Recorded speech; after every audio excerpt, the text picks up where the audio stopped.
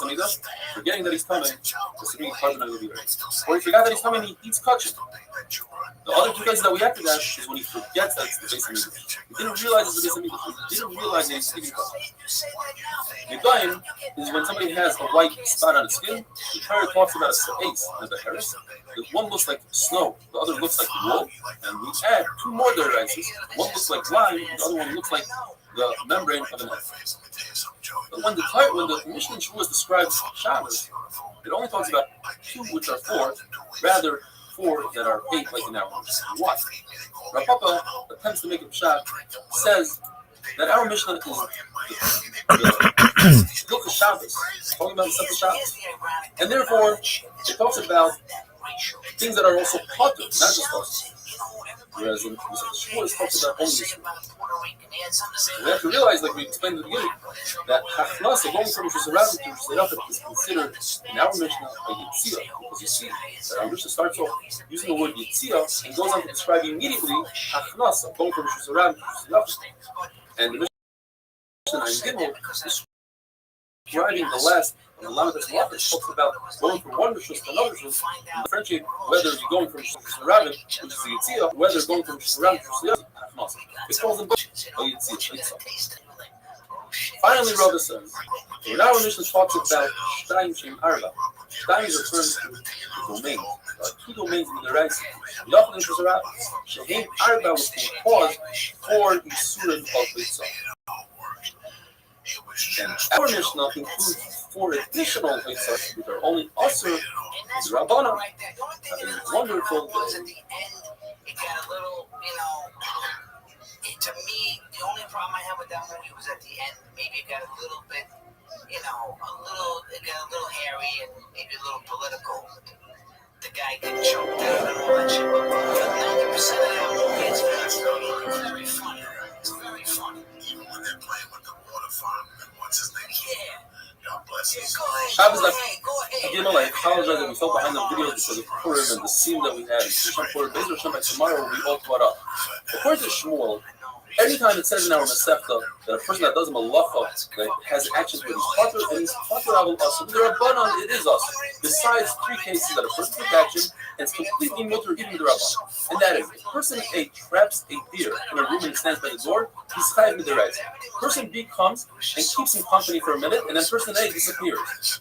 Person B is completely potter because he didn't add anything to the trap.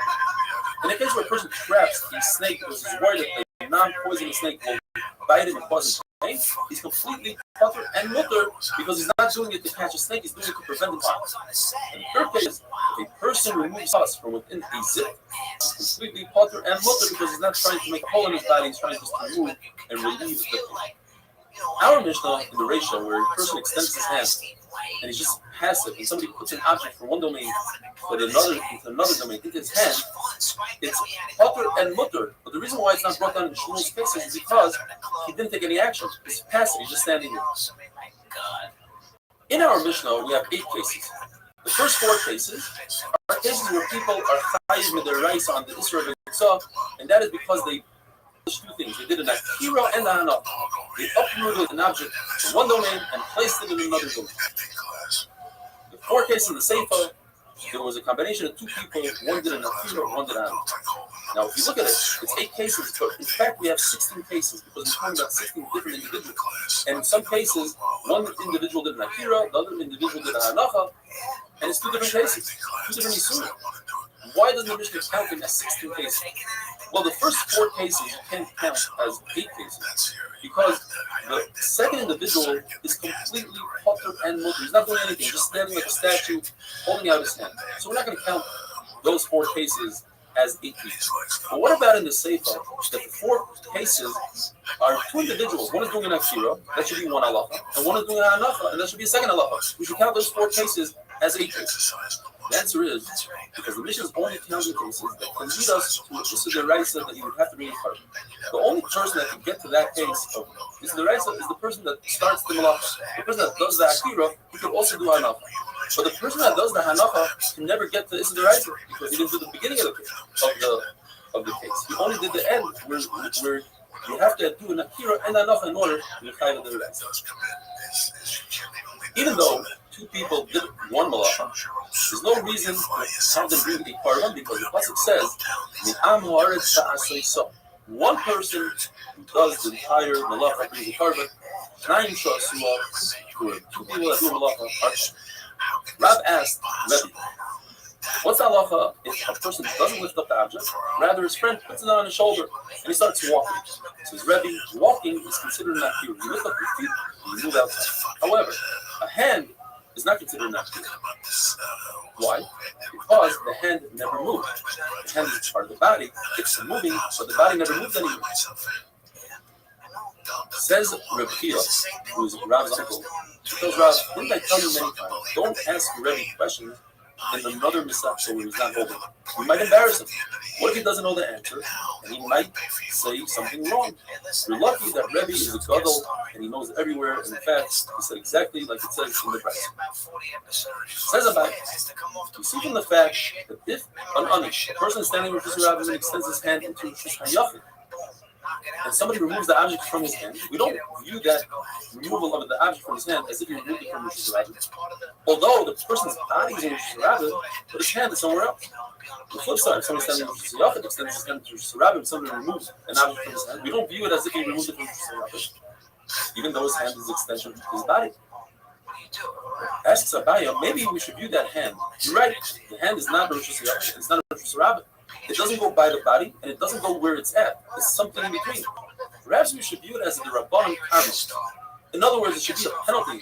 For somebody that extends his hand out into another domain, he should not let it be able to bring his hand back into the original domain as a penalty. Gemara brings a contradiction from two practices and makes 6 shaklas.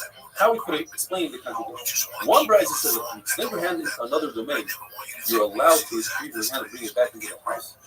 The other brisa says if you take your hand from the Sayaf and put it into the Rabbit, you're not allowed to retrieve your hand. So the Gemara number 1, maybe the brisa argue whether or not your hand is considered a carmelist, just like a highest question.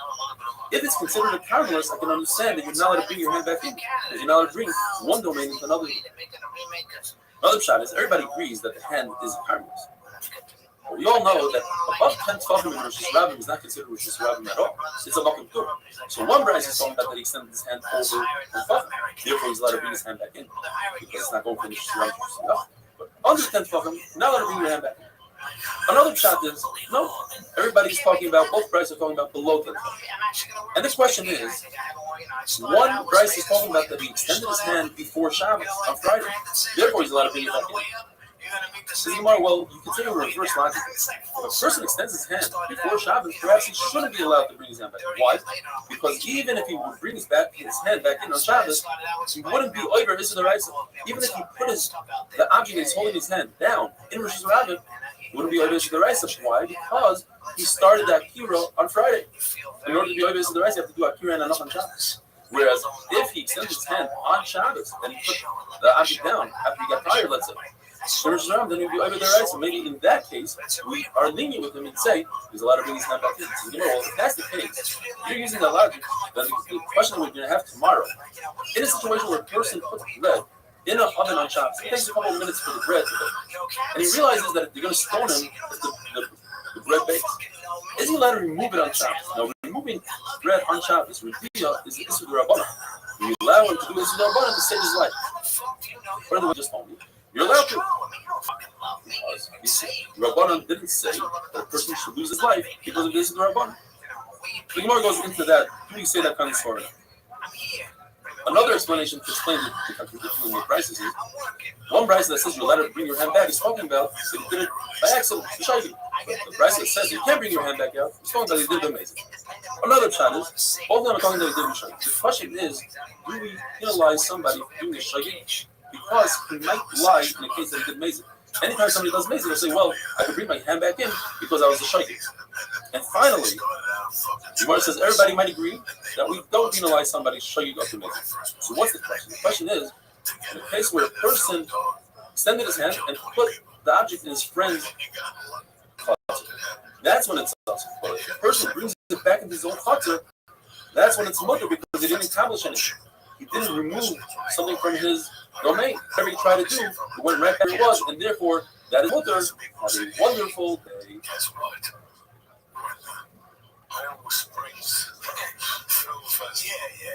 Can you fly or something? Can you come Sunday? Oh, yeah, you fucking crazy. You know, it's like a weekend. I'm not going there for a film festival, stand around and play Johnny Celebrity while people point at me and go, oh, you agreed to film. Oh, my goodness. Shabbos Dab Dalet. Things are going to happen. Rabbi Barabaya has an amazing question. You say The person takes a piece of dough, and in order to bake the dough, he puts it in the side of the oven, like they bake today latkes. Now it takes a few minutes for the dough to bake. it's really, and you know what? Once it Look at bakes, that way. then and only then will be chayav into the rice of baking. You look at that. Is he permitted to remove the dough in order not to be over Isidore rice? But by removing the dough, he's over Isidore bottom called the deal. And the question is, in order to prevent them from being chayav, carbon chatas, and we allow him to be over Isidore bottom. Now a carbon chatas comes only for a shaykh, and a shaykh is only if a person is unaware of what he's doing from the beginning of his act until the end of the act. So how is it possible that he had an awareness and he came to and he understands that he's doing an Isser and therefore he wants to remove the dough? It has to be that we're not talking about him, we're talking about his friend. His friend wants to save him from a chatas. But that's also very problematic, because in Oymrim La'adam Chatei, we don't tell a friend, you perform a minor Avera in order so that the friend is not over a major Avera of a chatas. Therefore, the Gemara explains, we must be talking about that we don't want this person to be over a Isser Mazik and did it on purpose. The only issue is that Rabbi Barabaya, in his question, he uses the language of a chatas which means shaykh. So we have to amend that and say he didn't mean chatas, he meant Mazik. In fact, there's a brisa that says in the first, so that a person is allowed to be over the Isser of the idea of removing the dough from the oven, which is Isser Rabbanan, in order not to be over the Isser rights of skila. The Gemara brings the Mishnah, which says that a person is standing in the Rishus Harabim and extends his hand, he takes an object, does an akir in Rishus Harabim, and places it in another person's hand in Rishus Hayachim. Hanocha in Rishus Hayachim. He's chayav d'oraisa chaytza. He's did akir and hanocha. The question that Gemara addresses right now is, why is the hand of the person standing in Rishus Hayachim enough for the ani to be chayav? A hand is not 4 tefachim. And in order for a person to be chayav b'hanacha, he has to place an object on an area that's larger than 4 by 4 tefachim. The Gemara makes 7 attempts to explain this, and the Gemara in the Maskana, the last shot, the 7th shot is, and that's what we go with. Is Rambam explains that a hand of a person is considered 4 tefachim. You're right; it's not physically 4, but it says if it's 4 tefachim, it's partially like 4. But before we get to that answer, let's go through the different answers. Answer number 1 is that it goes according to Rabbi Kiva, who holds that you don't need 4 tefachim, because Rabbi Kiva holds in a case where a person throws an object from a Rishus Hayachim, a private domain, to another private domain, but it travels over a public domain. So Rabbi Kiva is chayav for itself, because it says if it landed in the public domain. How could it land in the public domain? It traveled right over. The answer is because he holds of a concept called Huda Kavich Shurun. We consider it as if it landed in the Rishus Harabim. In slow motion, as it's passing over Rishus Harabim, it landed for a millisecond in Rishus Harabim, and then it continued traveling through Rishus Harabim. And therefore, it's Mara pushes that logic off and says that you see from Rabbi Kiva that he only holds Kudik Mishmon Chadami when it comes to landing, but not taking off. Because if you would be chayav for taking off also, Rabbi Kiva should say, you should be chayav twice. Once for taking off in Rishus Hayachim and landing in Rishus Harabim, and then again, it had must take off from Rishus Harabim in order to continue to Rishus Hayachim, and be chayav again. You see, where people hold that for landing, you don't need 4 tefachim, but for taking off, you do need 4 tefachim. Therefore, Rabbi Kiva does not fit into our mission. As the Gemara is describing this concept of Rabbi Kiva, the Gemara brings Rabbi. In the beginning, had a suffix, and at the end, it says this far. But just to point out, Rabbi brings something called a question. We learn Zrika from Moshe. In other words, in the midbar, the Levine would pass beams from one wagon to another wagon, which is one Rishus Hayachim to another Rishus Hayachim, because these wagons had walls that were 10 feet high. and the wagons were larger than 4 tefachim by 4 tefachim. But as they were passing the beams from one wagon to the other, they were going across a Rosh Hashanah. In between them was a Rosh Hashanah. So therefore, it's usher to pass an object from one Rosh Hashanah to another Rosh Hashanah if you're going above the Rosh Hashanah. And the question is, we learn growing from passing. The rabbi went through that question, but at the end he decided to keep a hold. The low can fucking say Gemara makes another request. Perhaps it goes according to the Shita of our Mishnah that says that by placing an object in somebody's hand, that's considered 4 tefachim. Why? Because it goes like Rebbe. Rebbe holds that if you throw an object in Rosh Hashanah and it lands on a branch, even if the branch is very small, you're chayav. Gemara says, well, don't prove anything from that case, because the branch is actually 4 tefachim. Why? Even though you're looking at it and it's less than 4 tefachim. Because the trunk of the tree is more than 4 tefachim, and the branch is attached to the trunk, so it's as if the branch is 4 tefachim. So perhaps there's another Rebbe. Rebbe says in a case where a person throws an object from one Rosh Hashanah to another Rosh Hashanah, like you see the picture, from one highway to another highway, traveling over a private domain. Rebbe holds of the concept of as it's traveling over the private domain, it landed in the private domain, halachically. But he adds another. He says, you are in fact chayav twice. It travels from Rosh Hashanah, it passes over Rosh Hashanah, so as if it landed in Rosh Hashanah. And then there's halachic as if it took off again from Rosh Hashanah and landed again in Rosh Hashanah. So what happened was you had a hachnasa from Rosh Hashanah to Rosh Hashanah. Then you had a hayitzah from Rosh Hashanah to Rosh Hashanah. Therefore you're chayav. And the Gemara pushes this attempt as well. It says, only in that case does Rebbe say you're chayav, because in Rosh Hashanah we're talking about Rosh Hashanah, it has a ceiling. And if you have a ceiling, it's as if the whole Rosh Hashanah is full to the top. And therefore, it landed somewhere, and where it lands, it has 4 tefachim to land. But you can't say the same logic in Rosh Hashanah, because Rosh Hashanah did not have a ceiling. Because in the desert, they didn't have a ceiling, and they were doing the Mishnah. So too, every Rosh Hashanah cannot have a ceiling. And therefore, it doesn't fit into our Mishnah. And for the rest of the attempts, I've had to explain a person's hand that doesn't have 4 tefachim. How does it work? That we'll see, Beis Hashem, on that page. Have a wonderful day. Be strictly honest with you, you know that company, they gotta put the fucking movie on there. We're gonna go straight to that. You get some yelling and shit, Joe, and that's everybody's happy. If it's gonna be fun, I know the director. Yeah. Everything's good. You don't mind, and the material ain't bad. Shabbos Daf Hey. Yes, you heard right. We are holding today on the Zion, but I'd like to go back to Daf Hey. One of the biggest concepts that we have in Daf Yomi is, if you miss a daf, don't try to make it up. Jump ahead and do the daf Christ is doing. You fall behind the few daf and it might happen in our situation today with Corona. You might not be in a regular cheer. Don't give up. Just start where everybody else is. Write it down, and when you have the opportunity, come back and do the daf. So that hey, the Gemara is discussing the concept of yada. The Mishnah, where there's a poor person in the surrounding who brings an item into the Mishkayach and then places it in the hand of the Balabayas, the person standing in the Mishkayach. Then Akira and then Hana. Why is he high? The hand of the Balabayas is not 4 tefachim but 4 tefachim. And the Gemara makes many attempts until it finally comes to conclusion. The Gemara's first attempt on that page, we have a lot of take a ball and you throw it to the catcher, and he catches it in his mitt. You are chayav because you did the akira by throwing it, and the hanacha, the catching of the catcher, that's your hanacha. You see from here that even though the mitt is less than 4 tefachim by 4 tefachim, you are chayav. This is where you're right. That's a great raya for hanacha. But where does it say that the akira, if you pick up an item from the Balabai's hand and you bring it into the Sarabim, you're also chayav. It doesn't say anywhere that the akira could be from a place that's less than 4 by 4. In addition, how do you know that the catcher's mitt is not 4 by 4? So Rabbi Abba has another attempt. Perhaps we're talking about baskets. When you put the item in the Balabai's hand, it's referring to a basket. You have to read it as basket, not hand.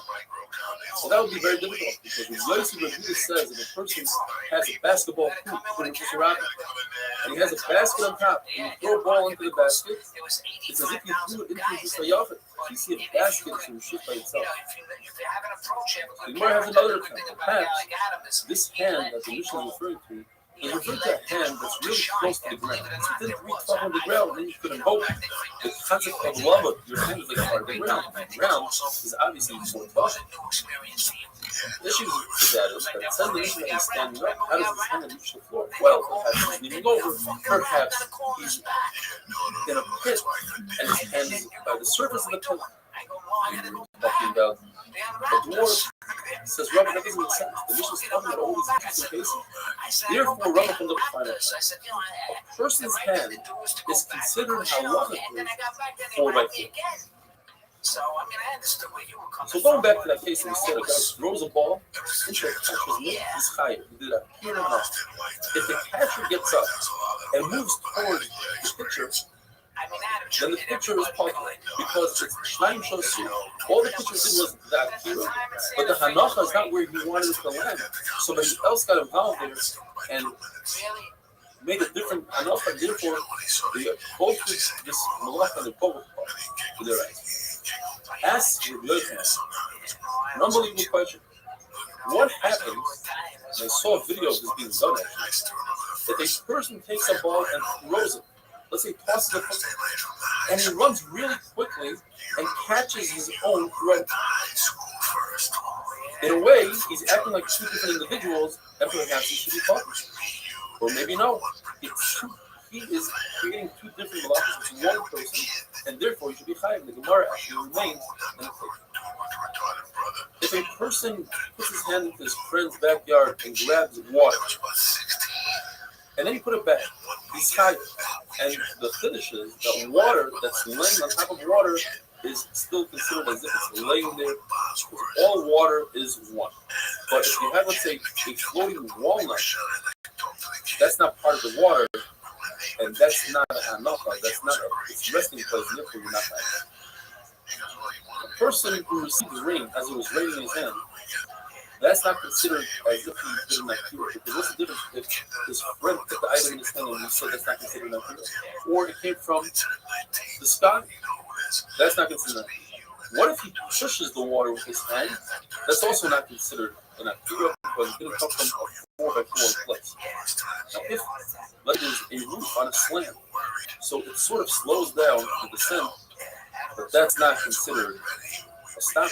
Whereas if it's an item like a Megillah that rolled down the roof but it came to a stop, that's considered as if it's not. But water that continues to move, that's not its resting place. The Gemara says, what about a walnut inside a small little boat, a vessel that's on the water? Do we use the walnut as if it's in its resting place in the vessel? Or perhaps because the vessel is still on the water and it's moving, they are both not considered in the resting place. The Gemara remains moving. You have oil that floats on top of water. And somebody who's coming, who went to the mikvah, but he's waiting for the evening, and we're discussing soon, touches the oil. Is it as if you touch the bottom of the wine as well? Is liquid that's above liquid? Or perhaps we view each liquid as an individual entity. The oil is by itself, and the wine is by itself. So according to Rebbe and the Yuri, they're both connected, and if you touch one, you touch them both, and they're both coming. And according to the Tanakama, no, they are not connected. If somebody has food on him, like on a napkin, and he keeps on going back and forth, he's not chayiv until he makes a short stop. What kind of stop? That's the stop that he stopped for rest. Or if it stopped just to readjust the load, that's not considered a stop. That's not considered a stop. Then the reverse is true. Use that same logic, but is that another one? A person is chayiv if he walks and traveling 4 hours. What happens if he's walking 2 hours and he stops to readjust his load? Since it's not considered a real stop, so then when he continues and he gets to 4 hours, he'll be chayiv. Because what happened was he walked 4 complete hours. The fact that he stopped in the middle is considered. But if he stopped to rest, then he's not chayiv for walking Daled Amos from Rishus Rabin because he didn't do it in one shot. The stop was a real stop.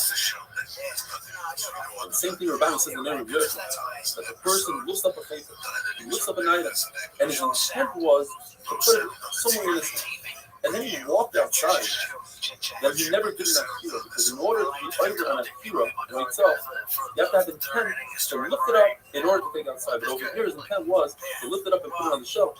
Therefore, he's not having a wonderful safe day. And this fucking bases are loaded, and this fucking guy hasn't hit nothing in 10 fucking days. And they put him in, and they got this other boy here. What's his name? And they the Dominican kid, whatever. By the way, I gotta tell you something. Last night, shit, running around. I get home, I take a nap. I get back up, I'm still fucked up from the flight back from Pittsburgh, which again, I had a great time. What a beautiful fucking city. Shabbos Davo. Gemara brings an interesting case. A person who walks with an object from Rishus HaYachid to the Rishus Rabin, but he travels through a Carmelis. Carmelis is not a Deraisa, it's a Rishus Midrabanan. It's not a Rishus HaYachid and not a Rishus Rabin. The question is, do we view this person as if he made a stopover in Carmelis, and he wouldn't be chayiv at all because in order to be chayiv, you have to go from Rishus HaYachid to Rishus Rabin? Or perhaps we don't view his walking by the Carmelis as a stopover, we ignore it completely. According to Ben Azai, he's potter, and according to Chachamim, he's chayiv. Now, it's very easy to understand Ben Azai. Ben Azai holds the Mahalech Kohanim. A person who's walking, it's as if he's standing still. Every time he puts his foot down on the ground for a millisecond, that millisecond, he's in a standing position. Therefore, this person is potter because he walked from Rishus HaYachid, stopped completely in the Carmelis, and then continued on his journey to Rishus Rabin. Since he stopped in the Carmelis, that causes him to be potter. Gemara says we need to understand Chachamim. Where do Chachamim see that the person makes a stopover, even though Chachamim hold Mahalach Lav Kohanim, it's not considered as if he's stood still. But where else do we see in Shas that if a person walks through Carmelis that he's chayiv? Gemara makes two attempts before its final third attempt to resolve it. Perhaps it's as if a person walks more than 4 hours with an object in his hand. Now, a person is not chayiv until he places the object down and Rishus Rabin. So a person will walk 4 hours and then continue walking. He's not chayiv until he places it down. But all the long that he's walking until he places it down, he was potter. So you see that even though he walked through a place that he was potter, he's chayiv at that. You know that's not good, right? Because had he chosen to put the object down at any given time, at that moment he'd be chayiv. Whereas if he's walking through a Carmelis and he decides to place it down in the Carmelis, at that point he'll be potter. No comparison. Okay, so we have another case. What if a person walked exactly 4 hours? If he decided to place the object down at Amma number 2 or 3, etc., he'd be potter completely. Because in order to be chayiv, you have to walk 4 hours. So here's the case where a person will walk through a place that he is potter, but unless he's chayiv at the end. That's not a good example. Because other people that would place their objects in Amma number 2 and 3, etc., would be chayiv. Because for them, that is more than 4 hours. Only this individual is potter. So the actual place is a multi-field for the whole entire world besides this person. Not a good example. But what is a good example is if a person walks through Sidei Rishus Rabin.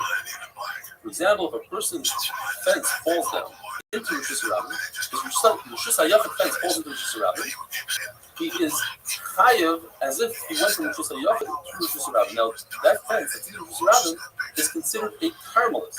I'm walking through exactly how it goes. So here you have the case where a person walks from Rishus HaYachid to Rishus Rabin, and is chayiv even though he passed by the Carmelis, and that's where Chachamim got their halacha. The Gemara brings a very long brisa. It goes through every single step of the brisa and takes about 4 dots to explain the brisa. We're going to go through it step by step. Very simple brisa, describing the 4 rishuyos, the 4 domains. This is Rishus HaYachid, the private domain, Rishus Rabin, the public domain, a Carmelis, which doesn't have the different categories and statuses of the Rishus HaYachid and Rishus Rabin. And then you have Makom P'tur. It's completely potter. You can put an object in there, take it out, and you're not chayiv. Rishus HaYachid is any place that's 4 tefachim by 4 tefachim wide, with mechitzos, with walls that are 10 tefachim high, even if it's underground, in the ground, even if it's on top of a wall. Rishus Rabin is a place that's 16 amos wide, and it's a highway, or it's a large marketplace where people do their business. There's a lot of people, and it's 16 amos wide. Now, if a person goes from Rishus HaYachid to Rishus Rabin, by accident, he's chayiv achad. You go by Mezid, you chayiv Paras, and if there was Eidim and Asra, you would chayiv skila. Why does the Bryce have to tell us that the Paras would chayiv Misa, Lacha on Shabbos, would chayiv Paras, would chayiv skila? The answer is because Rabbi Yochanan says that one who commits 39 Avos Malachos is chayiv 39 chatas. You can't be chayiv more, even if you do Avos. You can be chayiv up to 39, but you're chayiv 39. There's a Megillah start. There's a Megillah. In those days, they didn't write down the church level. And if somebody had a very Chodesh Dika Shita, he was a Das Yachid, he was the only person that said so. In order not to forget his Shita, they would write it down in a Megillah, they would put it away. We found the Megillah started with Isi ben Yudah that says, there was one out of the 39 Malachos, but did not chayiv skila. Rice is going to tell us, guess what? That one is not the Malacha of himself. And so you are chayiv skila, and that's why the Bryce tells us to chayiv skila. If there are multiple yards, chatzeros, that belong to different people, communal yards, or a mavoi she'enim mefulish, meaning streets that are not cut off, they go through and through. If they made, streets that are enim mefulish, mefulish means they go through and through. Enim mefulish means that it's a dead end. So you can make an arrow here. If you make an arrow, it's mutter to carry. If you don't make an arrow, it's possible to carry. If somebody stands on one what up, Rev? it's a mutter to Rev, how you living? Pimp, can you hear me? Take an object from Rosh Hashanah, or you can take an object from Rosh Hashanah, but you cannot be the middleman. You can take an object from Rosh Hashanah and place it in Rosh Hashanah and vice versa. If he does, if three people do so, they are all other, but it's possible. Acherim say that the skufa, this threshold, it depends. If the door to the house is open, then it acts as a Rishus Hayachid. If the door to the house is closed, then it acts as a Rishus Hayachid. If there's a house on either side, a person owns a house on either side of Rishus Hayachid, and he wants to make the Rishus Hayachid his own private domain, could he do so? According to Rabbi Yehuda, he simply puts a beam from side to side on both sides of the houses. So the area between the two houses is considered a Rishus Hayachid, where he puts a lechi, standing beam, a vertical beam, on each side of his house, the corner of one house, two corners. They act as walls. So I'm saying you can't take a public domain and make it into a private domain. That's impossible. What's the tradition? Why does the Raisa use a lesson that Rishus Hayachid? What's this lesson? Mura says, come home. Even if a person throws an object, into this area that a person put a lechi in a hara, he's not chayiv in going Rishus Hayachid. Even the corner we don't say so. The lashon of if there's a highway or a public plaza, this is a Rishus Hayachid. Why is the price use such a strong lashon? To exclude a case of Yunam is an L-shaped wall that's an amo by an amo. You put four of these L-shaped walls in the middle of Rishus Hayachid, and you have a well in the middle. And they act as Rishus Hayachid. People bring their pails and draw water, they give water to their animals when they're a little red. Even if people are walking through it, there's a lot of rabbin going through it, it's still considered a Rishus Hayachid. In the time of Matan Torah, when the place rolls in the Midbar, the desert is considered a Rishus Hayachid. But nowadays, it's not considered a Rishus Hayachid. It's a wonderful day. Oh yeah, I tried to protect him as much as I could, but I also knew his dick got hard doing this. There's certain people that you grew up with that you know that bad people. They get a rush or yes, doing a certain thing. He got a rush from that, and I had like 2 or 3 notes in my life that came to me and said, listen. Shabbos Daf Zayin. We continue with the Brisa that describes the 4 domains, the 4 Rishuyot, Rishus Hayachid, Rishus Hayachid, Carmelis, and Makom. While describing a Carmelis, the Brisa brings an example of a Bika. Bika is a valley, a large field.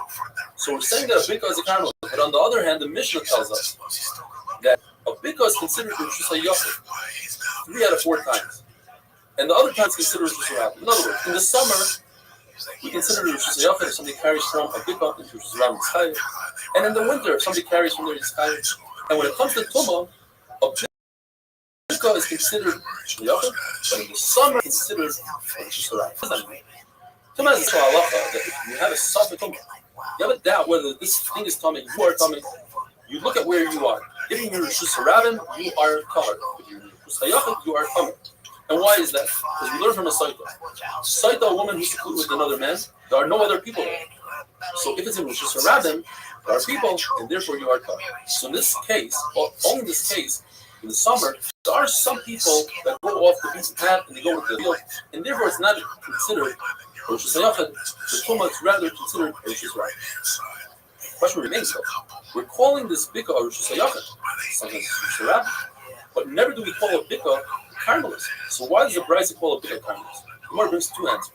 Ula says, in fact, it is a Carmelist. Just regarding Tumah, there's a Rishus Hayachid and Rishus Harabim.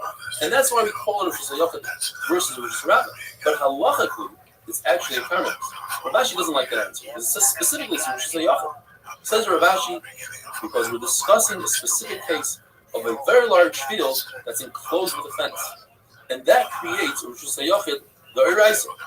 However, in the Rabbanon, you're not allowed to walk in that Rishus Hayachid 4 hours because it's very similar to a Rishus Harabim. While describing this Carmelist, there's 3 cases plus a Carmelist. In other words, the Brisa says, Yam, sea, a Bika, a valley, Istavanis, benches, Vid Carmelist. But we are describing Carmelist. So what does this extra word for Carmelist tell us? A special case of Keren Zavas Rishus Harabim. There are houses lined up on the Rishus Harabim, and one of the houses is set back. Now, people could actually go from the Rishus Harabim into that setback, but they don't. They don't like using that. Therefore, that area is not considered Rishus Harabim, but rather it's considered a Carmelist. Yochanan says, in those days, in the middle of the highway, they would have a pillar, and people would change their goods on it to sell. Says Rabbi Yochanan, the area of these amudim, these pillars, is considered a Carmelist. It's difficult to maneuver between them. You could, but you don't.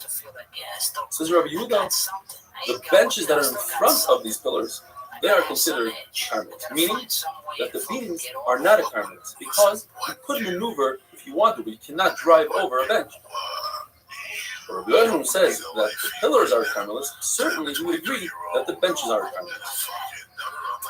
The Gemara discusses a case where a person takes a sticky object, like a wet fig or silly putty, whatever it is, and he throws it 4 amas in Rishus Harabim and it lands on a wall. He's chayiv because he transferred an object 4 amas. Now, if it lands on top of the wall, on top of the smoking pool, you have like a stone in the middle of Rishus Harabim. How do we view any object in the middle of Rishus Harabim? Could it cancel the Rishus Harabim? Says the Gemara, if the stone is 3 tvachim by 3 tvachim and 3 tvachim high, then it becomes a mokum tur.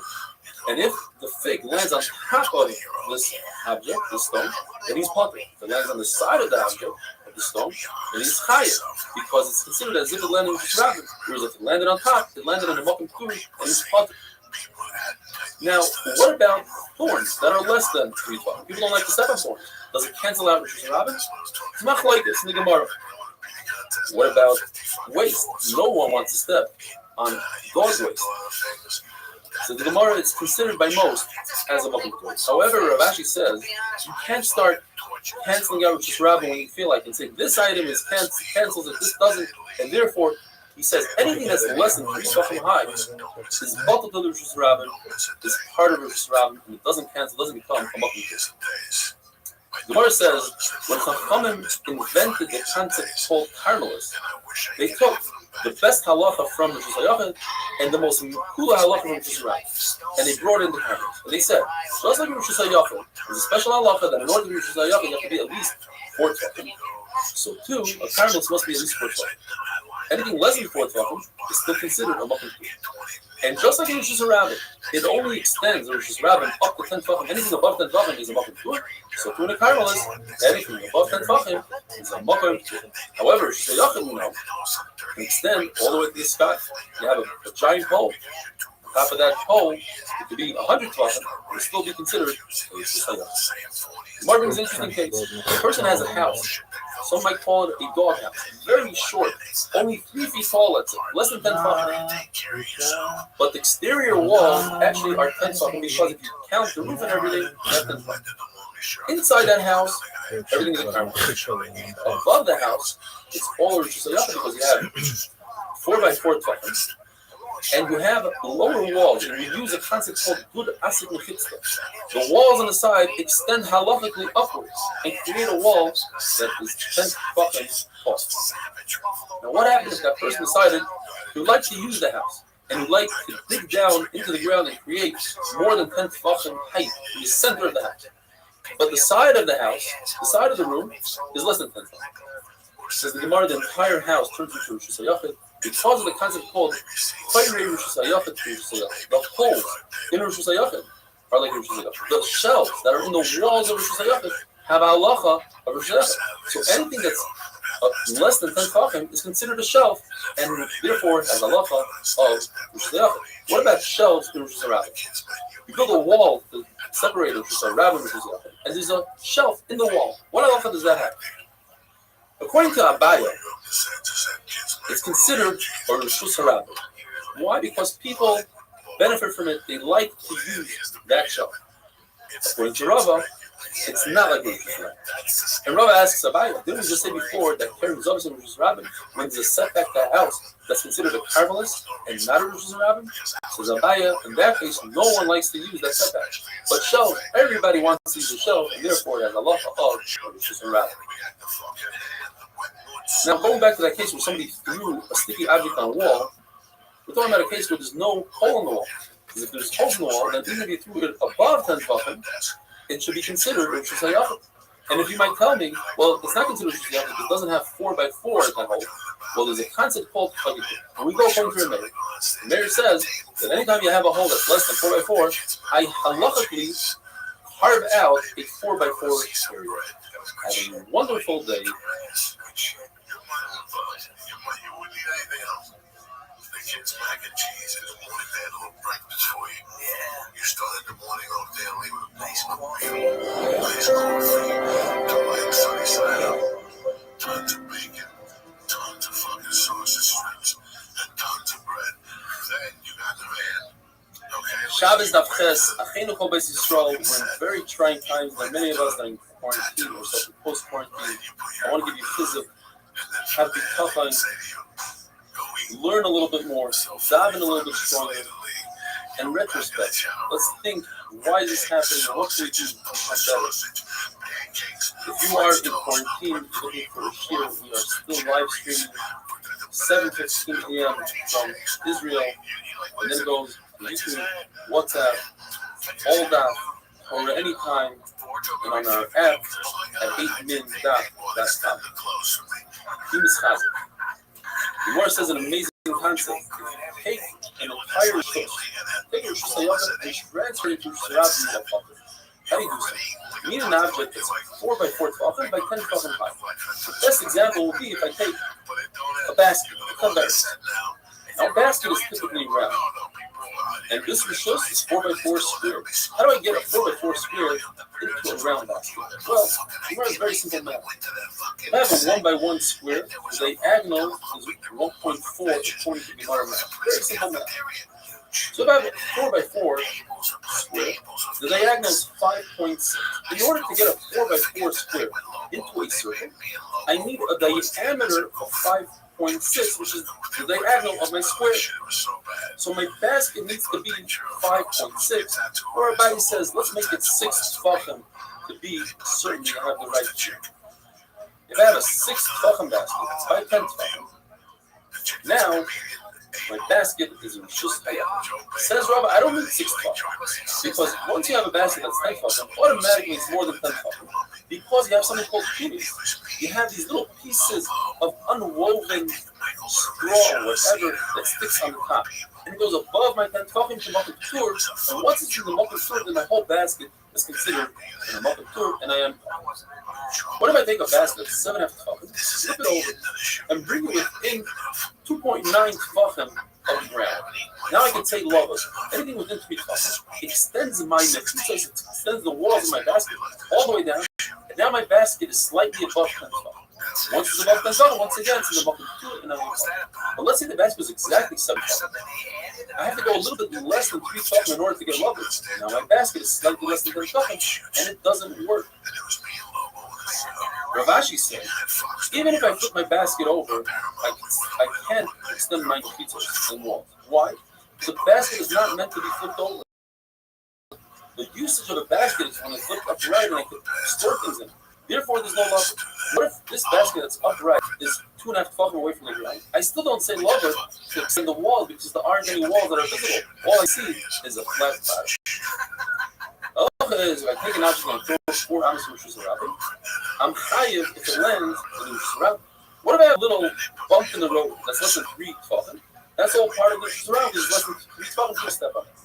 What if it's 4, 5, 6, up to 9 tefachim? That's a mokum because people don't step on it and people don't use it for anything. But anything above 9 tefachim, people use to readjust their load, and therefore it becomes part of Rishus Harabim. What if I have a hole in the ground that's exactly 9 tefachim? According to Rabbi Yosef, just like I say, a beam that's 9 tefachim is considered part of Rishus Harabim, so too a hole in the ground is considered part of Rishus Harabim. Rabbi says no. A hole in the ground is hardly used. It's very difficult to use, and therefore it's not considered part of Rishus Harabim. And I'll prove it to you. There's a mission that says later on in that book, if there's a stream of water that goes through the Rishus Harabim and somebody throws an object into that stream of water, and that stream of water is less than 10 feet, it's considered as if I threw it into the Rishus Harabim. So people walk through it. The question is, why does the mission repeat itself twice? Well, the first part I can explain easily.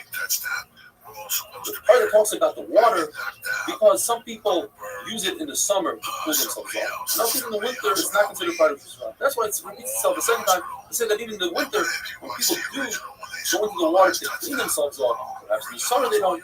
Therefore, it says, well, why does it say Rishus Harabim at 11? It says, Rob, I'll tell you what. To tell us the concept that when you walk, when people don't really like to walk through the water, it's still considered walking, still considered Rishus Harabim. But usage idea, so use a hole in the ground, that's not considered part of Rishus Harabim. Now, the Gemara brings the concept of Eruv. We know Eruv Kulim. If I want to walk 2,000 amos outside of the city limit, I place a meal consisting of a bread and an egg, and I say, okay, that's where I am residing on Shabbos, even though I'm not there. So I walk towards my bread, 2,000 amos, and from the bread, I get another 2,000 amos. Says the price, what happens if a person puts that meal in a pit? Now, we must say the pit is less than 10 tefachim, because if it's more than 10 tefachim, then it's Rosh Hashanah. And he, in his mind, thought he's going to reside in Rosh Hashanah. So his meal is not where he's residing. Therefore, it's less than 10 tefachim. But it's a question of rubber because you see, if you use a pit, people use holes in the ground. It's considered hard usage, yet it's part of Rosh Hashanah. Says Rabbi, no, we're not talking about Rishus Harabim. We're talking about a karma. The reason why it says Rishus Harabim is to exclude Rishus Hayachid. Because in Eruvin, you either have Rishus Hayachid or Rishus Harabim. But he happens to be in the time. Another very interesting comparison the Gemara says is that in fact, the man himself is in Rishus Harabim. His Eruv is in a karma. Now you asked if it's in 2 different domains, then he can't really use it.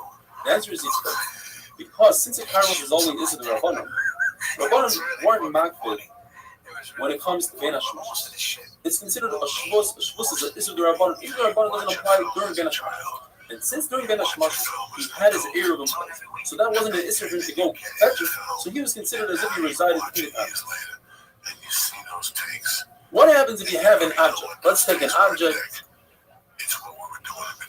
and it's in Rishus Harabim, and he takes it and he goes like this, and he flips it over. Now, if you see this point is stationary. It never moves when he flips it.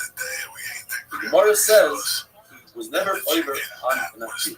He never lifted it up. In fact, he took this out and he rolled it in Rishus Harabim. Then he's tired. He dragged it in Rishus Harabim. He's tired. Because he moved the entire object while he's dragging it. When he rolled it also, the entire object moved. Whereas if he just lifted it up on its point, it never moved.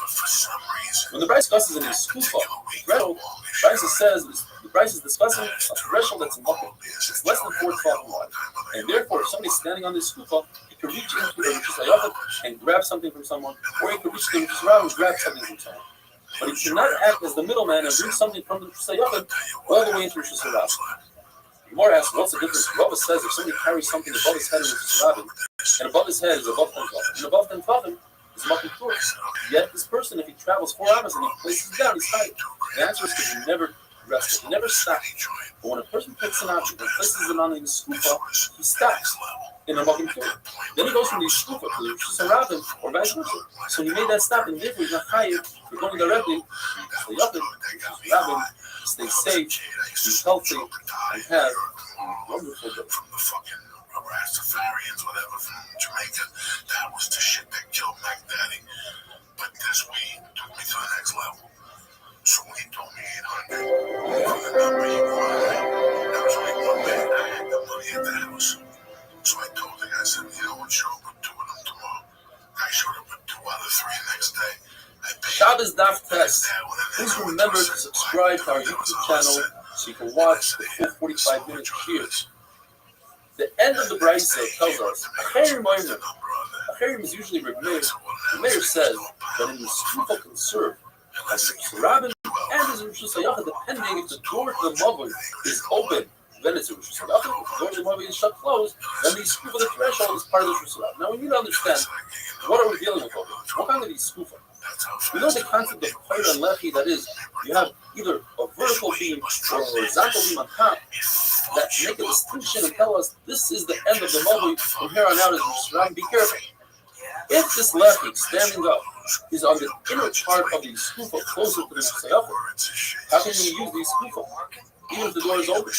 And if you're going to tell me that the skufa is less than 4 tall, and therefore I could use the walls of the actual Mavoi as a sign, as a lechi, that's not true. In order to use the rest of the skufa, Baba says I need an additional lechi on the outside of the skufa. So things that usually the lechi is on the inside, what are we dealing with? Says Rav, I'll tell you what we're dealing with. We're dealing with a Pyra, not a lechi. There's actually a horizontal beam on top of the door. Now, that beam is only a half wide. If the door to the Mavoi is open and it serves the entire Mavoi, and we can view this beam as 4 tefachim. Once we view the beam as 4 tefachim, there's a new concept called Tikra Yored Decisive. The actual roof comes downwards. The edge of that board, we view it as coming down and creating a new mechitza. And therefore, I can use the skufa that's underneath that carpet. Rashi says, we're not talking about a Mavoi, we're talking about a house. The threshold is the home. And on top of the threshold, there are 2 beams that are distant from each other, less than 312. Less than 312 always tells me I can use lava to combine the 2. The 2 of those beams combined, the red and the blue, are 4 tefachim. Once I have 4 tefachim, I can use the concept of and therefore I can use the entire skufa because I have an outer wall and the inner walls, and now the skufa is completely surrounded by walls. There's one trick. There's a door situated in between the 2 pillars. When that door is closed, it causes separation between the pillars where I cannot use lava.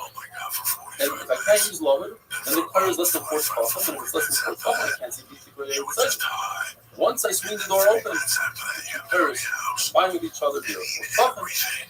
People are decisive. That's what it is. Sometimes I use the pyra. I use these skufa as a shayachim, and I can use it. And sometimes it's like a rabbin, and I cannot use it. We're going into a new sugya.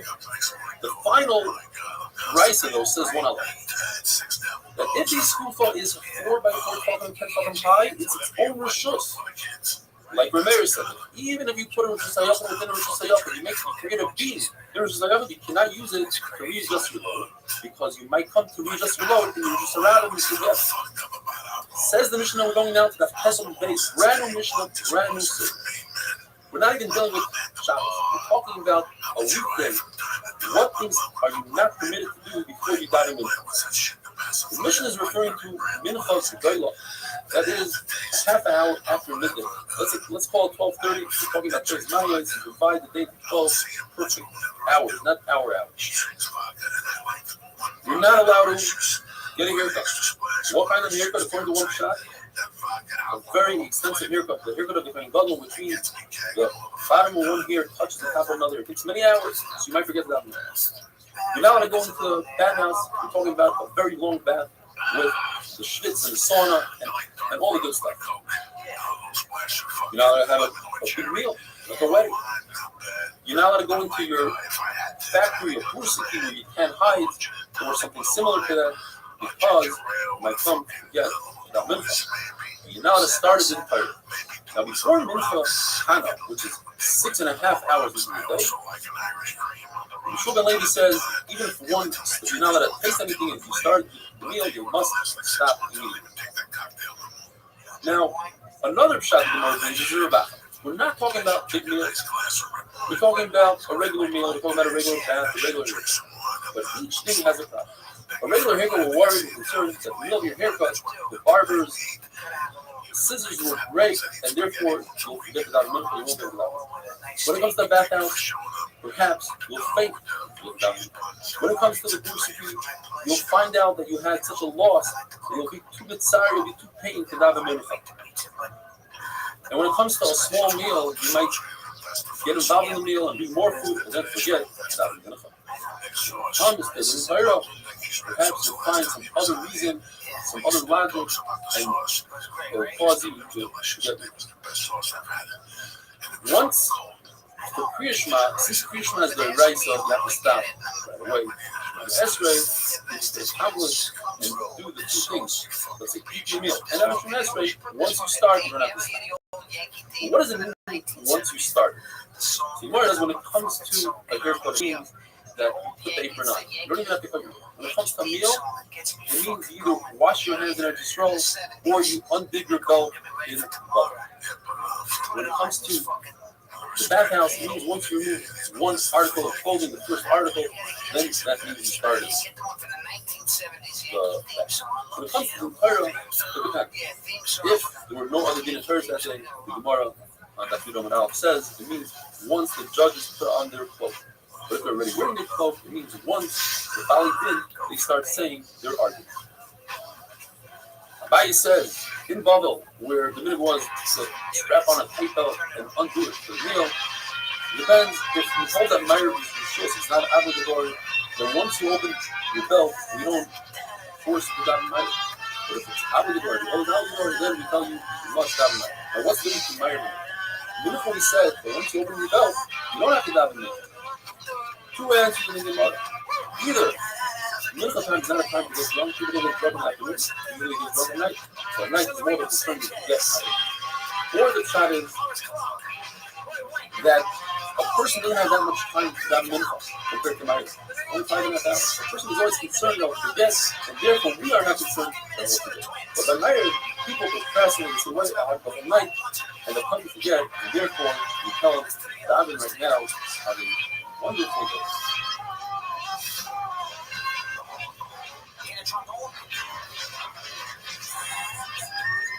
This is beautiful. Going back to my kid days. Watch this. Listen to the whole song. Play it. Oh man, I would come out of the house until the game was over. Shabbos that view. How are you supposed to look and what are you supposed to wear when you daven? Says Gemara, he clean the crest of the Yisrael. When you daven Hashem, wear the clothing that you wear in front of the king. In other words, if your belt is undone, make sure you have your belt. Mishnah says you should not wear pajamas, don't wear boots. Maybe nowadays don't wear flaps. Rabbi Bar Huna had special shoes that he wore for davening. Rava would take off his cloak, the one that made him important. His own importance in front of his Baruch. Took that off, and then he clasped his hands as so, like a eved, like a slave in front of a master. Rav Kahana did both things. When listen to this lashon of the Gemara, he gets Sarah Ba'alma. When there's pain in the world, and I myself can't remember a time, a period of time when there's that much pain in so many countries, like today. 156 countries, from Iran, the United States, to Israel, all over the world is pain. So when there's pain in the world, Rava would remove his important role. Rav Kahana would remove his important role, and he would clasp his hand. But when there's shalom in the world, Rav Kahana would put on his coat, put on his palace, and claim the crest of Israel.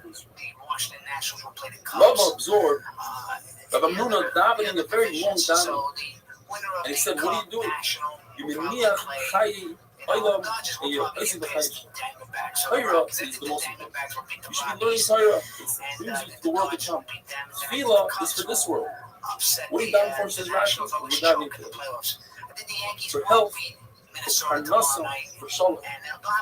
But that's only chayi shalom. That's for this world. And Rav Nun himself held you right. Torah is more important. But once you daven, not tefillah, you continue davening. The Yuri is calling and learning with his Zera, and he's in a rush to get to daven, so Zera pulled out a beautiful pasuk. It says in the pasuk, "Meser Oznei Yishmai Torah." You want to take your ear away from listening to Torah? What's going to happen? That when your tefillah ends up in an abomination, it's no good. The Gemara now discusses the importance of being a dayan and doing the Torah. The point is how much you should do every day. Rabbi and Rashi, they would make noise on the door, telling people, "Come, do the Torah by us." In other words, the Torah is more important than Torah itself. But Chis and Rabbi, the Gemara says they were doing the Torah all day long to the point where they became very weak. As repeated to them, you learn the wrong shot. It says that Mishra there doesn't mean that he necessarily Torah from day to night. What it means is that one doesn't Torah is that important that he's a partner with HaKadosh Baruch Hu in Ma'aseh Bereshis, which over there it says those words in a Boker Adar. Another sheet in the Gemara is that a dayan should use the Torah all the way to 6 hours to midday. The Gemara uses a lashon that the dayanim, they are dealing with Shuvura and Torah, whereas other people are drinking and getting drunk with wine. The Gemara tells us a list. The Ludim, the cannibals, they need to eat all the time. The point where they eat puke. So they can eat by sunrise, the first hour of the day. Listing the robbers who are up all night to take a quick nap, they need to eat in the second hour. Yorshim, the trust fund babies, they don't have to worry about parnasa, they eat in the third hour of the day. All other people eat on the fourth hour of the day. The fifth hour of the day is for the workers, and the sixth hour of the day are the coming. They took it all the way to the sixth hour. But if you eat after that, it's like throwing a stone into a barrel of wine. It looks like there's more wine, but there's no more wine. Unless, of course, you eat hashakos, you eat a morning meal, then even if you eat after the sixth hour, then the food will be beneficial. The bathhouses in those days had 3 rooms.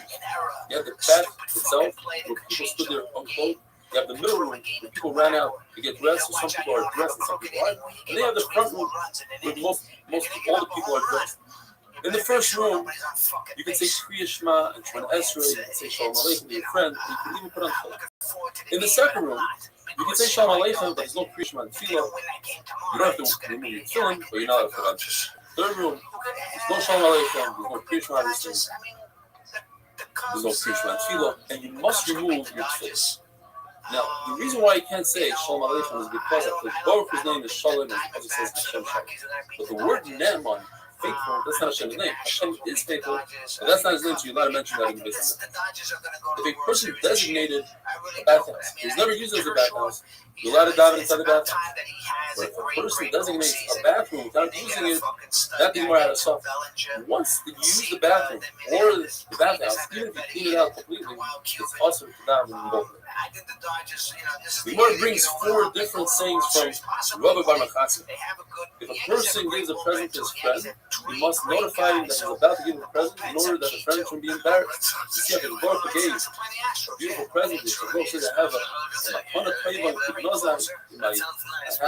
beautiful present, Shabbos, and I want you, Moshe Rabbeinu, to tell him the Sahara of Shabbos. In other words, the Baruch Hu notified the recipients of the present what the present was. If you were to give a piece of bread to a child, make sure you notify his mother so that there's peace and harmony between people. How do you do so?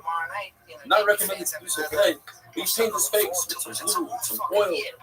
If you're concerned about witchcraft, so then sprinkle his head with whatever item you gave him. Gave him some bread, sprinkle some crumbs on his head. A present that's eventually going to be known who gave it to you. Like when the Baruch Hu gave the glow to Moshe Rabbeinu's forehead, he didn't tell Moshe Rabbeinu to give it to him, but someone from Israel actually went up to Moshe Rabbeinu and said, hey, your forehead is glowing. And Moshe Rabbeinu realized that away, so it was Shabbos. That the Sahara wasn't going to be known, so we both had to know Chaitz. Rav Chizda said the Gemara had not this spoon I had Israel Chaim Keva that I get, and he said, I will give this, I'll distribute this to someone who gives me a prayer from now. Comes along Rabbi Machasi, and he said, I know it's Makana, it's Chaber, it's up like Dio, I love him just said, he's a friend, that's notified. This is a beautiful period. Says Rabbi Machasi, you love these different Torahs, of course.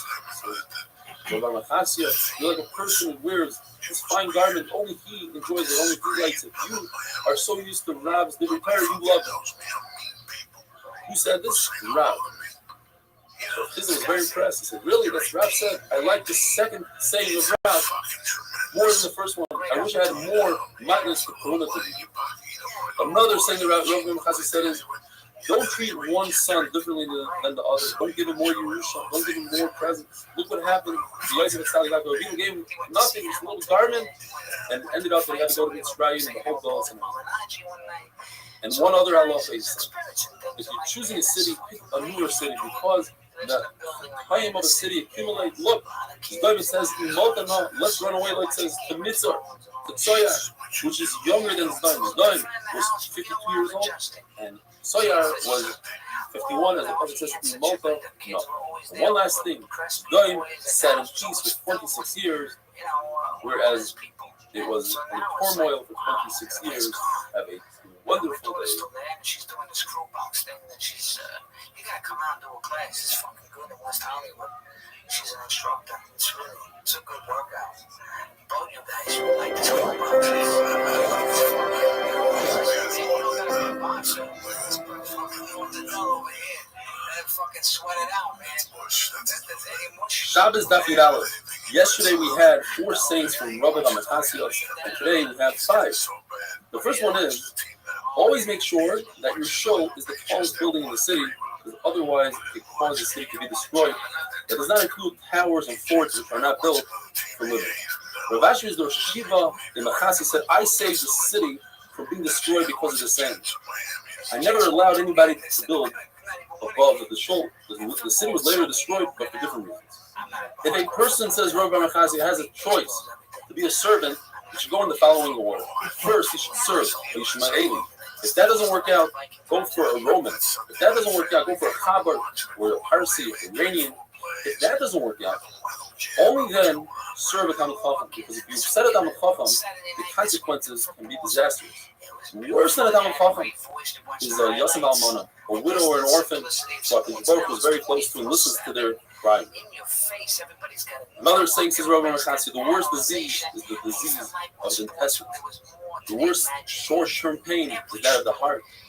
And 8, the worst one is a headache. And the worst thing that a person can have is a bad life.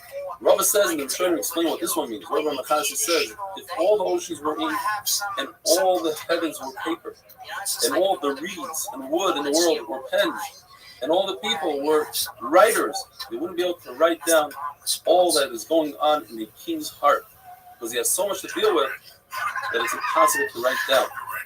And someone trying to explain, it means that you should never judge the government because there's so much going on. You should die for the government, etc. Rabbi Machasia says, if a person has a very bad dream, there's nothing like a good fast to get rid of that dream. Just like fire destroys linen, a fast destroys a bad dream. In fact, Gemara says you should fast immediately, don't push it off, even if that means to fast on Shabbos, which typically you're not allowed to do. Gemara tells us Yeshua went to visit Rabashi, and they brought out in front of him the best veal possible, Igla Tilta. And he refused to eat it. He said, I'm fasting today. He said, well, you could always push off a fast. You mashal it, do it on a different day. He said, not a Tainis Chalayim. Tainis Chalayim you have to do today, even if it means to fast on Shabbos. We had in the mission, if a person started taking a haircut, he went to the bathhouse, or he started his meal, he doesn't have to stop to say Shemona Esrei for minutes. But Kriya Shema, he doesn't have to stop for. And then the Mishnah finishes off, but he doesn't have to stop for Shemona Esrei. What does that mean? We already said that. So the Gemara, we're talking about somebody who's learning Torah. You don't stop learning Torah to daven. And that is if you are treated by your tongue, somebody whose job it is to learn Torah and he never stops learning, and he doesn't stop for davening Shemona Esrei. But he does have to stop for Kriya Shema, which is the erasing. The only time they don't stop for Kriya Shema is when they're debating whether or not to add another month to the year of Hebrew Shema. The Mishnah says that a tailor should not walk out with a pin, just like a writer should not walk out with a pen a half an hour before Shabbos, because he might come to forget that it's Shabbos and he'll walk Daladam, so he'll bring his pen or his pen from Shusayach to Shusayach.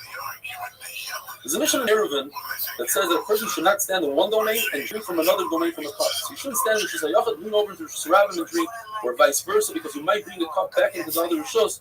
You'll be over and it's off. And then the Mishnah finishes off, the Chaim Begas, and the same halacha applies to a wine press.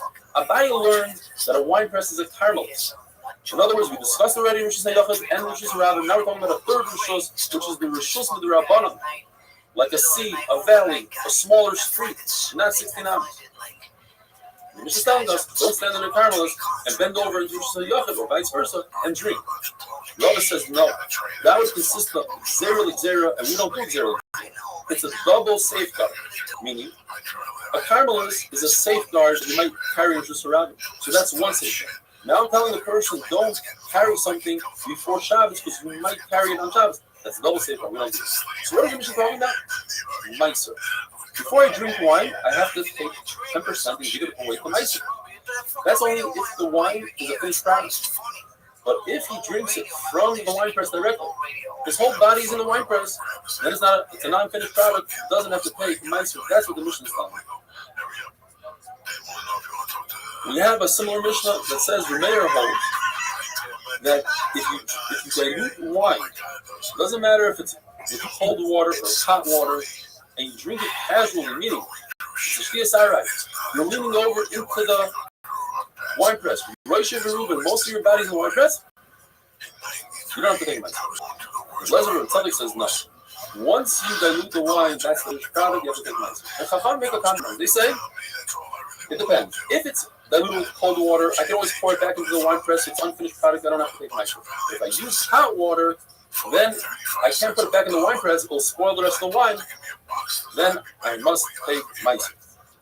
There's a brisa that says that a person should not take a pin and put it in his clothing and walk outside before Shabbos.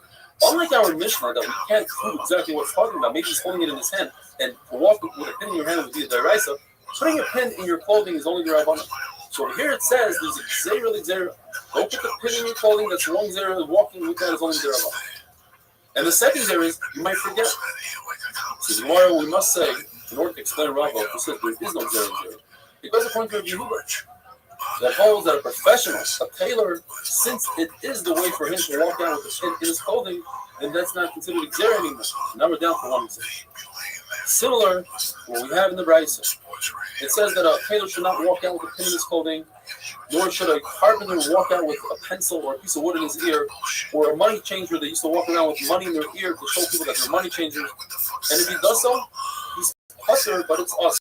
That would go according to the But Yehuda says that a professional person, that's his profession, he's chayav. It's only everybody else who is.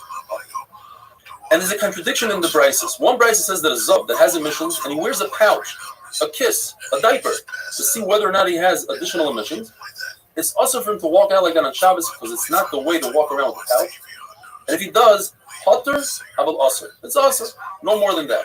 The other brisa says not only is it aser, but he's chayv achayis. Perhaps we can reconcile the brises and say, the brisa that says that it's aser goes according to Rabbi Yehuda. This particular person, it is his way to wear a pouch.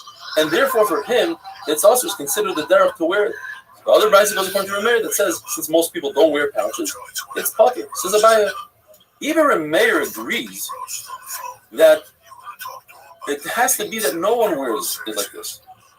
Where if some people wear it and some people don't, the professionals do wear it, Rameir will agree that it's aser. Baraya, if somebody drills a hole, that a professional usually drills a larger hole, and he drills a smaller hole, you think this guy is potter? Of course not. Therefore, Abaye says we're talking about one brisa, a zav only saw two sightings. And in order for him to be a zav gomer, he has to see three sightings. So for him, it's necessary to wear the pouch. That's why he's chayav. The second brisa is talking about that he already had three re'iyos, and it's that day. So therefore, the pouch doesn't really accomplish anything, and that's why he is potter. The fact that the pouch prevents his clothing from becoming dirty, that's not considered enough of a usage of a tzarech, and therefore he is potter. Have a wonderful day.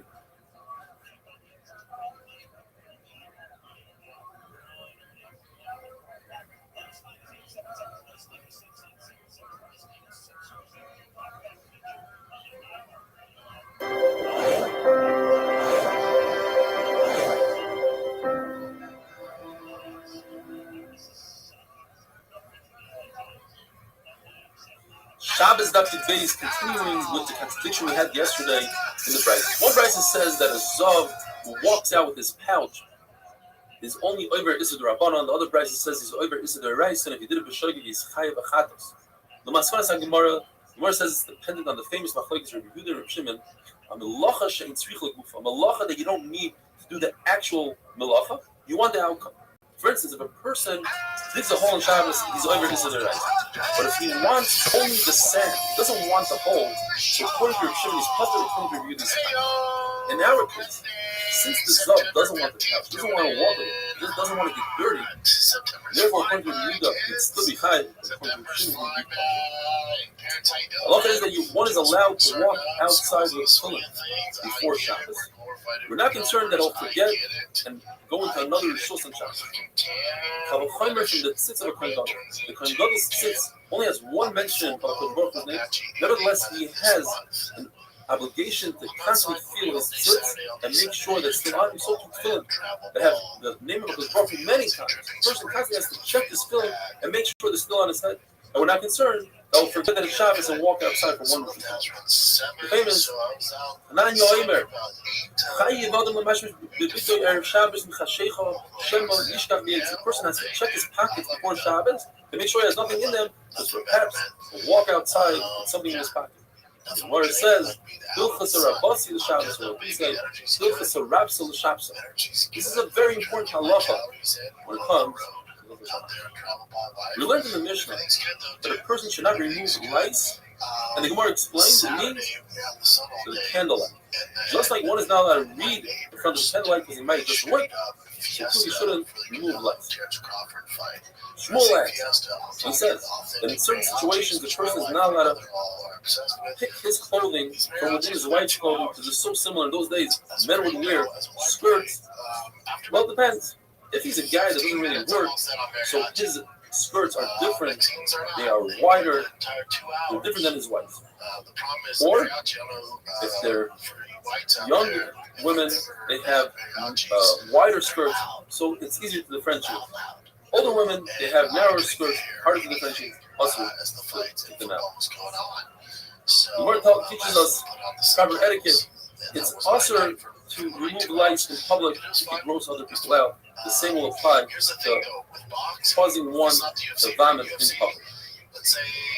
The question is, are you allowed to kill a louse in Shabbos? According to the Tzilo, the incredible halacha, they say you're allowed to kill a louse in Shabbos. And according to Mishnah, these are one of the Gemaras very difficult to understand. They still say that anything that's not part of a rava, it is created through the sweat of a human, you're allowed to kill. And there are those who explain it is so small that it's hard to see the tree of a reveal. And therefore, it's allowed to kill on Shabbos. The Gemara goes on to say that Abba Shaul would just take the louse and toss it. He wouldn't even squeeze it. But the Tanakama says you let it squeeze it and not kill it. By squeezing it, you cause it to get weak. Rava would kill it in water. Rav Nachman would go a step further, and he tells his daughters, I want to hear my enemy die. I want to hear them pop. I want to hear that sound of death. Some explain because he wanted to show that he's not being over this in the rights by killing. You're actually his enemy, and that's why you're allowed to kill him. Unlike the popular song, the Shammai hold, you're not allowed to do a shidduch on Shabbos. You're not allowed to teach a tinuk l'lamdei sefer on Shabbos. You're not allowed to send your kid to the tutor or to teach him because it says in the pasuk, you're not allowed to do your personal needs, and these are your personal needs. In addition, says Bishamai, you're not allowed to be mebakar chayla or nichum avelim because you'll cause another person pain. You still say no. When it comes to mitzvah, that's not your own personal need. So all these things, shidduchim, teaching your kid a profession, that's all part of the mitzvah, and it's not considered tzatzecha. You're allowed to be chayla and nichum avelim.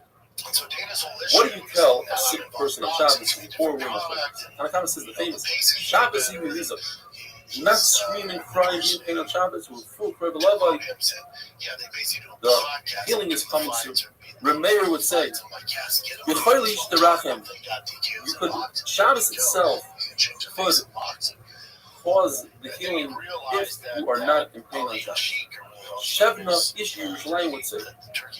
When he walked in, he would say Shalom. But when he would leave, he would say Shabbos Hibaliza Rufu Krevelavai, and then he would add the words V'rachamo Meruvah Baruchu. His Rahmanas is much. Shifsa B'Shalom, and you should sit in peace.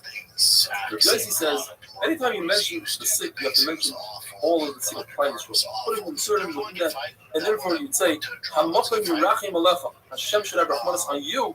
The Sayyid Sha'ar Chayla Yisrael, within all the other sick of Chayla Yisrael. Rabbi Lazar would sometimes say his saying in Lashon HaKodesh and sometimes in Aramaic. He would say, Hamakom Yifak B'Chol L'Shalom, or he would say in Aramaic, Rachmani Yet Kivino B'Shalom, Hashem should remember you in peace. And the question is, Malachim don't understand Aramaic, so how are they going to bring the Tefillah up at the Baruch? And the answer is, the Baruch was down here below, together with the sick.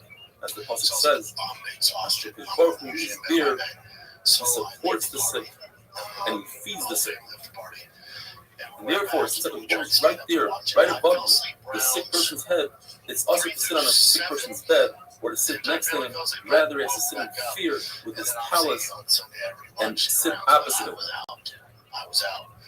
Now, when the Mishnah tells us she cannot read to the light of a candle, we don't differentiate. Even if the candle is 10 stories high, it's still usher to read. Yet, if you read with another person and you're reading the same exact material, then it's worth it to read the light of a candle because the other person will remind you not to adjust the way. If you're reading in front of a large bonfire where people sit at a distance and they're worried about the fire catching on, then it's usher to read, even if you're reading the same person. Rama says, an important person who never readjusts the wick, even during the weekdays, he's allowed to read by the candle on Shabbos because he won't readjust. The Gemara asked a question from Yishmael ben Elisha.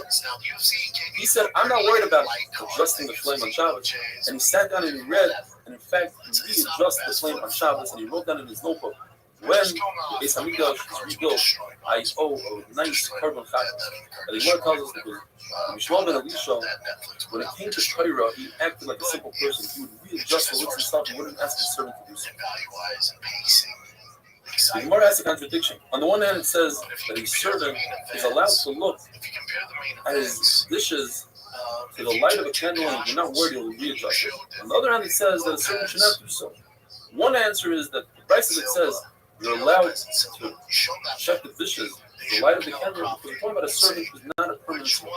A permanent servant is so worried about losing his job that he'll readjust the flame on Shabbos. Another answer is we're talking about a permanent servant in both prices.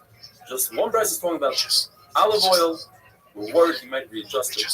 The other price is talking about nef, kerosene, where we're not worried if it smells so bad, he won't readjust it. Rav says halacha that a servant who's not permanent can check with olive oil. But don't tell people this halacha, we don't say this halacha in public. And Rabbi Yirmiyah says, we do tell people this halacha in public. Wonderful day. It was more of a case of Canelo just couldn't find the timing. I think Terrence Crawford was better than he expected. Canelo's also a little older, even though age-wise, Terrence Crawford on paper's older, just boxing-wise, Canelo looked a little... Shabbos Dafid Gimel.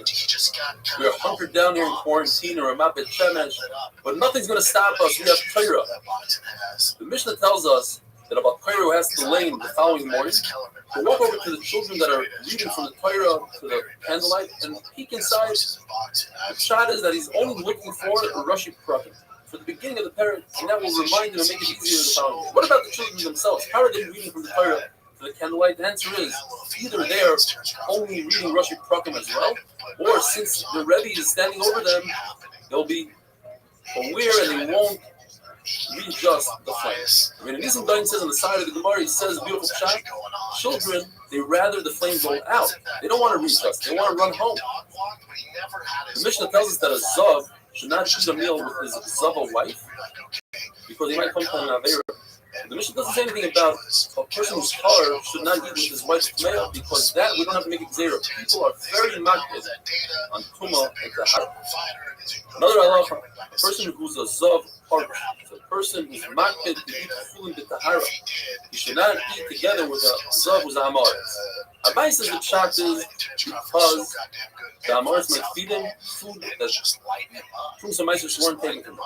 Rava says the pshat is because we're concerned that later on when this zav becomes tar, the hamaris might feed him food that's coming. We know the answer to this question, but the Gemara asks, a husband and wife, the wife is a midah, can they be in the same bed, fully clothed? The answer is no. Why? Because the Torah tells us on the puzzle, talks about an Eishes Ish, and right afterwards a midah. And we say, just like an Eishes Ish, you cannot be in the same bed with her, even though you're both clothed. Rashi says why? Because the Yitro place says it's just logic.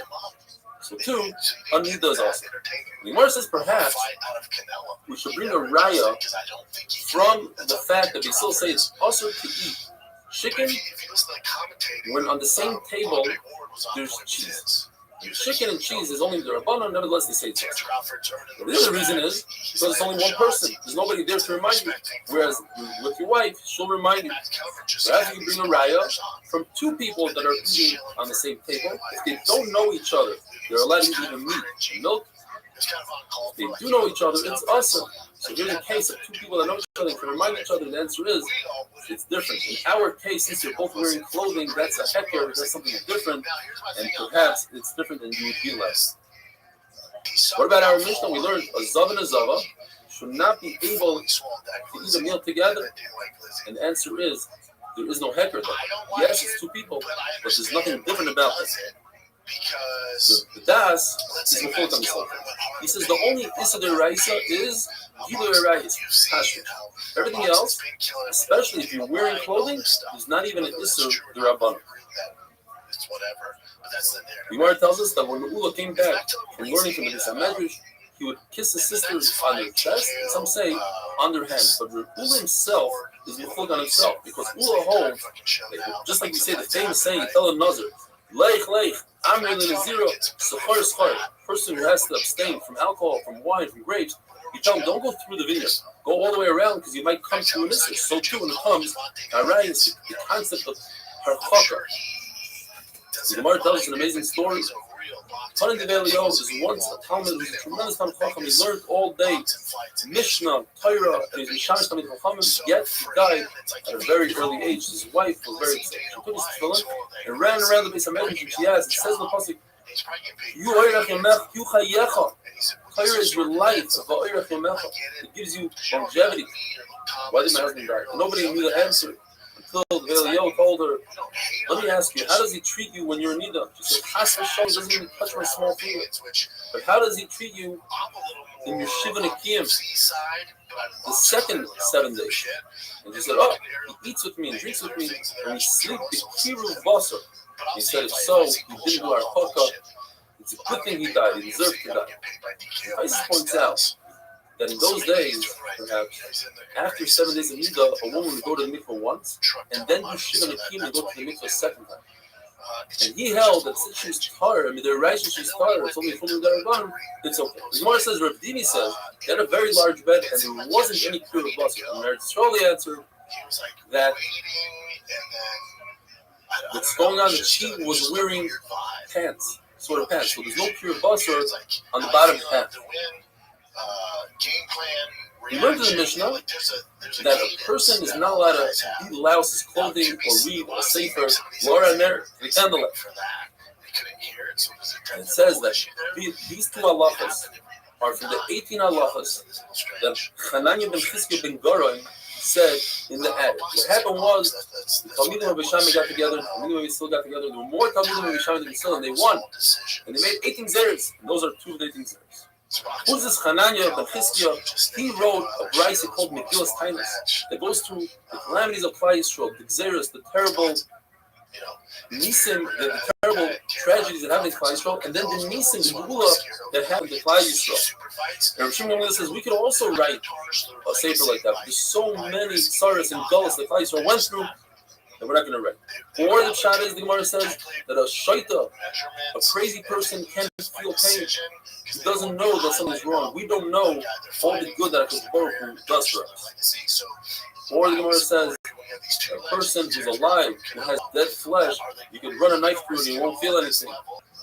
And by the way, the Gemara says a dead person feels, and he feels just like a worm that goes into his flesh is like a needle into a live person. Hananiah also saved for us Sefer Yecheskel. Without him, Chacham wanted to destroy Sefer Yecheskel. There's too many contradictions, and he gave him 300 barrels of oil, and he sat in his attic, and he rectified all the contradictions that are in Sefer Yecheskel. The Gemara continues, and we're going to learn in great detail what the rest of the 18 Zeros are. Have a wonderful day. Stay safe. Stay healthy. I'll see you tomorrow. Max is saying that, this is why we love you. You take out all comers. You never turn anybody down. It's like, Benavides has been sitting out there for years. Benavides beat both of them, but he's a lot Shabbos Daf Yudalet. We're discussing the 18 halachas that Bishamim and Basil agreed upon. 9 of them have to do with Suei Truma. That's exactly what we're going to be discussing today. Very relevant to the current events today. When you understand Corona, you could have a better appreciation for Truma and Tahara. How you have to distance yourself from Truma. How spit could be Matana you. It's like, how is the Truma means? You designate food for Kayin Truma. If one of the main deraisa touches the fruit, you have to burn the fruit. Chachamim instituted another 9 things that could passel the truma. Passel, lashon of psul, means the truma becomes also to eat, but it doesn't have power to be tama of something else. This passel stops right there. What are these 9 things? Well, yesterday we discussed 10. The Gemara in our daf removes 1. Somebody that went to the mikvah and is waiting for shviyah to become completely tired. That is the rice that he touches fruit. Truma, it becomes puzzle. So we remove that guy from the list. We start off with 2. Somebody that eats a rishon l'tumah. Rishon l'tumah means, the way it works with tumah, you have an aga tumah, let's say. If it touches a fruit, it goes down 1 level. It becomes a rishon. If that fruit touches something, it can go down to another level, a sheni. If a sheni touches something, it could possibly go down, not always, to a shlishi. And a shlishi touches something, it can possibly go down, depending on what it is, to a reviv. It always goes down 1 level. So if a human being eats a rishon l'tumah, so he touches it, nothing happens. But if he eats it, ingests it, he himself, according to Yeshua, becomes a shame. He goes down 1 level. Here's the big chiddush, according to Yeshua. If he eats a shame, rather than going down 1 level, he remains a shame. Now, this can't go according to Eliezer, who says that you are what you eat. So if you eat a rishon, you remain a rishon. If you eat a shame, you remain a shame. If you eat a shlish, you remain a shlish. Ever since he goes, according to Yeshua. Says Rabbi Yeshua, person eats a rishon or a sheni, and then he touches truma. There are banan who makes that truma puzzle, and you have to burn it. That's a big chiddush. You have to burn the truma. It's like a deraisa. Why is it? Why did they institute that? We were worried. Chacham said that maybe he'll eat something that's coming, and it'll be, let's say, hot in his mouth, and he'll try to rinse it down with wine of truma. Only wine is what we're discussing here, truma. That's the only thing that you have to take truma from, and you could possibly ingest wine. And you're not allowed to do that because now you're making the wine that's truma something. So they instituted every time a person eats something that's coming, even a rishon or a sheni, and then he goes out and touches truma. The third thing on the list is, and it's the same kind of zera, somebody drinks something that's coming, a liquor that's coming. And why is it? Because perhaps he'll drink something that's coming, and then he'll put something in his mouth that's truma. So why do I have to say it? Isn't it the same as 1 and 2? No. Most of the time when people eat something that's hot, they'll try to wash it down with some cold liquid. But most of the time, rarely ever do people drink something and then they try to stuff something in their mouth. So that's a big chiddush. The 4th thing on the list is, let's say somebody went to the mikvah and he was a full yard, he has to wait until the night time. And then he rinsed himself off, he took a bath, or he poured water on himself. He becomes why is that? Because what happened was people used to go to the mikvah and the water was very dirty. So they rinsed themselves off with clean mayim shuvim. And eventually, people started thinking that the way to become tar was from the clean water. They didn't realize it was the mikvah. So in order to prevent that, from people not going to the mikvah, just pouring water on themselves, instead, pour water on yourself, become tar. And in order to make sure that this zera holds, they instituted another zera, and that's number 5 on the list. But even a completely tahar person that clean mayim shuvim pour on him, 3 lugim, he becomes tar. Otherwise, the first zera will fall apart. And the 6th thing on the list are all Sifrei Torah, Nevi'im, and Shuvim. All parts of they themselves are coming. But Truma, the Truma becomes possible. And why is that? Because people would hide their Truma right next to the Sifrei Torah. They said, the Sifrei Torah is covered, the Truma is covered, let's keep them together. Mice would come to eat the food, and by doing so, they would destroy the Sifrei Torah, Nevi'im, and Shuvim. If you have hands that weren't washed, they are tummy in the common truma. Why? Because you die on the study this. Your hands touch all over your body, like corona. They keep on touching you. And people might touch truma and get disgusted by the truma after you touch a certain part of your body. So the institute is if you don't wash your hands, truma becomes impossible. Rabbi Parnach says, hands that touch the sefer, they cancel truma. The Rebbe says that if you touch a sefer with your bare hands, you will be buried naked, meaning without that mitzvah that you were dealing with. So let's say you were learning from the Sefer Torah, and you touch the Sefer Torah, so all your learning that you do with that Sefer Torah flies away, you don't get that mitzvah. And what came first? The chronological order is, says the Gemara, first they made a gzera on hands that touch the Sefer Torah. And only afterwards they made a gzera on regular hands that they are tummy, because if it was vice versa, then there was no need to make a gzera on hands that touch the Sefer. They're already tummy because regular hands are tummy. Number 8 on the list is food that became tummy from liquid. Gzera is because you might have liquid that touched a sheret, which is common with the raisa.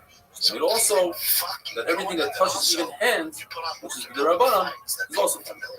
Number 9 are vessels, kalim, that became tummy through liquids that touch the sheret. Because in the Raisa, the liquids of a zav, the spit of a zav, is mitamed in the Raisa. And they said that the liquids that touch the sheret are mitamed. The Gemara says that Shlomo HaMelech is the first one to institute the concept of washing your hands before touching.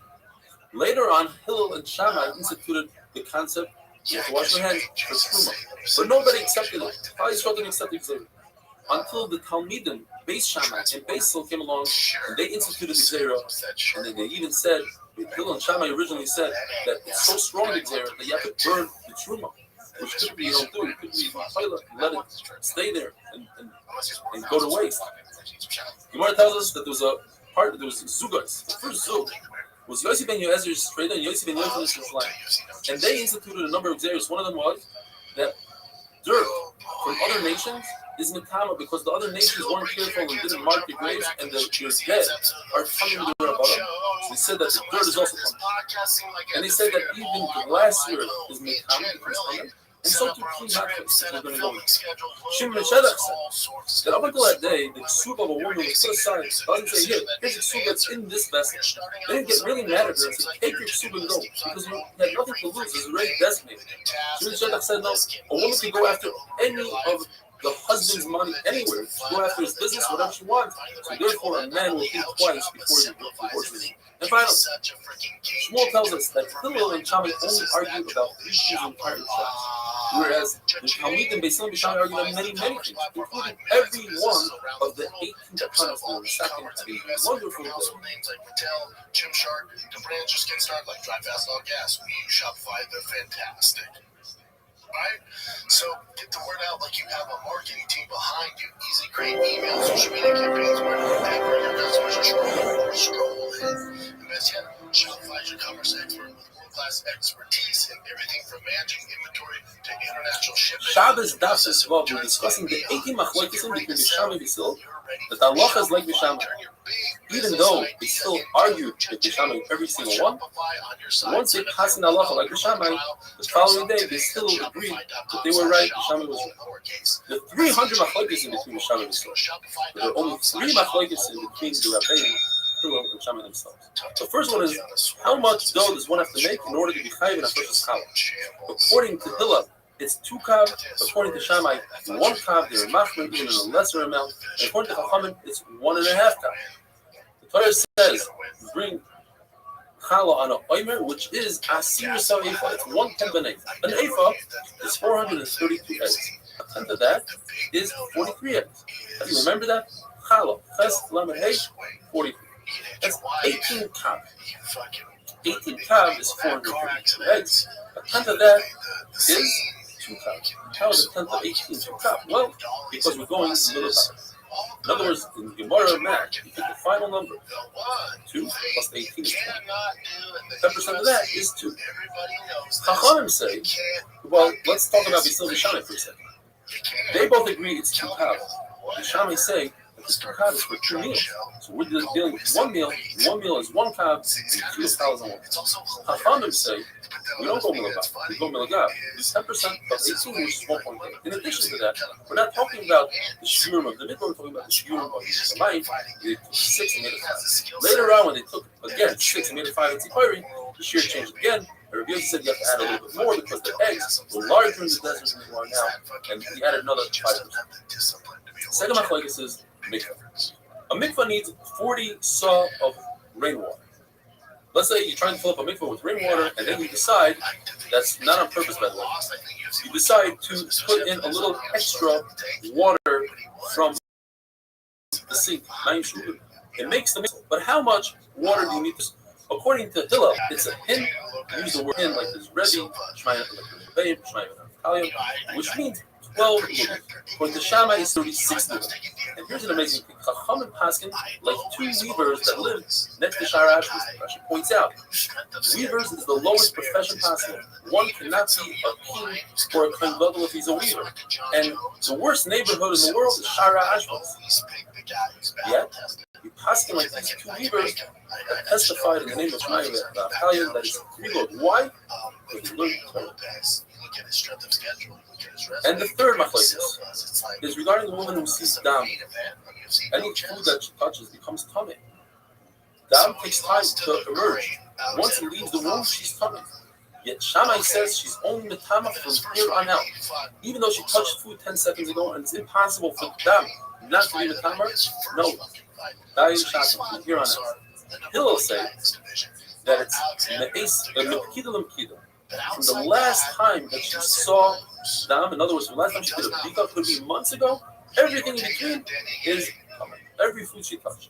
And Chachamim come along and say, depending. It's me'es lays 24 hours. But if she did a bika less than 24 hours, then we go to the bika. Whatever is less, the bika or me'es lays. There's seemingly a fourth machlokes, and that is, the person brings a carbon ayantiv. Is he allowed to do smicha or not? Can he lean on the head with all his might? According to Hillel, yes. According to Shammai, no. The reason why it's not included in the, we only have 3 machlokes, not 4, is because this is a very old machlokes. This is actually the first machlokes applies from. And Shammai and Hillel just repeated the machlokes. There's another machlokes. Somebody who takes his grapes for wine, and some of the grapes eat wine or grape juice. Is that considered mashkim, a liquid, to make the grapes susceptible to kumar or not? According to Shammai, yes. According to Hillel, not. But since Hillel later on agreed to Shammai, this is not considered a machlokes. The Gemara just tells us there's 3 stages when it comes to dirt that comes from chuslar. As we mentioned the other day, dirt that comes from chuslar seems the goyim. Don't mark the grapes. It's possible that in the dirt there's fragments of bone, and therefore it's metama. There's 3 stages. Yosef ben Yoezer and Yosef ben Yochanan, the first zug, they made the first stage. And they said that if that dirt is truma, you cannot eat the truma. You have to burn it, but you can't eat it. It's called.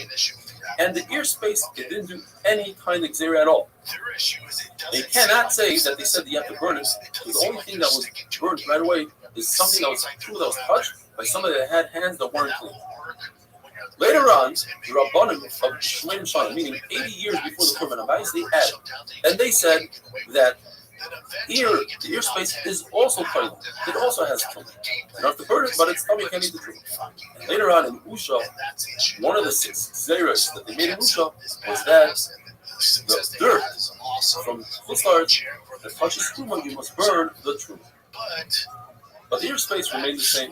Just Rabbi said that 180 years before the Korban Abayis training, the Romans came in, they started to conquer.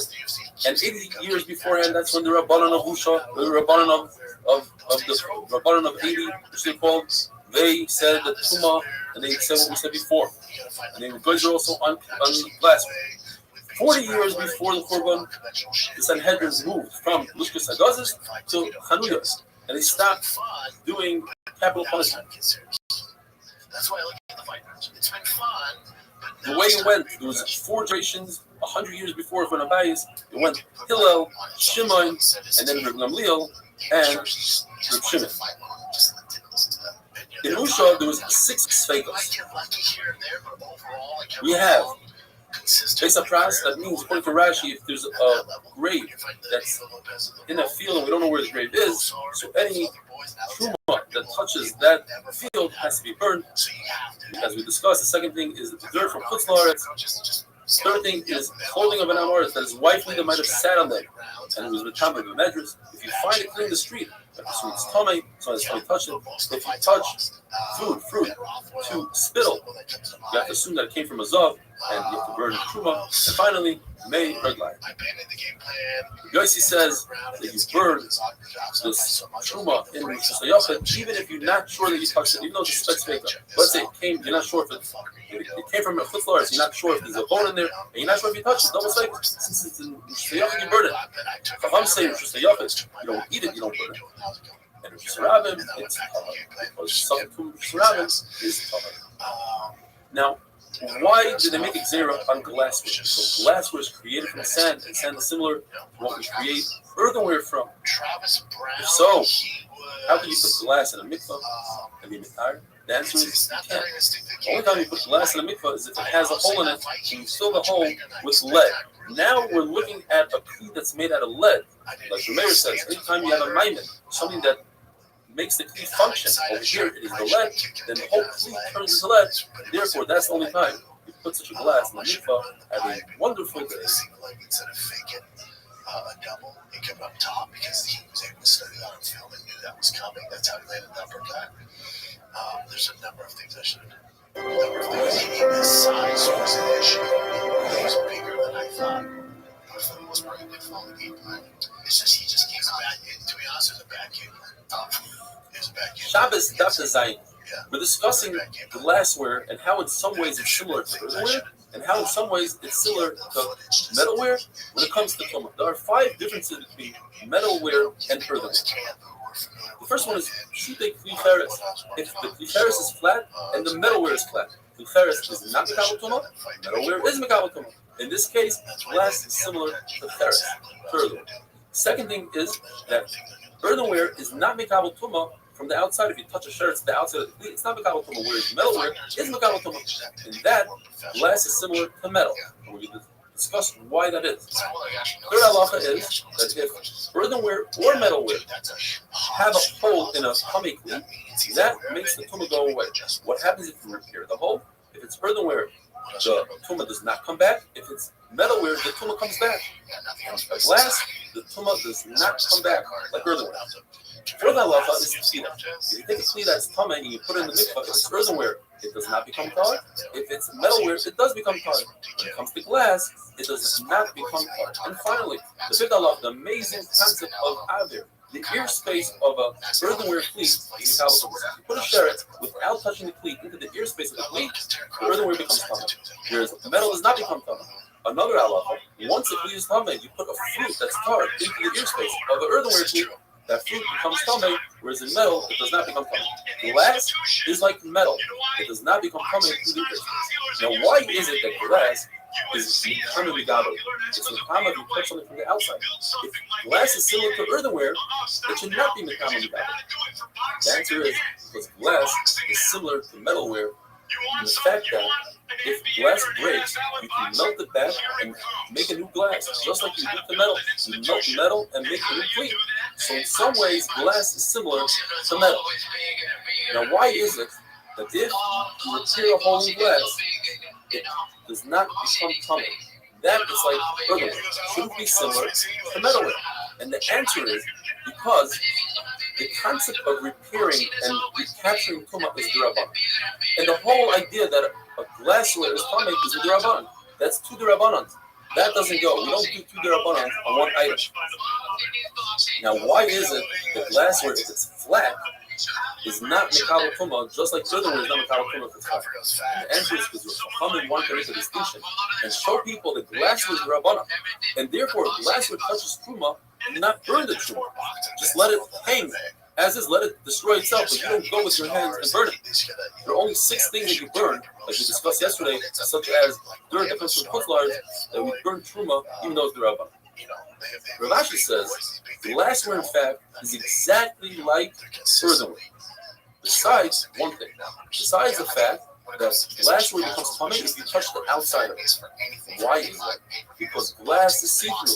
So the outside has the same halacha as the inside. And just like the inside is mekabel tumah, so too, the outside.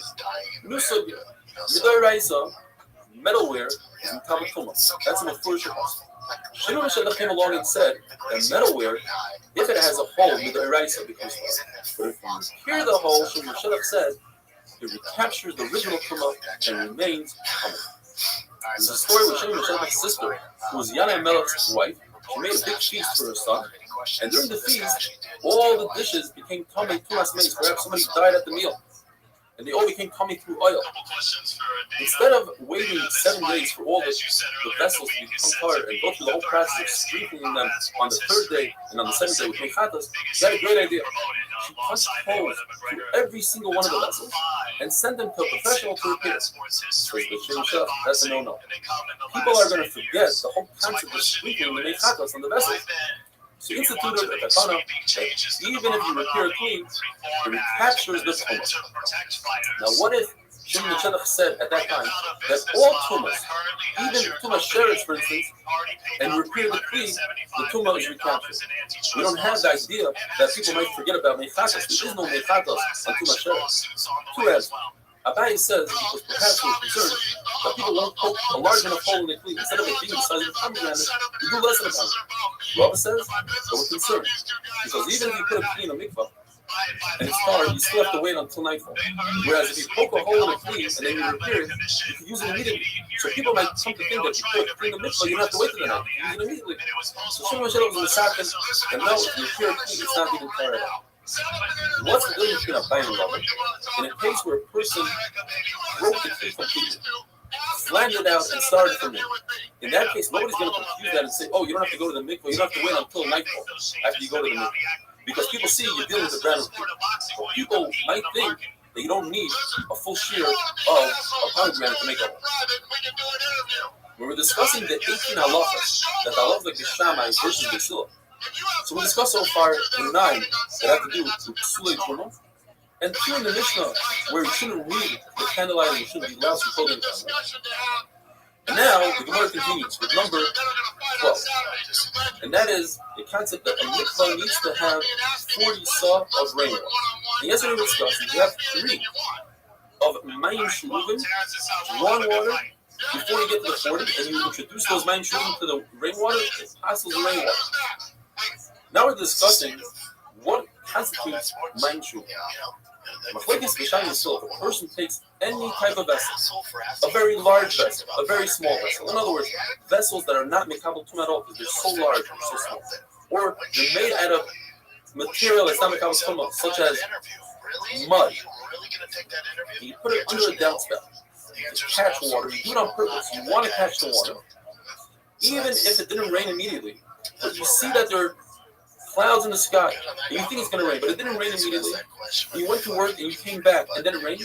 According to everybody, that's considered mayim shuruvim, and that makes a mikvah possible. If there are no clouds in the sky, everybody agrees that's not considered mayim shuruvim, because you have to have das. You have to think, I want to capture the water. So where is the machlokes? In a situation where there were clouds in the sky, Those clouds went away, and new clouds came. According to the Shammai, since I had the proper machshava, you're right, it's on the wrong cloud, but my machshava remains, and therefore this water is my shuva. According to Beisilel, it's not considered my shuva, and the halacha is like the Shammai because they counted how many people there were, and there were more Beishamai than Beisilel. Halacha is like the basis is not. That's not one of the 18. In fact, halacha is like Beisilel. What is one of the 18? The fact that all Kusi girls, even 1 day old, are considered nida. Why? Because Kusim don't believe that a girl under the age of a gdoila can become a nida. So we cannot trust the Kusim, and therefore they instituted that all Kusim are nidas. Have a wonderful day. That's what's so crazy. And what's crazy is I bet you he doesn't get access or journalistic access anymore. There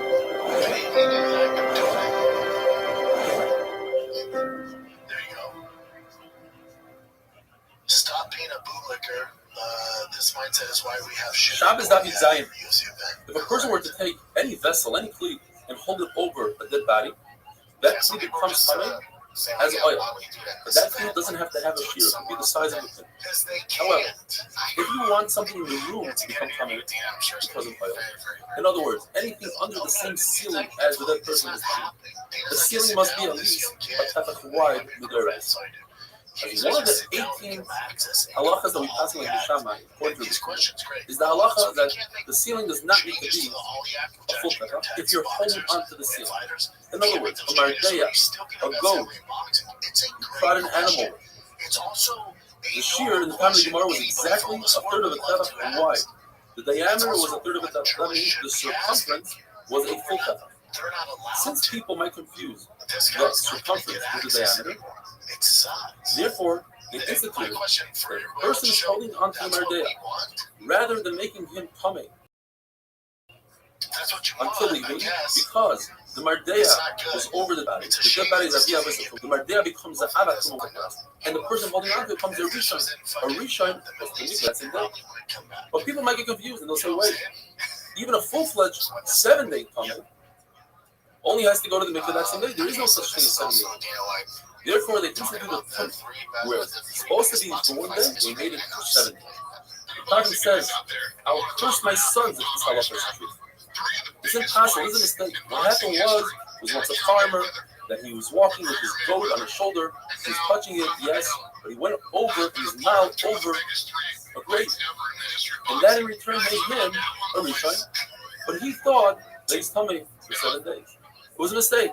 There's no reason to institute it. The son is always going to get confused and mistake a circumference with the diameter. So according to a tarfim that doesn't hold that this is one of the 18 tahanas, we have to put another one. So he's going to hold, like we said the other day, the nice kusim.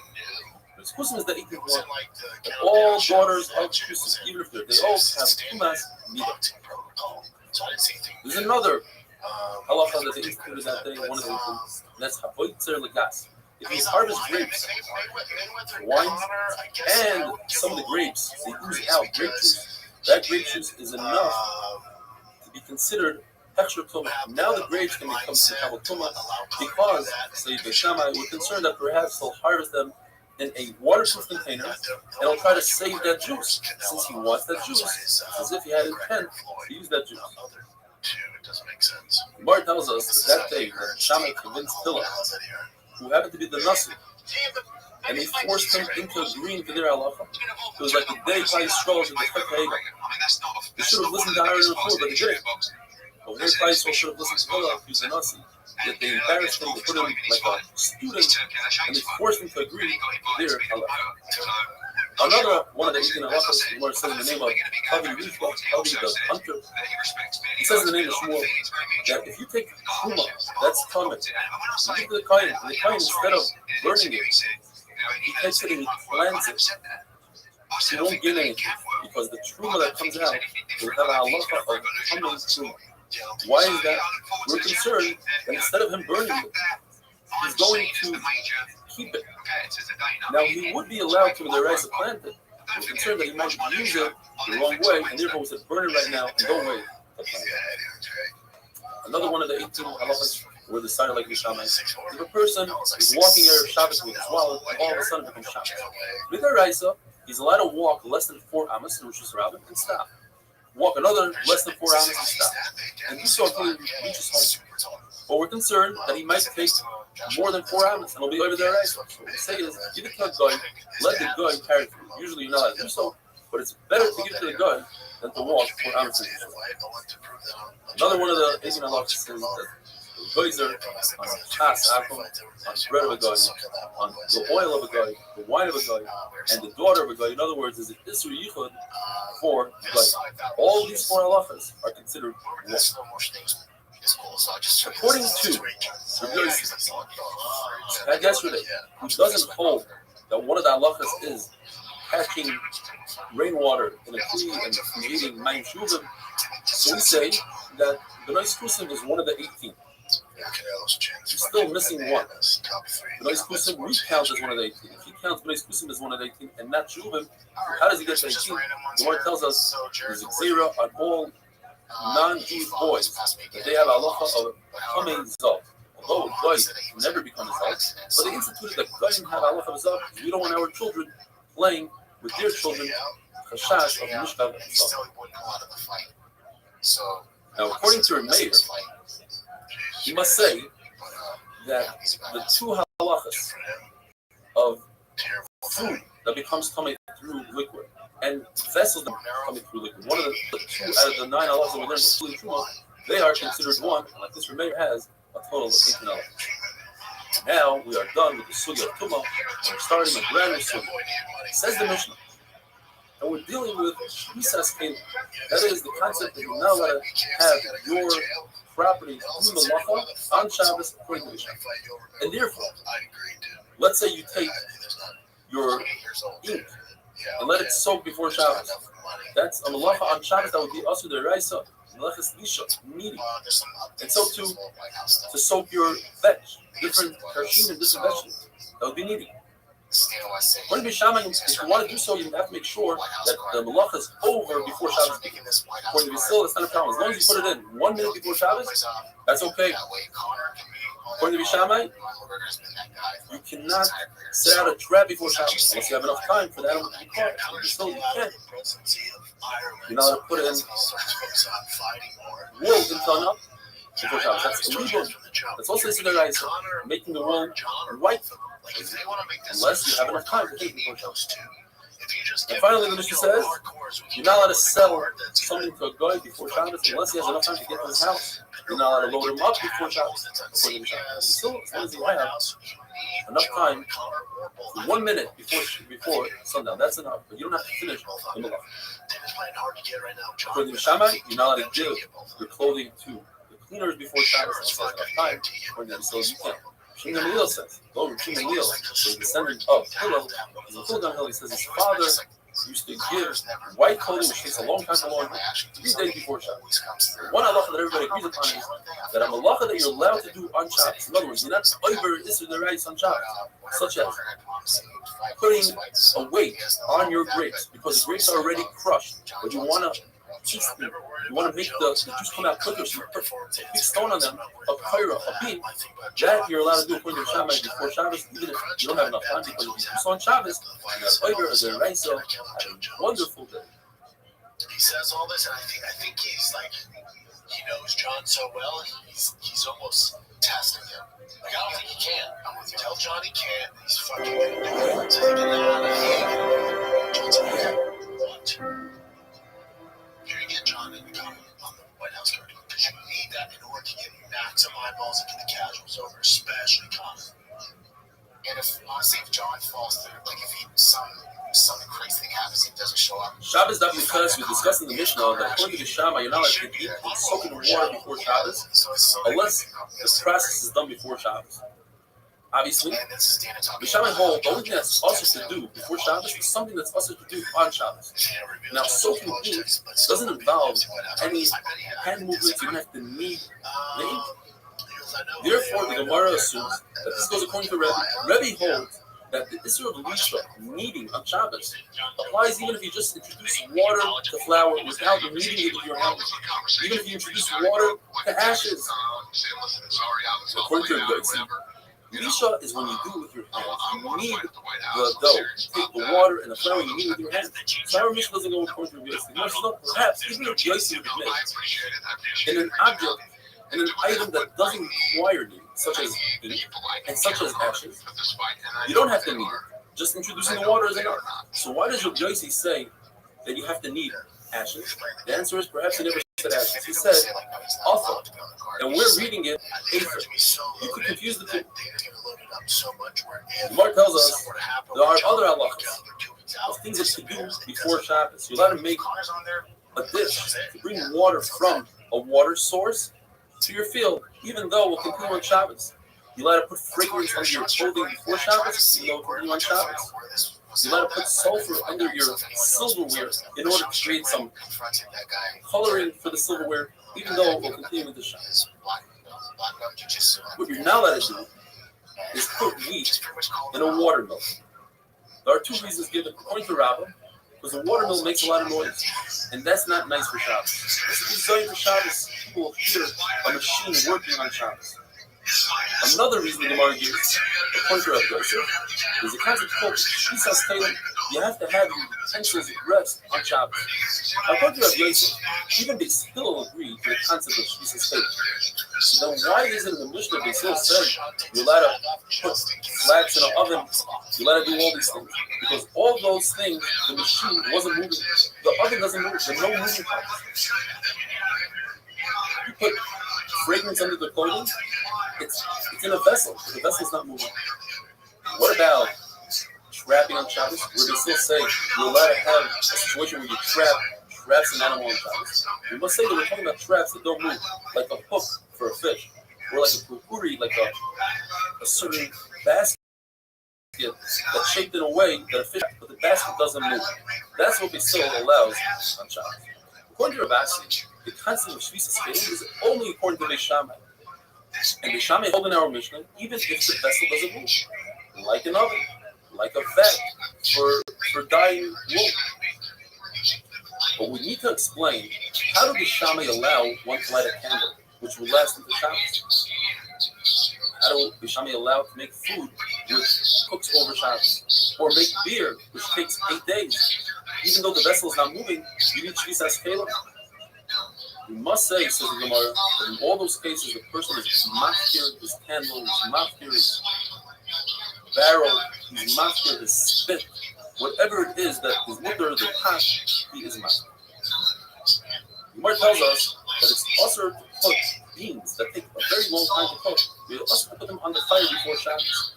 And if you do so, it's also for you to keep them until the amount of time it takes you to cook. So if it takes you 12 hours to cook beans, you have to wait 12 hours after Motzei Shabbos in order to eat these beans. The same would apply for cooking up a very large amount of hot water. You could say that this is also even according to the Islam, because of a new concept called Shema Yichapet. The problem is you might stoke the coals, you might see coals on Shabbos. Now when it comes to the fragrance, sulfur, there is no problem of Shema Yichapet, because if you stir the coals, you'll create smoke, which will ruin what you're trying to do. What about flax in the oven? Also no problem, because if you open up the door to the oven, you'll ruin your flax. That's the concept of the ear will ruin it, and therefore there's no chitu. What about dyeing wool? Dyeing wool, we do have an issue of Shema Yichapet might soak it. So there's a way to get out of it if you remove the pot from the fire, from the flame. But there's another issue. Even if you remove the pot from the flame, there's a problem with hagasa. You might stir the pot. The way to get over that problem is if you seal the pot with cement or something else. Now, this halacha of not being allowed to put beans, that's only beans. But meat, you are allowed to put meat on the oven before Shabbos. We're not concerned that since you're not able to eat it, you are not going to stir the coals, you'll forget about it, and you'll leave it. And the same will apply if you have food that's completely cooked. So you're allowed to put it right before Shabbos. The only thing you're not allowed to do is if it's semi-cooked. Semi-cooked food, you're not allowed to put on before Shabbos, unless you introduce the semi-cooked food, a piece of raw meat. Then you won't touch that pot for a while, and we don't have an issue of Shema Yichapet. There are two reasons that we said that help us with stirring coals. One is if there's air that ruins the coal, or ruins whatever food you're doing or any malach you're doing. And the other is if you seal the oven, you seal the pot, then we don't have a problem of somebody's time. So if you have both of those reasons together, let's say you have a young goat that introducing air to the cooking is terrible, and you seal the oven according to everybody, that's not it. What if you have one out of the two reasons? According to one lashon, that's exactly what according to Rav Ashi, Yirmiyim is different. According to Rav Ashi, it's mutter, and according to Yirmiyim, it's us. What if you don't have any of the reasons? Both reasons don't exist. According to a second lashon, that's where the machlokes of Rav Ashi or Yirmiyim exist. Rav Ashi says it's mutter, cook food in an oven, because you're not going to come to do food to the coals, you're not going to stir the coals, the door to the oven will be your reminder. However, Rav Ashi admits that if it's on directly on the coals, then that's a concern that you might stir the coals. The Shammai say in the Mishnah, and adding to the Mishnah, the Gemara brings that you're not allowed to lend something to Goy, you're not allowed to sell something to Goy, you're not allowed to give a Goy a present if the Goy won't make it to his own home before Shabbos. It will look as if he's doing something for you. Amir La'akom, he's your Shliach. We still say, as long as he could get to the house that's next to the wall of the city, in other words, he has a place where to place his items, that's okay.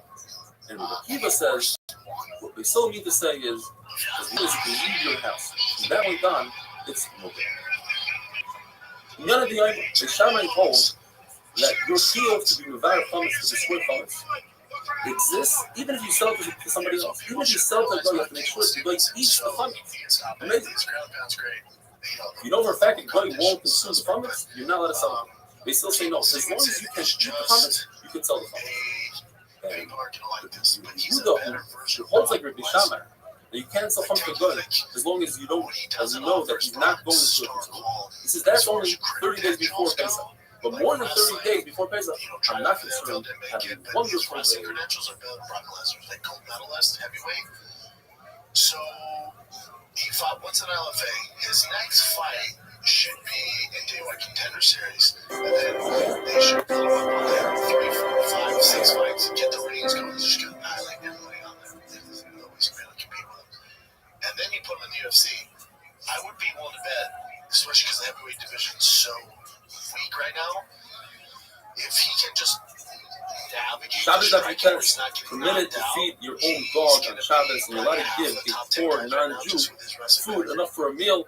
We're not concerned that they might take the food out of your reshus, out of your domain, and it'll look as if they're doing your shlichus, and you don't have to prevent them.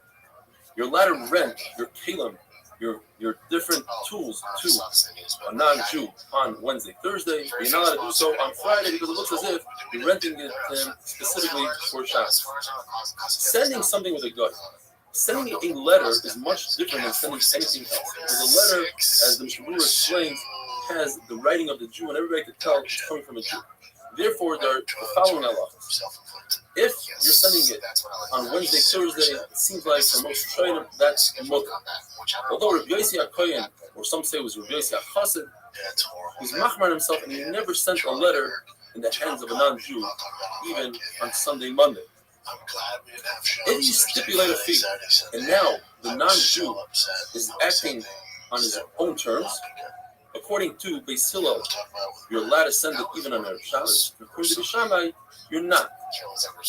Now, on Erev Shabbos, if there's no fee stipulation, and there's no dayar, dayar means the mayor of the city, but it really means that the receiver of the letter has a permanent address, where the guy will most likely find the receiver won't have to travel any further distance. If you don't have those two reasons, then it's usher to send a letter Erev Shabbos. However, if in a case where there is dayar, the person does have a permanent address. Now you didn't stipulate the fee. According to Bishamai, it's okay as long as the messenger, the guy, could reach his destination.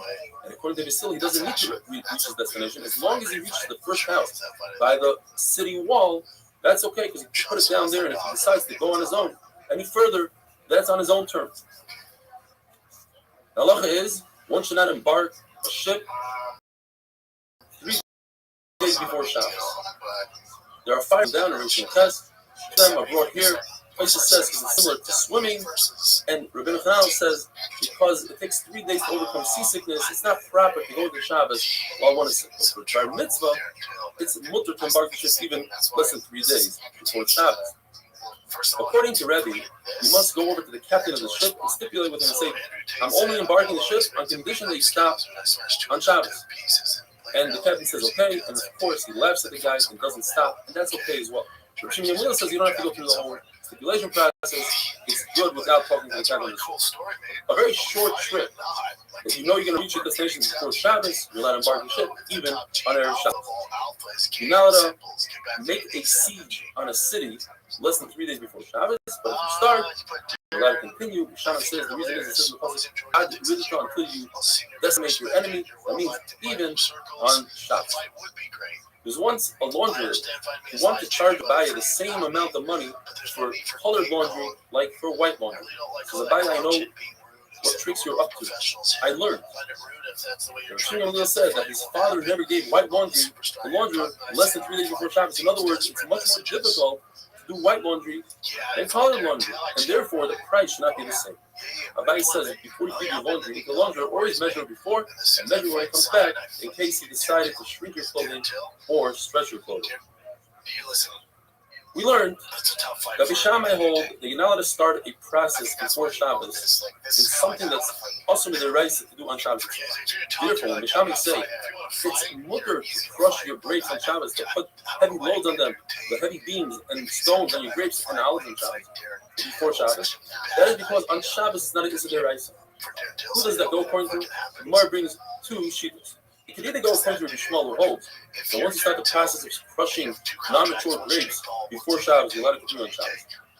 Rabbi Akiva argues that's problematic because the Rebbe says that Rabbi Akiva and Rabbi Shmuel both agree that since it's missing crushing, it's also to do on Shabbos. So there's another shita. The Gemara brings the Amoira Rebbe Elazar says in the name of the Tana Rebbe Elazar that once you start and the honey starts oozing out, you're allowed to continue the process of Shabbos and differ from the honey, and we're not concerned about speed on Shabbos. That would be the same as in our Mishnah that you're allowed to, once you start crushing the grapes before Shabbos, you're allowed to continue on Shabbos. Although it's slightly problematic because honey starts out as a salad and ends up as a salad. They're both foods, whereas grapes are a salad and you make them into liquid. However, that's not such a problem because Rabbi Elazar himself is brought down in a brayso saying this exact same halacha as he said by honey. He says it regarding grapes as well. Yosef Hanina says I love the Shmuel that says you're allowed to put a heavy beam or a stone on grapes and olives that are not completely ripe and on garlic. There's a famous machlokes in Sefter Shabbos. In Yesh Muktzah or Ein Muktzah. Rabbi Shimon holds Ein Muktzah, meaning you don't have to be so stringent on the Hilchos Muktzah in certain regards. And Rabbi Yehuda says Yesh Muktzah. Rav paskins like Rabbi Yehuda, there is Muktzah, you have to be more stringent. And Shmuel paskins like Shmuel, you don't have to be stringent. The Gemara brings here 4 nafkaminas. One case is if you have these reeds that you use in your olive press, the olive press doesn't work on Shabbos. So these reeds are muktzah according to Rav and not muktzah according to Shmuel. If you set aside olive oil for your worker, it's his salary. So according to Rav, the olive oil becomes muktzah, and Shmuel is not muktzah. A cart for your merchandise on your boat, according to Rav, the cart is muktzah. According to Shmuel, it's not muktzah. You're allowed to shut an animal on Shabbos, on Yom Tov. What if the animal was designated for milk, for eggs, for plowing, or even fruit? You have dates that are designated for commerce, for commercial use. So you set it aside before Shabbos. According to Rav, they are muktzah. You're not allowed to change your mind and try to shut this animal or use these dates on Yom. Why? Since you set them aside and you didn't have a mind to use them when Shabbos came in, you're not allowed to use it for the rest of the Shabbos. There's a Talmud that decided to paskin the halacha like Reb Shimon, even though the halacha is like Reb Shimon. They paskin like Reb Shimon and they put him up there. And why? Because the story happened in a city where Rav was the Rav, and therefore they put him up there. This is machlokes, and 2 Talmudim decided to paskin on their own. In what way do you save food from a fire? when you're in a place that has an Eruv Chatzeret.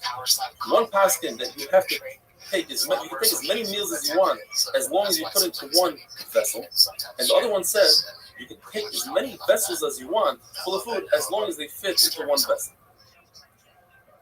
And then tomorrow we're going to discuss the Mishnah of Ein Soilem Basar Batzel Beitza. Have a wonderful day.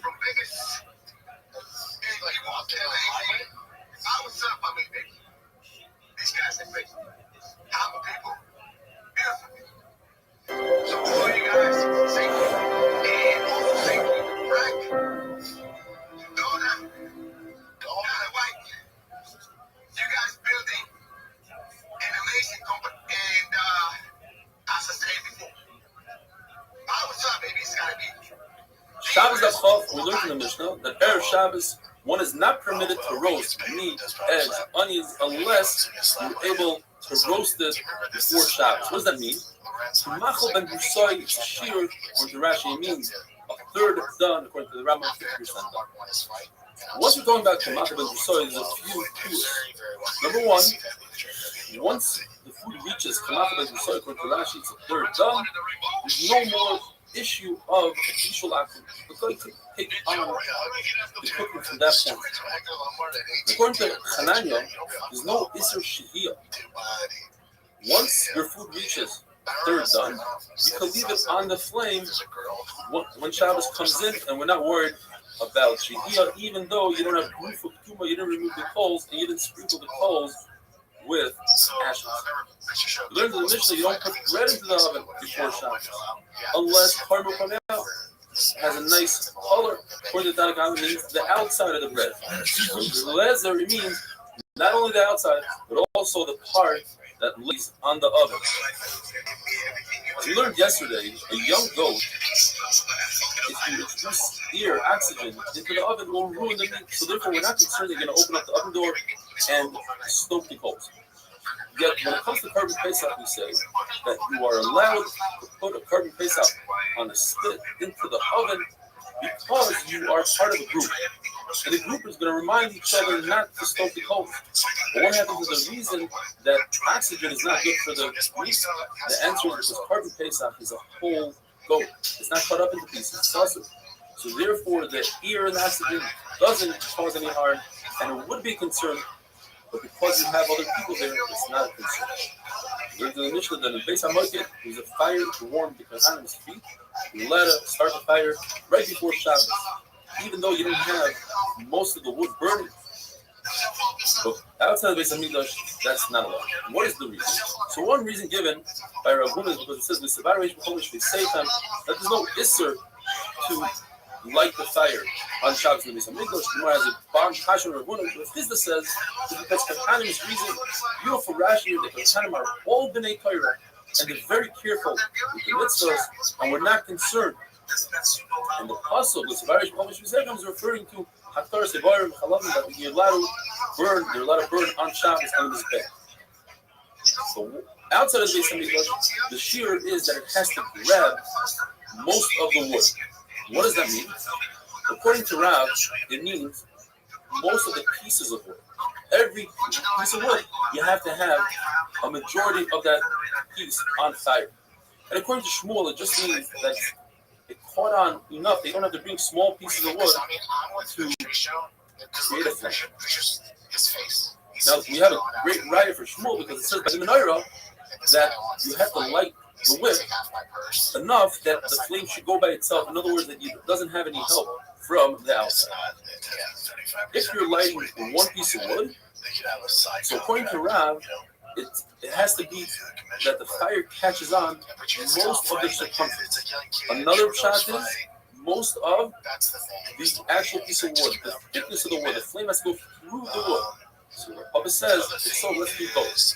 Most of the thickness and the circumference. And so for him, it's like, The Yakim burned Mikil Seicha, and it says in the pasuk the Es Ha'af, the fun of Nevares. Rav says that means in a rubber tree, and Shmuel says that they were together. It's a lashon of Achla. I don't know, it sucks to see.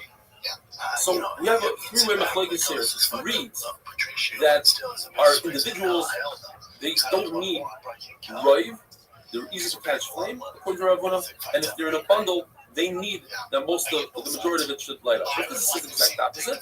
That if they're individuals, they need the right, and when they're together, since they're together, it's easier for them to catch the flames. And Rav Huna says, like Rav Huna in this case. When it comes to pits, so Rav Huna says the same thing by Kanem, that when they're individuals, they don't need a right, and when they're together in a vessel and a basket, they need right. This is the exact opposite. And Rav Kahana in this case says, like Rav Shizkiah. These are things that don't need royal majority fire. We're talking about zephet, which is pitch, tar, gopher is sulfur, vino, cheese, ravav is grease, hash, straw, and gvava is stubble. The Gevron says that the trees of bubble don't need. And what is that? Rabbi Yossi says, as we're going to see later on, it's a branch of a cedar tree that's dry and thin, and it has like a woolly substance that can catch flame. But it doesn't mean that it's cut into small pieces, because Ula says that even a Shabbos candle, you have to light it and make sure that it's lit the majority of it, and therefore small pieces doesn't help. Rami Barabba says that we're referring to Zaza. Zaza is moss. That we finished the first parak of Masechet Shabbos, a tremendous mazel tov. Hadron Allah Chitzias HaShabbos, and now we're going to start parak Bamemadi. You cannot light with the wick of lech, which is, like we just discussed, the wool that is found in a cedar tree. And you can't light with choisin. According to Rav Yosef, it's the small pieces of flax. According to Abaya, it's flax that wasn't combed. And so Shmuel asked them, Yami asked them, what is it? They told him it's kucha. It's a woolly substance, ciceros, something like that. The reason why Zero says it's kushkira, it's a very inferior type of silk that comes from a silkworm. They call it floss silk.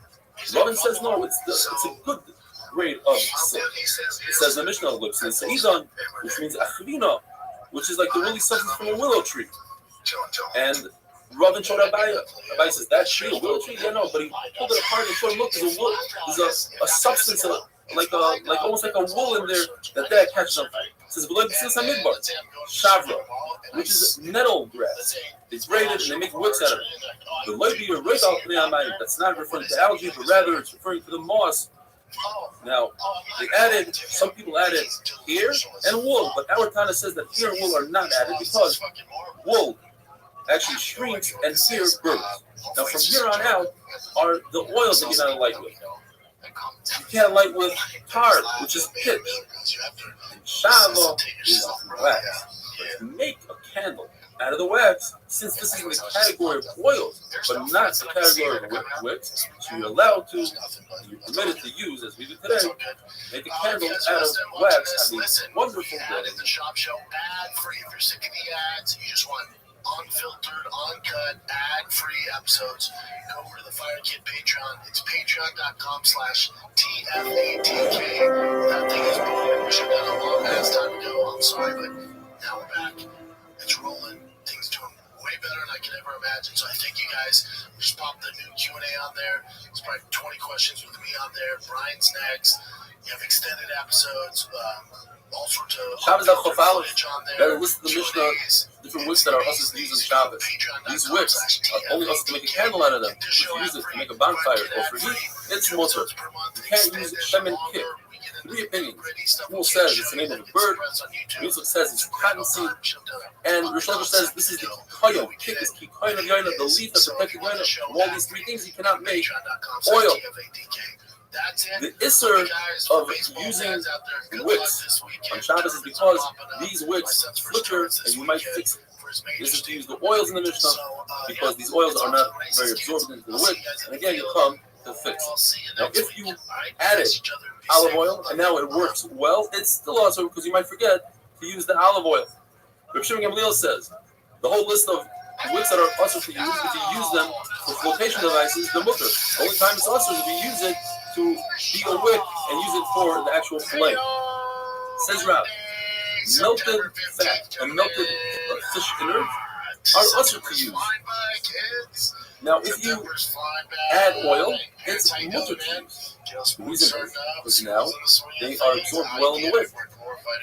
However, by themselves, they're also because you might not melt them. But we don't make a double tier. We don't say, well, with olive oil, you might not use the olive oil and you might not melt them. That's two tiers, and we don't do that. All wicks that are also to use for Shabbos are also to use with this amigosh, because it says in the pasuk lahalis their tumid. It has to be a flame that goes by itself without any help. Anyways, amigosh, they made the wicks out of the belt of the kohen, and the belt was made out of wool. How did they do so? The answer is because it was only on single spaces sho'eva where the mitzvah is not midoraisa. However, there is a brayso that says that they made wicks for the menorah, which is midoraisa, out of the leftover clothing of the kohen. And the answer is over there it was only from the kohenes, which is made out of linen. From here on out, the next 3 daf approximately, we're going to be discussing Hanukkah. This is the sugi of Hanukkah of the whole Shabbos. Three-way machlokes. Ravuna says all the oils that you're not permitted to use on Shabbos, you're not permitted to use on Hanukkah, in the weekday, and on Shabbos. The reason is because on the weekdays you have a concept called kafsa zakukla. If the flame of the menorah is extinguished within the shear of time, let's say you have to light the candle for a half hour. During that half hour is extinguished, you must relight it. So you're concerned that perhaps he won't light it on purpose. He'll use inferior product and he won't relight it. On Shabbos, you have another reason. And that is because since you are permitted to use the light, you might use to the light. And then you'll come, Shemayata, you'll fix the candle. Rav Chisda says, in the weekday, you could use that oil because kafsa aims up it. You don't have to relight it. But on Shabbos, you still have the concern that you might fix the candle lighting, the candle, because you are permitted to read to it. And Rav says you're allowed to use it for weekdays and for Shabbos, all these oils that are possible. Because kafsa ends up. We're not concerned that he might be kosher, that he might not relight, because he doesn't have to relight. And on Shabbos, it's also to use the candlelight, and therefore we're not concerned of Shemayat. Abaya heard this pshat from Yirmiyah, and he didn't accept. Later on, he heard this pshat in the name from Rav in the name of Rabbi Yochanan, and he accepted it, and he felt bad. He said, "I wish I would have heard this when I was younger." Because when he was younger, there's a concept of the youngest prayer that you learn when you're young sticks. The mitzvah of Ner Chanukah is from Shkia until the Talmudim leave the marketplace. Talmudim are people that sell firewood and they stay in the marketplace last, and therefore that is your chiyuv. In other words, if you didn't light your candles, you have all the way up until they leave to light. Or another shot is how much oil should one put in his menorah, enough to last from Shkia until these people leave the marketplace. There are 3 levels of mahadrim in Ner Chanukah.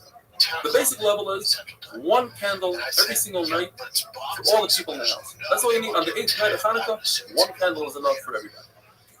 The next level is mahadrim, and it's 1 candle, but for every person in the house. And the 3rd level is according to Bishamai, the Balabayis, according to some Rishonim, places in the Rambam, is this in addition to every single person in the house, or it's only the Balabayis. Bishamai is saying you start out with 8, and on the 2nd day you go down to 7, and on the 6th day you go down to 6. Still say you start with 1 and you build up 1, 2, 3, 4. There are 2 svars in the Gemara for Bishamai, 2 for Beis Hillel. The Gemara says, according to Bishamai, you light as many candles as you have left in Hanukkah. So on the 2nd day, you have 7 days left, you light 7 candles. The second shot in Bishamai is because on Sukkot, they started out with 13 cows and green for Karbonis, 13 cows the first day of Sukkot. The second day was 12. So on Hanukkah, you go down. Beis Hillel as far as this, that you light as many candles as days that went by. So on the 2nd day of Hanukkah, it's 2 days that went by, you light 2 candles. Another shot of Beis Hillel is Malam HaKodesh. You always go up in Gusha, so you start with 1, you go up to 2, etc. If your house is open to a front yard, and that front yard is open to the Rabbin, you light by the front door, outside of your front door, in your chutzner, or by your house by the door. If you live on the 2nd floor, you should light by the window facing the Rabbin. If it's a time of Shachar where you're not allowed to light outside, you light to the mitzvah lighting inside on your table, says Rabbah, provided you make a hecker that this is your Ner Chanukah and not your lamp for regular usage. Now, if you have a bonfire at home, then you don't have to make a hecker. Obviously, that small little candle that you lit is for Hanukkah, unless you're an Adam Pashut who never uses a bonfire. The Gemara tells us on the 25th day of Kislev, we make 8 days of Hanukkah, which you don't do a hesped and a levaya, and you don't fast. I'm not gonna lie to you guys. So What happened was the Yevon went into the heichal, and they were metama all the oil, and then when the Chashmonaim beat them, they found only one Tach Shemet with the seal of the Kohen Gadol, which should have only lasted for 1 day, but it lasted for 8 days, and therefore Chachamim made Hanukkah where you say Hallel and you give Shevach Meidot and Rizbah. The halacha is, if you cause a spark and that spark makes a fire, you are fired. If you have a camel loaded with cotton and the cotton goes into a store and catches on fire and your camel creates a fire, that's your responsibility and you are fired. If it caught on fire outside of the store owner put his fire outside of the store, that's the store owner's responsibility. So we do that on Hanukkah, since you have a mitzvah to light outside, it's not the store owner's responsibility, it's the camel owner's responsibility. It says Ravina. From here you see that the field of Ner Hanukkah is from between 3 tvachim from the ground, shouldn't be lower than 3, but not higher than 10. Otherwise, you would tell the store owner to light his candles above 10 tvachim so candles should go by. So the more that's not a good raya. Perhaps you could be yaitza above 10, but we don't tell the store owner to do so because it's a tier car and you might not want to do it. A wonderful day.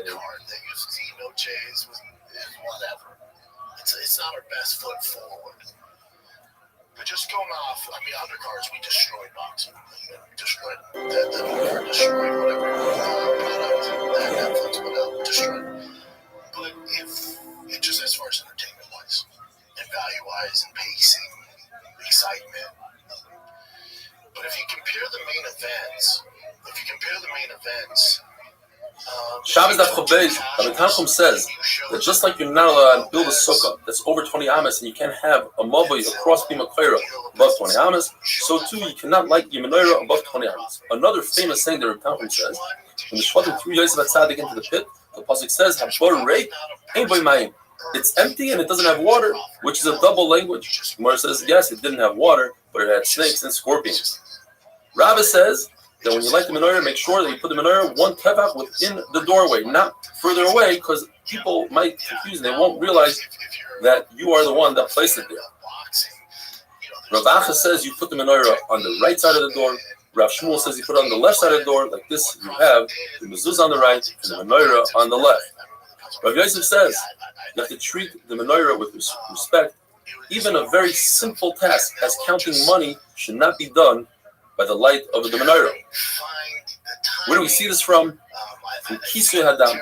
You're obligated to cover the blood of a chaya and a bird after you shecht it, not a behema. And you should do so with your hand, the hand that shechted the animal, rather than with your foot. Kicking dirt is a bazai.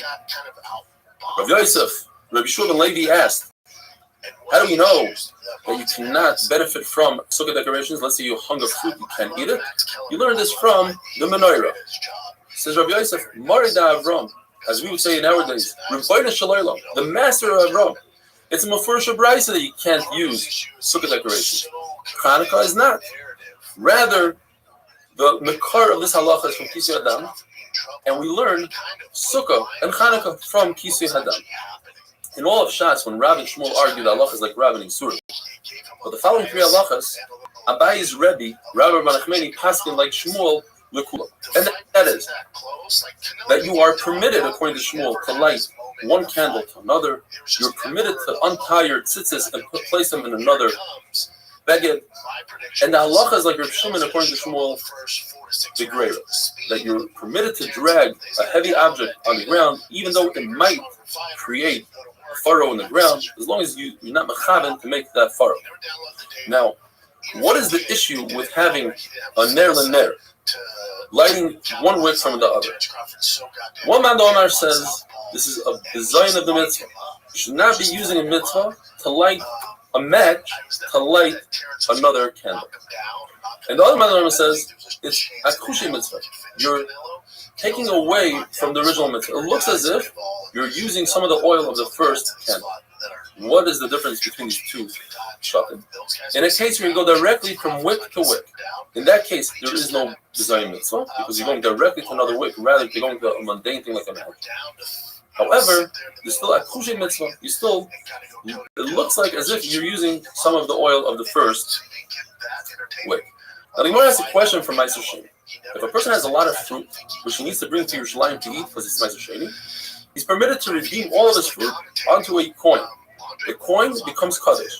Now, I want to take that coin that's Kaddish and use it as a counterweight to weigh another coin in order for me to use that other coin for Meiser Sheni. I want to do a mitzvah with it, but right now I'm doing a mundane task. I'm weighing with it. The halacha is you're not permitted to do so.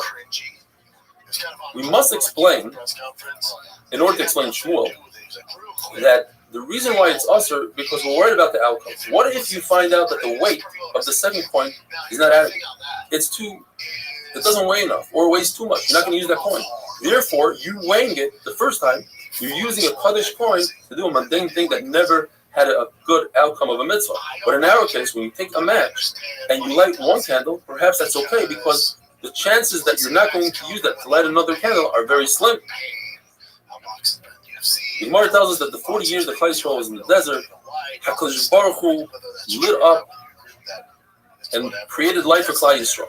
Therefore, it doesn't make any sense that we're lighting a menorah to help HaKadosh Baruch Hu, so to speak. We benefit from his light. He doesn't need our light. The menorah is a testimony to the nations that HaKadosh Baruch Hu is Shechina, is Shoyer on Klal Yisrael. And how does he testify? How does it work? Because we use the Ner Ma'aravi to light all the other candles. The Ma'aravi depends. The menorah is facing east and west. Then the second candle coming into the Heichal, that's the one we light. If the menorah faces north-south, according to one Manoma, then the center one, the Emtsai, that's the Ner Ma'aravi. At any rate, we use that Ner Ma'aravi to light all the other candles, and that's the last one that we clean out. We must explain that the way it worked, it was not that we took a match and went from one to the other, because that would be a problem of using mitzvah. We must explain that the wick was long enough to reach the other cup. Each cup's wick reached the other one. Yet the only issue that remains is if you hold a kushe mitzvah, it looks as if you're taking and diminishing the oil from the first cup. Over here, we still have that problem. Rav Huna ben Yeshua says, if a cheresh shaita b'katan, people that are not able to light Hanukkah candles, if they lit it, are you yotzei if you pick it up and place the menorah after they lit it in its proper resting place? If you hold hadlaka so that the mitzvah is when you light it, then you wouldn't be yotzei the mitzvah. If you hold the hanacha mitzvah, then it's fine. Doesn't matter who lit it. The point is, you have to place it in the proper final place, and you are yotzei. So therefore, the Gemara says, I could bring a raya perhaps.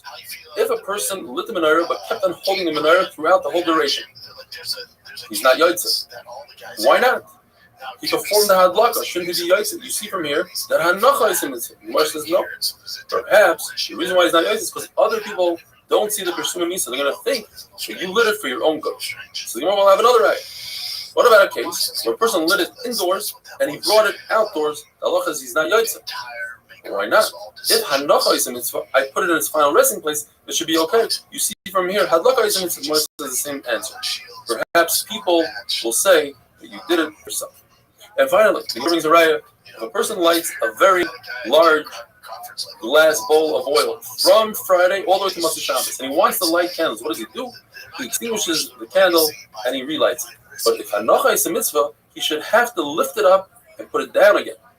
That's one raya. Second raya is, from the fact that we say, V'tzivanu lahadlik ner Chanukah, you see from here that the mitzvah is in the hadlaka. We don't say V'tzivanu la'aniach ner Chanukah, but rather lahadlik. So from here you see that the mitzvah is lahadlik. Now the Gemara says, since we prove that the hadlaka is a mitzvah, therefore if a cheresh sheilah b'katan light it, you are not yotzei even if you place it in its final place.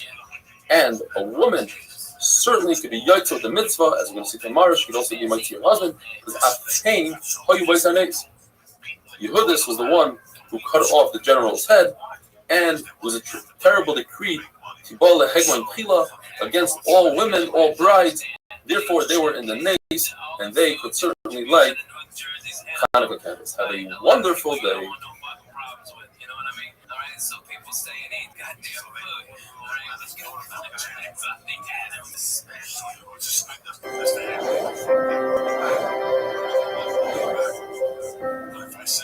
guys that each one have the back door. So for a year, until they moved that law, we would sit in the back of their spaces to make the fucking thing while the school teachers were in front looking for it. And the truant office. Shabbos Daf Chav Gimel. A guest must light Ner Chanukah. And if he wants, he can participate by giving money to the host and being part of his candle. If he's married, he could be son on his wife. Women are mechuyev in Ner Chanukah like men because Ashein Hayu Bais Hanes. This is the one who killed the general, and they had other exeris against them. Therefore, a wife might see a husband. Shmuel Levi says the best oil is olive oil. It's clear and it's very bright. It's actually better than sesame seed oil, which lasts longer, but it's not as bright and clear. When you make ink, there are two processes in the making of the ink which require oil. Process number one is you burn oil and you capture the smoke in a glass, and that smoke is soup. You peel that smoke off and you mix that smoke with step two with oil. To make the soup, it's best to use olive oil. But to mix the soup, some say it's best to use olive oil, some say it's not necessary. There's another ingredient in ink, which is the sap of trees. The best sap is a blackthorn gum. But the Gemara says you can use any sap you want. As we know, and this comes from Rav, the first night of Hanukkah we make three brachas. L'chadik ner Hanukkah, she'asa nisim l'avosenu, and shechiyanu. On the second night of Hanukkah, we don't say shechiyanu. But on all nights of Hanukkah, we say she'asa nisim l'avosenu because there was a nace on every single one of the nights. If you know for a fact that you are not going to light Neiros Hanukkah, you're on a ship, you're on a plane, you see from a distance, you say a bracha just for seeing it. You don't say lahadlik because you aren't lighting. So you say sha'asa nisim l'avosenu. And on the first night, you'll also say shechiyanu, but on the second night, all you say is sha'asa nisim. The question is, why do we say in brachas that are on mitzvahs derabanan, like Ner Hanukkah, why do we say v'tzivanu? You Hashem commanded us. Chachamim commanded us. Gemara explains because it says in the Torah lo yisasu. You cannot deviate from what Chachamim tell us. So therefore, anytime Chachamim give us a mitzvah, it has the power of a d'oraisa. Another pasuk is Sha'al avicha v'yegetcha zikinecha v'yomer lach. The zikain and the Chachamim will tell you, and you must listen. When it comes to the mai, these are fruit that you buy from an amaretz. You're not sure whether or not he performed Trumas and Maisrus. He separated Trumas and Maisrus. Chachamim are mechayev you to be mafresh Truma and Maisrus. Why don't we make a bracha on that?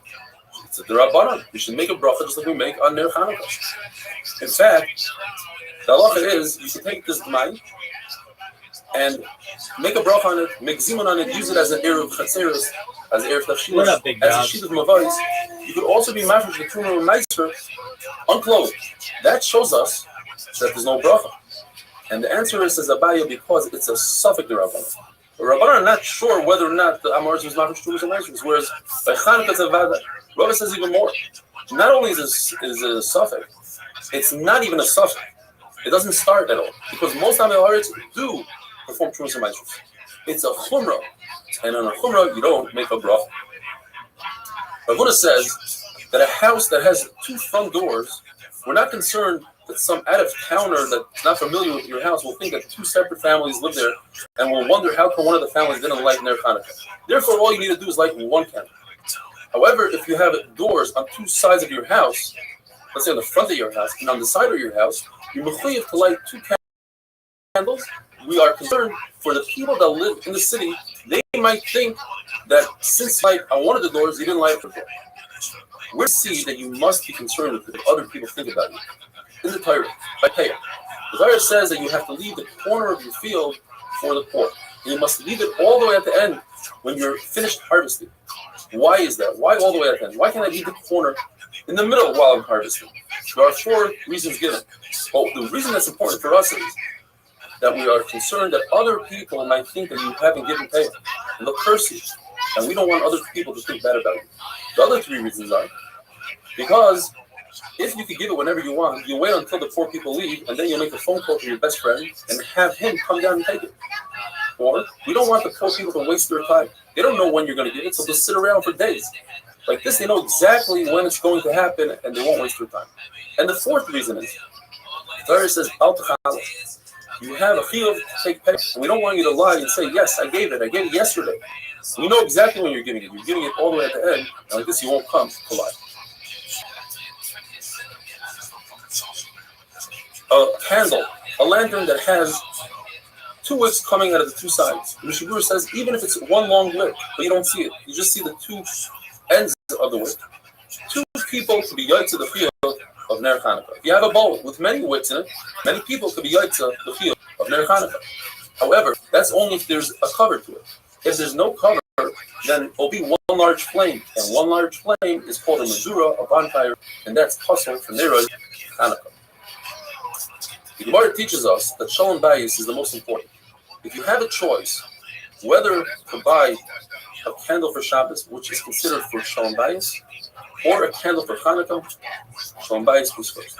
If you have a choice between the candle of Shabbos and to buy a cup of wine rather than making Kiddush on bread, Shalom Bayis goes first. The Gemara just wonders, what about Kiddush, which we do every single week? Does it come before Ner Chanukah if you only have money for one? Since the one you do more frequently comes first. Says the Gemara, in our case, Ner Chanukah comes first because there's Sumei Nisa to publicize the nace that Kosh did for us comes before the Diros. The Gemara tells us that a person who's careful with Shabbos candles and Chanukah candles will have children. The Talmidei Chachamim, in fact, Rav Huna walked by Rabbi Oven, the carpenter's house, and he noticed that he's careful with candle light. And Tysus points out that it wasn't just him; it was him and his wife. And therefore, he said, we'll have two children that are Talmidei Chachamim. In fact, he had Idi Bar Oven and Ki Bar Oven because him and his wife were careful. The following story is that Rav Chisda saw that Rav Shizvi's wife was careful with candle lighting. And in that story, only one out of the two parents were careful, and therefore Rav Chisda promised her a son Talmidei Chacham, and she had Rav Shizvi. If you're careful with mezuzah, you'll have a beautiful home. You're careful with tzitzis, you'll have beautiful clothing. If you're careful with kiddush, you'll have many barrels of wine. The Gemara tells us a story. Rabbi Yosef's wife wasn't very careful with Shabbos candles. She would light very late, not after Shkia, but at the last moment. So he gave her a hint. He said, it says possibly we had the leading cloud and the leading fire at night. Because the Torah doubles its language, the Torah is telling us that the fire came into being during the daytime, so she took the hint and she tried to light candles way before Shabbos. Came Eliyahu and told her, too early is also not good because it's not noticeable that you're lighting the candles for Shabbos. Rava says if a person loves Talmidei Chachamim, he'll have sons Talmidei Chachamim. If he gives honor to the Talmidei Chachamim, he'll have a son-in-law that's Talmidei Chacham. And if he fears Talmidei Chachamim, he himself will be a Talmidei Chacham. And if he cannot be a Talmidei Chacham, so at least his words will be listened to like Talmidei Chachamim. Shemen Sreifa, says the Gemara, means truma that's tamei, that you must burn, and we're concerned that you might want to burn it on Shabbos and Shemiyata. The physicist says we're not concerned that Shemiyata. The concern is that it might be Erev, Yom Tov will fall out on Erev Shabbos, and you're not allowed to burn touch like we'll see tomorrow on Yom Tov. Have a wonderful day.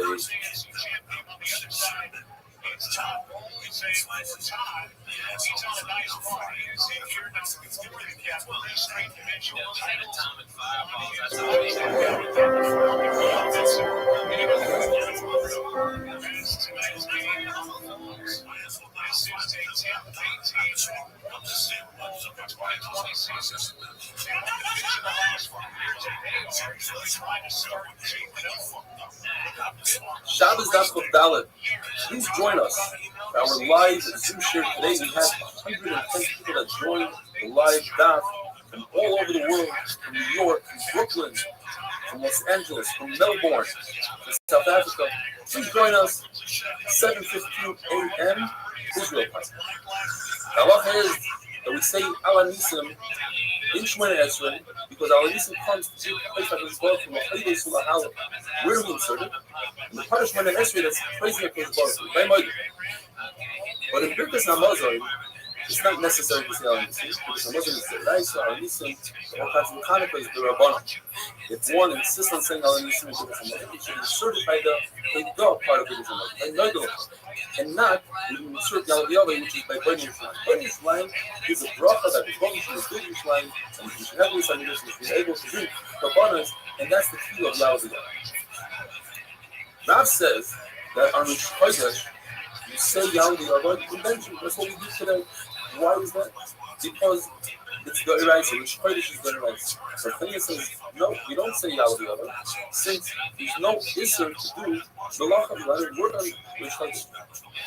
The halacha is like Rab because it's a brisa that Rabbi Shai says, and it goes as follows. There's two categories. There's the category of days, like the Chodesh and Kalmoy that you bring a korban musaf, and there are days like fast days that you don't bring a korban musaf. The days that you bring a korban musaf, says Rabbi Shai in the brisa, you say Yala the other in Birkas HaMasaf, and that's exactly what God said. In addition to that, you say Yala the other Shemon Esrei by Ritzay, and if you forget to say Yala the other, you repeat Shemon Esrei with the first days by night. And there's no kiddush, you don't take a kiddush cup and make kiddush on your stage of honor. The days of a fasting, on Sheni B'Chamishi, that we fast for rain. There were the Mamadas, and that is, there were people that were Yisraelim that were designated from Klal Yisrael to represent the entire Klal Yisrael when they brought the abundance of the tzibur. Half of them, or part of them, went to the Samidos, and part of them remained behind and fasted Monday, Tuesday, Wednesday, and Thursday. Yo, They said, "Sukim," and they gathered. one more game. How you living, pimp? That's my mother's. Those days, you say our name. One more game. Can you hear me? One more game. Can you hear me, big dog? You know what? One more game. How about you fuck yourself? No one gives a shit about you. You suck dick, dog. Yeah, fuck yeah. Brandon knows what's up. Rashi brings the item that we only say our name in Mincha like we do today. And the reason is that we should look like we are lying I on love our Brandon. He's so perhaps funny. the person will have an IDP mistake and it'll be a lie. The place points out that the Shliach Tzibur should say our name will be shocked because it's impossible that from the entire Tzibur there will be at least one person who's fasting at his feet.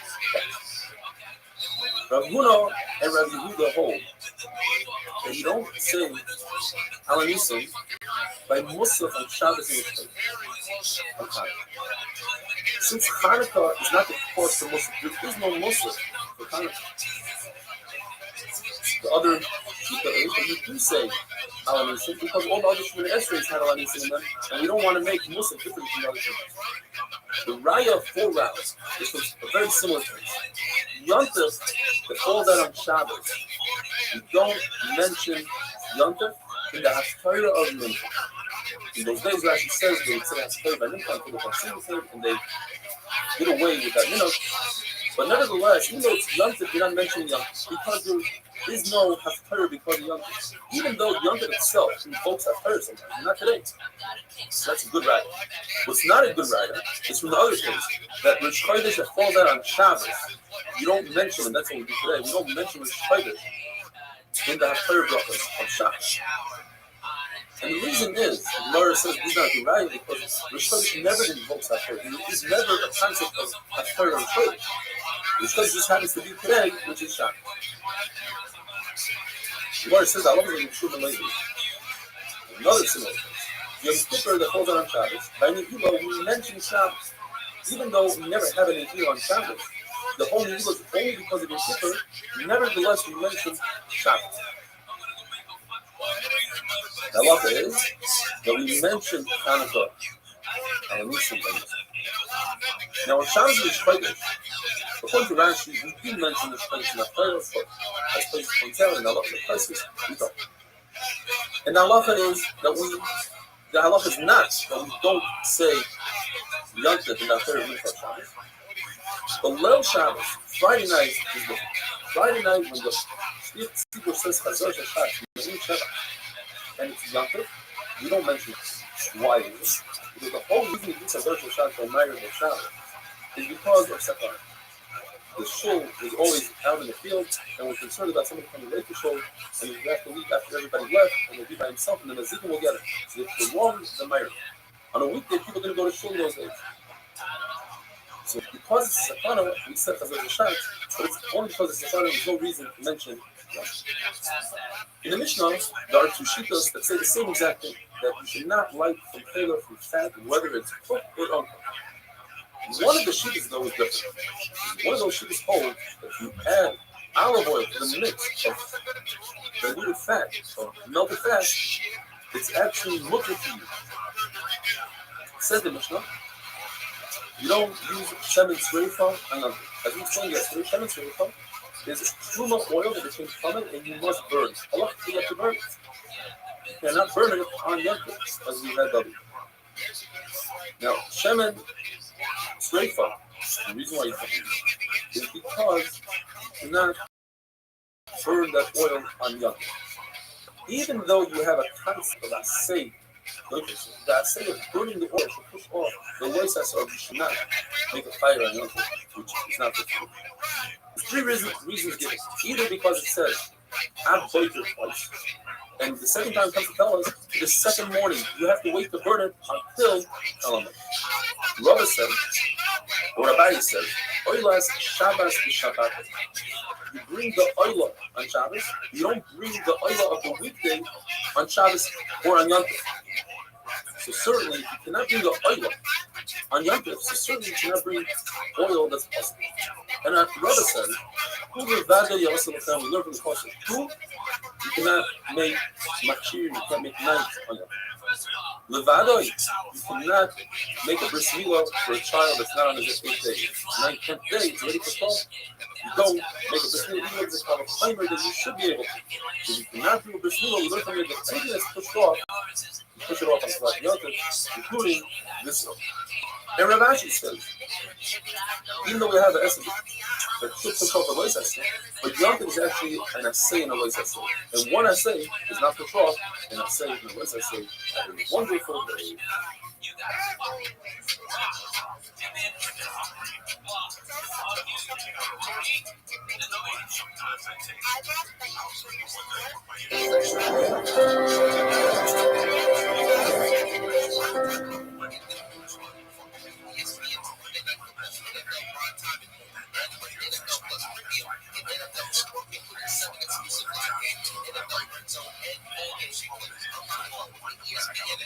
Shabbos Av Kofei. Rav says, just like there's a feel for you to burn kachim that became common, because you have meat from a carne that became common, you must burn it. So too, you have a feel to burn truma that became common. Rashi explains, there's two reasons. Truma is very similar to kachim, and second of all, because of the color. We don't want you to, by mistake, use the truma that's common. There is a very big difference between the two. Kachim, when you burn, you cannot benefit from them. Truma, when you burn it, the carne can benefit from its light and its heat. But how do we know this? Truma gives us three reasons. By Truma it says, Mishmeres Trumoisai, plural, the safekeeping of my true mice. Meaning, Truma number one is Truma that's hard, number two is Truma that's tamei, and we can benefit through using the fire and the light, the heat and the light. The Rebbe says by Meiser Sheni. Meiser Sheni, which is scroll to eat in your life, on the 4th and 7th year is a field. He can devour it, to destroy it. And when he destroys it, he says a video. He says the famous passage, I think he meant the comment. I didn't destroy it when I was coming or when the Meiser Sheni was coming. Where's the diet? Only Meiser Sheni you cannot benefit while you burn it, but there's something else that you could benefit from. And it could be one of two things. It could be either kachim or truma. So why do I pick truma as the lighter one and say you could benefit from truma? Since kachim has 6 things that make it truma, whereas truma only has 4. So it makes more sense to say kachim I cannot benefit. What are these 6 things and what are the 4? By kachim we have pigul. If the kohen thinks in his head while he's doing one of the 4 avodas, shkita, kabbalah, and lachas, and he's going to consume this animal, this carbon, outside of its allotted time. In other words, it's a carbon he can eat. But day and night, he thinks himself I'm going to eat it in 2 weeks from now. And he eats it then, he's tight. Noisai, if he leaves over from his carbon, past the allotted time, tight. The fact that it's called a carbon, very interesting. Just the name is a chumrah. If somebody benefits from kachim, he has to pay back the principal plus a fifth. Kares. If somebody eats kachim when he's tamei, he gets kares, meaning Hashem will take away from his life and his children's life. 2 things. And kachim is usher for a person that's intimidating, a person who lost a beloved one that day. Whereas truma is only 4 things. Somebody eats truma, the truma, his chayiv musa b'dei, it doesn't have the kares part where it still is good. Chomesh, he has to pay a fifth. You cannot redeem truma, whereas you could redeem kachim. Let's say the carbon becomes a balmum, you can redeem it. And Truma is always also to Yisrael, where it's touching. There are times that Yisrael could participate in his carbon, if it's Shlomim, Kaid, etc. Carbon, touching power. Another reason the Gemara gives that touching is more chomer than Truma, because touching has kares, which is the two things, kills his children as well, whereas Yisrael Shemayim is only one. We're not Yitzchak says. When it comes to mafresh truma, the Torah tells us don't use truma that's tamei. You try to get away with using it to alleviate the fear that you have on your truma that's tar. Don't use tamei for tar. And the Torah tells us keep getting loy. Give something to the client that he can benefit from it. Loy. Not that he should heat it up and use its light, but that he actually can consume it. Because here the Gemara refers that you could use. You shouldn't give it to the Kohen, but if he already has it, the Kohen should use it for his own benefit and use the light and the heat.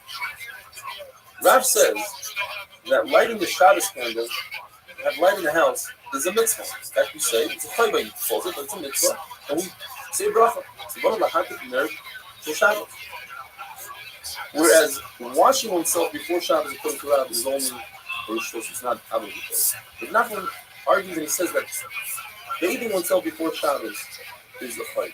It's a mitzvah. In fact, he proves it from Rabbi Yehuda Bar Eloi, the famous Rabbi Yehuda in our Mishnah usually, that he would wash his face and his hands and his feet, and he would adorn himself with a talus that had talus in it, and the Gemara says he resembled Malach Hashem's father. Malach. And the Gemara adds that his Talmidim were embarrassed for him, and they would tuck the corners of their beggar, but they're clothing inside, so you wouldn't see that they're missing the tzitzis. And he asked them, why aren't you wearing tzitzis? Are you concerned about shatnez? There's no concern because we hold like Beisilo. In Machlei Beisilo, the Shammai, you put tzitzis of clothes, which are semer, they're woven together with a bag of linen. You hold like Beisilo, then you can't. Neither of our Yehuda Bar Eloi was concerned of a tzitzis shlayla. At night, you do not wear tzitzis. You can't wear shatnez, and you might leave that bag on, you might wear shatnez at night. It says that Yirmiyah Novi said, he was complaining that he lost his hope, he doesn't have hope, he doesn't have the peace of his neshama, of his nefesh. Noshisi Taiba forgot the goodness that he used to have. What did he forget? What is he missing today? Says Gemara, according to Ravo, he's missing their Shabbos. He doesn't have life. Noshisi Taiba, according to Yirmiyah, means, I don't have a background. The reason Nafka says, I don't have a nice bed with nice linen.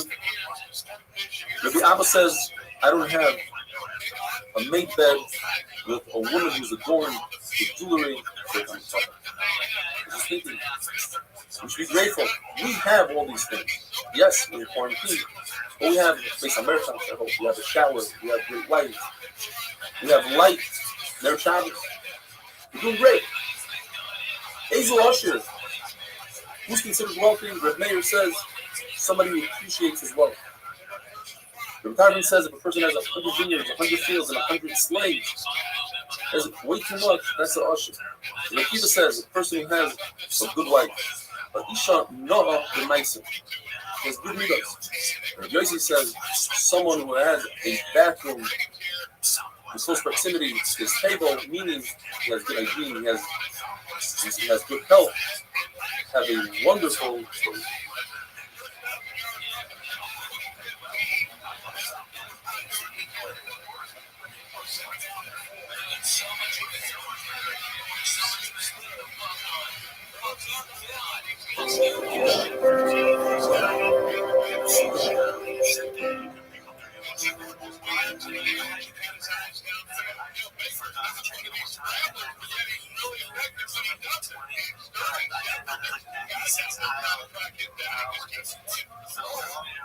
Shabbos Dav Chavav. I hope you're all staying safe and healthy.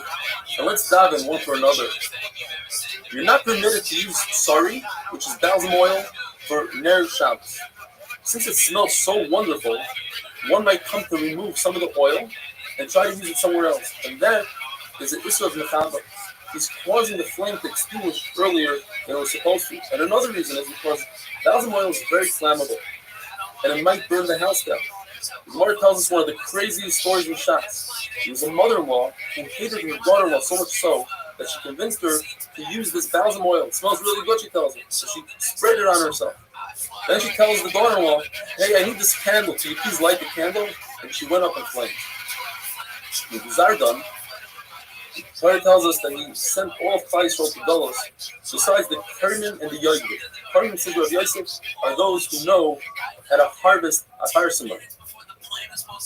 And they were able to harvest it from Ein Gedi all the way to Ramasa. Yoigim are those who know how to trap the filazon, the snail that makes telas, from Sulamois Tzur till Chayva.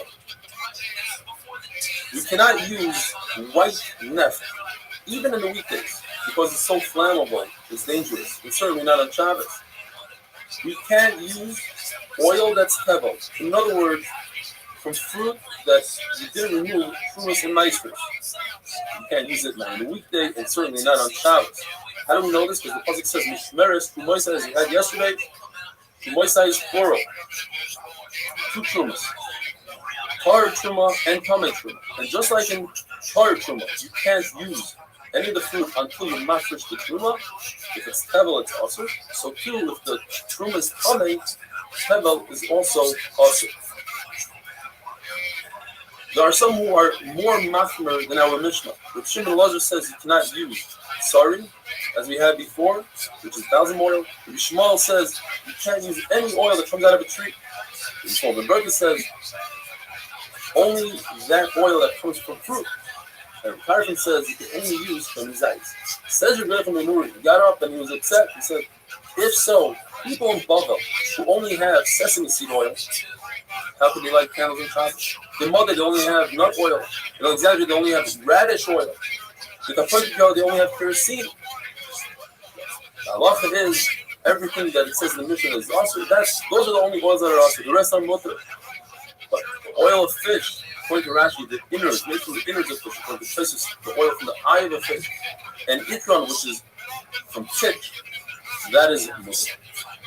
From Sufis says, all oil that comes from the flesh of an animal, meaning from chayla, from fat, you cannot use the oil of a fish. Now, what is the difference between Sufis and the Tanakh? They're seemingly saying the same things as the Gemara, as we had earlier, but over here it means slightly different.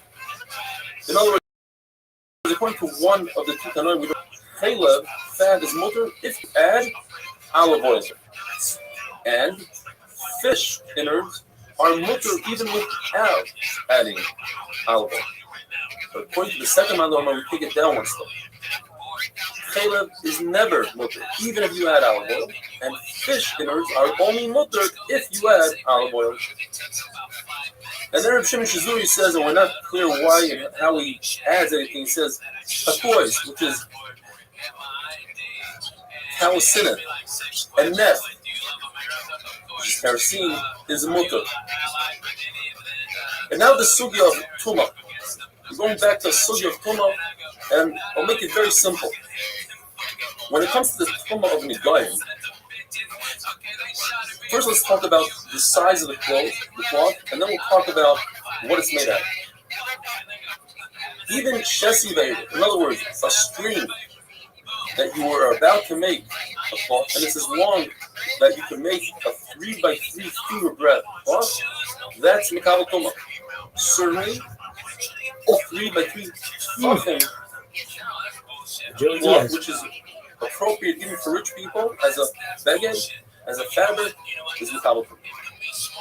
3x3 finger breadths of a beged is a Shesi Veir. Now, the Torah says by Negoim, the word beged, and the Torah explains it's made out of semer upishim, either wool or linen. So now we know that anywhere in the Torah that says the word beged, and it says it many times, by tzitzis, by tumas meis, by sheretz, by shechazera. You know in all these places, the Torah is referring to semer or pishtim. But what about other clothing?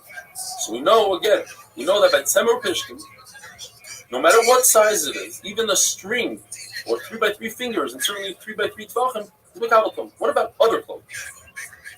According to Abaya, other clothing are not Mikabel Tuma at all, any size, anywhere. Everybody agrees to that. From Lazar, every Shmuel. But according to Rava, Yes, Restream Elazar says other clothing are not Mekabel Tuma in all sizes. However, Rabbi Shmuel holds that when it's 3 by 3 tefachim, then other clothing, not Tzemar Pishtin, in other tumais are Mekabel Tuma. Have a wonderful day.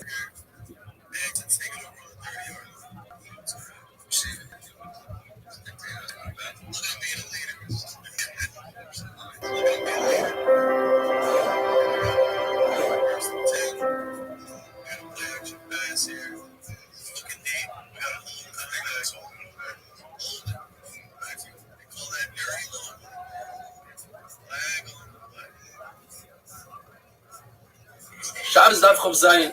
I hope, my friends, you're all doing well. A continuation from yesterday's sugya.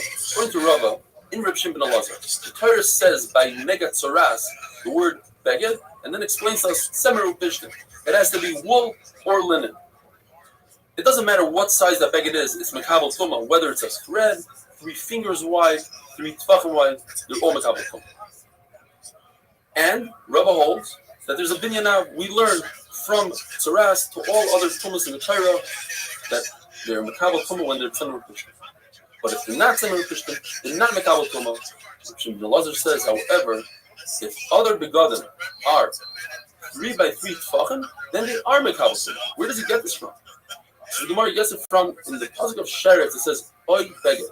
In those extra words, I learned that if a beged is 3 by 3 tefachim, it's Mekabel Tuma, even if it's not Semer Upishtim. Abaya argues completely, says, according to everybody, other clothing is never Mekabel Tuma, even 3 by 3 tefachim. So what does Abaya do with the words Oy beged? Abaya says that we don't have a flat out binyan for all tumas in the Torah. I cannot learn sheretz from Negaim, nor can I learn out Negaim from sheretz. And therefore, I need a beged to tell me that a beged that's 3 fingers by 3 fingers, Tzemar Pishtin, is Mekabel Tuma by a sheretz. Why can't I learn out sheretz from Negaim and Negaim from sheretz? Because each one has a kumra that the other one doesn't have. A sheretz is Mekabel Tuma b'chadasha, whereas Tzoras is Mekabel Tuma b'kigris, which is 9 times the size. On the flip side, Tzoras is Mekabel Tuma even if it's a thread, and sheretz is not Mekabel Tuma by a thread. There's a seeming contradiction in Rabbi Shmuel himself. And Abai says yes, in fact, it's a major contradiction. It's Mechatzel HaKatzel, where Abai learned to Rabbi Shmuel yesterday that no clothing, that's if it's not made out of Tzemar Upishtim, can be Mekabel Tuma at all. Over here, Rabbi Shmuel says that every clothing is Mekabel Tuma, whether it's made out of camel hair, goat hair, silk, inferior silk, it's all Mekabel Tuma.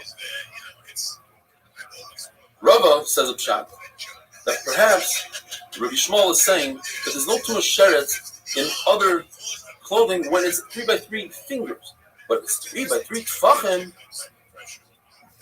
It is Mekabel Tuma, and that would be different than what Rava said the other day. Rava took it back. Another pshat is that it wasn't Rava that said so; it's Rava's Talmud Rav Papa. Sometimes Talmidim got confused; they weren't sure what Rav Papa was saying. What was he saying? His own Torah, or was he saying over from his Rebbe Rava? And Rav Papa says that Rabbi Shmuel wasn't discussing Tuma. Rabbi Shmuel was just saying halacha that there's no shatnez on clothing that are not Tzemar Upishtim.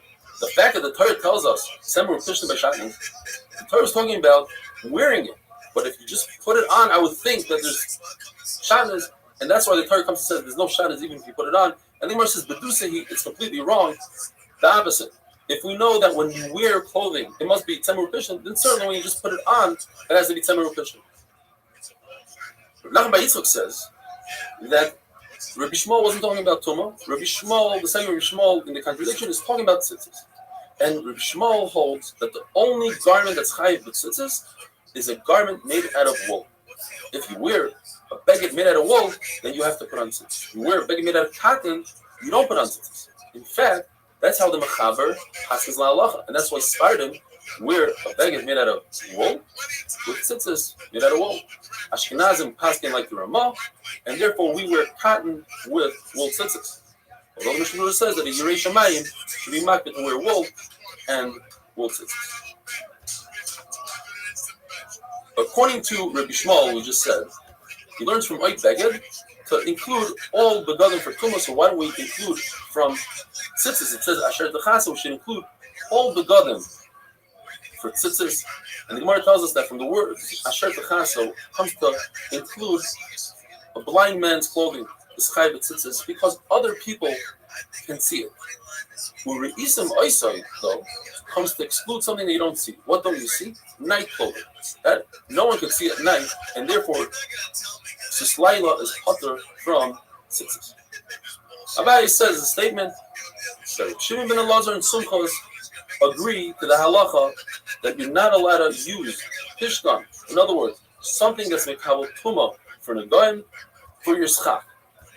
Shimon ben Elazar, we said, and Rabbi Yehuda holds that pishkan, flax, even if it wasn't spun, it just came out of the oven, the process that causes it to whiten, that itself makes it possible for schach. There's machlokes between Rabbi Yehuda and Meir about shasi. Shasi, Rabbi Yehuda says, only becomes possible for schach once it comes out of the kettle, and Rabbi Meir says it's like erev, that it's possible for schach immediately.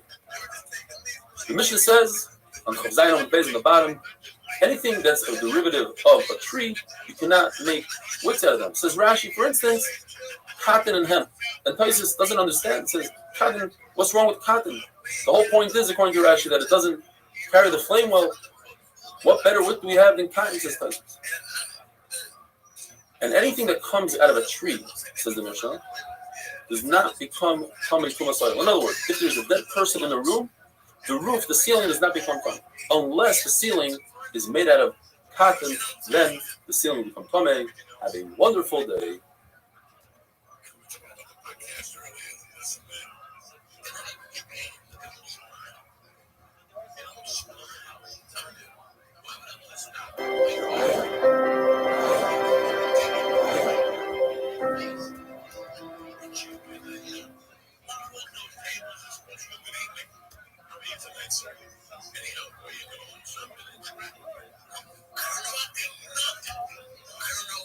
Shabbos Daf Chav Ches. Rabbi Said, I hope you're all doing great.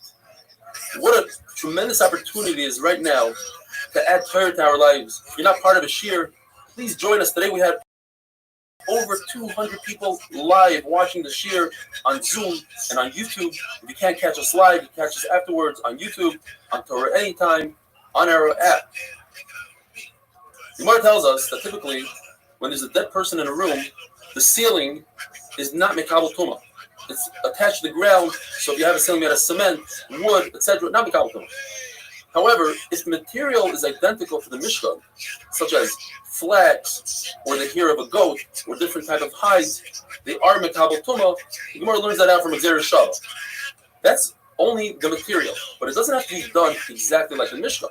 The Mishkan, for instance, took the flax and they did 6 strings. It doesn't have to be with exact details, it just has to be the exact material. Even though the Mishkan was built with crushing with wood, wood is not mekabel tuma. Why? Because the Torah says, crushing la Mishkan. The wood is for the Mishkan. In other words, it's not the essence of the Mishkan, it's just for the Mishkan. The essence of the Mishkan are the Yeriyos, are the layers on top of the Mishkan. The 3 to 4 layers, depending on who you hold like, and each one is mekabel tuma because there's a hekish one to the other. The bottom one was made out of semer upishtim, wool and flax. The middle one was the goat hair, and the upper one is elam and tachash. Now, Rebbe Lazar had a suffix. What about non-kosher hides? Leather made from non-kosher animals. Are they mekabel tuma ba'ayah? What was his suffix? His suffix was, did Moshe Rabbeinu use non-kosher hides to make the tachash? What was the tachash? Rabbi Yosef says it's impossible because only something that's tahar can be used to build a mishkan. So what is this tachash? The Gemara tells us if you hold like Rabbi Yosef, you must say the tachash. A language used there, kala ilan, which means wild cats. So it has to be that it looked like a wild cat. It had beautiful coloring to it, but it wasn't made from the hide of a wild cat. Rish Lakish says that this tachash is a one-of-a-kind species, only existed in the time of Moshe Rabbeinu, In fact, it had a single horn, like a unicorn, but it was kosher, not like unicorn that we're familiar with. Just like other Marisha, the carbon, the bull that he was makrib, had a single horn because the Torah says, meat carrots. It was a one-time thing. It was nizdam lefisha. It was necessary for that time. But after that, it was nignaz. You don't have tachash anymore. But the Gemara is still mesupik whether tachash is a chaya or a behema. Because even though the animal with one horn by other Marisha was a behema, was a bull, yet it's possible that it's a chaya because there's something called a keresh. And a keresh is a chaya. If I remember correctly, when we were learning chulin, there are some shittas that hold that a keresh is a giraffe, because there are some giraffes that have a single horn. Rava says, since I can make a tzad shava, you take two things. You take sheretz and saras. Both of them have a chumrah to themselves. Saras has the chumrah of shesi, it's metama even a thread.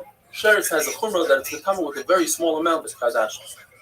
But the tzad shava, the common denominator between the two of them is that they are mekabel tuma. In other words, if you have a non-kosher hide, say a tiger's hide, it will be mekabel tuma if saras develops on it, and it will be mekabel tuma if it touches a sheretz. So says Rava, you can take those two and have a common denominator and say, therefore, hide from a non-kosher animal is mekabel tuma, but oyel hames. Comes Rava Mebarnish and says, no, sheretz and Negoyim and saras have something in common that mace doesn't have. They both are mekabel tuma, are mekabel with less than a kezai.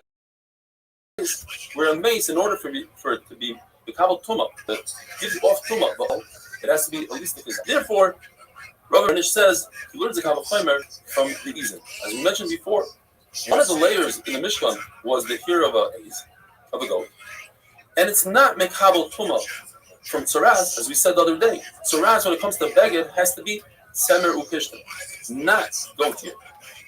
Yet, at the same time, it's one of the materials from the Mishkan, and one of the materials of the Mishkan is mekabel tuma by alameis. So, the hide of an animal that's tamei, which is mekabel tuma from tzaras, that's in the Torah, or mekabel tuma from tzaras, certainly it should be mekabel tuma. So now we have to understand Rabbi Yosef's statement from before. It says when it comes to Meleches Shamayim, it has to be from a kosher animal. What is it coming to add? So the Gemara is coming to add that the ritzuos of tefillin must be made from a kosher animal. Yes, Halacha Moshe Messina says the ritzuos have to be black, but the Halacha Moshe Messina doesn't tell us from what material. That's where Rabbi Yosef is coming to Mechad. To tell us that the parshiyos of tefillin have to be from a kosher animal, we don't need Rabbi Yosef. Yes, it fits into Rabbi Yosef's klal, and his klal is perfect for everything, but it's not needed for all these other things. The parshiyos of tefillin, it says in Torah, Torah Hashem beficha min amutar beficha, whatever you can eat, that's what you can make tefillin from. That the box of the tefillin has to be from kosher animal, that we know from Halacha Moshe Sinai, because you have to make a shin, and that's Halacha Moshe Sinai, so the hide has to be halacha, that has to be from a kosher animal. The fact that you have to wrap your parshiyos with the hair of a kosher animal, or sew tefillin with kosher sinew, Halacha Moshe Sinai, that you have to make square tefillin, also Halacha Moshe Sinai. And now the Mishnah.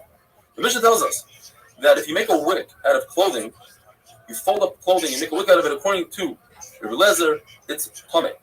Why? Because it still remains a beged, and a beged is tamei.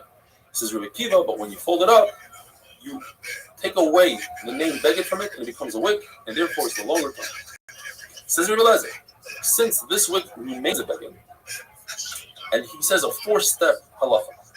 Therefore, if this beged is exactly 3 by 3 fingers, and it happens to be yontif that falls out on a Friday, and we hold, like hula, that you must burn most of the wick. In other words, once you light it a little bit, that's not enough. You have to light the whole thing. But once you light it a little bit, you just broke the wick. You ruined it. And by ruining it, you cause noilad. And if you cause noilad, Rabbi Yehuda says that it becomes muktzah.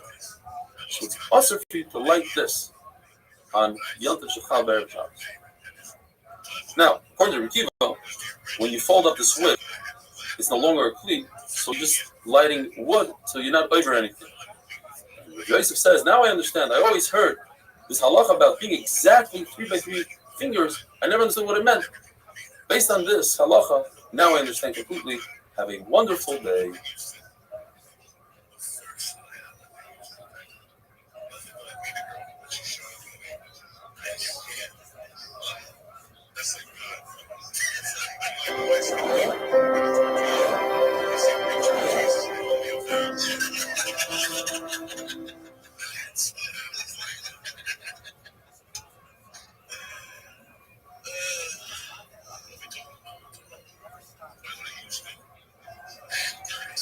Shabbos Avchavtes. I hope you all have a wonderful Shabbos. Please keep safe and healthy. Going back to the mission that we had yesterday, Silas Habegit Kibla, Veloy Hivava. You take a garment, you fold it up, you make it into a wick, but you didn't singe it. Yesterday we had one shot in Machlokes Rebbe Eliezer and Rebbe Kiva, why it might be tomei or tar, and why you can use it or can't use it on Shabbos. Today we have another shot. Rabbi says, the Rebbe Eliezer says you cannot use this wick on Shabbos because it's unsinged. You must first make it black where the fire can catch nicely, and you won't have issues with it on Shabbos. Otherwise, we're concerned you might fix it on Shabbos. How do we explain Rav Yosef's halacha that he heard and he wasn't sure where to apply it? There's a concept of 3 fingers by 3 fingers that are exactly 3 fingers by 3 fingers. Yesterday we said one shot. According to Rav, we have to say another shot. He's talking about Shuma. And Zmach Lekes, what constitutes a beged? Is it 3 fingers by 3 fingers exactly, or 3 fingers by 3 fingers plus the hem? Says Rav Yosef, it's exactly, not without the hem. Rav says, we have a machlekes Rav Yehuda and Rav Shimon we mentioned the other day. Somebody takes a pot on Yontif and he burns the pot. The pot just changed from a pot to a broken pot. A broken pot is Noilad, who was just born today on Yontif, and therefore it's muktzah according to Rav Yehuda, according to Rav Shimon it's not. Says Rav, it's not only a pot. How you living, it's even something like where from the moment it was created, it has a pit inside. Nothing was created on Yontif. What up, but when big dog? you open the date on Yontif, you discover the pit. That's Noilad. And he takes it one more step. Not only a pit, but even let's say a walnut, where there's the fruit inside and the wood is on the outside. That's amazing, dog. Good you job. see the wood, yet it's not wood until you crack open the walnut and you extract the nut. Then you're going to use the wood. So What up, Noilad on Yontif. Eric Shin says in all these cases, there is no Noilad on Yontif, and you're allowed to use all these items. The Lord tells us, Rab never said this halacha before us. Have you ever heard a story? How is it that who was Rab's uncle? we had, like, what happened before the Big Bang? He had a pit. He said, listen, if you threw that into the fire on Yontif, you'd be over on Noilad. And Rab didn't answer. Mar says, What would you ask? He didn't answer. Did he agree with his uncle or not? So Mar brings a story. Rab was eating a date on Yontif, and he took the pit. Did you get this girl's number who hugged you? If he held that the pit was muktzah, he wouldn't throw it to the animal. He says, wait a minute. It's possible you got that an Rab was Instagram? eating a very inferior Are you date. gonna go out And with that her? date had fruit on the pit. A good quality date, when you open it What up, was that? there's no fruit on the pit. But this date was inferior. And since it had Why fruit not? on the pit is not muktzah. It's considered fruit. And therefore, he allowed himself to take it and toss it to the animal. If a branch falls off a tree on Yom Tov, that's called Noilad. If it falls off into your oven, how do I use it on Yom Tov? Well, what was she doing? Cocaine? To add more wood that's not muktzah, I can use it on Yom Tov. The same thing would apply to our case. Of a pot that was burnt. Why aren't you gonna say, dog? If I add more wood to it, I can use that pot on Yom Tov to make a fire. Yeah, who gives a fuck gives a shit about some rando at a stand-up comedy open mic in fucking Australia? According to Rebbe Eliezer, it remains coming. Says Rebbe Amnuna, let me explain to you, Pshat. We're talking about a situation where there's a garment that started off as a garment. Okay, so you don't even know for sure that she was on drugs. 3 fingers all the way up to 3 tvachim by 3 tvachim. Which is even more reason. Decided to make it. Which is even more reason to say he took it and he wants to use it either to plug what a she hole was doing. or to clean or to hold a hot pot. Whatever the reason is, it's a shema. If he takes it, folds it up nicely, puts it in a drawer, into a box. All right, so and then he wants it, and it's 100% according to everybody, even Ruby. If he takes it and tosses it out into the garbage, and you found it in the garbage, according to everybody. Oh, so she was with the dude? It's not a beggar. Machlokes is when he takes it and hangs it up on a peg or hangs it up behind that his was door. just her friend? Rebbe Eliezer says he still likes it, he still wants it, it remains a beggar. Did she ask you to finger her? If he says he showed that he doesn't want it, it's not coming. Says the Mishnah, brand new sugya. All right. You know that Well, if you have you know, a bowl just of oil putting it out and you there, light you a never fire know. chunks, you take some All of the right, oil so out, you're over on the she was fire, on drugs. you're making What? the fire But you last won't less, say what that's drug? What was what it? if I Meth? have an egg full of oil with a hole in the egg and it drips out into my bowl? So it over the wasn't entire cocaine. chunk? It wasn't meth. By me removing oil, I'm over on the same machab because this handle is supposed to be lit for X amount Oh, of so time. she's Before I tight. remove the oil So this from girl's the cool egg, as now fuck. that handle lasts less.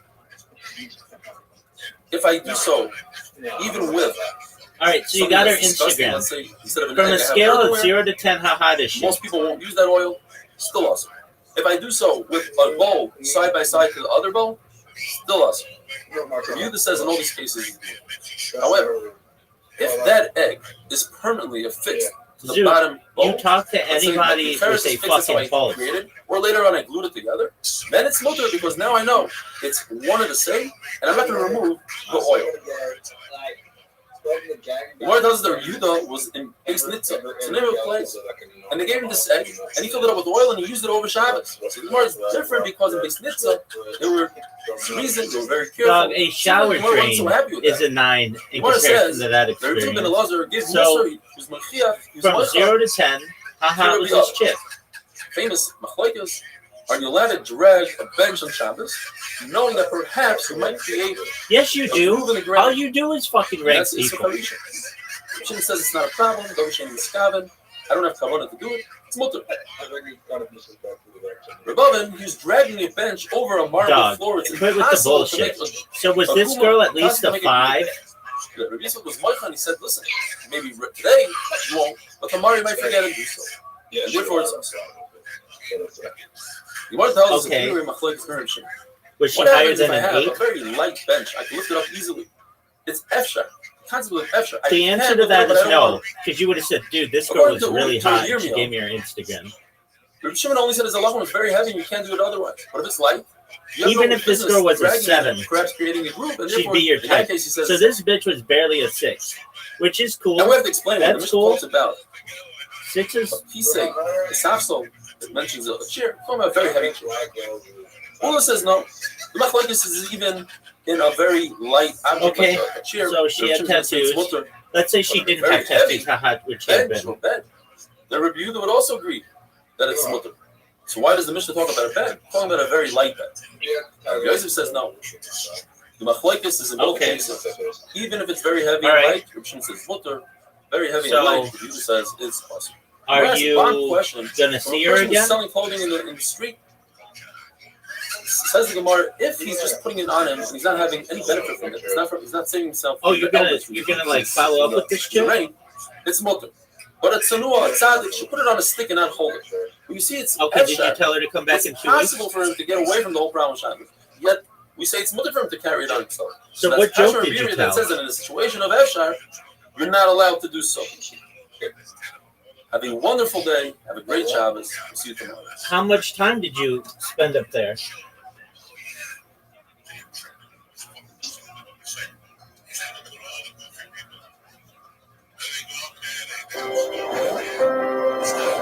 So how much time did you spend?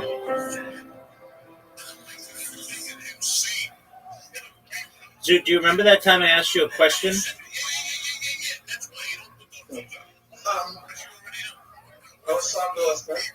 Yeah, how much time? Yeah. Okay. And what did you talk about? Shabbos Daf Lamed. We're starting the mission on the bottom of the test. If a person extinguishes a flame because he's fearful of the goyim or the robbers, or he has a person who's very You ill, lost your virginity on your he's 18th potter, birthday? meaning it's completely mutter. Our mission. All right, well, tell the story. Well, it was to an Escalade, which is like bragging rights in this fucking economy. Like, it's like, I feel like there's less stigma now, and like, if you got money to fucking escort, like, it's bragging rights. I know you keep saying that, but it's not. It's really not. It's like you had $200 to blow. It's not bragging rights. It's anybody's world. Yeah, but you exaggerate it. You say, when I was doing the stand-up, I was going exaggerating, like saying it was a high class, and I was paying a lot more than I actually did, So you straight up lied. Okay, that's fine. So you Well, you might people do. I know. I'm not saying that that's a bad thing. I get it.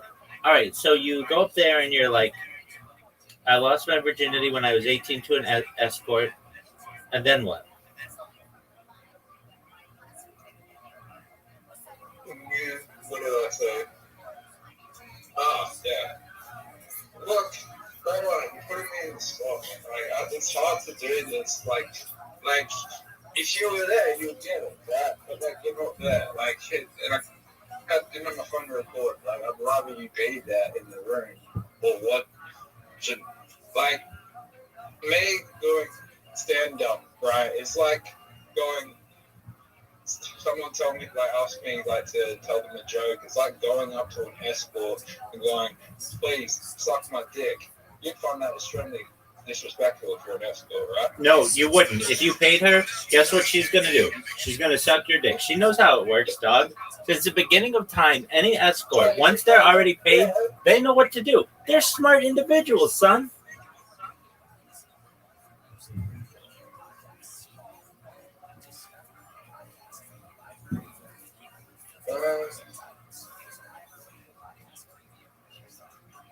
Doug, so you talked about losing your virginity when you were 18.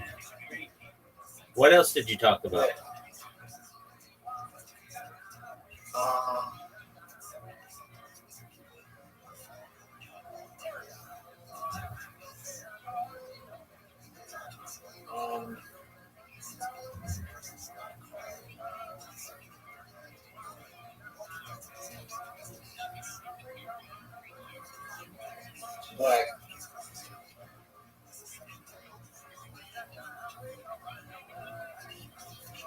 Like, Rayman, like the character Rayman. Okay, so you talked about Rayman. What did you talk about? Yeah, I said, I'm like, if I'm autistic and I'm like Rayman, then like a lot of women, a lot of escorts are going to jail if I'm anything like Rayman, because that's the only type of, that's my only introduction to autism, basically. What I'm saying. I don't get it. Please explain. Do you think Rayman can consent? No. Then basically I said that I find anything like Rayman, I think there's a lot of escorts that should be in jail. Okay. I mean, did you talk about anything but your obsession with escorts? Let me say this. That's not a bad obsession. That's not a bad obsession. That like I'm putting it down. That's actually one of the best obsessions you can have.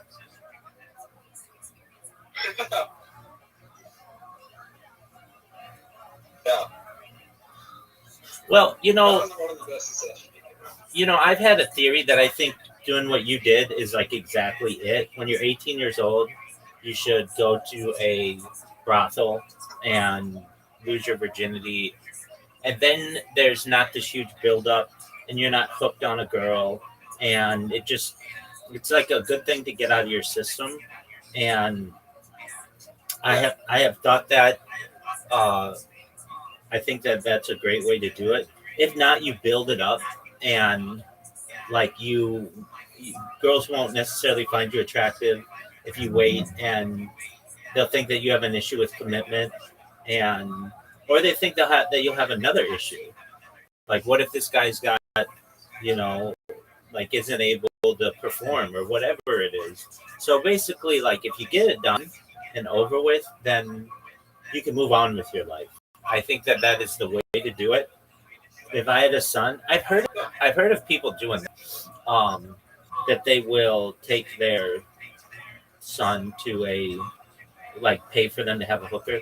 I don't think that's necessarily the way to do it, but I know in like Dubai and the Middle East and stuff, the brother will do it. Their brother will basically buy them a hooker. I know in like in Amazonian cultures, the way that you learn to masturbate is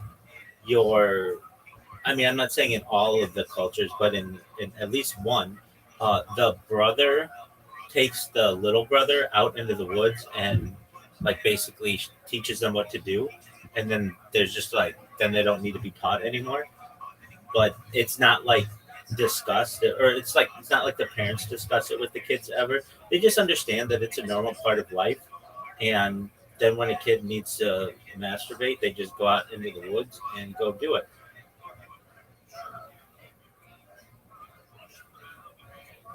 So what I'm saying is these things shouldn't be as taboo. I mean, I honestly don't think that sex work should be looked down upon, and it is. I think that there's a lot of cultural stigma to that, but um, I I have never dated a girl who has done sex work, but I wouldn't be against it. Like I would understand she just was going through a tough period of her life, and she had to do what she had to do to get by. That doesn't mean that I can't still love her or that she can't be a great mother or whatever other things. Uh, I get it, that happens. And because here's the thing, at the end of the day, being a wife is just sex work anyway. And that may seem like a controversial take, but basically, in a lot of ways, especially like stay-at-home moms, they not stay-at-home moms necessarily, but like homemakers, women, especially of the past, like the 1950s housewife, who didn't work, who just basically cooked and cleaned and were a hole for their husband to have sex with. That is as much a sex worker as someone who gets paid to have sex with somebody and then leave. There's the argument that I've read. I think it's a stand-up comedian's bit, but it's become more like a street joke at this point. That with a hooker, you don't pay her to have sex with you; you pay her to leave. Basically, that's that's the benefit of it, as opposed to having to have a relationship with this person. Maybe you want or you don't want. It's just an understood. Um, it's just an understanding that you have that once they're paid, they should leave.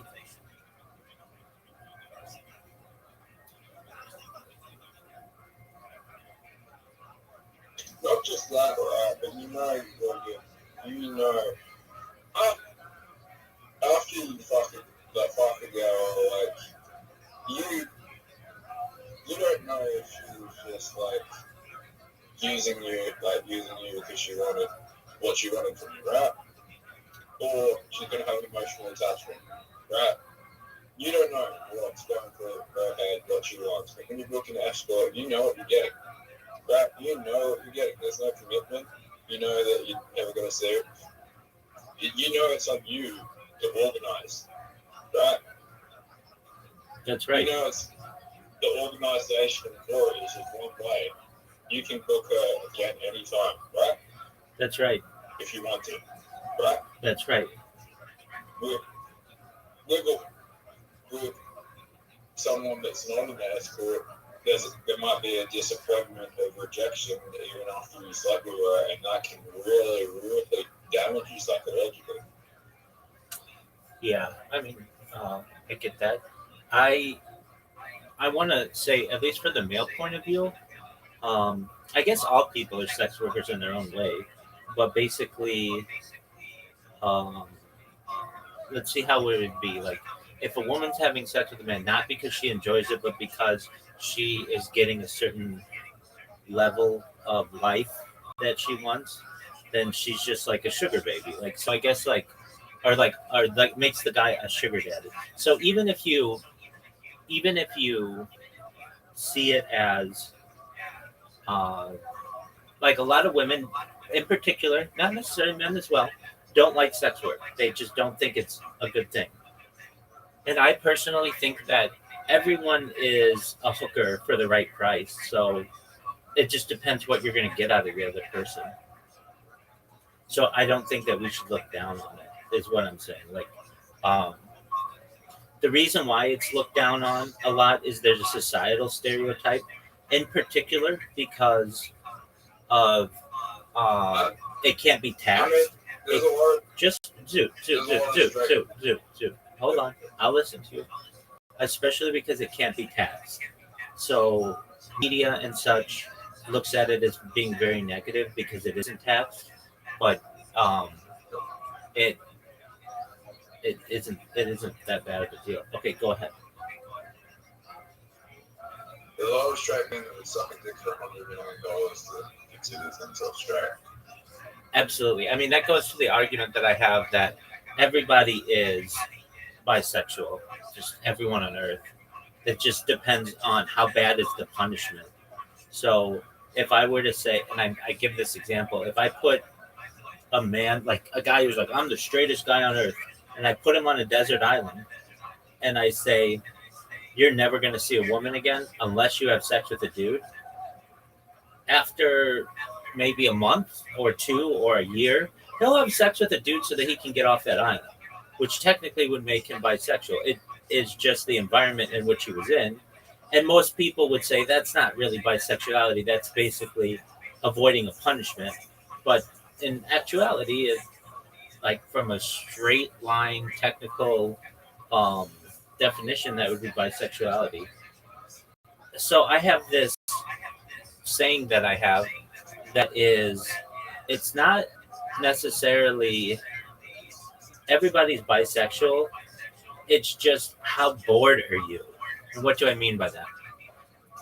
If a man is into girls and he can get girls, then usually he's heterosexual. But for a guy who can't get any girls for whatever reason, a lot of times he'll just get bored and end up going with guys. Same with women. There are a lot of women, and I empathize with them. Males today are pretty scummy, just in general. Like your average guy is not usually that good of a guy. So they just move towards women because they are more familiar with them and they don't have to worry about all of the things that come with a man.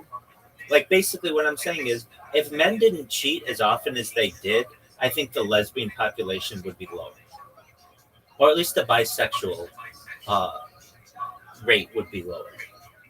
But men cheat, you can't trust them in a lot of cases, and thus you have more women who don't want that heartbreak, and I totally empathize with them. So they just choose to either be bisexual or polyamorous or just straight lesbian.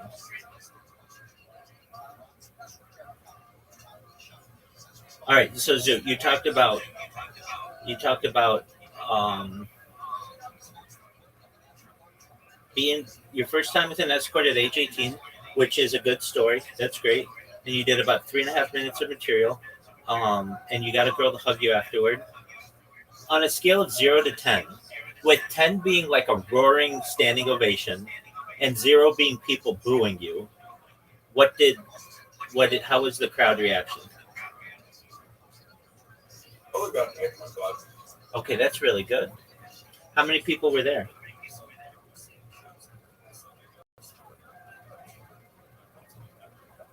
32. Oh, that's pretty good too, man. Good on you. I'm proud of you. You did it again. Oh, I'm gonna just tell you right now. I don't believe your bullshit about your phone, but that's cool. I'm never gonna believe that. It was. Zoot, It wasn't not charged at all. Zoot, you know how to charge your phone. Any event that I've ever had, that I mean, especially when I've done IRL live streaming, the first thing that I have to ensure is that my phones are charged or that I have a power bank, or else it's basically pointless. But that's okay. I understand. You admitted it earlier, and that's totally cool. You said, "Look, I don't want to live stream. I don't want to record myself because." You said something like, "You're not going to think it's funny in the moment because you weren't there," or something like that. And you also said, you're live streaming, and um, I don't necessarily want other people to hear it. I get that. I totally get that. I'm not dogging you at all for that. Just I'm not stupid either. I know that you know how to charge your phone, and you refuse to do it, or you just don't want to record yourself. I get that. I don't think that's good for your comedy career. However, I do understand that that's how you want to do comedy, so that's cool. With that being said, I'm really proud of you for getting in front of people. You got a hug from some girl. Uh, you got her Instagram. That's great. Did you communicate with each other on Instagram?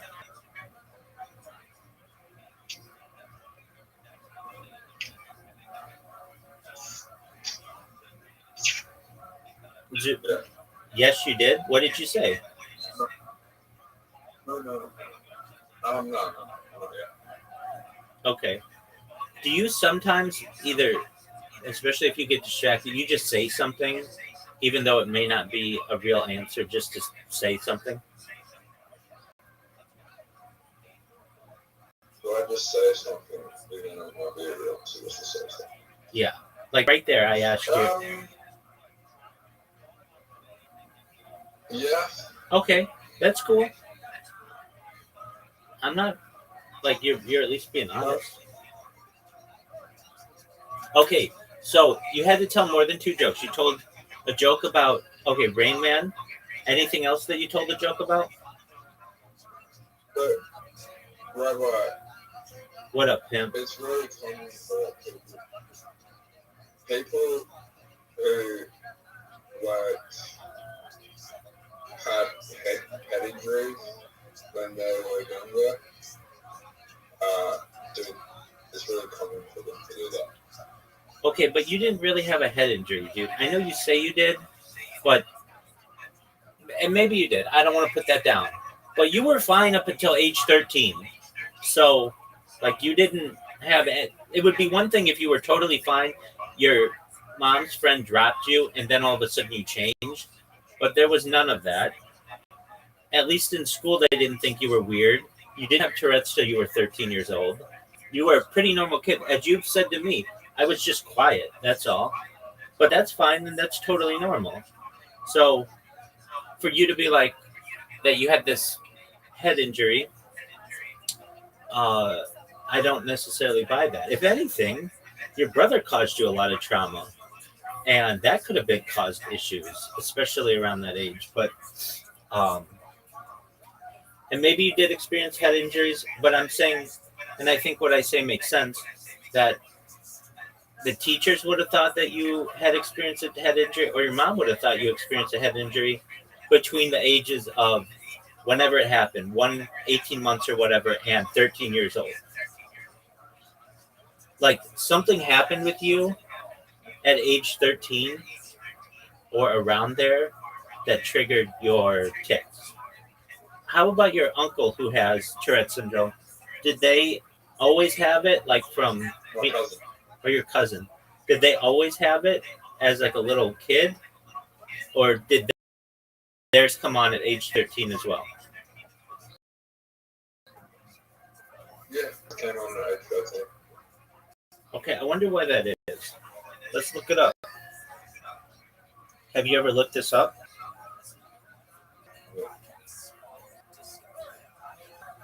Maybe it was head injury. You just think that both of you randomly had what you consider to be head injuries? Well, maybe it's a genetic thing, but it was a head injury that just it's like genetic thing, but it could be a head injury. All right. Do you do eye blinking? Yeah, and Tourette's.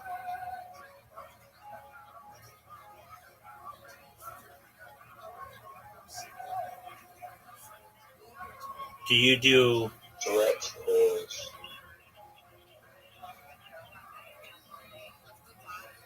it typically begins from ages 5 to 10, usually about ages 5 to 7.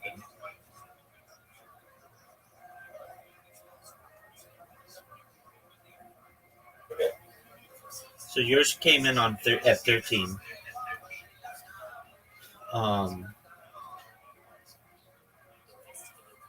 I mean, I'm not a doctor, but I think that you should, like, of all the things that you go get diagnosed for, which is, and just my knowing you, like half a dozen different things. You haven't been diagnosed with Tourette's, which is the obvious one that you have. It would be like going to the doctor after you have a gunshot wound to the chest. You go to the emergency room and they're like, okay, what's wrong with you? And you're like, well, I've got a runny nose and I've got cataracts in my eyes and I've got a hangnail. And they're like, oh, okay, well, you've got hangnail syndrome and cataract syndrome and a runny nose syndrome. But you never talk to them about the gunshot to your chest. Well, you know, there were some symptoms that came on me when I was 5, right? There was a moment looking back when I was 5 years old where I saw a dog. I saw a dog walking. Now, this is actually a funny story. So I saw someone walking a dog when I was 5 years old, sitting in the classroom. And I have a tip for the first time where I barked. I barked. You barked. Okay. I barked in the classroom. And the teacher didn't know who it was, and she sent this girl outside the classroom.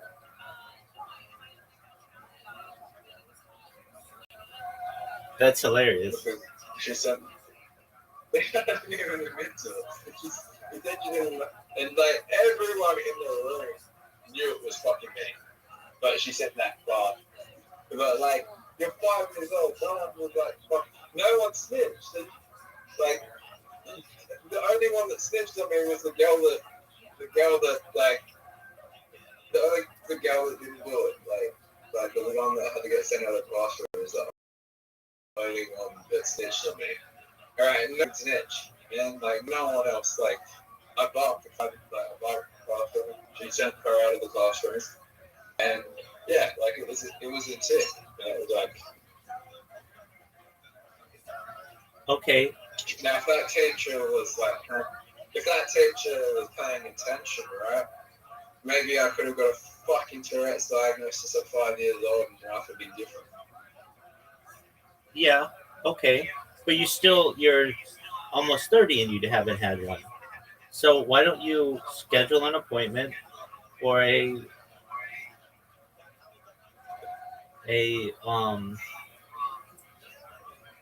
just a diagnosis? I mean, then you could have somebody tracking it and they could perhaps, I don't know, maybe there are medications for it. There's no medications to it. How do you know? There are, but they don't fucking work. You don't know that. You absolutely don't know that. Like, instead of here's the thing, I want to help you, but I can't help you if you don't help yourself.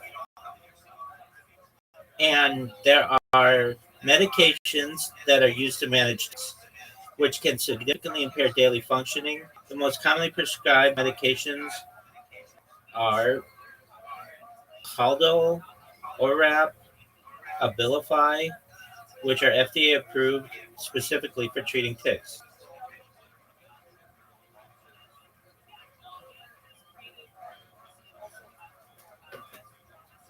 You live your life basically avoiding this diagnosis. You're willing to go with I've got ADHD and I'm like, your tics literally make you scream out that you have psychological issues that are very serious that you don't have. And instead of getting that addressed, you just live your life with it. And Robot, my phone's on 1%. Of course it is. I gotta go. Okay, excellent. Excellent. I gotta get my charger. Okay, sounds good. I might be a while though. Of course you will be. No worries. No worries. Come back later tonight.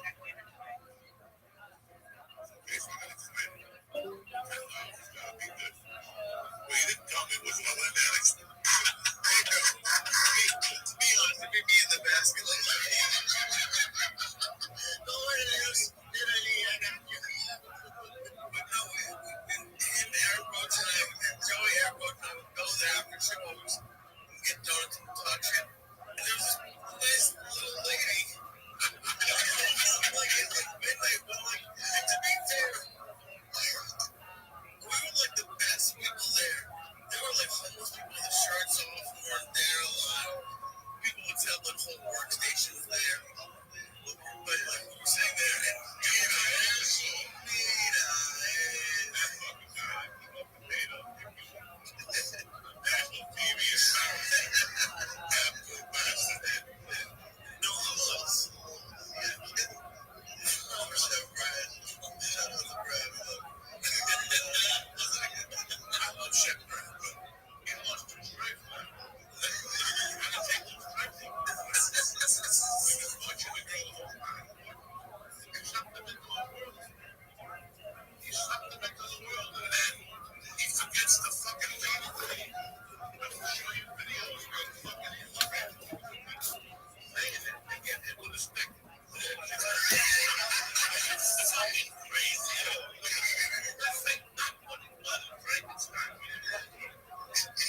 that's unheard of.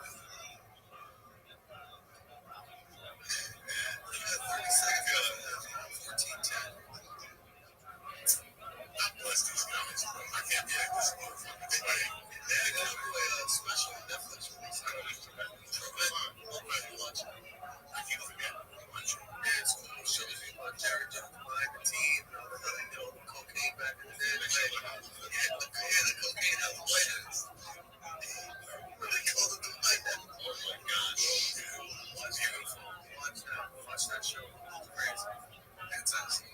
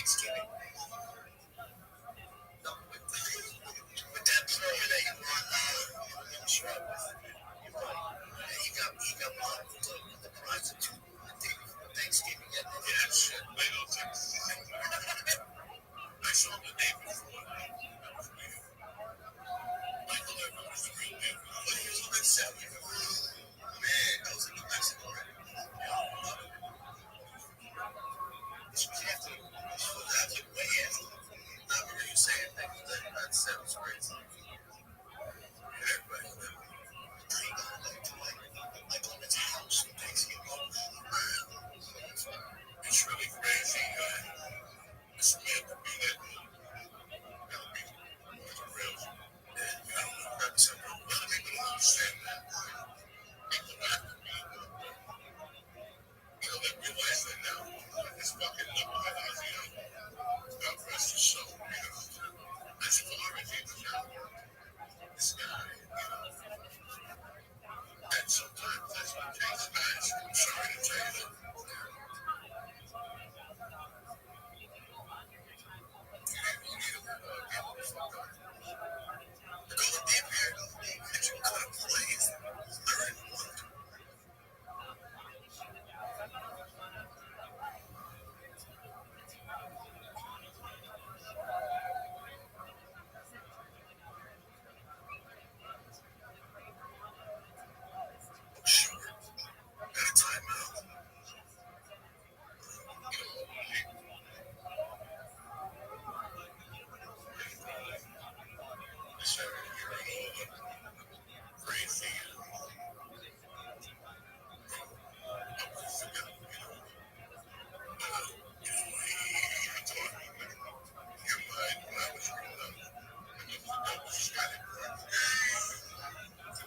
Yo, what up? How you living?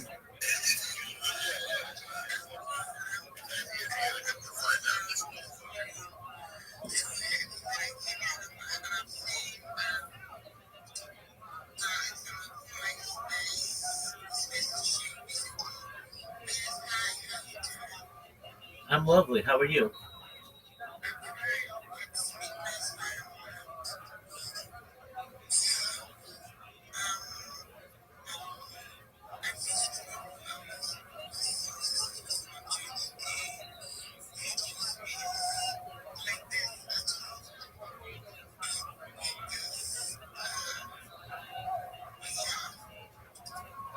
Very well. Do you have?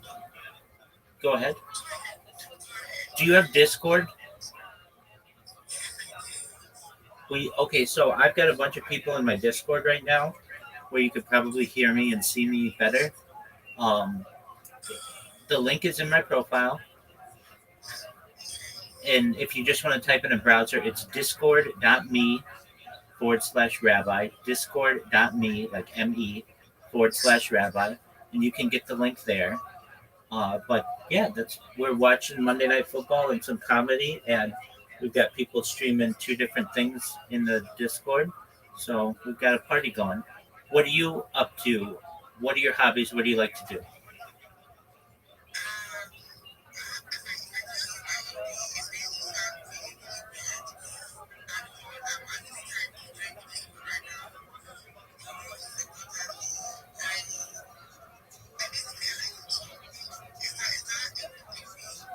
That's absolutely fine. We like people who talk.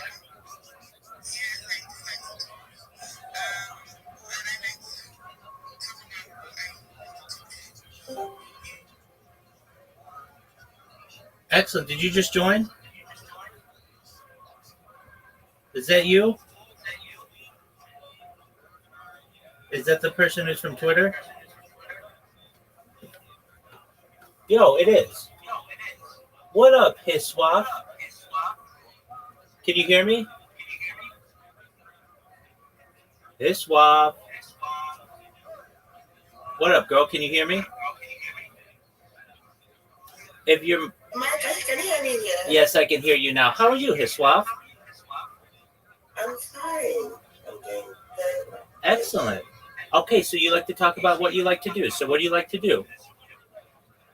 Okay, so I'm a fellow in Web3, obviously. Then I co-founded a community right here on Hex where because the adoption of Web3 is quite massive in my country. So we brought the community is to basically like sensitize people, newer persons joining the space, tutor them, mentor them. So it gets confusing. It gets really really confusing for newer persons here. So basically, that's just what I do. Yes, and so far so good. I've avoided about over 5,000 persons. Yes, into Web3 from Nigeria. Yes. Excellent. I love Nigeria. I just like to talk about questions. Excellent. I love Nigeria. Okay, so shout out to Lagos and everybody else in Nigeria. So you like to mentor people in Web3. Do I understand that correctly? Something like that. Yes, I like to mentor people in Web3. I like to get more heights on people's projects. So obviously, I think it works hand in hand because while I'm mentor, the mentorship is going on. I'm able to still put them on opportunities. Yes, that's the perfect word. Excellent. We have another friend who joined us. What up, Ripple Ryan? How you living? Ripple Ryan. Yeah, go. Good, man. I'm good, man. And you? Lovely. How'd you find out about me, Ripple Ryan? I followed let me say my boss. Yeah, my boss Iswat. Oh, very well. I joined your lecture, so I had to join you also. Absolutely. Hiswat. Wow, you've got your own team, right? I do. I mentioned that I had a community right here on Hex, and yeah, so Ryan is one of them. It's my guy. So Excellent. Okay, so what kind of Web3 projects do you do? okay, so utility name. Sometimes I do work with or I do normal name. I mean, with if it memes are back with web community. There's also this other one that I'm really really bullish on. Stray Dog. You can check them out if you have the time. Stray Dog Coin. The memes like that have good backing community. I do them. Then utility memes too. I'm there. But lately, I've been moving towards memes that help or change something in humanity. So there was this meme that I came across recently. It's not even a meme. So they had they are an NGO. Okay. So they have it's an NGO where they take care of dogs. Okay. Okay, they so they bring in dogs. We have like dogs that are not really taken care of. They're just running around everywhere. So what they do is they bring them in, take care of them with the vet, right? Take care of them, then feed them, take them in. The dogs that need wheelchairs, whatever it is that they need, they take very, very good care of them. So recently, a community member created a meme for them so that they get royalties from the meme to take care of the dogs. And they've been taking care of 1,200 dogs monthly, Wow. right? Yes, it's huge. It's CMTRG, so it's huge. They've actually been doing this since 2011 Oh or wow. 2013. A long time. Mhm. A long time, really. Mr. Beast had them featured once on his channel. He's visited before. So I personally, I've been moving towards like doing something to basically like help not only myself but generally humanity in terms of. I mean, I'm helping the dogs. I'm helping save lives. So I like that. So that's for the meme coin. The meme just the royalties from trading the meme goes to them, which in turn feeds the dog. So yeah, Excellent. that's pretty much it. Excellent. What other meme projects do you like? Mm. I love utility meme projects too. Build actual utility meme projects. Um, there was one time that I had a project where they are actually backed by real life casinos. So the casino profits fund the project and they give back. They have the decks where you can easily like trade from their meme to other tokens. So yes, I really like I love basically utility meme projects too.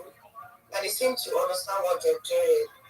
And because at the end of the day, we're all in Web3 to make money, to have fun. We love the tech, right? We love what it brings, the possibilities Web3 bring, but we still want to make money.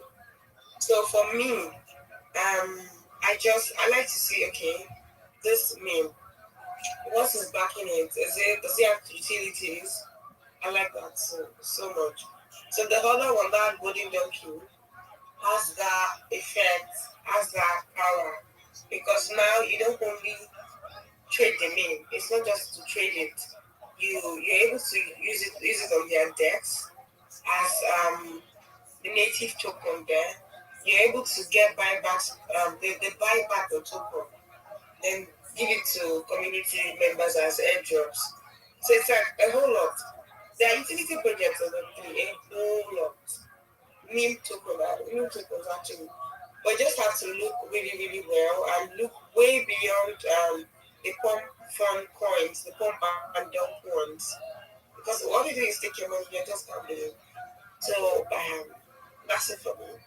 What kind of meme coins do you like to do you even trade? Yeah, I do. I'm sponsored by a meme coin. It's known as Harry Potter Obama Sonic 10 Inu. It's worth about $100 million. Oh, That's what all my wow. merch is, and it launched like almost 3 years ago, and it's got a really great community. It's got tens of thousands of holders, and it's a very strong coin. And so that's the main one. And then they have a project NFTs that are Sprotos. These little NFTs. That's what they use as an NFT project. Um, I personally I stream my life, like you can see I'm on camera, 24 hours a day, 7 days a week, 365 days a year. So I've been live streaming now for 3.5 years. I have more data archived than any person ever. I'm live right now on 20 different YouTube streams, and you can watch me in 360 degrees, and you can watch my whole life. I eat on stream, I sleep on stream, I do everything that someone does over the course of their day, and I do it for world peace. I don't want war anymore. I talk about things like ending world hunger through the use of technology, like agricultural drones, floating greenhouses, saltwater greenhouses, things like hydroponics, vertical farming, cloud seeding. I'm an advocate for ending world thirst through the use of technology. This cryptocurrency of which I'm a part, we build wells in Nigeria specifically. So we've built wells in your country to help people there. Additionally, I'm an advocate for life straws and most importantly, desalination technology, where we pump earth seawater onto land to make it drinkable. So that's basically what I do. Um, but yeah, I allow people to talk about their projects and I do my best to advocate on their behalf. And your dog project sounds very interesting. And you should know that, your pitch has been archived for the world for the future of humanity. And I think what you're doing is really cool. And I appreciate you sharing it. Thank you. Thank you, thank you. I actually really like the concept. Everybody, I'd like to think that everybody wants world peace.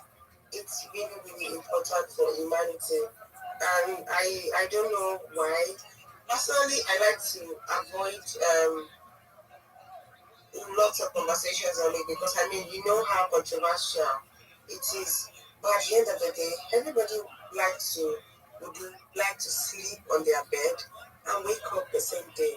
Everybody would like to just relax. You don't have to think about who is going to hurt me. Am I going to be safe here? So basically, I love what you're doing. I am too. I am a very big advocate of world peace too. Maybe not as loud as you are, because obviously, if you stream 365 hours a day, sorry, 365 days like every day, Every day. every hour, every minute. Exactly. That is massive. I can't even wrap my head around it. And yes, the tokens, the projects you've spoken about, the NFTs, I'm going to also take extra time to look into them and obviously join you because if it's coming from you, I think if you're a very dedicated person from what I've heard this evening, this night, you're very, very dedicated. If you could do this for a whole year, it's a lot. So personally, yeah, I'm going to be working really, really closely with you. I'm going to be mirroring out there. Yes, that's the word. I'll look at what you're doing, come on to your stream spaces. Just come on, say hi. But yes, thank you so much for giving me the audience. Thank you, thank you, thank you. Absolutely. Here's what. So your name is Rabbi. Correct. Okay. Yep. Hi. Hello. Thank you. Absolutely. You and Ryan are always welcome. I think what you're doing is really great, and you've got the right mentality. Go on Twitter Spaces where people have open mics. Tell them about your project. Educate them. That's the way to do it. You know what to do. Yeah, I do. Thank you. Thank you so much.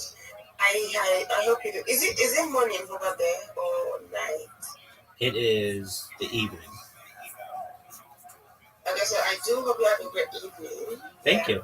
Take care of yourself. Absolutely, and we'll see you soon. Come in whenever you're bored, and we'll catch me up on your project. Okay. Okay. Okay. Bye, Excellent. everybody. Bye-bye. Take care. Bye, his wife. Bye, Ryan. Bye, man. Bye. Take care. Pleasure to meet you. No, I guess he thought, this is my assumption of the reason he flew like that. I guess he still thinks he has the army use that. I thought he was going to launch and they would feel something.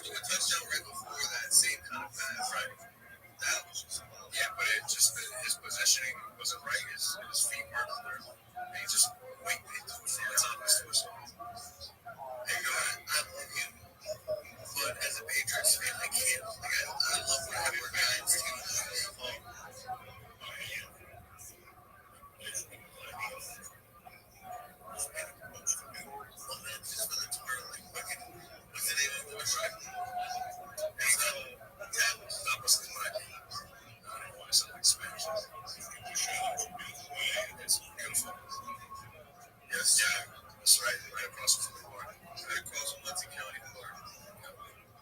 Love that part, man.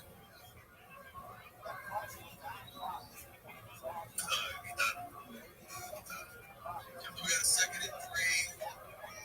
Beginning of the second half here. All right, let's do this. Tampa Bay on the ball. Back to me.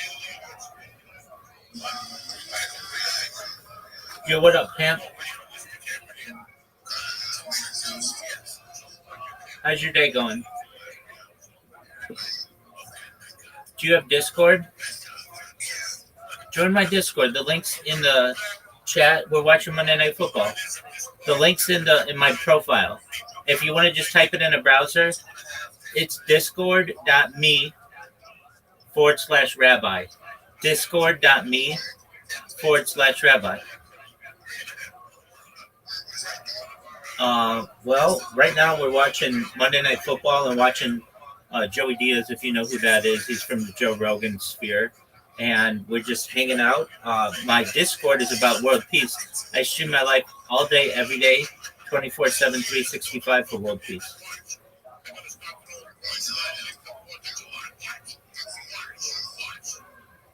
What'd you say, Big Dog? Who is your team? Yeah, they did. They're not having a good year this year. That's all right. Come on in and enjoy yourself and meet the other people that we have in here. It's a party. Excellent.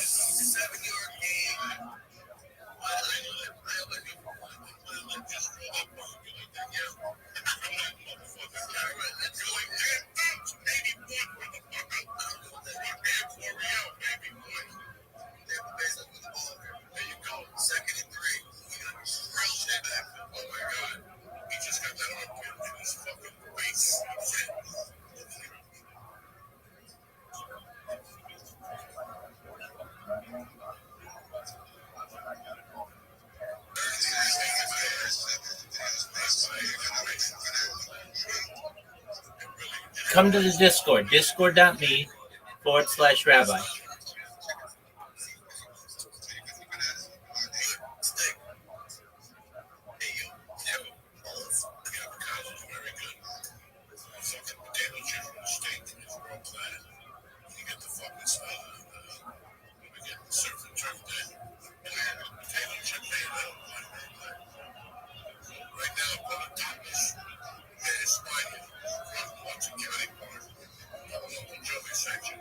Again,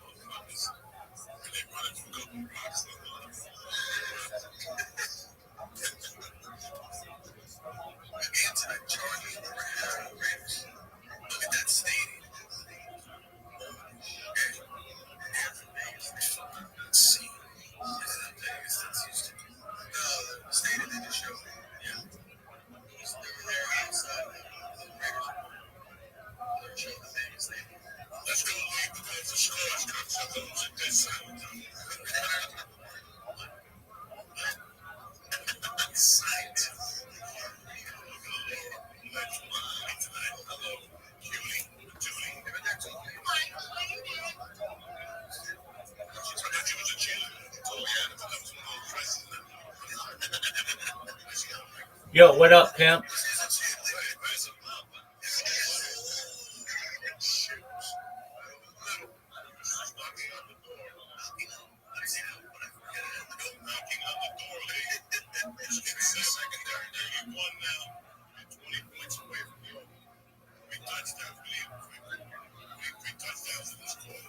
Yo, dog, come to my Discord. It's discord.me/rabbi.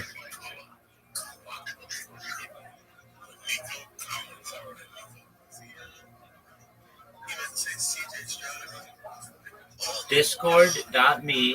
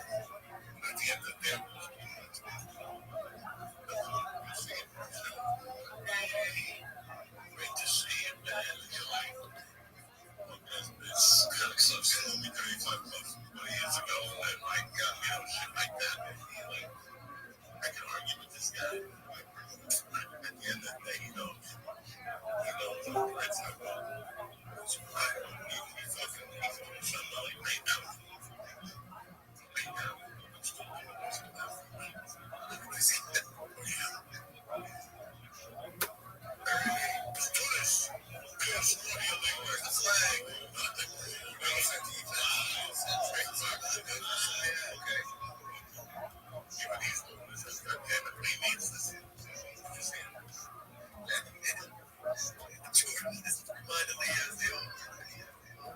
Because I'm the under. We don't worry about that. Oh, I know that was South. Oh, Nancy. Touchy, touchy. See if we can find her. Right? Off the ball. There you go. Production. There you go. Oh, shit. Nice. Nice. All right, great. 5:20 left. Third quarter here. Get up, take a beat, wipe your mouth, and get back. We got a fucking game here. Ball here. Yeah, sometimes I think I should in the second quarter. My asshole's at you in the fourth quarter.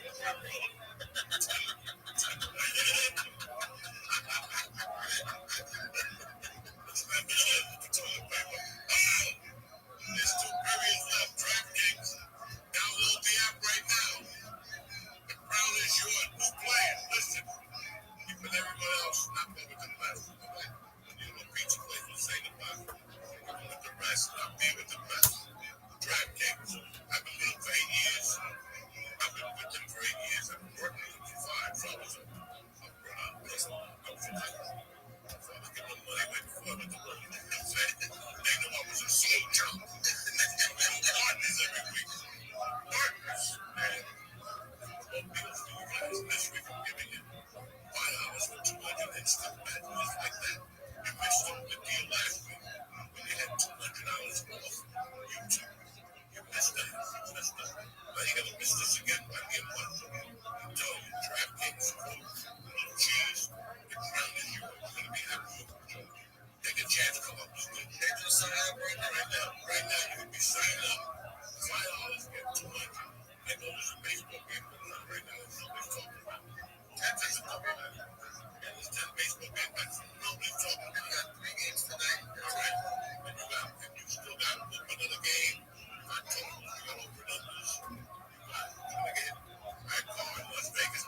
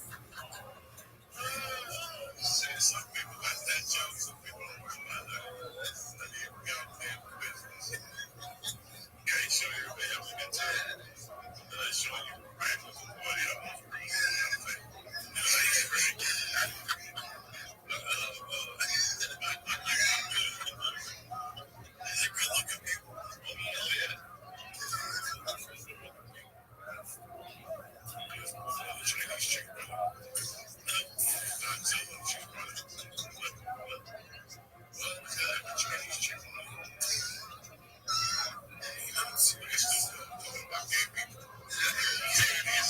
He's on TV. I say something about trannies, they put me on the prison.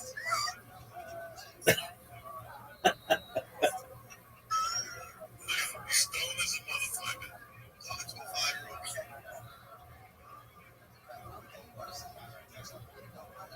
Got white trannies. That's not your ass. Get a touchdown, get excited. Come on, get me a touchdown, Reagan Baker.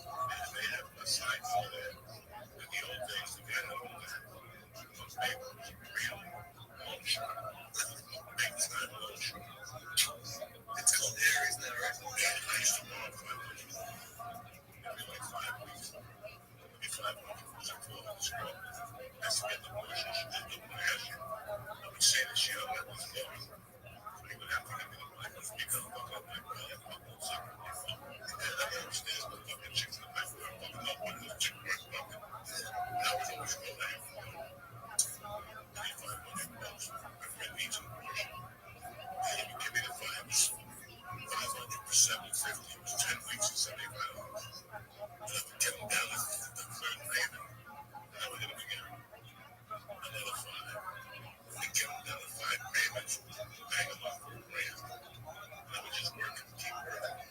He'd say how many of these girls get pregnant. I'd go ahead once a month and just work. Another buddy, he was doing the same thing. But we weren't supposed to know that we were doing it. He didn't know we were supposed to do it. I must have been down 24 payments. And I was going to come around and I looked at my brand. All I knew was he gave it to me like gravy. And in those days he was so connected. He gave me a check. In those days they used to be up so early. And accidentally, I said, sit there. There used to be a bank that was a Jersey bank. I remember the last time he gave me $5 grand. I had to go to that bank, be a guy in the bank, I cashed it. And the guy knew exactly what you make the payments for me. Well, that same guy, I know his name, but I know he's talking about names. Let me tell you what these guys are. That same dude was a manager when I was a kid at a bank down in my house. And I had an episode with him there. He's a dear friend. We used to be playing. He used to run that bank on Berkeley Line Avenue. In those days, it was such a profit margin. Okay? The man was so wild with the king. If you went in on a Thursday night and said, listen, I got a deal now. This is, you can go there and say, I'm selling out at the bar now. You went there and said, friend, I'm going to give you a key. This price cash, you sell, give me a piece of it. Listen, he can give you the money. I didn't want it from the safe. You have to have it back by Monday at 9. You can put it back in the safe. With the same denomination of note, not the same number. Those days, you just put it in. So I gave you $10,000 for money. I give you back that $10,000. And you can have the money back by 9 a.m. No time to safe open on Monday. That money had to be flipped in. That's how much they would play this town. That's how they would play. They're not even going to get off on this. I don't know how I would find the guy who took back then. Everybody, different world, that's a number. You're just not unknown. Sure. I was there one night when we constantly did that. I said, if I check everybody's ID, there was a bunch of underage people there. I was underage inside. But if you were senior high school, it's not regular.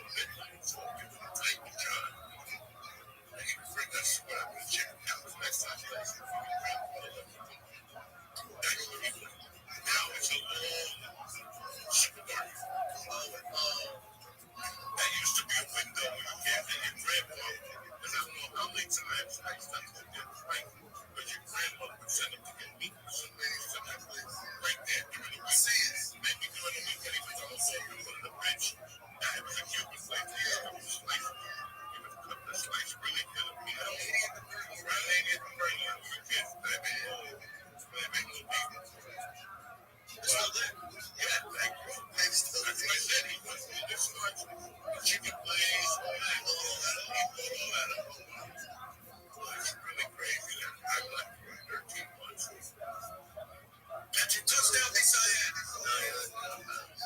Nailed that guy. Knocked out him.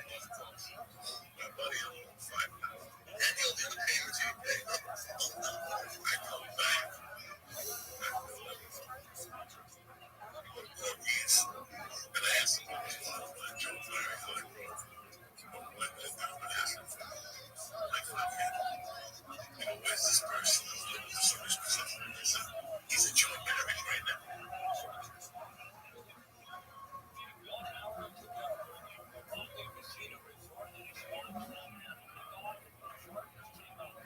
Something given a half of the guy wants some money. I don't give a fuck. I put him to Joe Larry, I don't know in the ball. On that street. I go on the side. There's a side door to Joe Larry's. And on top of this window, they fixed it. It's beautiful. They fixed the windows on the side of those days. There was a slide up window. So I creep up to the door, and there's a glass. And I'm knocking Joe out with glass. I'm doing this shit. What's his name in there? And they're like, oh, come in. I'm like, shut the fuck up. It's Lee in there. They're like, oh, come in. I'm like, George is in there. The guy who's the dog, that's the fucking guy. I'm like, George, and they're like, we can't hear. What do you say? I go, it's George in there. No, George is up here. George was upstairs. He looked up like a ball. He opened the window like this. Nothing. George, where you been? He's like, oh my God, how you doing? I said, George, I got your money. He goes, I'll be right there. The motherfucker didn't close the door. I started walking. I got my buddy's car at 2 o'clock. He never came back. I got your money. I'll be right there. He said,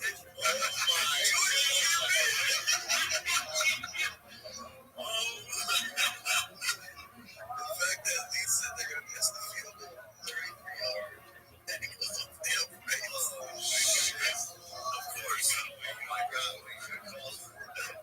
They said it as he was swinging. I was like, you need to go see what's up there. Oh, that's how we need to go get a chicken. That's it. And I bet him when he had a fly chase when he was at the fed fly.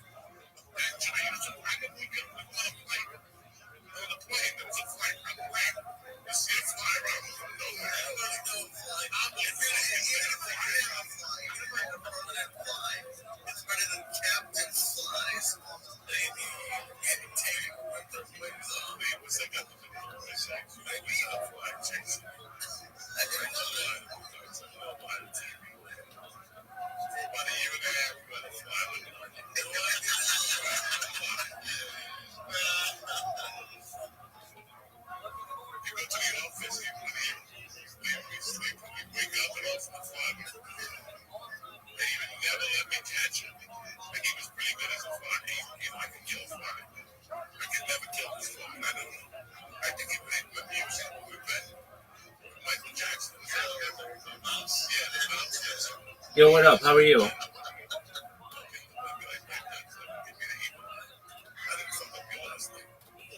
Yo, come to my Discord. It's discord.me/rabbi.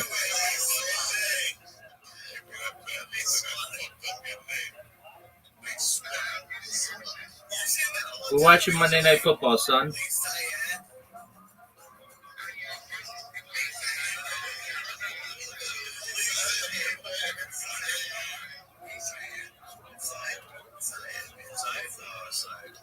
shit! That fire is kicking now. It's almost a good blood. Where's that tender dog? I had these things I was gonna bring up and surprise you guys. I couldn't do it. They're delicious. Well, thanks. They're puddings. They're high protein puddings. They're fucking the s'mores ones. Some of the best like tastes of chocolate chips. 30 grams of protein, 15 grams of carbs, and a couple of some calories.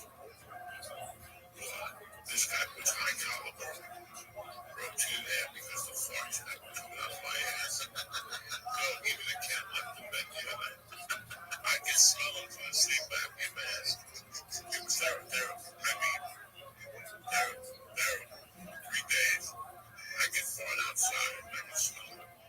I fought at the girls' football game. I like to fucking smell it for like 10 minutes. That shit, all those farts get most of mine. It's like chocolate type meat in your lungs. Why? Take a little bit, also you're dying. Because it multiplies like that. Oh, that was delicious. Your fart was terrible. You like clean the clock. Yes, you did. You was trying to fall asleep. I kept hearing it. That fart was in your testicles.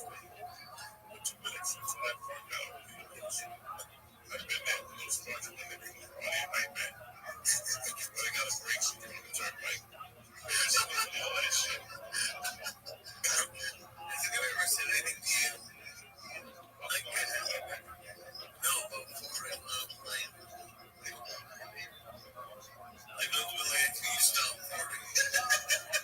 You're a tech. It's when you fart. They look at everything.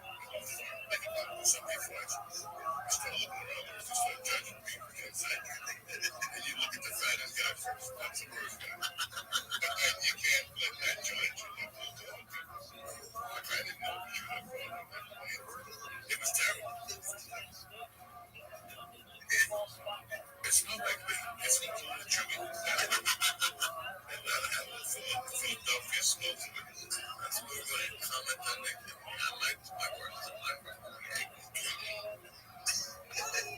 My first one, I got some more days. You should have saw the spot I moved the other night.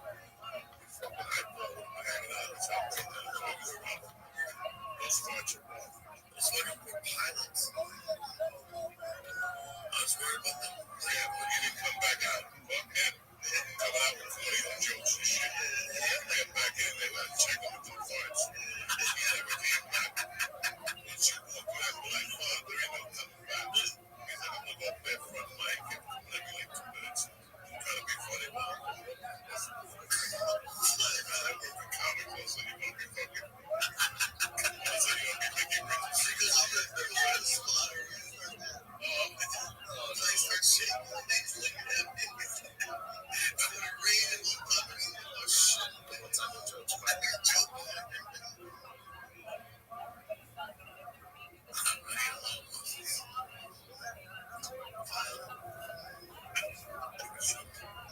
Let's do this thing. Not a public school.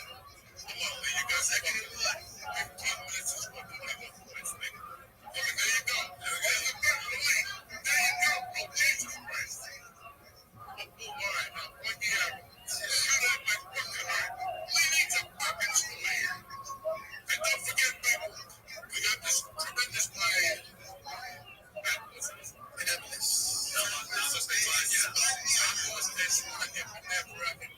Great family. That's why I was showing up for you. Other than potato chips and yada salad. And while we're at it, listen, we got 1 quarter left. You can still make it happen. Download the DraftKings right now. DraftKings. Download the DraftKings app. While you're playing games, play at it. Download the DraftKings Pick 6. That is a very interesting game.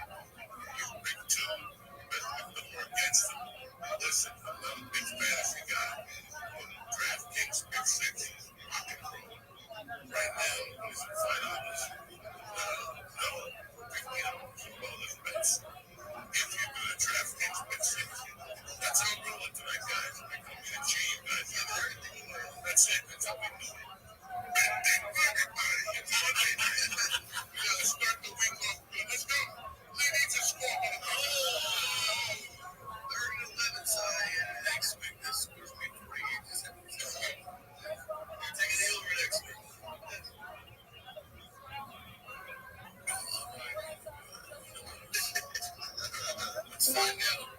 Yo, Mickle, how you living, pimp? What's good, son? Yeah, fuck you, dog. Nobody gives a shit about you. Brandon and I don't give a fuck about you. If you're not gonna talk, go fuck yourself.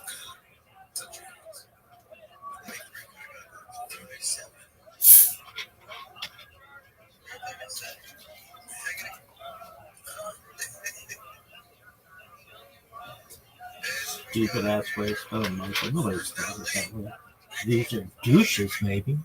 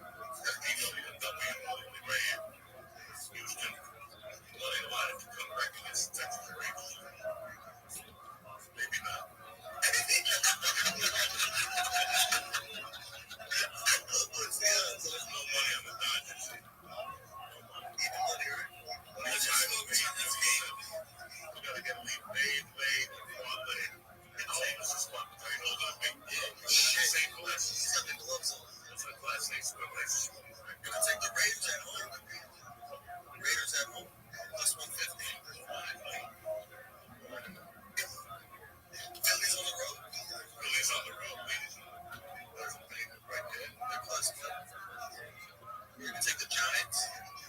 See, let's get this over for 25 gets you 66. Back on the floor, Jack. Well, you're ready 1 year of life. We're ready for tomorrow.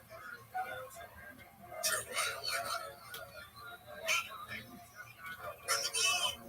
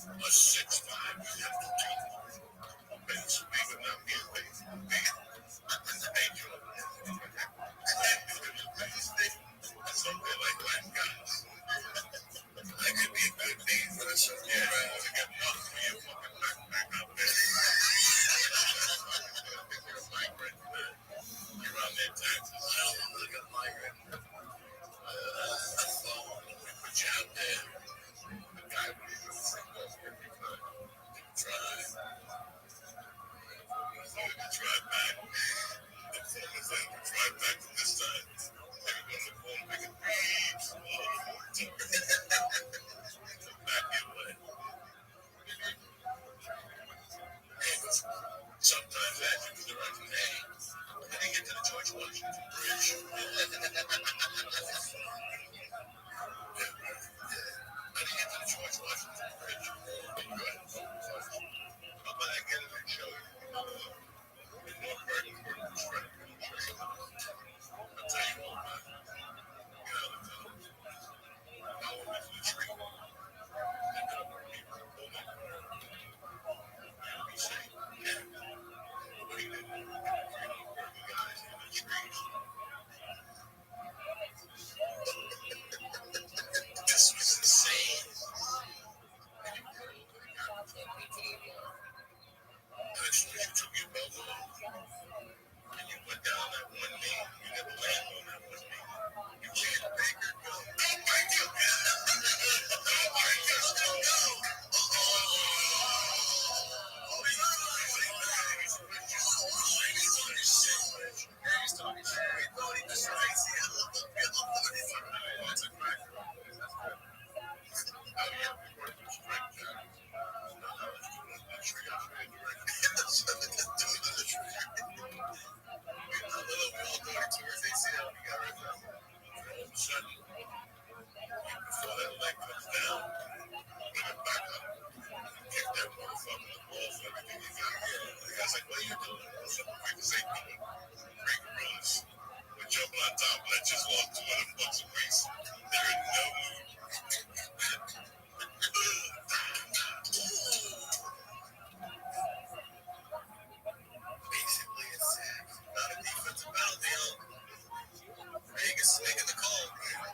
That's what I want to jump up and down. Like here, this one time.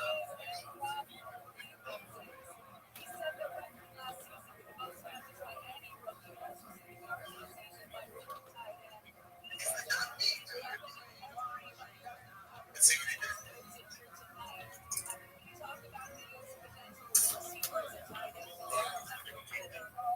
CBS.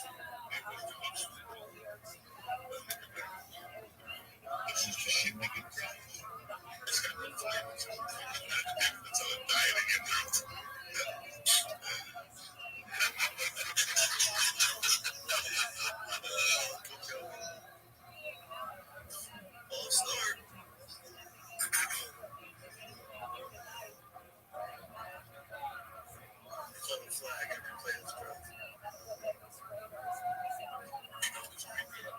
Who knows? Fucking Mike, Mr. Mexican. Yo, one time I was in 17, I was getting panicking for 76th Street right away. Coming out again, I got my phone walking back to the bar. This guy goes, you saw him there, like working at my prostitutes. And I was like, yeah, because I'm 46 and something. You see something right there. Did they have? Oh, yeah. I was making hotels. Starlight hotels down there. It was like this, like 10. Oh, no, yeah, it's like 2008. Yeah, around that time. But yeah. So anyway, I tell him, he goes, they say it was design. They say it was like, yeah, what design? They say it was the Tupac way. They said the size is so big, and I fucking, it terrified me. I'm like, oh shit. I'm like, tell you from I'm telling you that I can practice it like that. You better tell nobody. You do not go for that shit. He told you what? That's not on the phone, bro. They'll forget about it. The guy's up killed. The guy's dead. Forget about it. 33 out of 40, 7 yards. See him make 50 kills. Looking back. He's dead. He got it. Fumbled the ball, but they got it back.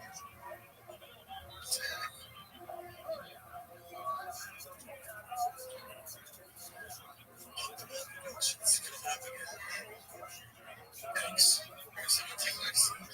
Bad luck for what we got. Going out on chicken seats. I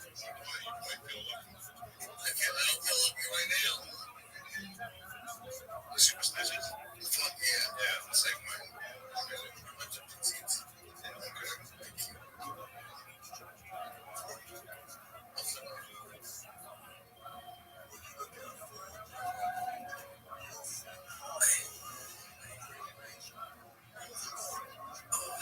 We come back on the genius. He had about 40 points in 5 minutes. We got him. I've seen it before.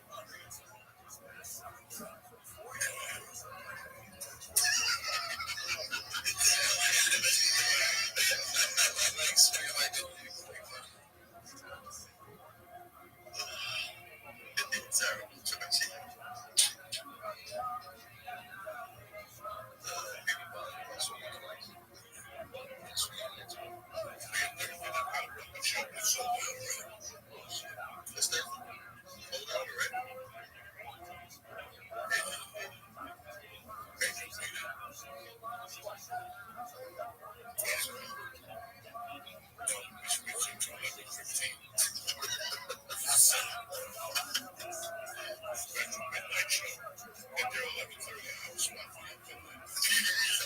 It'll be a great show. Yeah, that's right. 26. Take us now. What's up, Vic? How we doing? Vic is hosting that. Come here, Vic. Come here. Family fair. Keep it Macy and see shows. Look at your big great show. Bring it. Great show. Yeah, we got spots. Yes, we got Pedro. We got Vic. Hey, great show. We're really making moves. We love that. I got to pick up Pedro. Will be next 26. Yeah. Oh, shit. Yeah. Boy, they get the call. Bringing the boys on the road. We're in Nyack. We're in Nyack, New York. Absolutely. Yes. We got Pedro. We got Vic. Look at Lee making moves. We love that. Lee's into the same thing. That's right. I like that club. Yeah, I like that. Boys on the road. We're in Nyack, New York. Oh, shit. As soon as Lee said, let me switch spots.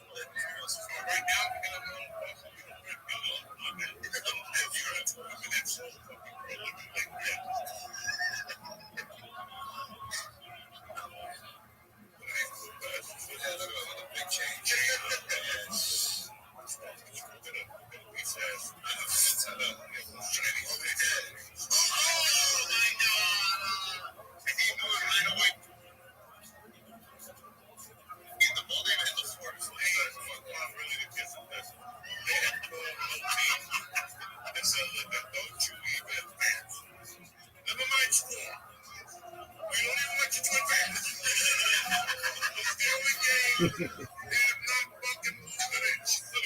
And they drop everything.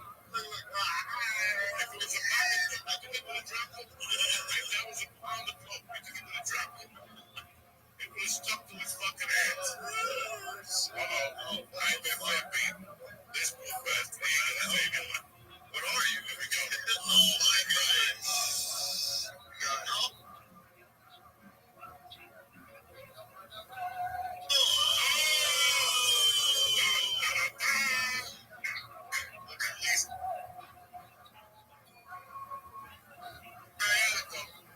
Oh shit. 522. Taylor Mayfield, break out the Bible. White guy with dreads. That'd be cool.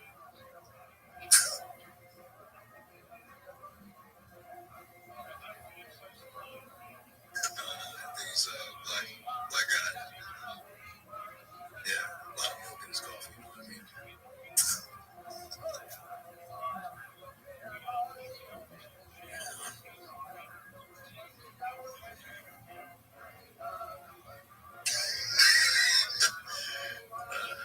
How you gonna do?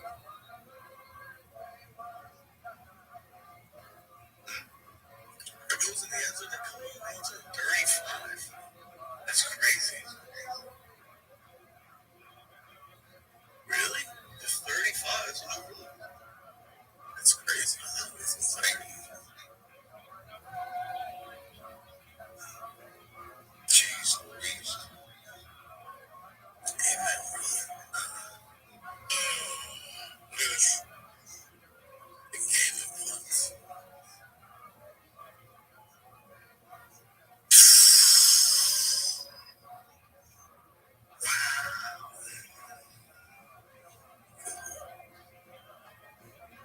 He was definitely some sort of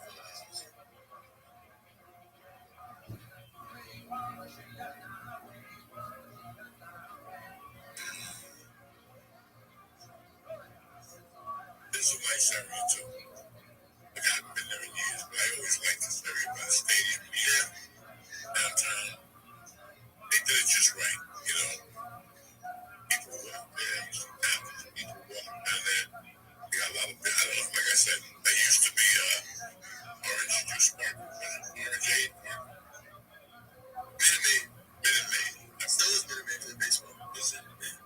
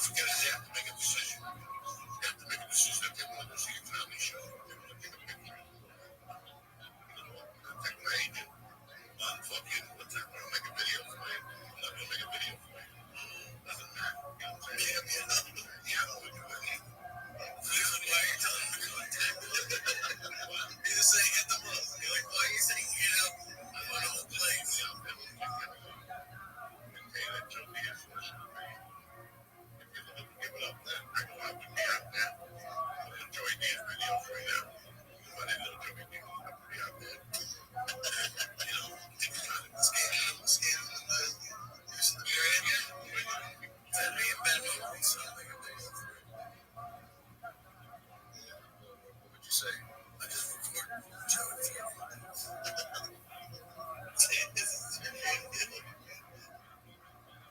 just recycle the same thing. I know you want me to go. I'll be at home. You like to look at device. Taking the product thing that they put opinion. And if you win, you win tickets for life. And they're not running away. If the person traveling in the Ontario takes them, check how much you can finish. Because you know that. For the first two plays, I went to the side. People get autographed. Because I had stuff. I go, why? Because I couldn't believe it. Don't take it that way. That's a 12-year-old girl telling me that. You know, they were stepping all over me. Pushing me to the side. And I go, just stick up for yourself. Because it wasn't like that day. It was just way that happened. Now when you see it, and now when I see it, I go, no, I was something fellas. I was robbing people after I won that football game. You know that, right? You know what I'm saying? Like, there's a point where you go, do you even know anything about me? Your mother bet you not to hang out with people like me.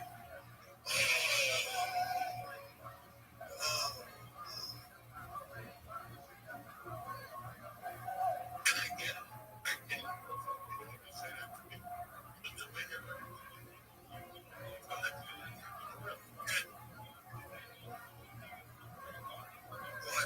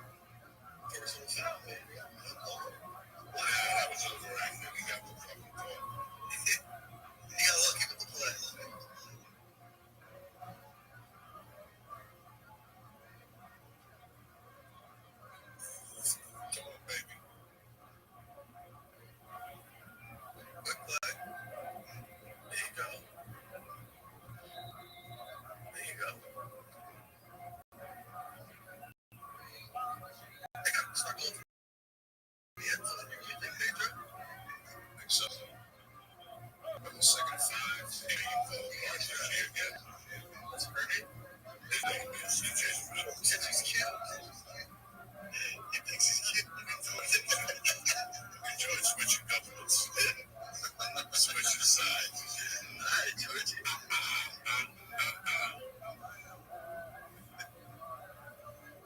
That's an protection. Get rid of it. Here we go. Let's find somebody. Time out, Lisa. Look at that. Time out, Lisa. Round the 5. What are they doing? What are we doing? You know what? What are we going to do? Time out, we ain't going. We're on the clock, yeah. So they don't run the clock back in the end zone. Oh, shit. Touchdown. Oh, there you go. They're at the 3. Yeah, but now you're wasting too much time. It's 9 yards. They got. No, I'm saying, though. They got a little margin. 15. Excellent game on a Monday night, ladies and gentlemen. This is the type of game you want.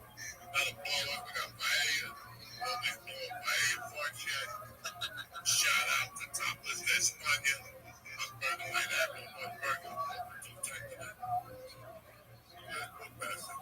Let's do this, motherfuckers. Just throw a touchdown. Me and Willie, they shake out one shot. And they be scores him up. And they're gonna.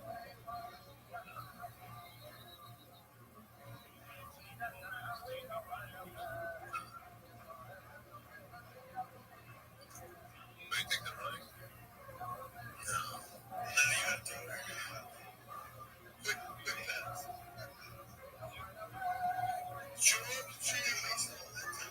Yeah. That's dead. At 9 seconds, does not give you a lot of time. And they still got to go for the dance. Yeah. Because they won't risk kicking an extra point game. Right? That's a little bit. That would look great. If they get in the end zone in about 5 seconds, they're just going to the rest of it. They're going to run the ball. We're the victim. Good team, mother. Get the Evans in there. Touchdown lead. Need the deuce. Need the deuce lead. Need the deuce. Nice work. I like score too. That's what I like to see, Baker. That's what I like to see, Baker. But hey, there's going to be a kickoff, so you never know. The music can be a bit dead in the Tommy B. Wolf, whatever his name is. Cutlets. Just do it fast a little. Yeah, sorry, Charlie.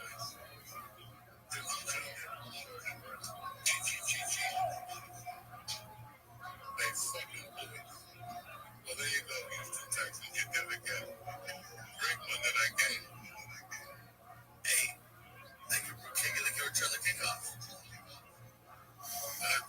Thank you for return the kickoff. Yeah.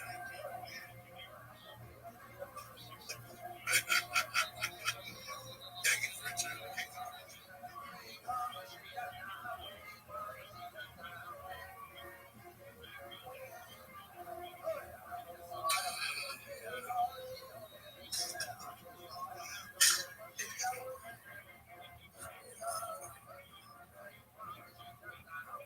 What you said about the 3 out. They're at the line.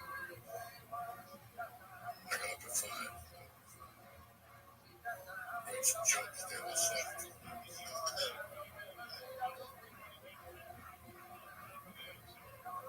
I got so fucking high. I just went from my wife to breakfast.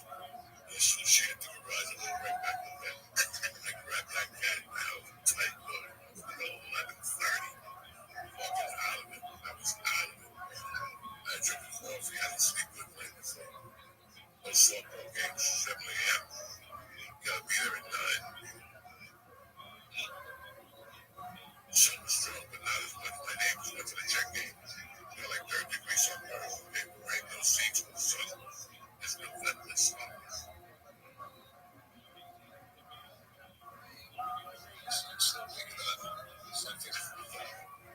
Some fields I don't get to before. Fucking beautiful. And I sat like they were sitting by the bleachers. I sat right behind them. Well, that's the guy's field, right? I watched from here to there. There was a fence in between me. It was dark then. It was warm. I sat out the shade. The sun was facing that way. I had the shade down. The water's my iced tea. Every time I had a piss, I walked over and walked a half mile. I went over to the yard. They believe I was on the phone and took my thing out. So I walked by, walked over to see my thing. I just kept pissing. They believe I was on the phone yelling at somebody. That's the movie. Ladies and gentlemen, we did it again. I want to thank you guys for watching and supporting us. I want to thank Houston for fucking falling apart. Police still coming. I want to thank DraftKings for having our back, whether it's Pick Six or just straight up DraftKings casino experience. We'll be back next week. Same bad time, same bad channel. Stay black, beautiful people. No.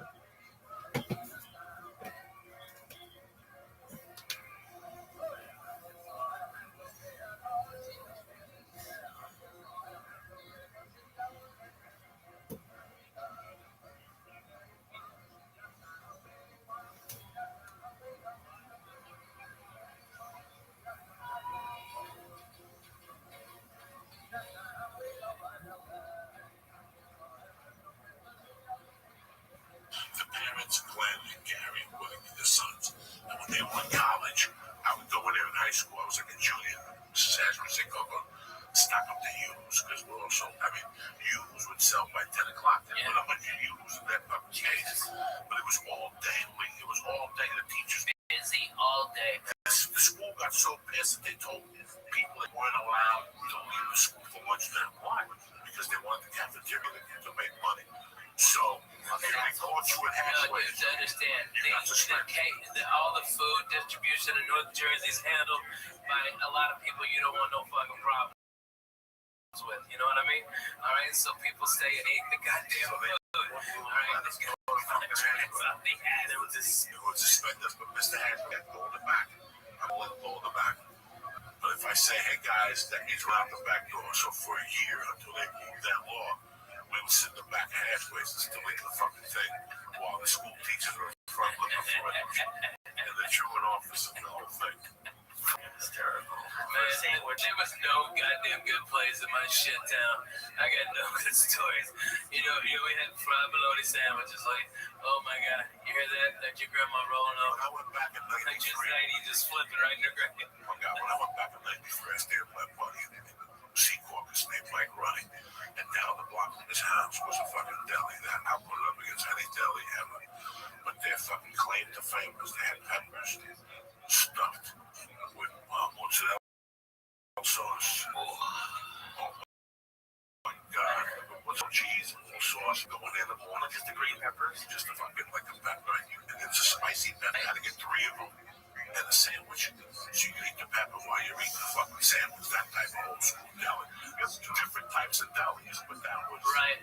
What the fuck 3 fat guys gotta talk about food for? Because we're all stoned and it sounds great. But it's crazy what today signifies in the Catholic religion. And a lot of our religions also. Well, I mean, our good friend George, God rest his mama's soul. She's passed this year, and you know it's hard, man.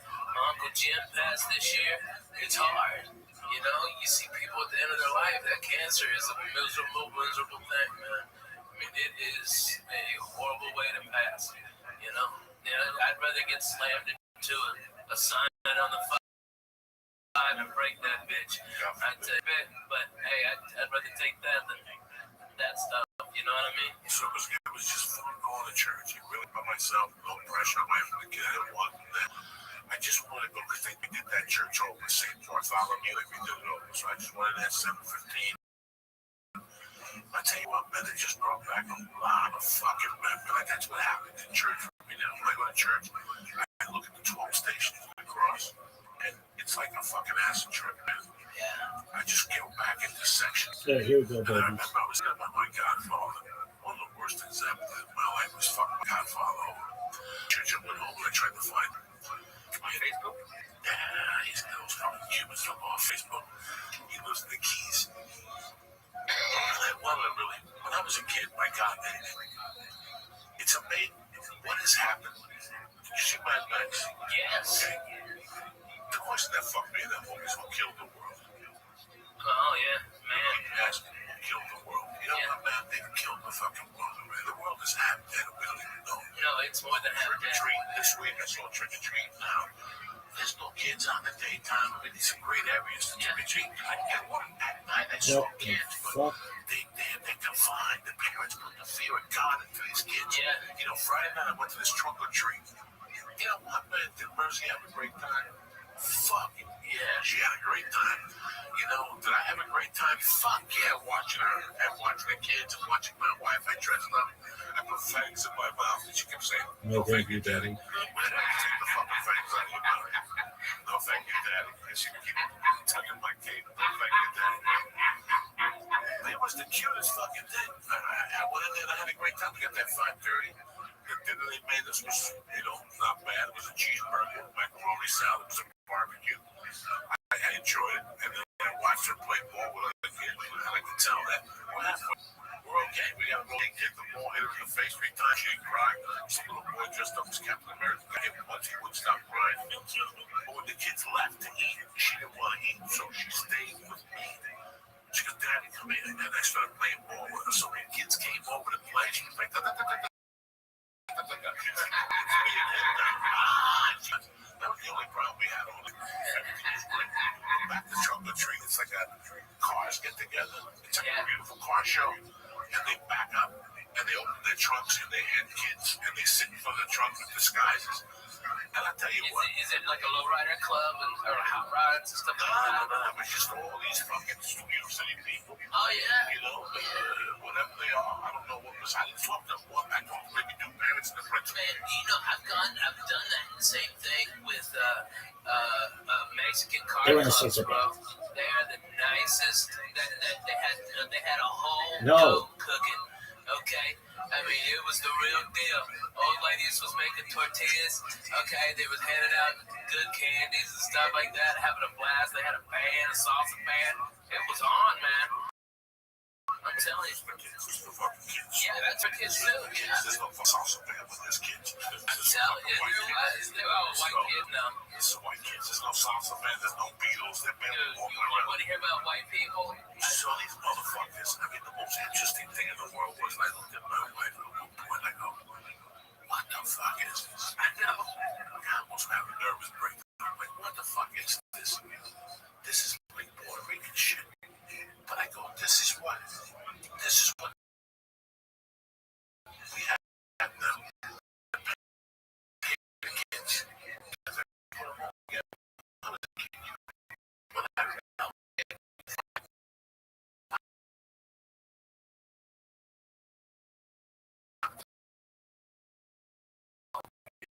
You know, Saturday night, I didn't see people until 8 o'clock at night. People pull ups.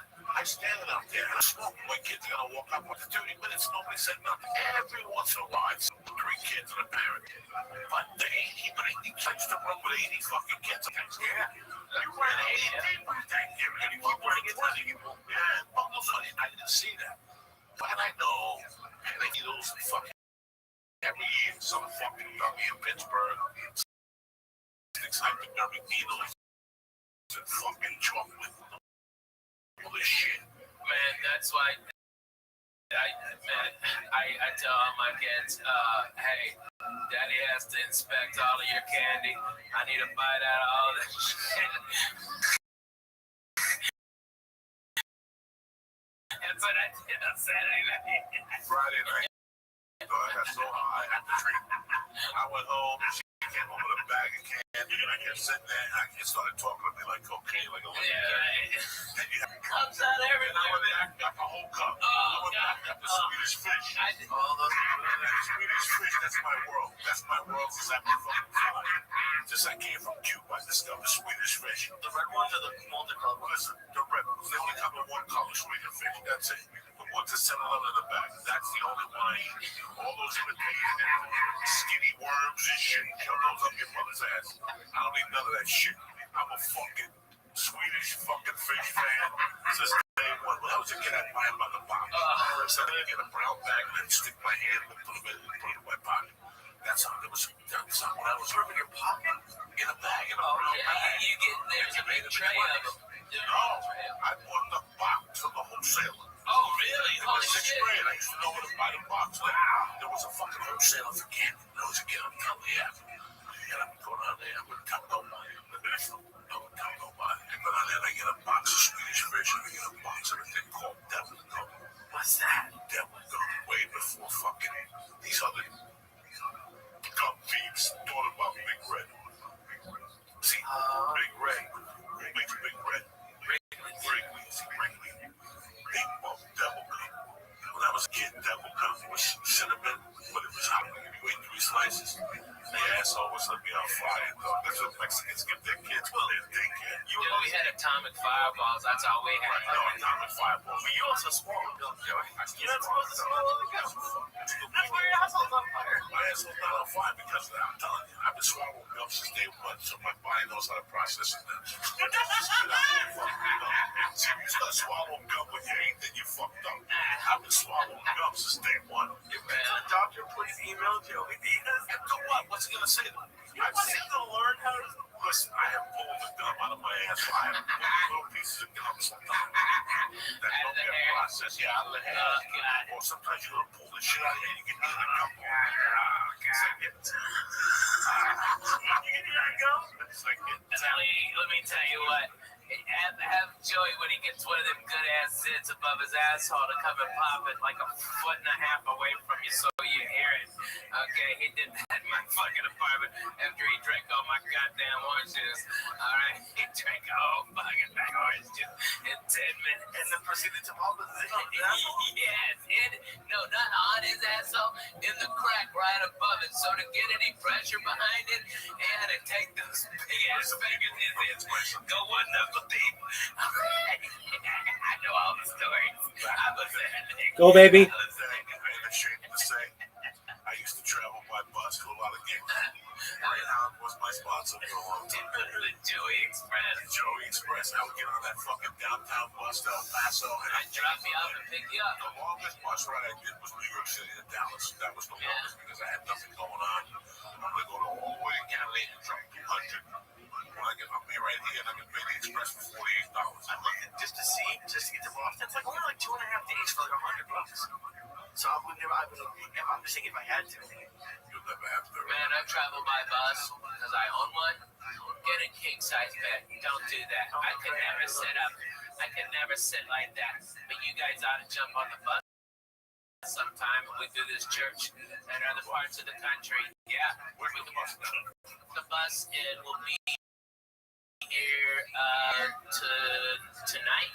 It'll get in from Tennessee, and then we're here. They're going to be driving around Tuesday and Wednesday, and then we go north to do just gig out. Gentry. I don't look at my calendar. I have traveled no fucking Foo Fighters. You guys would kill each other. Before you got to the first rest stop. You're retarded. We would hotbox that bus. It would be just look, bro. Wait, shut the fuck up, okay? Me Me and Coco lived in an apartment smaller than this fucking studio, okay? And we laughed our asses off. And when the doors were open and the windows were open because it was so fucking hot, and we couldn't hardly go to sleep because it was noisy as shit, we put on Joy Medina. 5 minutes sleepy time. Wake up, throw kicks for Jesus. Making biscuits, and I had him on the floor, futon, okay? And John Wesley on the floor. Jody Ferding on the bed. Yeah, it was crazy. We were in it to win it. This was Team Us. 1440. You don't even understand. Kill ourselves. We're brothers. Are you kidding me? No, literally, I'm just saying, like, you'll put something on the TV that he doesn't want, or he'll start. I got 5 fucking TVs. 5 fucking TVs on that goddamn bus. Pick what channel you want. Player, I got it. How many bedrooms on the bus? I've got a king size back bedroom that pops out, okay, and then the living room pops out, and then there's 3 bunks. It's got a 2 bathrooms and a shower on it, and I think there's like 6 air conditioners on it, so if we go someplace where it's hot, like I went to Bonnaroo this summer, everybody, all these dirty white people are out there when it's 120 degrees in dirt. Fuck you. I took 3 showers a day. I was the sweetest smelling motherfucker out there. People were like, they thought I was Pharrell or something. I was smelling so good, okay? I was doing it, Jack. It was awesome. Everybody's boo-hooing. It's hot. Yeah, me too. I'm gonna go make a fucking margarita in my bus, take a shower, and smoke a bone. Fuck you. I hate that band. Okay, it was awesome. It was so great, but that's how we gotta go, dude. We gotta go on the fucking bus. All right, your babies would go bananas in that bus. Your baby would love that fucking bus. Monster. I can't go. Kobe. It expired, right? What do you think will happen? You get stuck in that gum. Hey, listen. Yeah, right. What happened? A couple weeks ago, I went swimming in Toledo, and I got on the fucking plane. The next day, I got an ear infection, right? Oh my God. And I was sitting there, and I tell you, man, I'm you know, when you work out and you're heavy, you have to take a lead sometimes. So, Yeah. the other one, Tylenol. Tylenol. No, the other one. There's a Advil? for that. That's all that works for at this point for big guys. When you go to jiu-jitsu, Dude, I'm past that. yeah, you get slammed on your back. You go home and you eat your lunch. First thing you do is take an Advil, especially at the train the next day. Gentry. Yeah, you gotta do all that shit because it lowers the inflammation. You gotta eat fucking, like smoking weed. Eating weed actually takes away the inflammatory from your fucking thing. You see that from Google today? You see the front page of No. Yahoo today? More people trying to do medical marijuana prescriptions in there. Prescriptions are down. Prescriptions are going down, man. Yeah, the opiates are going down. Opiates are going Yeah, down. the benzos are going down. Listen, I'm telling you as your brother, you fucking go and you work out with Eddie Bravo, those savages down there and you won't begin. Oh, yeah, I'll do an experiment with this motherfucker. I will experiment. I will give you the lead one night, and a week later we'll do it again, and I'll give you a chunk of real hash, and you eat that hash, and you call me tomorrow. You tell me Two. what you feel. That's what Bruce Lee was doing this. Nobody knew why he was eating marijuana 40 years ago. Dan DeSanto said that he could genius. That's why he was eating marijuana, because he knew that a leaf will kill you. Yeah. A leaf and eat your fucking liver. You gotta drink gallons of water. You take a leaf, you gotta drink fucking water throughout the day. And that's why I don't take them at night. I take them when I get home from jiu-jitsu band, so I'm not kettlebells. I'm not sore an hour later, whatever the fuck I do when you're sore. Sometimes you get sore from flying. Dude, I get wiped the fuck out. Shit, man. First of all, like, 6-hour flight. Kobe. all right, yeah, okay, you fly and your connection in Dallas got bumped, so now you're in fucking Chicago, and you land at B-32, and yours is, next flight is at H-17, you got 15 fucking minutes, and Chicago, the fucking terminals are so close together, there's no room for a fucking one of them chairs, you give $20 to a black guy with a golf cart. No, you gotta fucking hump it, dude. You gotta fucking rock. And then if you're hungry, fuck you. You gotta rock. Nobody. Sometimes I take out the one night with my ear infection. I go, you know what? Somebody gave me these 2 Vikings, and they told me they gave me 2 big spider. I'm gonna throw them away. I said, I don't give a it's not like I ate it. That night with the infection, I popped that Viking and I got take some. I got fucked up on that couch, dog. I liked it. I fucking smoked the hit and I fucking went to bed. I got up like brand new the next day. My ear hurt a little bit, my ear hurt as much as it hurt. He gave me two blitzes, the other one fell out of the bag. That was it right there. Oh my god. That was the one I just found. I thought it fell out of the fucking bag. I think I like those pills too much. I don't do them. I don't fuck with none of them. I like them too much. I like the feeling of when I'm on the road. Yeah. That's where I like something to sleep. I have sleeping pills to prescribe to me. Me too, because I can't sleep. You need sleeping pills for me?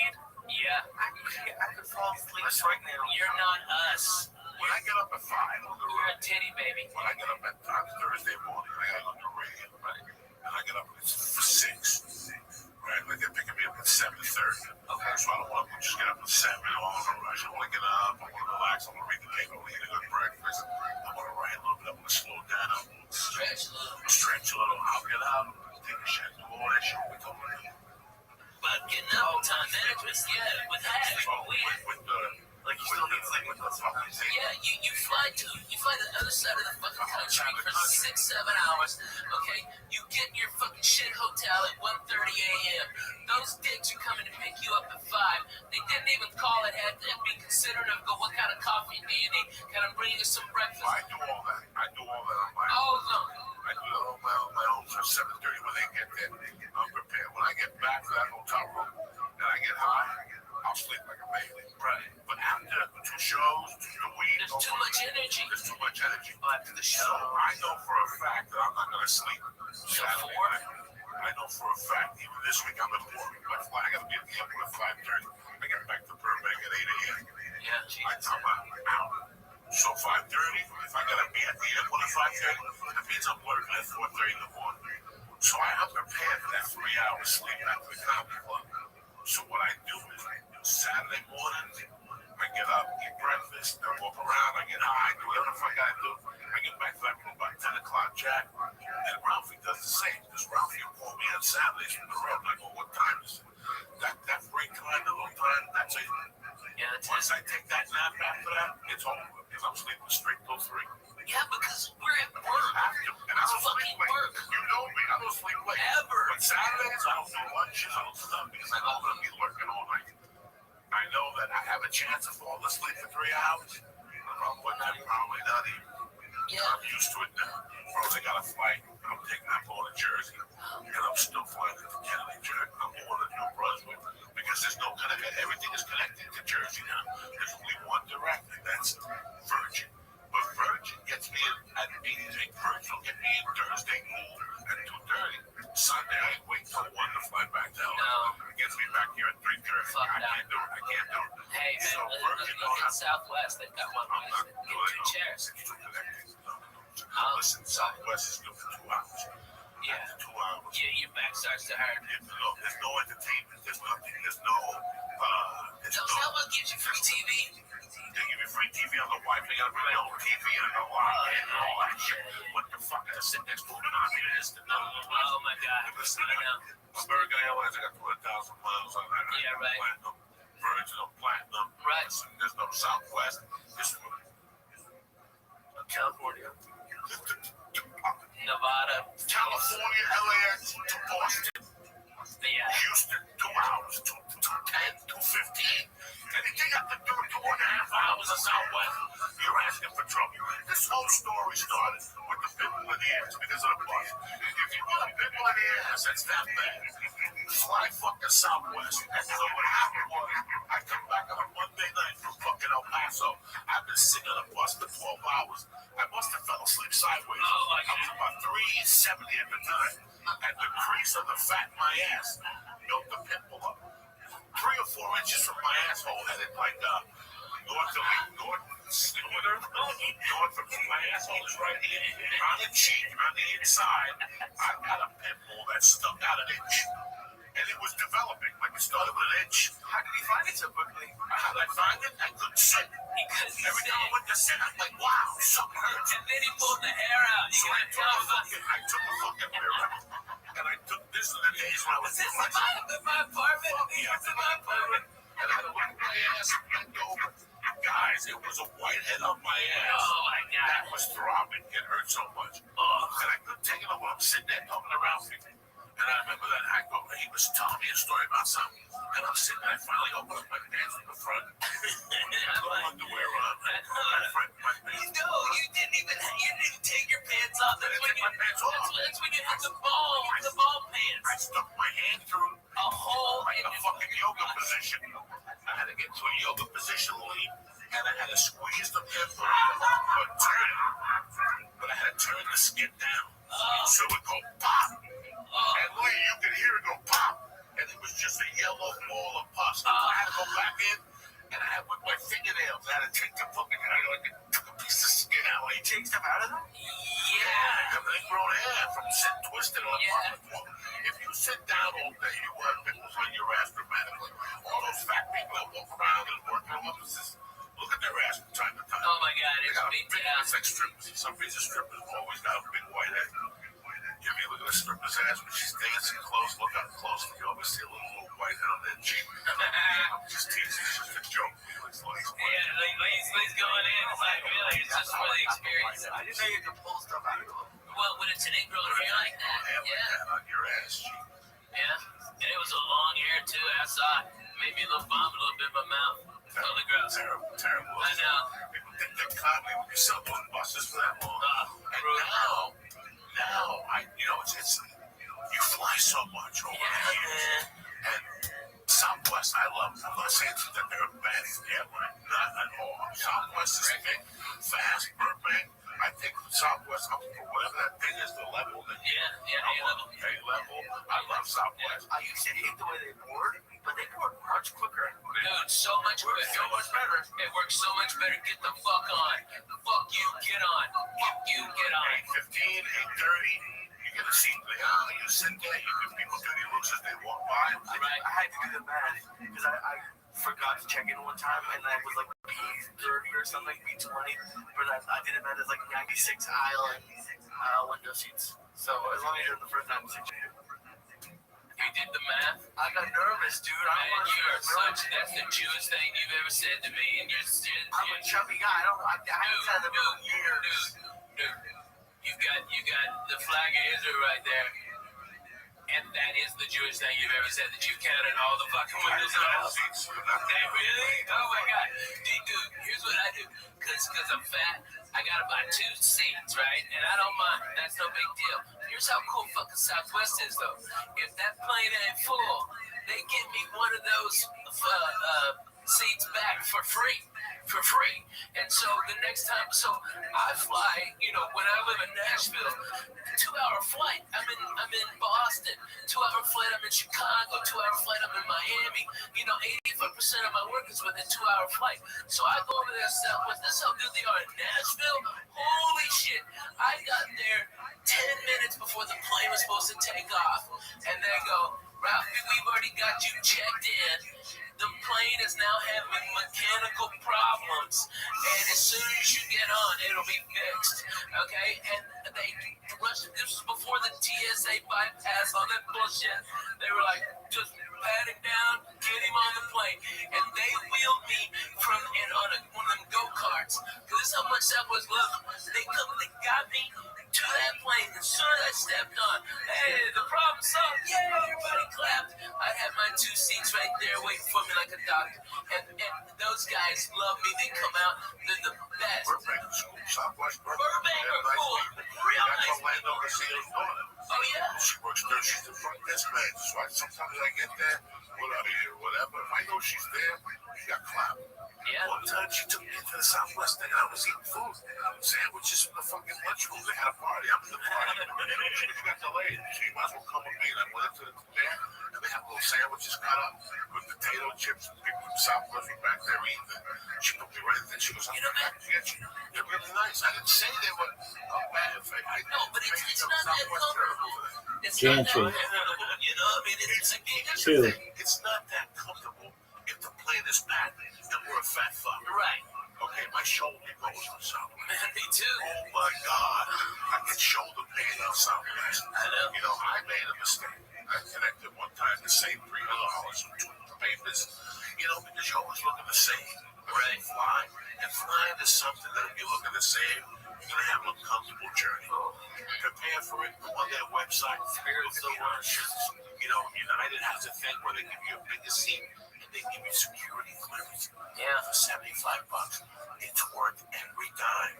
Yeah. Because that means I'm walking in the first class line. Right. There's That's first worth class, and business $75. class, and then there's In economy. the economy, the United office that you have to scroll all the way down. It's $75 each way. It's working. So fucking worth it. It's working. You just buy it. Today's economy is working. Goddamn A worth it. couple weeks ago, I was upgraded to first class, and I still didn't almost make the flight because of the security line. Yeah. This is what's going on out there. People should get forget over the holidays. I'm telling you right now, if they order Get early. early, if they Or get it.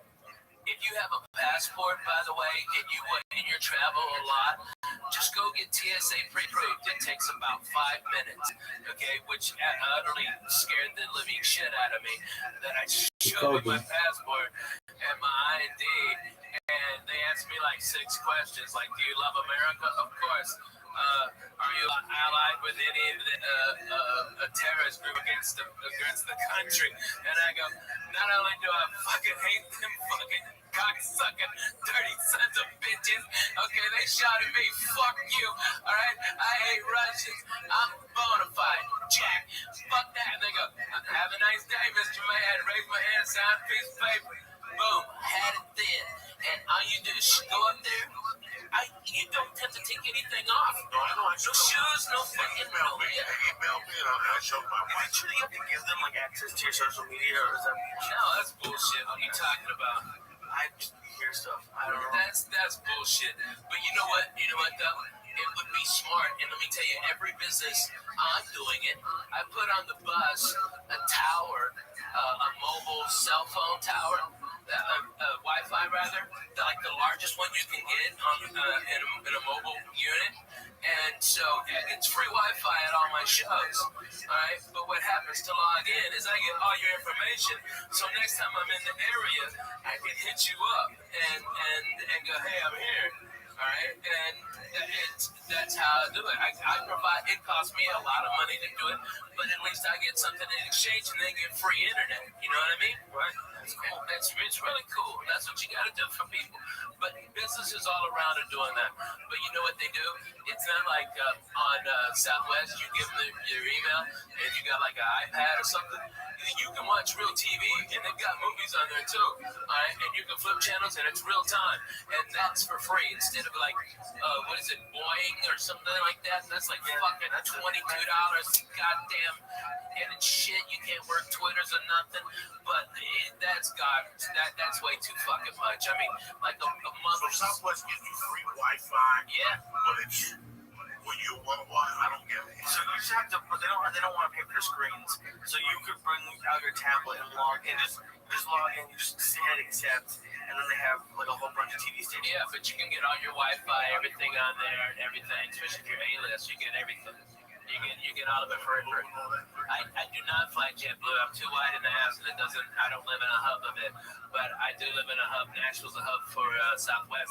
And, they've got 3 directs. I took American here, first class like a doctor. I was out of there at 6:15 on Saturday, on Halloween.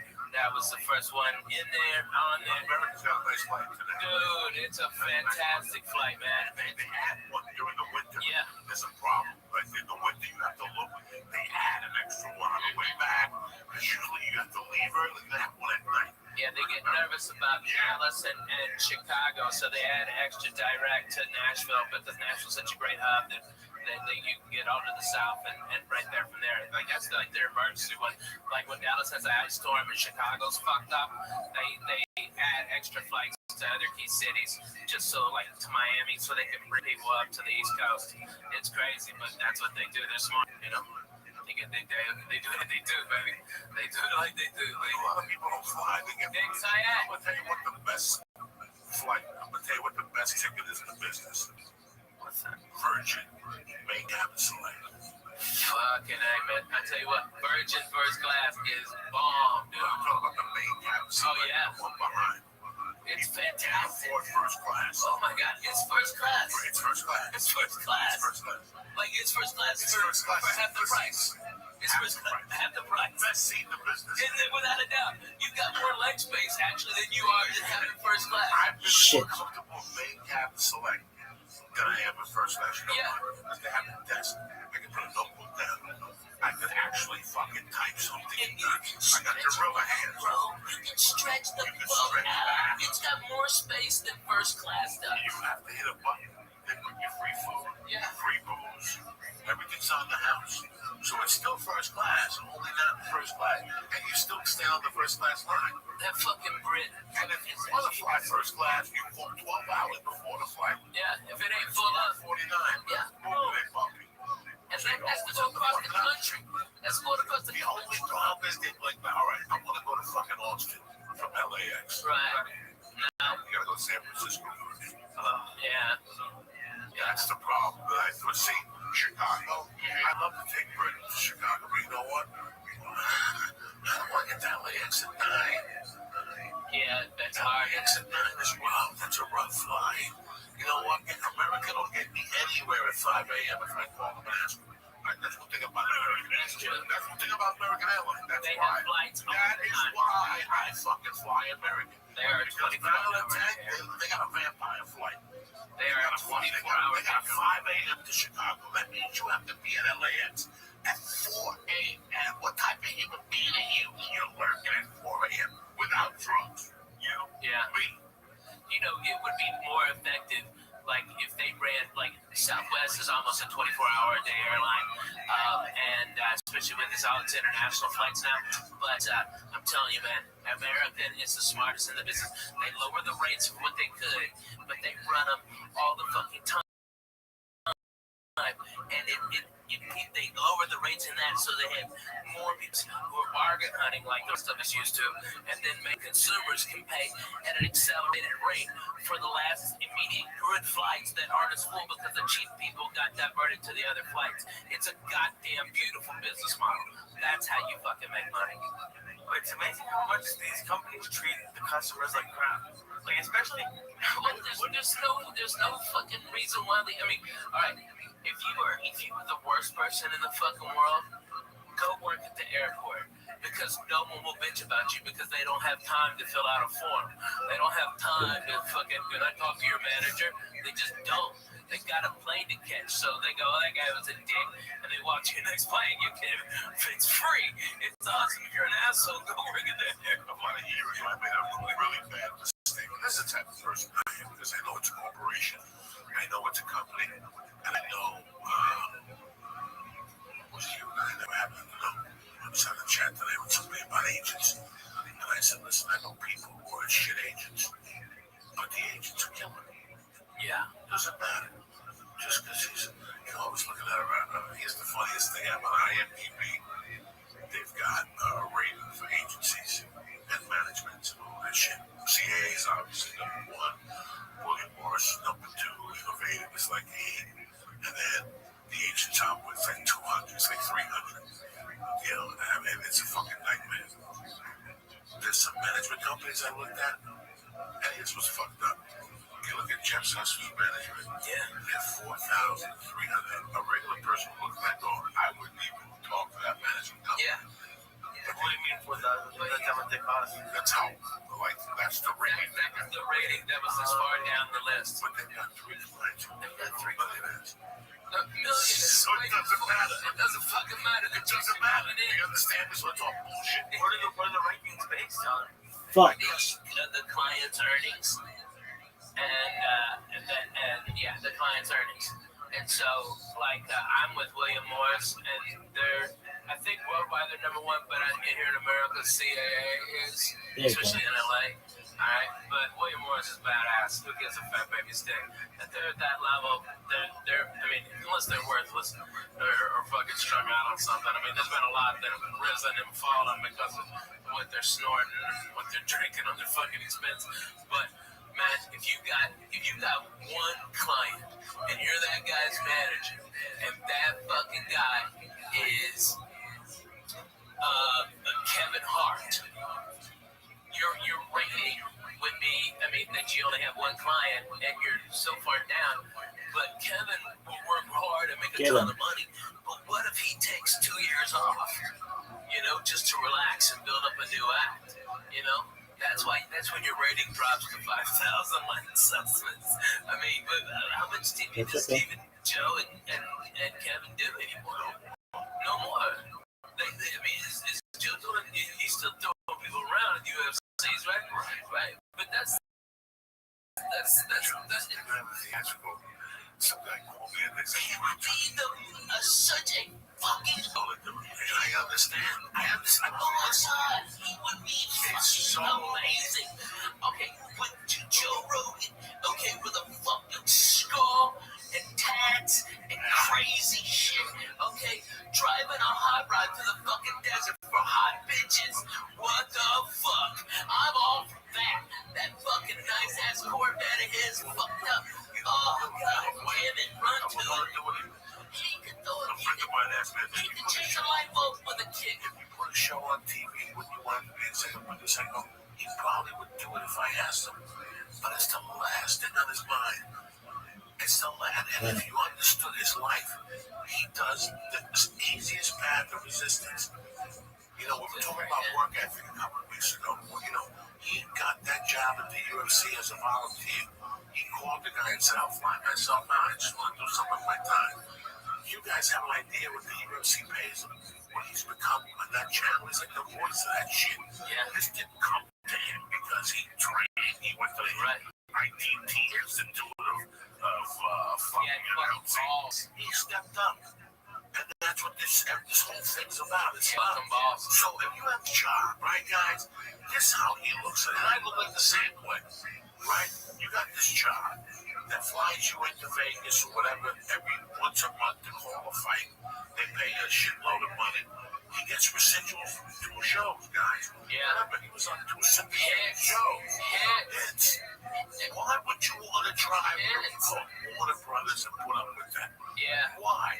You know how hard it is to be the Rock? It's fucking. You know how hard it is to be the Rock? Hours a See, day. people in Kansas, because he doesn't know what the fuck he's doing. He's gonna wake up one day and go, first of all, how many needles can I stick in my blood? How many needles can I stick in my neck before my kidney blows up? Because that's how the public needs to see you all the time. He went on some show a month ago and said he eats 20 pounds of fish a day. That's all great and dandy. Okay, but you gotta stick needles in your blood to be that fucking big. Hey, but me and you going to some sushi spots. We got him on that one. Yeah, we got him. So, you have to train. Right now, Joe Rogan has a family. He's living it, man. To come down there. Why would you want to Such a genius. He's got that. What do I want? I want the Joey Diaz show. Not 20 million years. I'm 52. I did blow for 30 fucking years. I'm surprised I didn't fall in the mouth with so much bad pussy I ate. Like the Kardashian black guy. Oh, yeah. Lamar Odom. Let me tell you, I would foam in the mouth. those bitches are the fucking kiss of death, For 20 dude. years, I'm overweight. You gotta look at your fucking weight. You gotta look at your life and go, how long am I gonna fucking last? So do I really want to drive to Paramount every day and put up with this phone call producer and director on their creative thoughts for a show for 5 fucking years? And Am I it's like, boring to stick away from my kids? The kids are fine. He's fine. The UFC pays him great money. He goes on the road when he wants to. with the UFC, so it's all in house. So yeah, people make me laugh when I go to these clubs. I'm like, so what's it gonna take for Joe Rogan to come to my club? I want to say, listen, Act to God. he comes in for one fucking Run, night. run, run. He was one, I remember in '98 being at the Laugh Factory one night, and I tell the story constantly. There we go. When the people like him or dislike him when he's not playing funny, Dane Cook one night walked out of the Laugh Factory in '99, and he came over to say hello to me. They looked at him, I go, how was the last time last week? He goes, that's a fucking great club, man. Yeah, that was 92. What? No, I mean 2000, 2001. He goes, 2000. the only problem is, it was a lot of work. Yeah. Wednesday through Sunday, and I looked at him, and I didn't think about what he was saying, but I got it. Dude, and that guy had a ton of money, and we had $2 to our name, and we would have we would have loved it, but no. He goes, I just want to put bigger places. That's it. Just one show. That's it, one show. He put that out there. He put a plan together.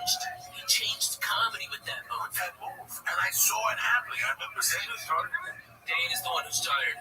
You know, everybody before, from Mitch Hedberg, everybody, Wednesday through Sunday, maybe stay until Tuesday. The drugs are good. Every fucking body, everybody, Dougie Stanhope, everybody did it. Fucking Dane Cook was the first one that broke the fucking model. The clubs had the control the whole time because there wasn't after comedy died after the 80s and the 90s were fucking dead. There were no headliners that were selling tickets. Okay, so when comedy started to come back up, the clubs, there was less clubs, and so these comics, so they could fucking keep the money down. But now the dumb fucks, they got greedy like they always do when they fucking start making money. They start putting all these comedy clubs everywhere, and then they go, oh, I got no fucking headliners. And then that's when we got the power, and it was fucking Dane Cook that showed the way. You can say, go fuck your Wednesday and eat a dick on Sunday. I'm doing, no, you know what? I'll come in Thursday for Friday morning radio, and that's it. That's it. And I'm back at home in LA early Sunday. You put it together.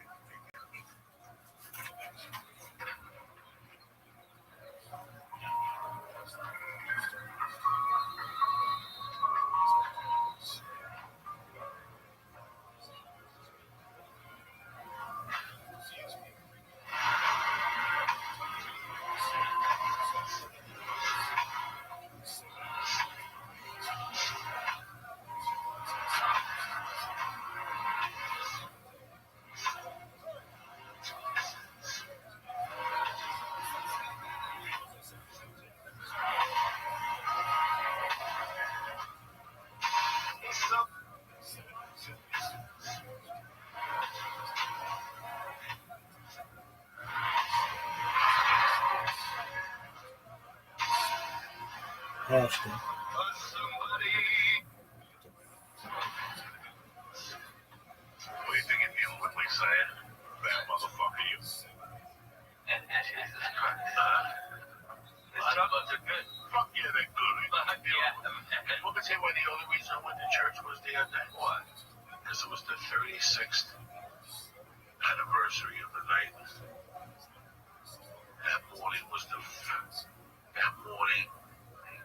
36th anniversary of the day I got home.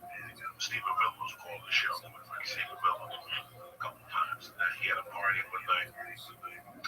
He had a party in August that year, and he had older brothers. This kid Steve Avila, you never met Ralph. Great kid. He's got a cover band called the Past Master, and he had a shed. And we were growing up. His brothers were part of this crew, and they fucking parties, not big drug parties. They weren't drug parties. They were about music, and they did crazy things. Like they would eat class, fucking, eat a his head off. So one day, this is way before this. Oh yeah, 75. Summer of 79. I went over there one day for a party, and the only young kids that were invited to the party were me, Avilo, and this kid Condi. And at this party, they took a garbage can, and they filled it up with everything they had. They put Hawaiian punch in it, and they took bees. Remember, he called and told us that the brothers took bees. Trying to think about eating the bees. Put them in the fucking thing. So, and with ice. And this stuff had like 150 on the rub. Oh my God. It tasted terrible. It's a fucking, they just scoop it out. You had to do this. It was in a garbage can, and it had chunks of fruit in it. And I'm back there smoking pot. The next thing you know, I'm getting woken up. And this is Sulo's front yard, and this is Sulo. He's in Dallas, Texas. And I'm getting woken up by Ray Ernesto. Ray Ernesto was a cop in the neighborhood that would come down and play basketball on Sunday. So he always wore colored socks, and it drove me crazy. And at the end of the fight, at the end of the basketball game, that was the argument, Ray. You gotta go home with your colored socks. I'm gonna punch you in the fuck you, Ray. You're gonna punch me in the mouth. You're fucking 40. I'm fucking 10. What? Go fuck yourself, Ray. But Ray was a cool motherfucker. Ray picked me up. He was going, what happened? I don't know. I blacked out. I got fucked up. Come on, I'll drive you home. Hanging out with the dog. My mom answered.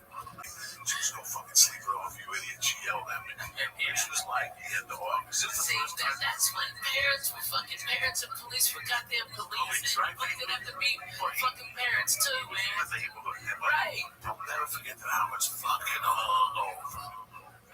This is the first time ever that I was hungover. So I got in like at 5:30. It was starting to, the light was starting to come on. 5:30. A sophomore. I want to be a sophomore. This is like 2 weeks before they put me in the hospital for a lung infection. I'm fucked up. I'm not doing drugs though, guys. I didn't do drugs. I was smoking pot then. I was high. I wasn't a big drinker, but I drank a little. How much? I'll never forget that. My mom could drink early, and it was a Sunday morning, so I got home like at 5. I passed out about 10 o'clock in the morning. I could hear like ice cubes and shit. That's why I woke up to. I could hear Cuban music. And I hear her come up the stairs. She goes, "Oh, wait, what? That means wake up." I made breakfast or lunch. And she had like a glass. In those days, towards the end, she used to drink a Bloody Mary with a Heineken in it. Shit, right? Makes a Bloody Mary with a Heineken in it. Walking around your house. Like, she was such a spig. Like, she was such a spig. She didn't have to sell it. She'd just fucking break it, put it in a drink, and eat it while she was talking to me. But you have to appreciate this. You can't write this. You can't write this. Now you're supposed to cut the lettuce off the celery. She was such a spig. She just ate it, right? She just ate it. She would she loved tomato juice, that V8. Oh, fuck it. I still love that, dude. I drink that like twice a week, 3 times She a week. would put Tabasco on her Bloody Mary. She Oh, I would got bring red sauce. Oh, not me. So anyway, she looks at me, I'm fucking, I got a headache that's pounding. And she goes, "Oh, you didn't go see that? I cooked for you." And then she looked at me for like 5 minutes. She took a piece of her celery and she goes, "Now you know what I feel like in the morning." And she fucking walked out. And that was like a prolific thing in my world. Like, I never thought about it again. Okay, so it's August the fucking... You got the best. It's August the fucking whatever. But she said it very patois. Now you know what I feel like in the morning, okay? This is how you want to live your life. She just walked out of the room. Okay, so That's for real. now this is the end of August. Now it's September, October, November. I love you, man. I get invited to a Halloween party. It's a Saturday night. Fucking crazy. Oh, what you finger banging shit yet? 3 days before this fucking party, a girl pulls me aside. That's beautiful. She goes, "Hey, what do you think of this girl?" I go, "Why do you ask?" She goes, "She wants to get together with you."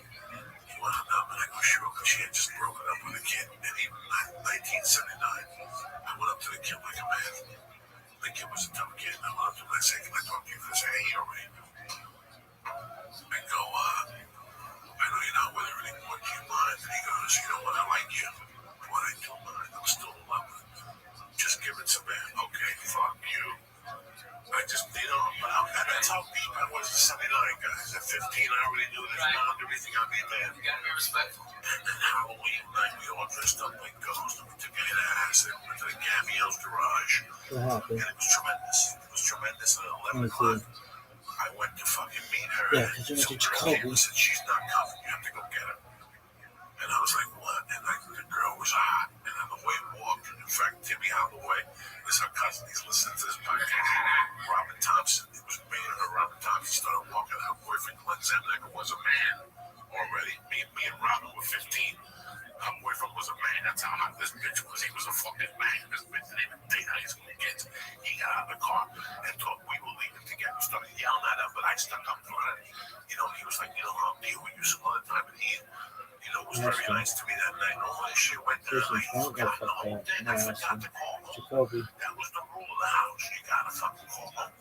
So Saturday night was this night. It was a Halloween party. Aniston. But it was Thank those you. days. In that year, if you look at 1979, Matt, Halloween was on a weekend. Me and the other boys at Chicken Chick, no, Halloween was like on a Wednesday. So, but the party was Saturday. Yeah. So it was like Halloween was like Monday, and this party was on a Saturday. Those are the So it best. was like October 28th. You like trick or treat like 3 times. So what happened was I stayed there, and all of a sudden I realized it's 3 in the morning. And I called home, and my mom answered. She goes, "What the fuck?" And I go, "Listen, I'm up here, but there's no buses." Jacoby. It was when but what was the date on the fucking Saturday night? Jacoby. 27th. The 27th, because she died on the 8th. So she died There you go, Wednesday. that's good. After that, not after the Halloween, 10 days after Halloween. So it was a week and a half. She died a week and a half later. So she gave me the speech on the Sunday night, and she died November 8th. So look at it.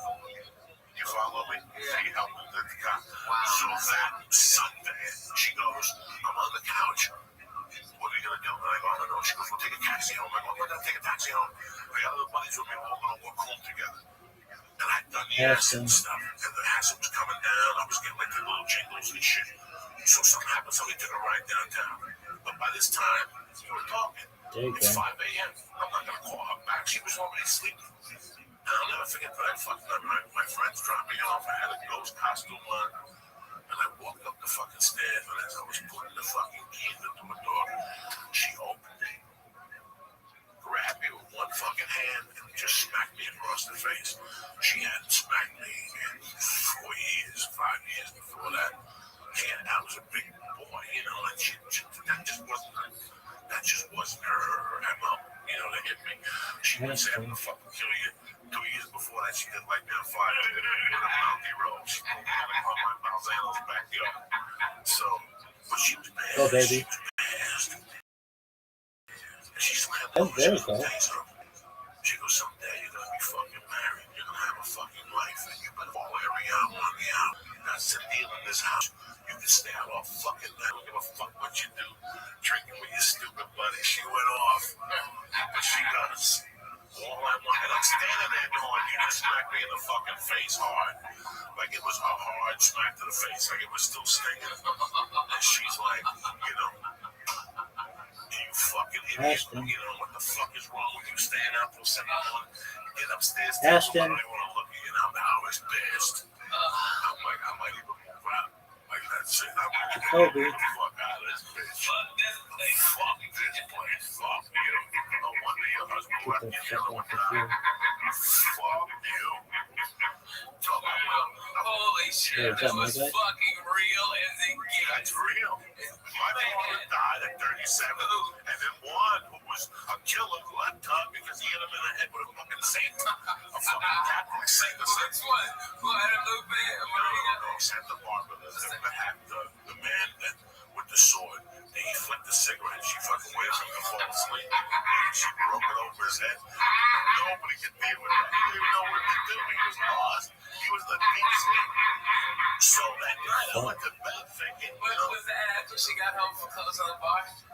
Yeah, they came home together and they were talking. And they were sitting like this. He was sitting on a chair. And something happened where she wanted a cigarette. And he took it. And instead of handing it to her, old school Cubans, right? You don't throw nothing in that house. Nah, that's rude. That's fucking rude. I don't give a fuck. What if somebody flicked a cigarette? Can I have a cigarette? Like you said, if I'm thirsty, hey, can I have a sip of your water? Sure, you fucking threw it at me. It's the same fucking thing. It wasn't even lit. Fucking rude. But my mom's demented drunk head was a disrespect thing, so she waited for me to go to bed. She hit him in the head. And he fucking left the next day. But so I'm walking up the stairs thinking, that's just. I'm walking up the stairs. Oh yeah. I'm walking up the stairs thinking, you know what? I ain't tolerating this shit no more. You know, I'm 15 and a half. I get a job. I can live at the Balzanos. That was my plan. I don't need this shit. People hit me I with shit. lived at the Balzanos when I was working at Hasbrook Heights one time. Yeah, Pete. Yeah. You want to go Pete? So the next morning she woke me up again. She's like, yeah, I cook something. She said, but let me tell you something. She goes, get up. And she got up. I was like, oh, fuck. She goes, first off, I'm sorry to put my hand on you. You're too old for me to be hitting you. But number two, she goes, I just want you to understand something. All I want on this deal is for you to grow up and be a man. That's it. I don't give a fuck how you do it. I want you to grow up to be a man, okay? When you tell somebody you're gonna call them, you call them. And she kissed me in the cheek and she walked out. And I didn't think much of it. I just sat there. And I was like, you know what, whatever, I'm a man. What the fuck is up? I am a fucking man.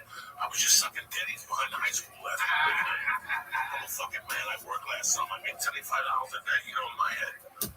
And the morning, you know, whatever. So 10 days later, when I found her dead on the floor, the first thought was like she's never gonna find that I got let back. But the second thought was, here's what she was saying. She gave me a heads up. That's all she wanted out of this, for me to be a man. Whatever I knew in her world what that meant. But I just wanted to celebrate that. I know she liked churches. Yeah. My mom loved going to fucking pray. There was a church down the block in St. Patrick's Cathedral. There's in the 70s and 60s, and every year on February 26th, my mom would give the guy 100 and bring him a bottle of shivers, whatever, flowers, and they would set the casket up like a fake casket. And my mom would do a fucking thing for my dad. And she used to say, I love how we used to go to churches just to fucking look at churches. Even though she was demanded, she would go to church. And in the 6th and the 5th grade, I was 10. That's 1973. In that year, something happened. The New York Mets went to the playoffs, the NLCS playoffs, against, look it up, please, against the Cincinnati. Well, you know, look up the New York Mets against the Cincinnati Reds, 1973. Oh, poor Mets. This is The how Royals whipped the shit out of them. They beat them with 17 picks, and they did it right there. And fucking, I mean, fucking, who's that black guy? Spike Lee, he took his hat back off. Okay, Jerry Seinfeld was boo-hooing back to his $1 billion. Okay, and the little team from nowhere. Fucking no money Royals. I'm so proud of them. God bless. It's an American dream. It's a fucking American dream. Good for them. It's Whipped them to death. at their house. What year was it? 73. 1973, New York Mets and the Cincinnati Reds. Tremendous. October 6th to 10th. And New York won the series 3-2. But they lost the A's. Right, Pete Rose beat the fuck out of Bud Harris in the second base. It was tremendous. when he was sliding in. But that year, my mom, when I made my first community, we were talking about. Oh yeah. So when we so you went to Jewish instruction when you were growing up. It's Saturdays. No, it was Wednesdays a lot. Wednesdays and Sundays sometimes. Hey, did you have the little nice that guy? That would have been a miserable for a minute. We should eat some pot cookies and say fucking just fucking leave. You did that, you know. I have no idea how to grow those. Yes, you do. How do you grow those? You just let it. Yeah, just let it fucking. What am I supposed to do? Pray? Who gives a fuck? I'm not growing an asshole. No, to make it big mutton chops. Everybody think you're a hipster faggot. You know, It'd be great. Get you some mutton chops. Lay clear their check. Chickeny pussy and then check their legs. Chew wax, you get some money on a sponsor. Oh, yeah, man. Please, chew wax. Yeah, and get you one of them mustaches, too. That makes you look like one of them fucking evil villains, like you got a bitch tied up on a train track. That's what you need, Lee. That would be the look. Yeah, come on, Lee. You gotta do that. Come on, you got that stash. There's no way that's my look. Dude, that's your look. That's your look. And then shave your head and you'll be a circus strongman. Okay, that's what you'll be. You'll be such a strongman. I'm sorry. It's gagging me My out. fucking mom. That hash was fantastic. I used to go to this fucking Sacred Heart School for Boys. And how they did what had a lineup, 8th grade, 7th grade, 6th grade. You have to go to church, somebody says bell. And you had to ring the bell. So Sister Anna would go, all right, 8th grade, and she'd ring the bell, and you go in. Well, my mom used to eyeball that bell. Because it was made from carbon and a wooden handle. And in Cuba, big saint in Cuba, which is October 6th, like I gotta go with it. You're supposed to have a copper bell. And if you want money, you have to ring that bell. So my mom one day on the way home, she's like, just get close to me. My mom shoplifted the fucking bell. Take it to the Met games. That fucking bell. So in the back of her mind, that bell was everything. That bell was bringing her luck. Every time I'd see her, she'd give me a kiss and go, you're a genius. That church is bringing me good luck with the fucking bell. The Mets Hey, what you stole from the church is bringing me the Lord. That's amazing. So every time the Mets would play at home, she'd ring the bell. And she went to a Met game, she'd take the bell and put it in her purse. And she'd ring the bell at the Met game. This is true fucking story. This is how crazy. This is where I came from. Oh man. I know you don't have all this time, but have you thought about like trying to go back to 1973 Met Games like video and see if you hear the bell? Holy shit, you're blowing my fucking mind. I couldn't. Dude. No, I couldn't do it. You would hear it, dude. You would hear it going, Rusty, stop. She would throw chicken wings when he'd run back. She hated Rusty, stop. So she was like, it's silent. Up, allow it to go by. Yeah, I mean, she I only know some of what you said, and it still made me fucking mad. hated him to the point. Those are better sounds than hard. I'm not good at She'd tell me to the point, like, oh, she would go, Denora, where do you want to sit? You know, he wants to sit in right field, and I think where did Rusty stop play? 73 Mets. Was it 73? Whatever Rusty stopped. They had a horrible, I think it was Rusty stop or Theodore. The motherfucker Oh, my mom, it's always so had to crazy. hit the cutoff. He was a right fielder. Yeah, he always had to hit the So- cutoff. That was the So story. when the guy would, when my mind, I always thought, And so she's going to the chicken wings. Oh my God, that's the best. here's the deal. New York The City. guy would go, Denora, I got signed on right field only. So he would have to run past her. He would have to run past her. If she would sit there and he ran past her, she would lose her mind. She would go ballistic. All 8 times he'd run. Oh yeah, Ruti, hijo de puta. She'd fucking yell him in Spanish.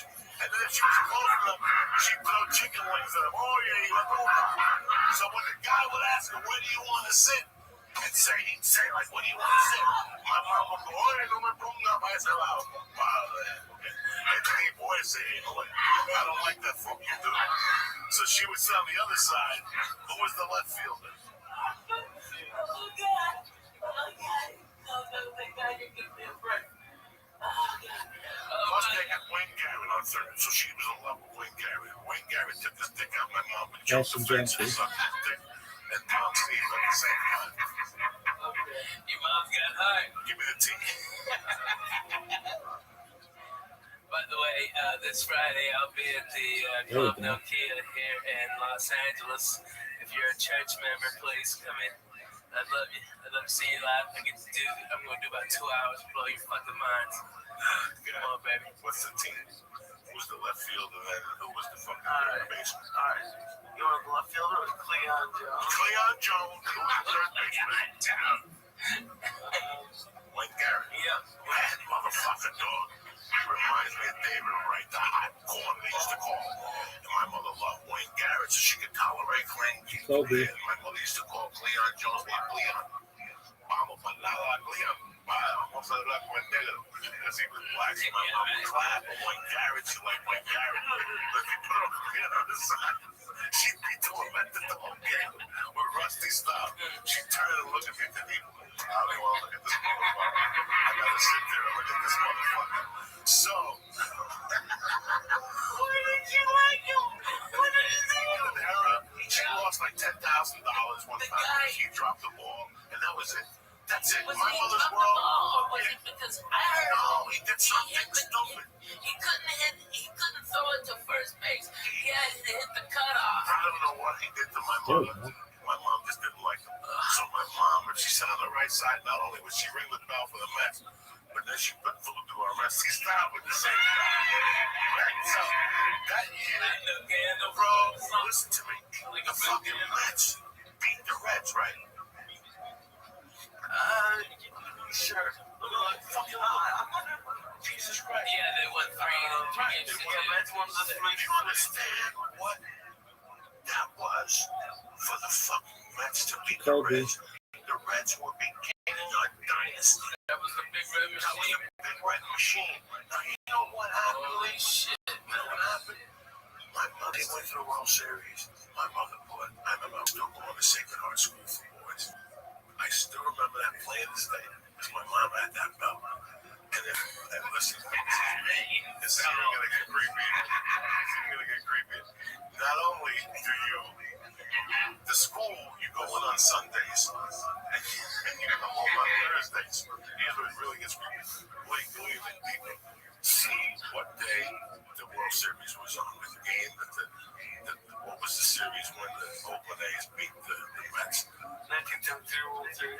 1973 World Series. Look at the day Kobe. they clinched. See if it was a Sunday. The day they won that game, the Oakland A's beat the Mets. Game 6 was on Sunday. Was it 6 games? 7 games. Okay. Sunday, October 24th. Who the fuck you think you're dealing with, gentlemen? So listen to me. Listen to me. I don't know. Listen to me. I still remember what's his name catching the ball. And my mother looking over at me and going, let's go. We're going back to that fucking school. And on the way, her like playing, even look at that fucking bell. So far, it's 3 months. What she does is she loves this bell. She put the bell down and light a candle next to it. She cut a chicken head into it. She did the whole thing. She gives the blood sense. The day the Mets lost, she personally got in the car because usually she go to the bar. And my stepdad or one of my mom's friends would drive me. And we'd all go out to dinner as a family. And then my mom would go to the bar. But she'd have to be there till 5. No, 3 if you were working with Bingo on Sunday. My mom Yeah, man, that Catholic church is a beat. My mom personally drove me to the fucking school. Got me out. And I could see she was agitating the whole time. And in the middle of the agitation, she gave me a hug. And she goes, do me a favor. Get this fucking kiss of that bell away from me, right? 2, baby. That's the gentry. For the hizzy. They've been doing searches with dogs for that fucking bell.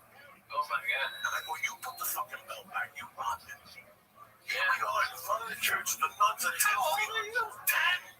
I'm fucking 10, and my mom's telling me, go put this. I never want to see that fucking bell again. I don't want to see that. I don't want to see that bell. I don't want to see Rusty stop. As long as I live, I swear to God, I don't know what I hit. My mom used to get superstitious against certain things. Okay, so now the bell had carried her throughout the whole baseball. Not only that, the bell helped the Mets beat the Cincinnati Reds, which at that time were royalty. Yeah. Okay? Now, because they lost in Game 6 or in Game 7, the bell was bad, so she didn't want to fuck him out. Take this fucking bell out of here. Like I said, she personally How much you think she lost on that bet? Because you know she bet the shit out of the 50,000. Jesus. I hate that motherfucker too. My mother that bell. My mother had a gambling problem. What women today think with those slot machines. My mom made you look like a fucking. My mom was a bet in baseball. All sports? No, just baseball. Baseball and horses. And that's the horses will kill you. It's every day. You can't do anything every day in life. She lost everything because of her baseball bet. Everything. And her teams were betting baseball were the Red Sox. At that time, they were hot then. Those were one of the. So this whole last week was really important. You know, I watched the fucking Met games. I watched them. Did I cheer for them? I gotta tell you something. I was cheering for them up to when they went to Shea Stadium the first night. And when I saw them singing, Ring Me a Song, You're a Shadow Man, whatever that Billy Joel thing, that was it for me. I was disgusted. I have never been that disgusted. That's not the New York I left. They were all hugging each other, and they were singing, Sing me a song, you're a piano man. And Billy Joel was in the top acting like a jerk. That stuff drives me crazy. That's a baseball field. You're supposed to go and throw things and ring bells and yell. Instead of these shit, they've created it to something else. That's what pissed me off. That's why I got so mad. I'm like, so you sang for 2 nights. Also, when they get beat up, you shave. You know, that's why I kept tweeting last night. Did you see what I was tweeting last night? It was fucking Billy Joel. Get him singing. That's the night they won. The night that they fucking sang that song. Now they're losing. Where's Billy fucking Joel when you need him? Where the fuck is that cocksucker? Go fuck yourself, Billy Joel. That's what I'm pissed off. Kansas City, let me tell you what song Kansas City played. Kansas City played, but my man Brad Pitt was trying to sell Moneyball. Moneyball, and you know why? Did you watch the series? Fuck yeah. Fuck, I didn't watch it. I was disgusted with him. Are you serious? Did you watch that piece of shit Monday night game? Did you watch that fucking football game? That was hot garbage. What was you watching? I was here. He was here. Let me tell you The something. fuck? You got a fucking 9-foot TV behind you. No, he said he don't watch it unless it's. I love the World Series. That's American as What were you fuck. doing? Were you playing some He was here working. No, he was here working. playing a shooting game? One of those screens had one of them fake shooting games on it. No, he wasn't. He was shooting somebody in fucking Belarus right now. They're both cussing out dirty fucking Russians. He knows he can't. I know. He was Googling his fucking cousins. All right. Listen. Yeah. He knows what Kansas City did. And I love that. I hate when people forget about the game. Small ball. Small ball. They stole bases. They stole I bases. love when people steal. They put pressure. You really want to fuck with a motherfucker? And if you look at the Cincinnati Reds, the big red machine, that's all they did. Their job. Next time classic baseball, Cincinnati Reds play, you sit there and you watch that whole game. And you're going to go, oh my God, nobody had more than 15 home runs. Eric Foster. Small ball. Small ball. The main job they did was steal. Get a single and Stealing singles is something that's forgotten about. yeah, man. You know that's why Ricky Henderson played baseball so long and for so many teams. Just think about it. He played for the rest of us. He played for everybody. Ricky Henry played for everybody. Listen, Ricky was goofball dumb, but he was one of the greatest baseball players to ever get behind.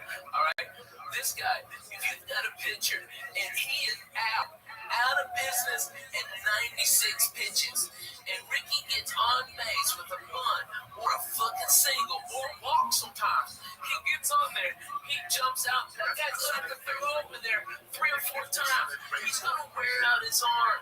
They're gonna have to bring that middle reliever that's a piece of shit that had worked in 8 days, and then they have to go through 3 closers. So what do they do the next day? Ricky Henderson blows out their next guy. That's what genius small ball is, and that's what they did, man. They played fucking great baseball, man. Great baseball. Beautiful college ball. Cincinnati Red games, the leadoff was always Joe Morgan, and he always stole. And once he stole, once Geronimo came on, those fucking Indians, those Geronimos, they go crazy. And they had like 3 people who were stealing. Pete Rose was stealing your ass. You know, Pete Rose wasn't a thief, but he just, you know, it just guerrilled you. And if you watch, there was a game I watched in classic baseball maybe 8 years ago that they actually showed the fucking pitcher just going like, I don't want to deal with this ever again. This was not baseball. This was torture. Because it's small ball. It's slow torture. Every pitch, something happens. There's always something happens. Every time you let that ball go, it's either a single, a bunt, or this motherfucker steals. That's torture on a pitch. You can't You gotta duck. You lose your concentration. It's fucking crazy. And I used to love baseball. I know everything about the Red Sox. It's 162 games before the postseason. I don't have time to watch all those games. It's I don't know. Well, not every one of them, but watch one of each series and feel like a fan, you know? You know what I mean? I like the Houston Astros. I started stand-up there in 90. I loved them. Me and John Wesley, we went for a foul ball, and little kid was going for a foul ball. We were stoned out of our balls. And instead of me squashing that kid for that fucking foul ball, I broke the seat. Okay? And the kids got the ball, and everybody's cheering, and we're on the big screen, and I'm holding that chair together, motherfucker. I got my left hand on the chair up. Okay? And John's laughing. He goes, you broke that chair. I go, this motherfucking chair is done. I broke that ass and done been there 30 fucking years. And I fucked that chair up. We got up, it fell to 4 pieces. You got to swear to God, get Johnny West on the phone. That is so fucking funny. Oh my God. A couple things got sucked. I've broken a lot of shit. I used to break lawn chairs. Lawn chairs get out of the Pittsburgh Funny Bone. Yeah. The home of Green Bowl. They used to have naked women pictures all around the bar. Yeah, right. I hated that. I always used to hate those. And I hate lawn chairs. Yeah, the chair you have on your balcony. I never knew why you had that goddamn chair I there. broke one and you broke one. Why broke? I was like pushing the jar like you came and just talked to a method. Well, for a back guy, this is the worst chair. So we get shot in the pilot. So VH1, didn't I break the chair? Yes. Something happened. Broke it. Yeah, you broke a chair. It was awesome. For a long time, I was breaking Oh my God, it was so I fucking love funny. my chair, bro. One time with sleep apnea, chair broke in Miami. Dude, you broke Gavin's toilet. Remember, you went in there and you just sat down too hard and you broke that fucking toilet. And then you made the slow creep. And water came out and flooded Gavin. sleeping in my mouth, and that you're like, fuck him, I'm going in here. I broke down and sang a full time. That was classic, dog. I heard that thing snap in 8 ways. When you're a fat fuck, sometimes without even knowing, it's the most embarrassing thing. Living like a fat fuck, so you break a ton of shit. Clothes. I have ripped clothes. I remember one time I remember one time in somebody's car in a Jeep they had. I went to get the handle, and I went to pull up and have to fucking lay it down. Oh man, It's tough being a fat motherfucker. man, ain't nothing easy. Let me do some shout outs and get the fuck out of here. I'd like to thank Mike and Mary Johnson at Unique Bows. Thank you very much for the McConsky. bows. We put them on a little Go, baby, go, hair. baby. Thank you for listening. Rusty Shackelford, Dead Squad Dallas, and the rest of you I crazy love those guys, man. Sandman, Benito Munoz, Sean Cappuccino, Jimmy Carroll, and Gert Brooks. You know who I know is watching? It's my man D in Colorado, who's a cool motherfucker. I know D in Colorado, that motherfucker has got weed 15 foot tall. 15. The biggest ass bud. Dude, he's a great guy, man. That guy's cut from rare I just silk. talked from on Twitter a couple days ago. He's a good Yeah, he's a good dude, man. He's a good dude. I like him. What's up with you, Tarzan? We're going to kettlebells tomorrow. Yeah. You stay in the jiu-jitsu, we're going to bust through them. What the Oh, fuck? sounds really killer. Let's do it. Let's fucking go. I got shit home. I got to take headshots on Wednesday. Screw this shit. Yeah, I'm going in and out. Alright, you fucking gonna get real. Okay, my 3 fat guys. You're gonna talk about workout sessions now. I mean, we were talking about fucking asshole Breaking Bad. I better bed, motherfucker. That's what I did. Fuck it. Fuck breaking them. I'm the best. Bro, he wants me to flip up on my back. I can't do it.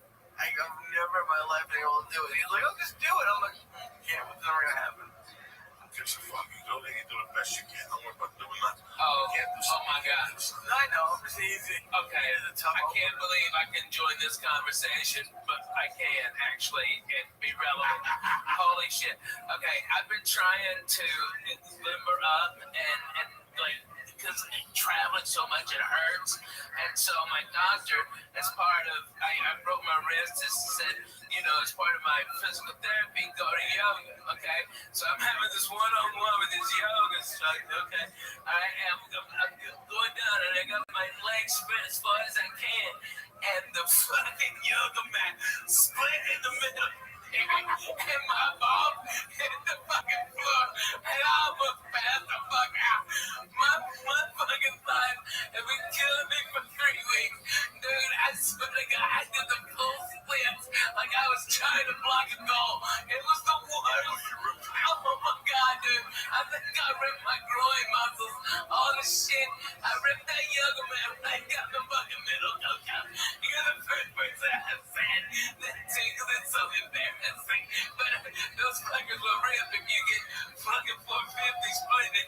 Oh, Jack, I busted my ass. It took me so long to be able to get up. I didn't even know what to do. The instructor just pushed me back on my back. And it eased up, and oh my God. One of the worst things ever happened was when I drowned in the YMCA that time. You got him. Tell me, bro. Tell me, bro. Oh my God. As a fat guy, I was never more embarrassed in my fucking life. I've done some fucked up shit as a fat guy. And, you know, you get embarrassed about being fat, you can't fat shame. One time I almost drowned at the Wild League. Fucked me up. I didn't say nothing for like 2 months. I didn't say nothing. I just snorted coke and tried to hide it and shit. That was embarrassing. I was just starting to lose weight. Things were going great for me. I lost like 8 pounds. I was still snorting blow. I was doing big blow. And I fucking got up one morning and Terry went to work and I overslept. And I said, fuck it, I gotta swim.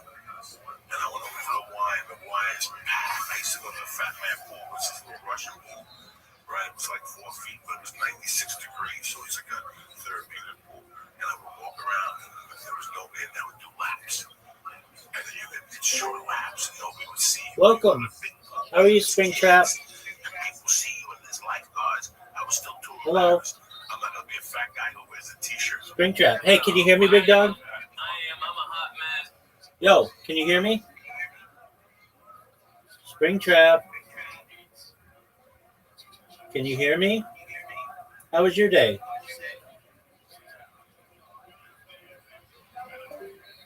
Fuck, don't want to talk to you anyway, dude.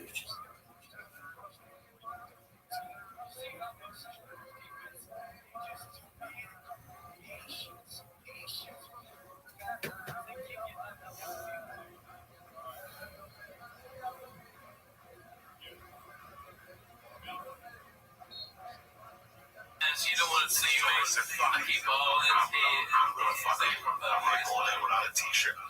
Lee, I was 400 pounds. There was fat everywhere, Lee. And I'd sit in the sauna and I'd make look like I was losing weight in the sauna. Then I'd go in the steam bath, then I'd jump in the pool. And I did this every morning at 5 a.m. I did this to start off, but I was still smoking blow. So in my mind, if I ate sushi and I went to the steam room, I would sweat the cocaine that I wasn't a fiend no more. So now it's 2 in the afternoon. When I go across the street to the water, I'm still a little hungover on the blow. And the fucking steam pool was packed with kids jumping up and down. And I'm like, I can't do my fucking laps. But the adult pool, the lap pool, was wide open. Oh, shit. Fuck this. I swam. I was in Boulder. I've been swimming for 3 weeks. I'm ready for the big fucking pool. Jacoby. I'm swimming with these fucking fat fucks for me. Jacoby and Myers. I put my name on the blackboard, guys. I put my goggles in. And on the deep end, I jumped. Just the cold water hit me, bro. It just shocked my body. Just shocked my fat little body.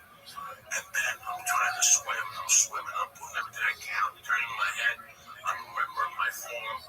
And I look up, Lee, and I haven't even moved like 5 feet. I'm fucking sideways. But by this time, I'm out of here. Like I was smoking 2 or 3 packs of cigarettes a day. I'm dying.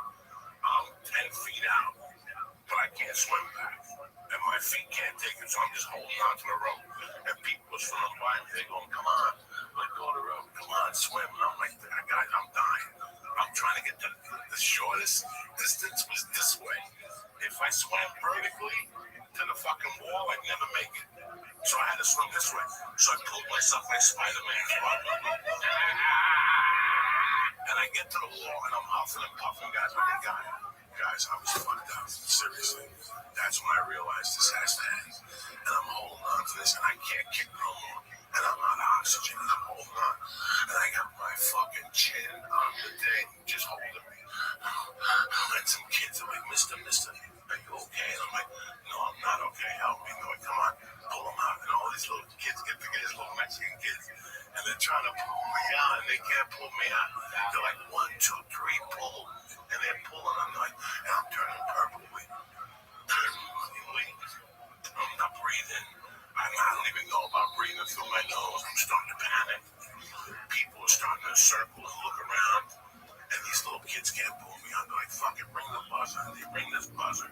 It's going run. And all of a sudden this chick gets on the thing and she turns this thing around. And they're actually going to make me listen to this. They couldn't get me out. So we're going to fucking drop our waist into the pool. And they wanted me to swim into it. And they were going to pull me out like a fucking whale, like water. And by this time, there's 50 people watching me. You have any idea, Lee, how embarrassment it is? I got dead stuck by my stomach. Lee, I'm purple. And they're like, swim to the middle. Get to the middle. Get to the middle and go in and we'll drop the hoist. And the hoist will pull you out and then we'll bring you to the side. Lee, by that point, I'm so fucking embarrassed. And now, out of the corner of my eye, I see ambulance tech workers running in with a fucking mattress. Like I got shot in Vietnam. And something made me put my fat little foot over. I just went, and my fat foot got over. Oh my God, that thigh must have weighed 1,000 pounds. And I fucking pulled myself up and I rolled down like a workout. I just rolled down to the pool. I got up and I got up right in time as I went to the fucking door. The 3 ambulance workers were running in. They're like, where is he? Like, that's him. And I just walked right past the door. Rule number 1, don't stop stop. Don't sign nothing. You don't need to get checked out. Mind your business. You're fine. You know, As long as you get to your car. I gotta be honest with you. I think there's a thing called secondary drowning. Look it up, Lee. It happens. You just take a little bit of air, a little bit of water in your nose, and it gets down your actual windpipe, and it can be a very small amount. You don't have to have this deep, long thing. It's a secondary drowning. Look it up. Lee, explain it. Lee, that's what it is. That's what I thought you had, because I swim all the time, man. You know, we belong to that tennis club. People inviting you to come up there like regular white people, and let's have a goddamn party, okay? You're telling 8 guys are fucking here. I'm calling it out. Let's go, okay? I can't go. All right, next summer. No, man, next summer. Stop. Come on. We got the whole holidays. We got the holidays coming. I'm gonna smoke turkey. I'm trying. Okay, if you can teams in me, all right, trust me. I got problems. Okay? We don't got fucking problems. Yeah, I'm fucking Jay-Z over here, but I got 100. All right? We don't got problems. Word to that. But you know what? She's fucking being so great. It's so freeing for both of us. And I still love her. I'm in love with her. I love my babies. And that's why, this wasn't an acid trip night. You know what I mean? It could have been. But it just simply wasn't. I got real shit to do tomorrow. I got 2 beautiful babies that love their daddy. And I've been getting so much bullshit, about me and the wife filing for divorce. Truth was, she was just responding. They only check LA records. She was already, I had filed on her like 10 days before. Okay, and so there was going to be this big jurisdictional battle. Then my lawyer in Tennessee goes, you're going to spend about $150,000 just fighting over what state we're going to have the divorce in. Okay, not counting my money. All right, I was supposed to write a retainer tomorrow if she wanted to go to war for like $50,000. Okay, it's retarded. All right, and we're just being cool. It's like my babies, I always want them supported. My wife will never want for anything. She'll have the house that she designed. Okay, she can be free and I'm a miserable person to fucking live with. Not that I'm a fat piece of shit. It's I work all the fucking time. Or always. And I've got babies that have to be in school. But since this shit broke on the internet, man, they have people take pictures of my kids, man. It's like, motherfucker, I'm the guy. You know what I mean? It's like I'm the guy behind the microphone. It's my babies. And they're just being fucking dicks. I couldn't even go hardly trick-or-treating with the people all fucking up in my business who I never even knew. I want to slap so many motherfuckers. I couldn't take it. I just sat down. Because everybody knows my fucking business.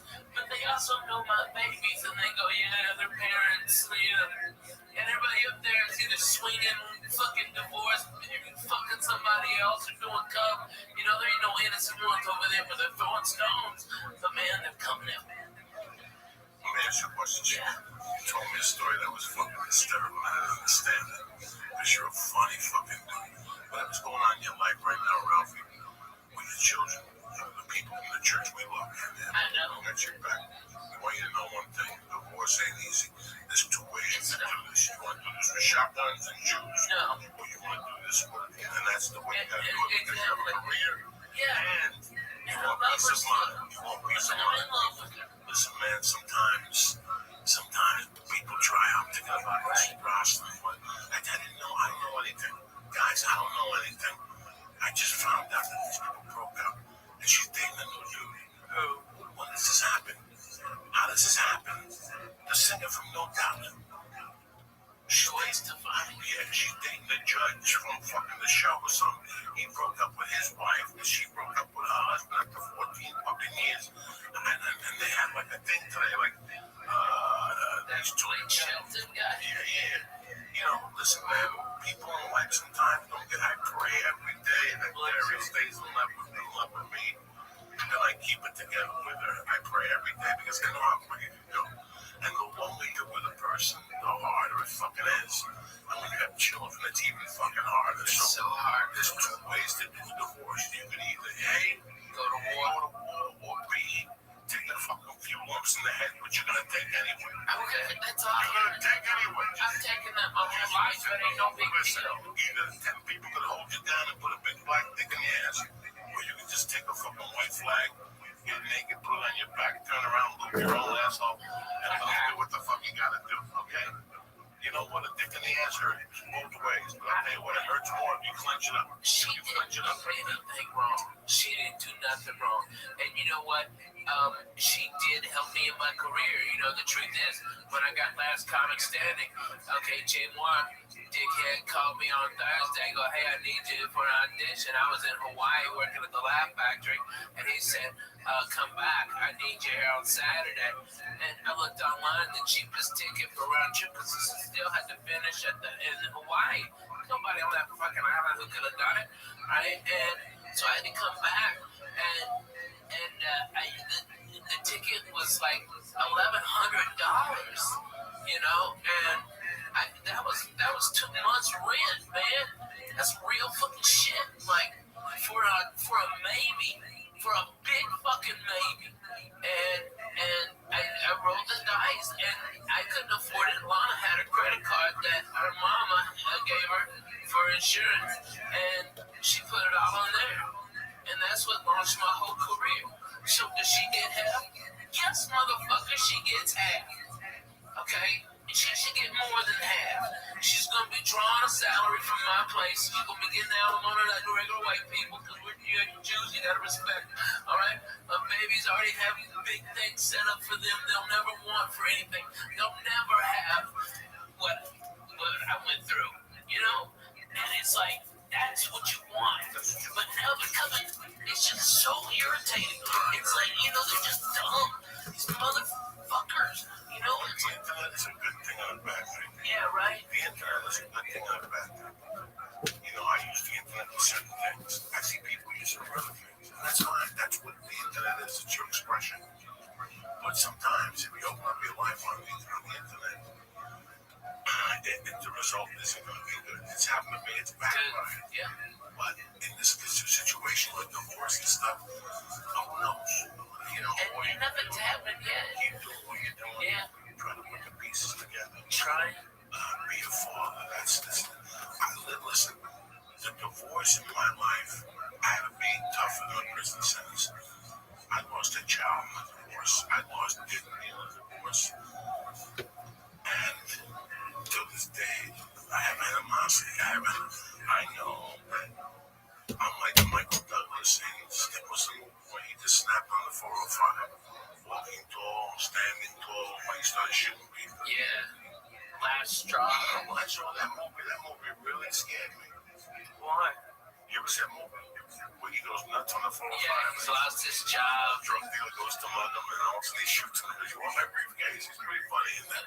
And now Duval is looking for him. It's a cliche type movie, but I always saw that happening to me with my ex-wife.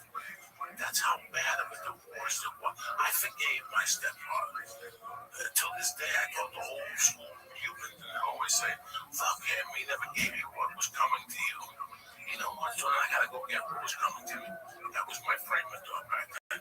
He didn't give me my mother's money. What do you want me to do? I'm gonna shoot him. For 3 years, I lived with him. I was preparing to hide under a car and grab his foot and shoot him.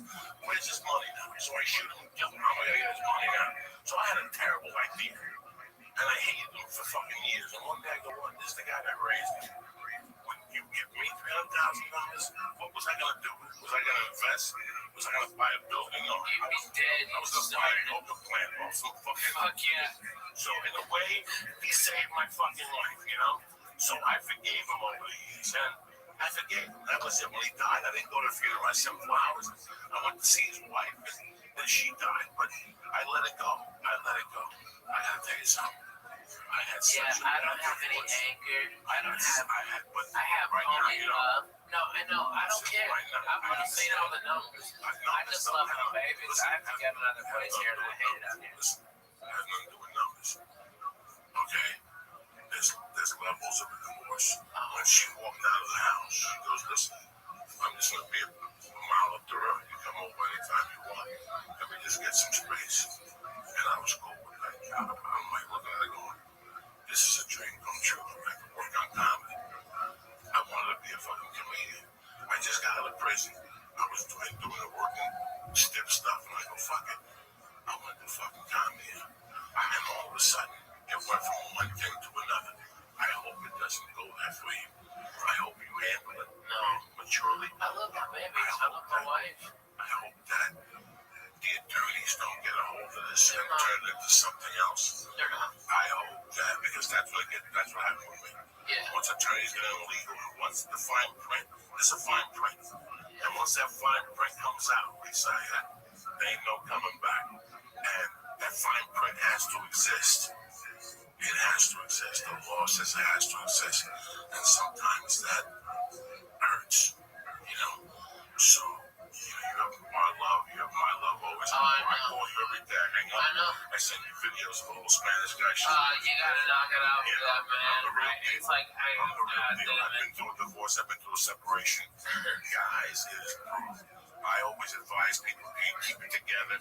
Keep it together. Well, no, I disagree. If there's no love, there's no love. If there's no love, there's no love. You have love. No, So there's we something both still have so much love for each other, but it's like, here's the real deal, okay? I have really fucking bad PTSD, and now I'm properly medicated by probably the best. He's the head of psychiatry at Vanderbilt. He's fucking amazing. He's got me chemically dialed in. I sleep 8 hours. I'm up. I don't take naps. I walk. I feel great. He's done it all. He's fucking amazing.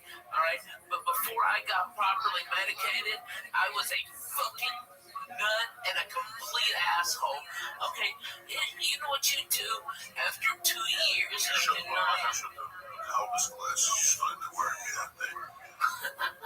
What question did you have over that? It's not a question, but it was just my parents got divorced when I was in high school, and I wish they got divorced earlier. Like they said, like we stayed together because of the kids. Even back then, I thought it would be better just to have like You're just a tough dude. This is listen, man. I feel great now. Let's get something. I got bladder Let's get something out of here. As Comic Standing is a great show, and it shows a lot of comics to the country, and a lot of vice versa. You know what the fuck I'm saying? When Ralphie was on Last Comic Standing, he was already a brilliant headliner. Ralphie was already headlining, people paying tickets to go see him. This just accelerated the program, where now these kids become somebody. Ralphie May was already somebody. You follow me? Ralphie May was already somebody. It went from one thing to one thing, Ralphie. I judged it. I was there when you were, cooking for us with no money. And also the next thing you know, we're sitting on Wilshire Boulevard with a jar of weed in the living room. People just sticking their hands in it, taking weed to go. Nobody didn't give a fuck. Take it. That's what Sean Rouse said. The fucking whole thing. Yeah. I mean, every time he'd see me, give me $200 to do what you do. It's hard on a person never learned in a marriage. Man. This has been a journey for you, and you've learned. And now, I hope that you keep it together. Man, I've got so much more peace in my life. I've got so much less stress and less anxiety. I don't have nightmares every night. The PTSD from Snowflake. No, that's hilarious. Hey, that was 12K. Shut your mouth, cocksucker. That was a good angle. All right, I broke my fucking ball, but hey, I fucking got 12K out of it. Works of the month. No, it's when I had bilateral double pneumonia, pulmonary embolism, and I had to stay awake for 9 days because they said if I couldn't help my lungs expand, I would die. And I had the blood clot was so big that because I had pneumonia and I broken 2 ribs from coughing, and that's what caused the blood clot to go right here. And they said that a geologist was going to come in at 7 a.m. and enter this vein and go into that and find it right there by the lung. And he goes, you have to be awake. We can't give you any anesthesia. And it's inside you. It fucking hurts in there, man. All right. They're going to, you got a 5% chance of living. Okay, if it blows the clot out, okay, you fucking live. And if not, you bleed out in your brain. You have a stroke. Good luck. Hey, sleep tight. Boom. Motherfucker. I was fucked up, Jack. That fucking snaps your fucking head, dude. And so, what I've been doing like a lot of PTSD groups, okay, and they're always like, what the fuck are you doing here? And I'm like, look here, cocksucker. I'm just as fucked up as you are, and let's get to the real deal. Let's talk about some shit. Well, you even know about, I mean, you know how many times I've gone overseas for the fucking military? Like 19. I'm in a 44 forward operating bases in multiple war zones. Okay, by the way, Afghanistan this time of year is fucking beautiful. All the Taliban's turbans, change colors, look at it. It's like, those dirty motherfuckers. They're like reds and yellows. It's beautiful. Okay, but I've been there, and then they start getting real, dude. I mean, when those guys get real, it gets real. You know, I mean, it's like, I know it sounds stupid, right? But you're absolutely right. Ralphie, man, I gotta tell you something. I'm sitting here, brother. And we'll end this podcast in a couple minutes, but I gotta tell you something. It's, I'm 52, man. I've had a great life. I laugh. I love being upset and laughing. I live to laugh, people. I know sometimes I come across as a prick. I love giggling. I love laughing. I have a lot of regrets in my life. I did a lot of fucked up things. I was talking about my Godfather before. One of the biggest regrets I have that we didn't have the money to do it, Ralphie. What a mistake that. What a mistake that we go back and rewire that apartment with a camera.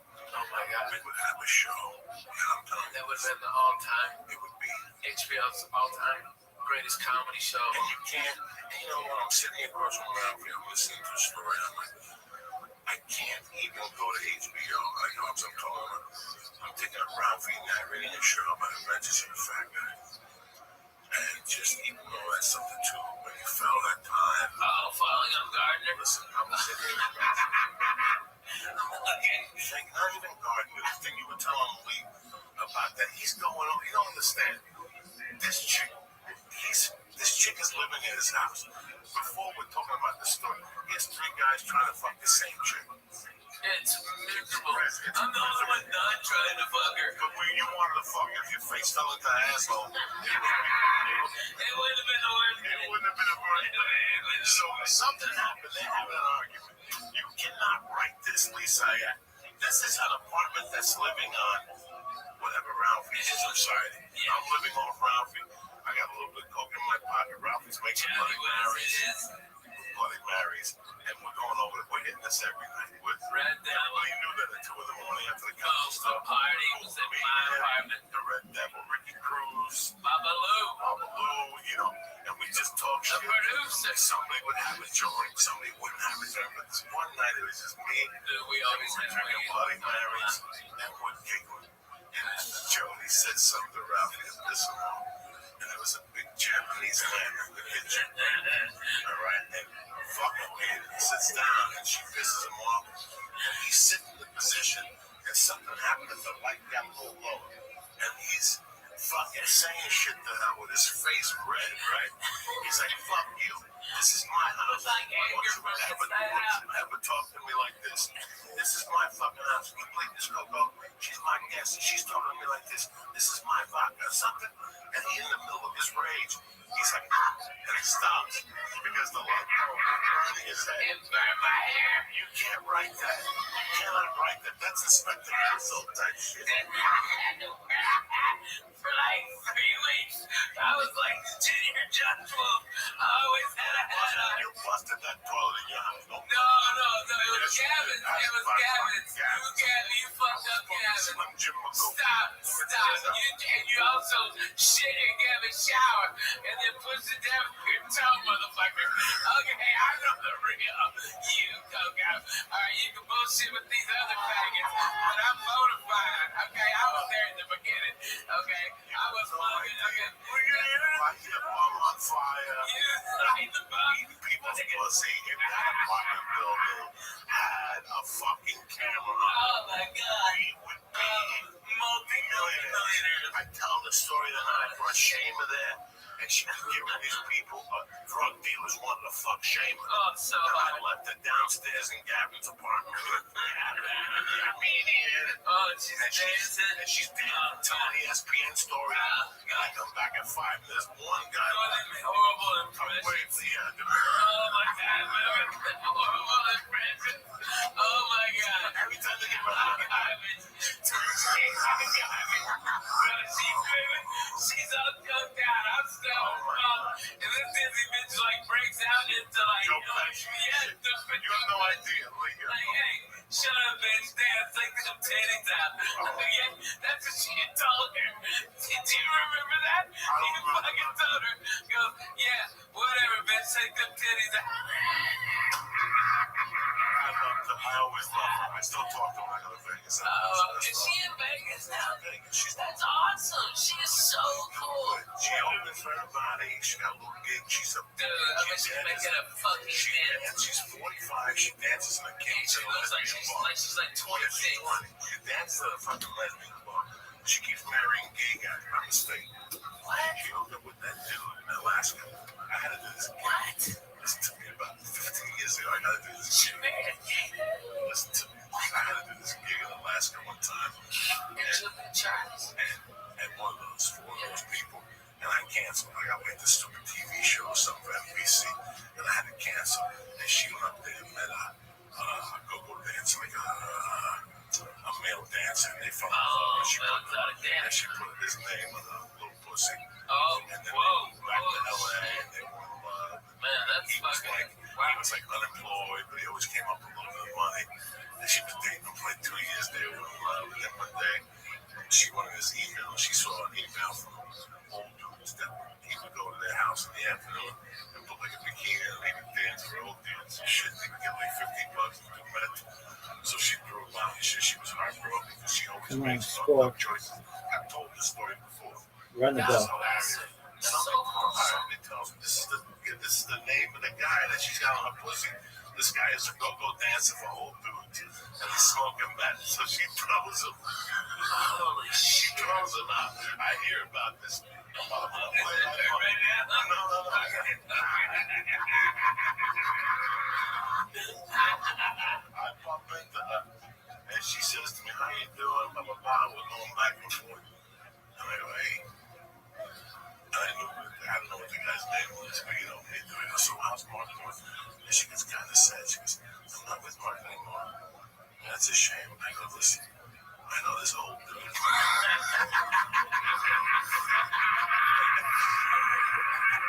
You know what, Shayma, you gotta give it up to her.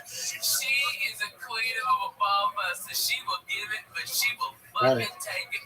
I tell you what, she takes it better than a lot of fucking bona fide grown men. She's always said, "Oh, she's fucking funny. She came up at the comedy store. She came up at the comedy store. But nobody. Her mother's a biker. Her mother's Gemma. Did you know that her mother's like Gemma? She was telling me stories, showing me pictures one time in the house. Her mother's like Gemma. And she's half Arab.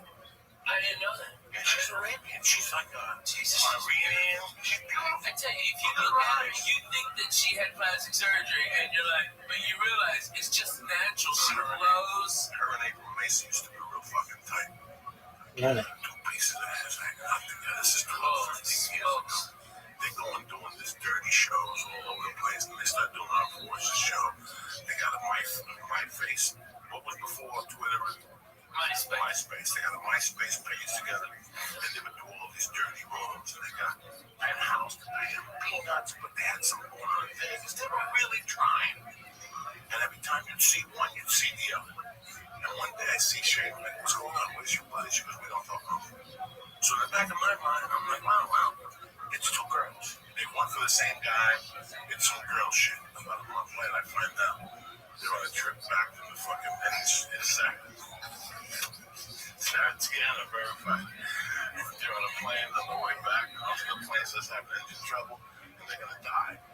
The plane's gonna go down. All of a sudden, they go, we're gonna release the mask. And they released the mask, but only one came down.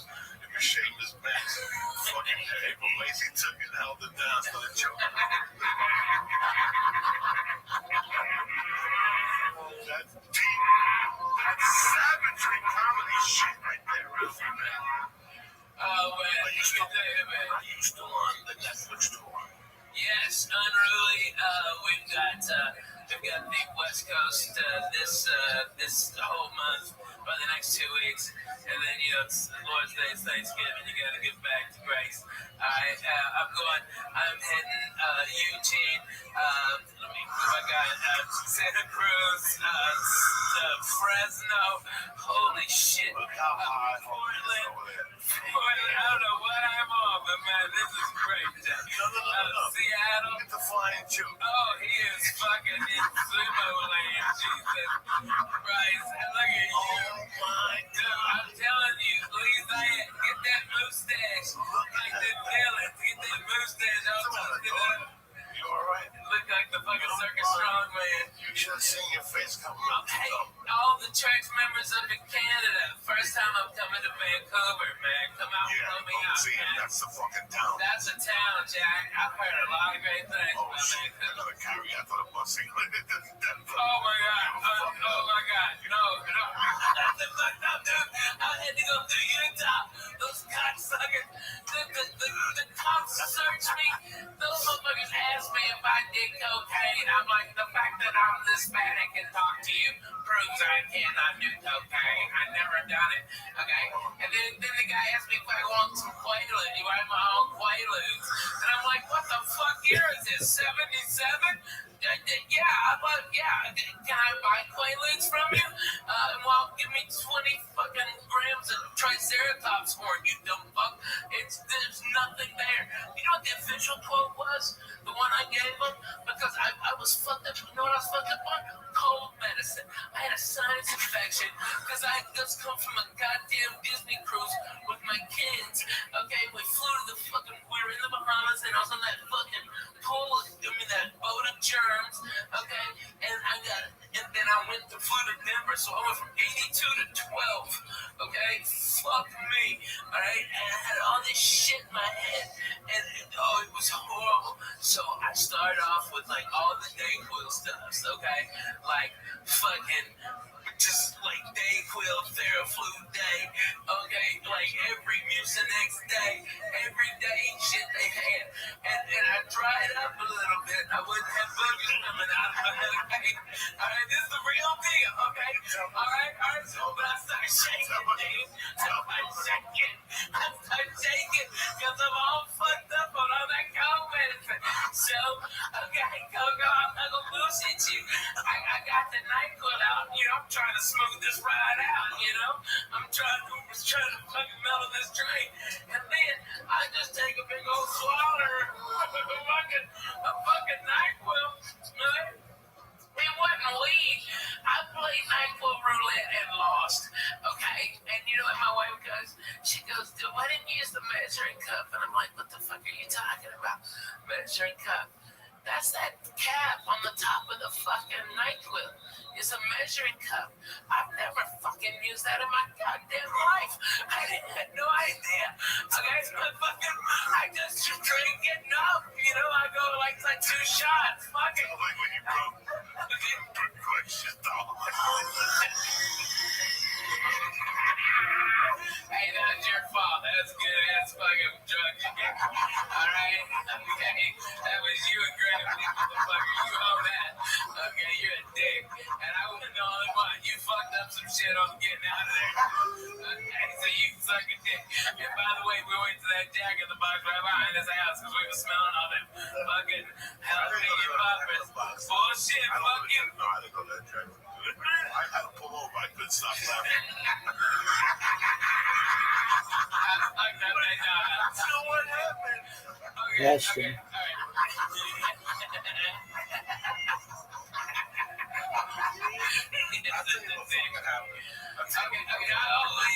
Denver, listen to this. You keep Alright, nobody want to see him. Alright, I've seen him play my life.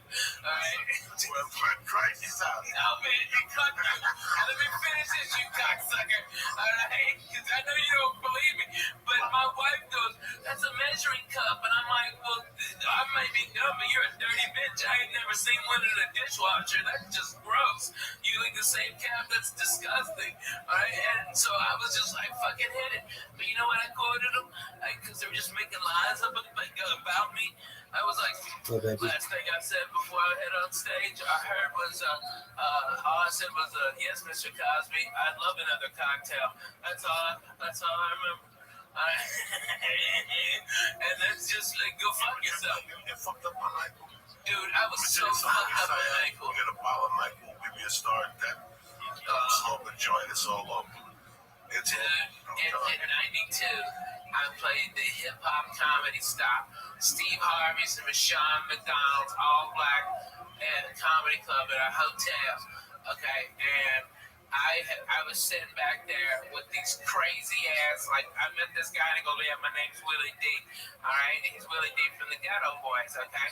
And then this little ass midget walks over Bushwick Bill, okay? And he's a gangster, okay? I mean, Bushwick Bill was no bullshit. He had knives on him and shit. That little motherfucker cut your balls off. That was a high level to him. Okay, no. With codeine syrup. Codeine, and we listen to fucking slow records that this guy named DJ Screw would do. Right? But we drink that with 7-Up, okay, or Mountain Dew. Boom, they do a Mountain Dew so they wouldn't pass out, so they just drink that syrup.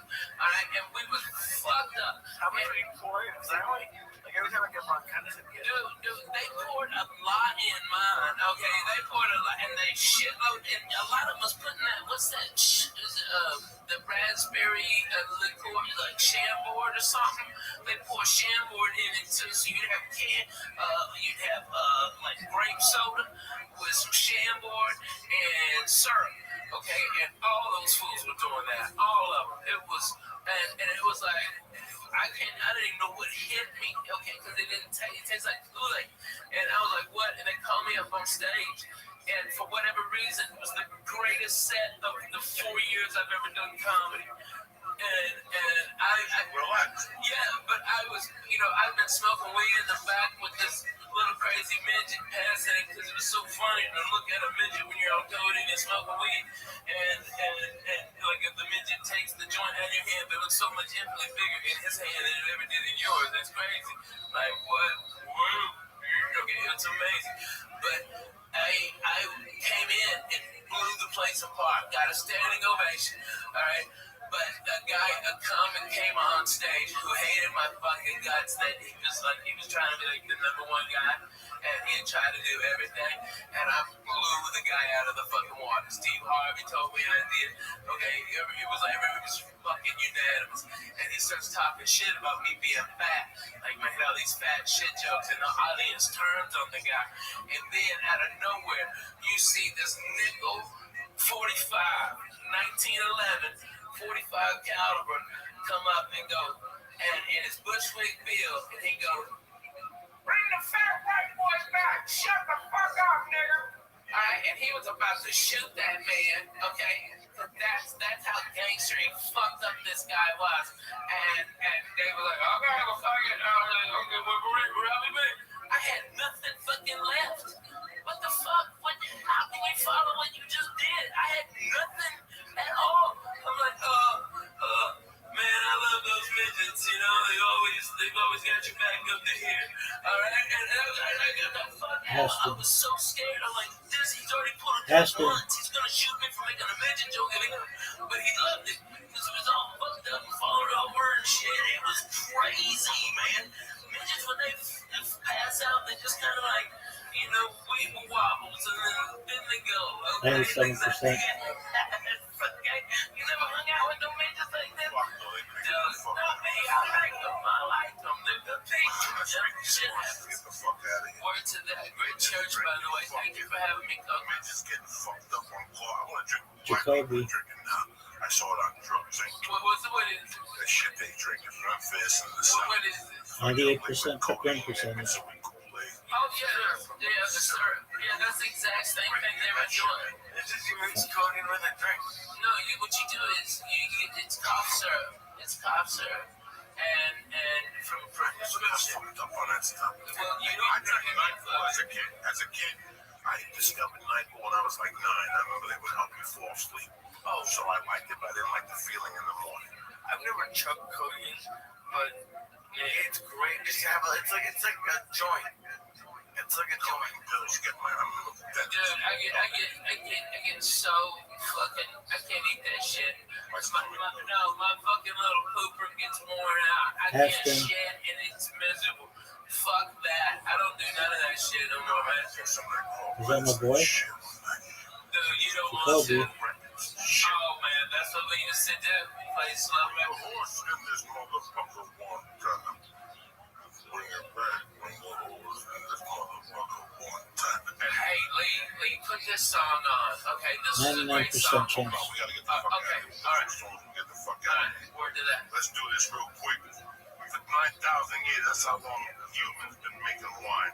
That's also how long they've been confused about which wine Jacoby. to drink. No. Some people get a headache after they drink wine. I used Jacoby. to get a headache. One time I shoplifted a bottle of wine from Albertsons across Biloxi County Park, and I drank it with Kitty Devereaux, Louis Casley, and I had a headache for 2 fucking days. But for many of us, it's a shopping part that causes a real headache. You got too many choices. You don't know what to do. People come over, they're serving chicken, they're serving lobster, and sometimes you go down there and wine's expensive. You went in there to buy a 20, next thing you know you're dropping 60, and you got no guarantee of what you're gonna buy, right? Let me tell you something. It's overwhelming to pick out a good bottle of wine sometimes, especially when people don't know. Your own personal experience learning about wine and why you bought to learn about wine, that type of stuff. This is what we're gonna do. I joined a new wine club called Club W. They changed the whole game. It's easy. You go to clubw.com and you answer 6 questions. The algorithm, whatever your algorithm creates a palette profile just for you. I don't know where the card is right now. It's pretty cool. And if you've ever seen anything like this, Club W is leading the great glass wine revolution. What it means is they cut out the middleman. They work directly for the vineyards, and they cut the guy out, which in turn saves you some no-brain meat. So with Club W, you get premium wine customized to your taste and a third of what you pay for at a store when you don't even know what the hell you're paying for. Yeah, you're not buying it's not like a club where they send you other companies' wines. These are their wines. Like you're not gonna go see these wines anywhere else. But the most interesting thing is going to their webpage. When you go to clubw.com, you go on their page and they have all these videos, informative videos, and they tell you what wines you drink, you take the test, and next thing you know, you're involved. Which when you don't know about that, listen, man, I grew up in a bar. I don't know nothing about wine.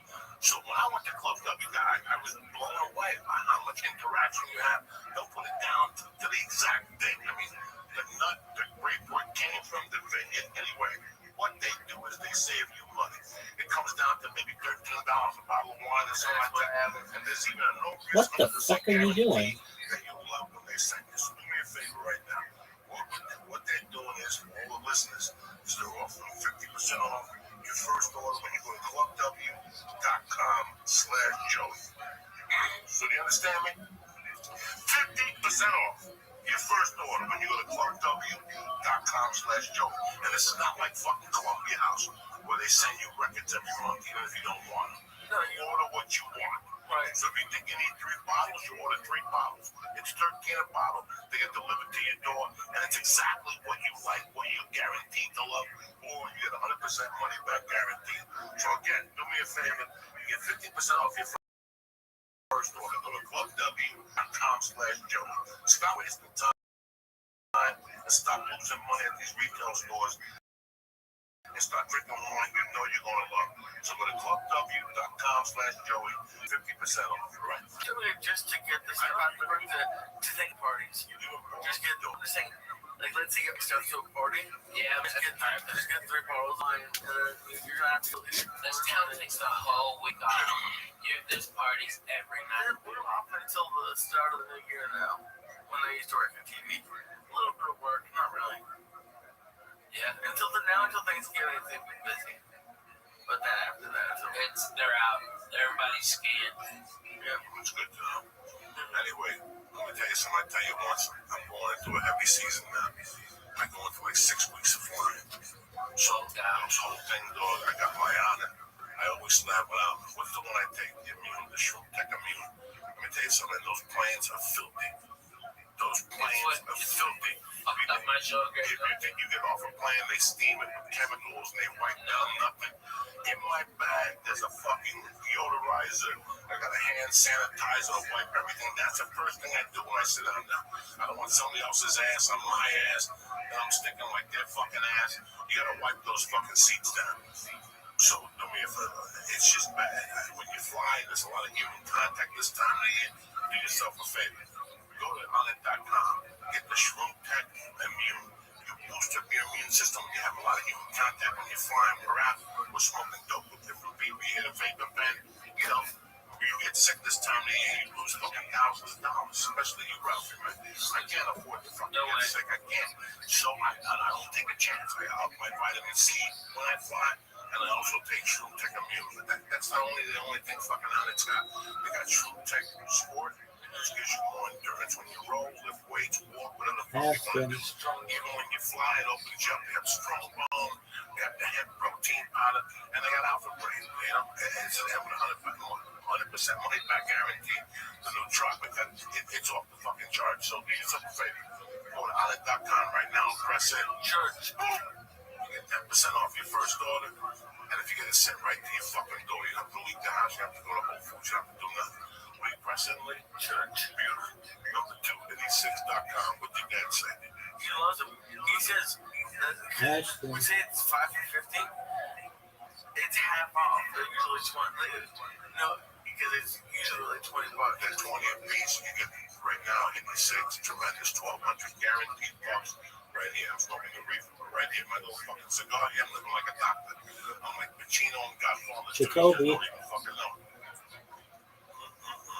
You broke my heart, right? Eddy6.com right now. They got the tobacco, they got the cigar, all right? Then they have the tobacco line, a cigarette line. It's 24, 16, 8, and 0 milligrams of nicotine. You can smoke them whatever the fuck you want. My dad likes the flavors too. And the flavors, you can switch it up. Go to Eddy6.com and press in. Joey's Church. Boom! And get 5 for 50, which is 50% off. NailedItLife.com, the Vapor Kings. You want a vapor pen, you like smoking, you like doing this, you want to see the devil, go to NailedItLife.com right now. What are they running? Double. When you use code Joey Diaz, you're going to get 20% off the premier vapor pen on the market for all the oil wagon smokers out there. And if you live in California, they are also makers of those Misha bombs. There you go. So listen, do yourself a favor. Please support Nailed It Life. Please support Eddy6. Please support Honor. And please go to Club Duck. It's a holiday season. It's beautiful. Wine delivered to your door. That's perfect for you. I'm here to save you guys money. I'm not trying to fucking sell you no jumping on like that. Don't forget my main man is wearing on you, Peter. I'm at the Friday night. Go to RalphieMay.com. Yes, for tickets. Go to RalphieMay.com for everything. Go see if he's coming to your fucking neighborhood. I'll put you there, so check I wouldn't miss this fucking I go everywhere. I'm in Portland Thursday through Sunday, and I'm in New Jersey next week at the Stress Factory. All right, guys? Hey, I love that club, man. Maybe those boys from Memphis come out and I like those guys. Thank you for coming out. We got Hey, fucked up, Church, man. you know what? That ass fucked me up. Coco, That's fucked up. you know, there's cameras and microphones here, but at the base of it, it's back 16, 17 years, 14, 40. Me and you, my little glass table sitting by the window, you know. Crack a fucking joke. Crack a fucking joke. Only leaves here. Only Hilly? Yeah. How you feel, Is my that brother? reality to the right? That's what Coco brought up the church. What's happening now? Made me a deacon. Okay, you'd have been there. You'd have been right there with us, I believe. 13 years ago. I'm proud to have you, sir. Close it up. We thank you, Ralph, for coming on. Coco, I love you. Friday night. Anything. I love you, Constance. I love you. Thank you, sir. And thank y'all for having me on. I really appreciate if you stuck around. And I know I get long-winded and I'm annoying when I laugh, so I apologize if I do. But I love it, and it makes me. This show, The Church of What's Happening Now, would like like to introduce you to PetNet. Stop worrying about feeding your pets the wrong amount of food every day. The PetNet Smart Feeder will feed the healthiest portions at the right time every time automatically. Go to PetNet's, get your PetNet Smart Feeder, plus free shipping when you go to petnet.com/Joey. That's petnet.com/Joey. Petnet.com/Joey. Shows also brought to you by Money.com. Go to Honor.com and use code CHURCH to save 10% on all of their optimization products like Alpha Brain, Stronghold, New Mood, Showtech Moon, and Showtech Sports.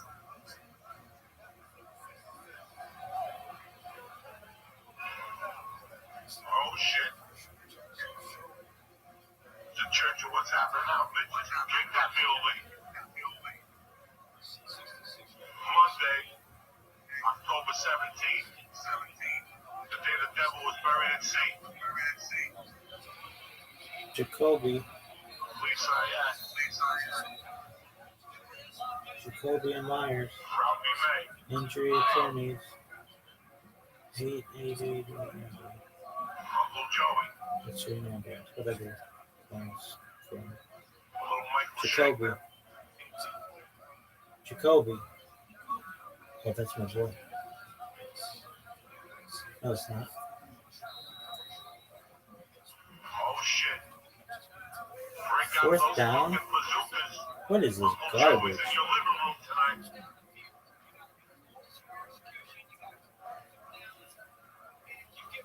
What's happening, beautiful people? I missed you, cocksucker. Robbie May here. Hey everybody, how are you? I here, same old fucking up through. It's a Monday night, October 17th. I hope your weekend was fucking tremendous. We had a great weekend. I want to thank Chicago for letting me take my special to this beautiful fucking city, which I've always loved. I finally got Lee over there, turned him onto a hot beef fucking combo with the sausage, with the fucking green peppers and onions. Forget about it. That's what it's like the hot meat with sausage combo. Right. Beef combo. That's it. Oh my god, they're crazy. Which one do you go to? Big house. Strong. It was close to the day. There was a World Series. Right, you don't want to go up there. We didn't want to go all the way down. We didn't listen. I don't like fucking around. We were taping. I had to do shit in the afternoon both days. So we just kept it light, luckily, and myself. And I gotta tell you, we didn't keep working that home. No, we didn't. It was just great. It was great. It's the reason why I picked that city. That's amazing. It's such a great town. Really. They're great audiences. They're like blue collar but smart. It's a rare thing. They're not shocked by shit. Chicago. Fuck you. How nice. I lost my phone in the hotel. And they turned it into the front desk. Fuck yeah, that's Chicago, man. Where'd you lose it? The restaurant? I don't know. We're at the restaurant. You got up. You saw me. You got up. But you did not have it in the restaurant. You got up. You left. You were sitting there playing with the phone. Yeah, I must You put it next to you. You got up when you saw me. And you left it there. I felt terrible because I lost. I dropped me out. When I got there, somebody gave me a great fucking hour. Rainbow, long the rock and roll. I went to eat the Cuban sandwiches. I left it downstairs. That night, they called me in my room. Yeah. We have you out downstairs. That's amazing. You gotta go back in the room. That's great. Great little city, Chicago. Listen, man.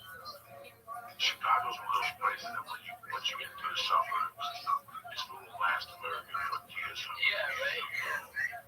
It's really neat, I hate that the whole city is being phased as like the old Wild West, you know? I mean, everybody's dying, getting shot and shit like that. That's only certain parts of Chicago. At least nobody gets. Yeah, man. There's parts of Chicago that are fucking bad. There's parts of Houston. Oh my God, so bad. Yeah. Different element of Houston. Oh shit. In those areas where we used to be old property Yeah, now. no way. This is going on across the country. Anyway, you just can't say Chicago. Chicago's a scary place. Look what happened last year in St. Louis. Oh my God, yeah. Tensions, like on the verge. You know, that's so crazy because I used to go to St. Louis as a kid, and man, I remember in like '84, they had this whole 4th of July down there. Okay, I mean, for every white guy, there was 2 black guys. Okay, we're all listening to Cool and the Gang, eating fucking hot dogs like Americans. All right, fireworks. Everybody was having a blast. I can't believe that town went to what shit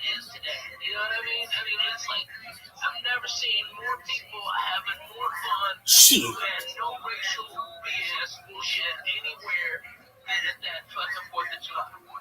It was fucking outstanding. Cool in the game. Shit. Shit. Where were you growing up? Go to St. Louis. Clarksville, Arkansas. That's funny because that was the big city for my wife. Yeah. I think that's the team you watch when you grow up. Oh, yeah. She grew up in fucking Paducah, right? no, in the Queen. No, that's Kentucky. She grew up in what the fuck? My Milan. Oh, my God. That's like Jackson. That's like Jackson. Yeah. Couple of hours. Yeah. We go to St. Louis to watch the games, and then we go to Memphis to watch wrestling. And we go to Hot Springs to go to the horse races. My grandfather would get a place. What type of wrestling was there? Oh, shit. Was it the guy you saw on TV? Fuck no. When we saw him on local TV, I mean, that's where I first met Spit Dick Murdoch, fucking the Funk Brothers, okay? Man, Jerry Lawler. I saw Jerry Lawler in the Kaufman fucking wrestle. And then, like, 2 weeks later, I saw Kaufman get beat by a woman. One of these big bitches from Tennessee. I mean, she's big, probably Mississippi, North Mississippi. Okay, this big bitch whipped his ass. Okay, I saw that. WWE wrestling. It's third tier, but it's legendary. You know what I mean? It was Mid South and something else. I forget the name of that one, but I mean, dude, I went to so much wrestling. I saw Ric Flair win the heavy metal belt from Harley Race, and it was his second world championship. And then I saw Dusty Rhodes beat him, and then he beat Dusty Rhodes again for his third championship. It was tremendous. Blood was everywhere. It was fantastic. And wrestling was so fucking good, dude. I remember as a kid spitting on fucking Abdullah the Butcher. I spit on it. You dirty motherfucker. Okay, I spit on him. Who else I spit on? What was her name? Oh, yeah, man. All the kids are down there. We're fucked up on suicide cups. That's what you ever have a suicide? I don't think so. Okay, it's what you take a Coke, all right? You tell them, there's a little ice. And then you hit every type of Coke on the fucking thing. Yeah, that's the suicide. Getting all fucking hopped up on that suicide. Like Coke, Dr. Pepper, okay, fucking orange, orange Sprite, yes. Oh, that's a suicide. Hot garbage. Cough syrup, like the red NyQuil. Not even the fucking ghetto one, the green one. I used to work in the movie theater because we had like access to the ices. Oh yeah. So we would make up drinks with like the white icy with Sprite or something. We had a creamsicle with the white icy with orange soda. Oh, so good. Man, that fucking sounds so good right now. A fucking icy. That bong is deadly, by the way. I just want you to know. I was cruising on nothing, and then fucking one hit of that it kicked. The same bomb 3 times. It's so high. We take it at the bathroom. We don't wash it. We leave it there.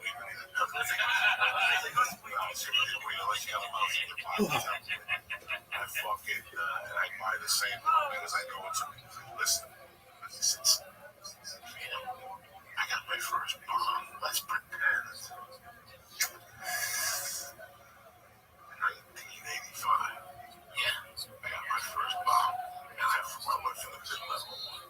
Yeah, right. I like the plastic with the fucking pistol grip and on the car. I like that. Because there was glass and there was plastic with the plexiglass. Yeah. But then some jerk off in 1985 or 86 decides to make a bomb that's purple with like dark purple ranges. And it had like a car and the bottom was flat. It was like this. She got black surface there, which I call it at the bottom. That's all in the turntable. Plexiglass. I'm saying plexiglass. Okay, so I get this fucking bomb and I use it when she gets to me for Christmas. I use it from like Christmas to like March. And then the bomb doesn't suit my needs no more. It's maybe up to here. This bomb is, what is it, maybe a foot, guys? I'm 12 inches high. This bomb, maybe. Yeah, maybe. Put your dick out, man. This bomb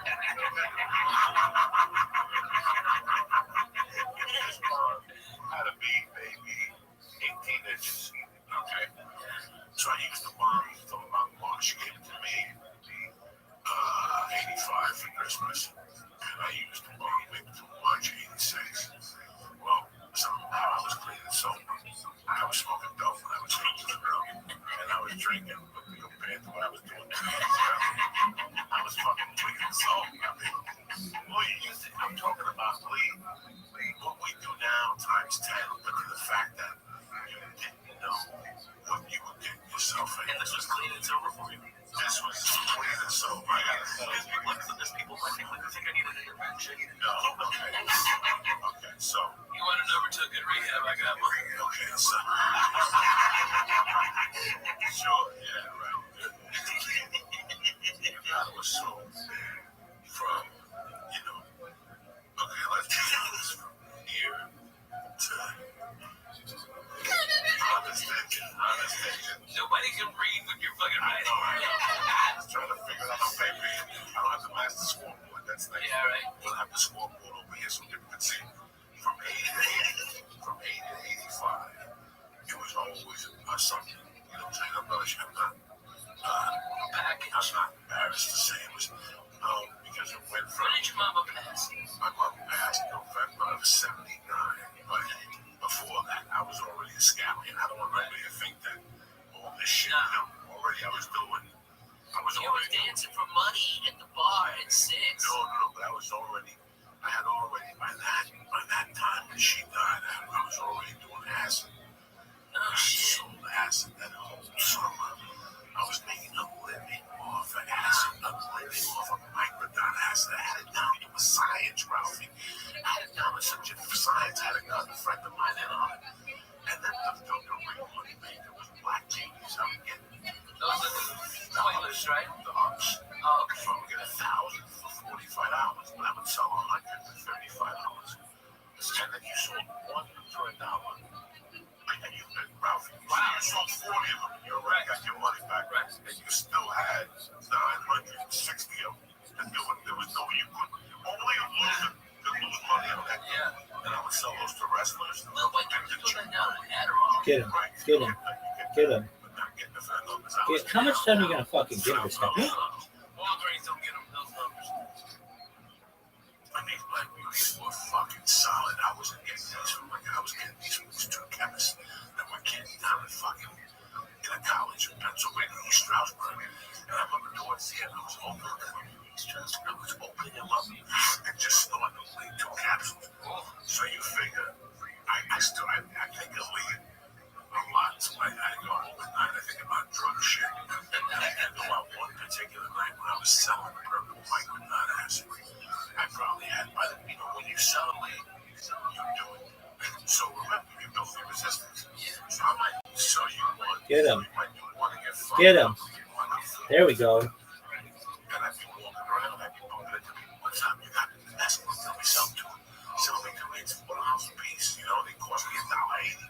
Not even they were $90 for 100. It's mescaline. So you walk into Raider Nation, baby. We Just made that up. I wasn't heard of that. were walking the bars, our kids. We were walking the streets. We were walking on side streets, so we don't point the cops on Kennedy Boulevard. And I'll never forget what this was doing in the morning. We walked to this kid, just roaming the streets of your town with another kid. That's Northburg. You bump into people from West New York.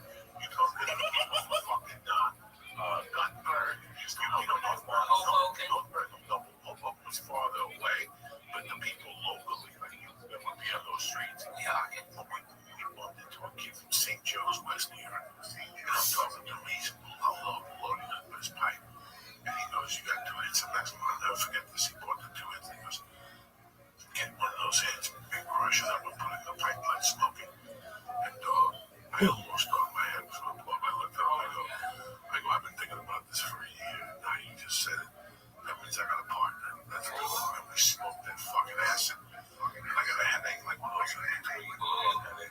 Did it get you on? Did it get you freak out? I was freaking out with the fucking acid already. But to make a long story short, I'm sorry, I wanted this tangent here. No, I love it. When I go out in those days, you really didn't know what was going to happen. Like, all you knew then was that you had $42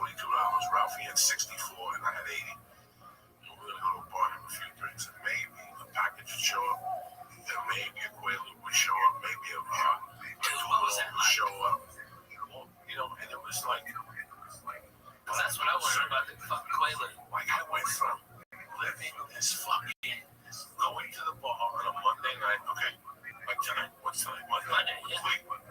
Meet me at Sharp Wolf's at 8 o'clock. Okay. And you know, food. Nice. Unless I'm big bitch, I'm gonna be working at 8 o'clock. Enjoy it, can't miss. Because the last time I went out, we got a damn this fucking rock bitch. You hit me out in the fucking morning. Sorry, don't blow. We can't do blow tonight. My girlfriend gets mad when I do blow. Dog. You told me this before we leave the house, like 8 times. You agree with me? No, what I'm saying is I'm gonna do blow. What the fuck wants to do blow? Yeah, you know, so we go down there, we eat like this good meatballs. I think it tastes good, tap. You know what I'm saying? You know, so some people will get dog. I got these fucking Quaaludes. Oh my god, the guy fucked up on the chemicals. He made 100 of them, but he had to pay it that way. So all the chemicals went to the fucking bottom of the Quaalude. So the ones on this side is what he sold. So they're like 3 straight. And next thing you know, he's like, Jesus fucking Christ, okay, I'll split one with you. Because I gotta get some sleep. I'm leaving here in 1 hour. You see my clock? Like, I remember people saying it to me. Like, yeah, you see that clock? In 1 hour from now, I'm gonna be the fuck out of here. And I would just sit there and go, Aston.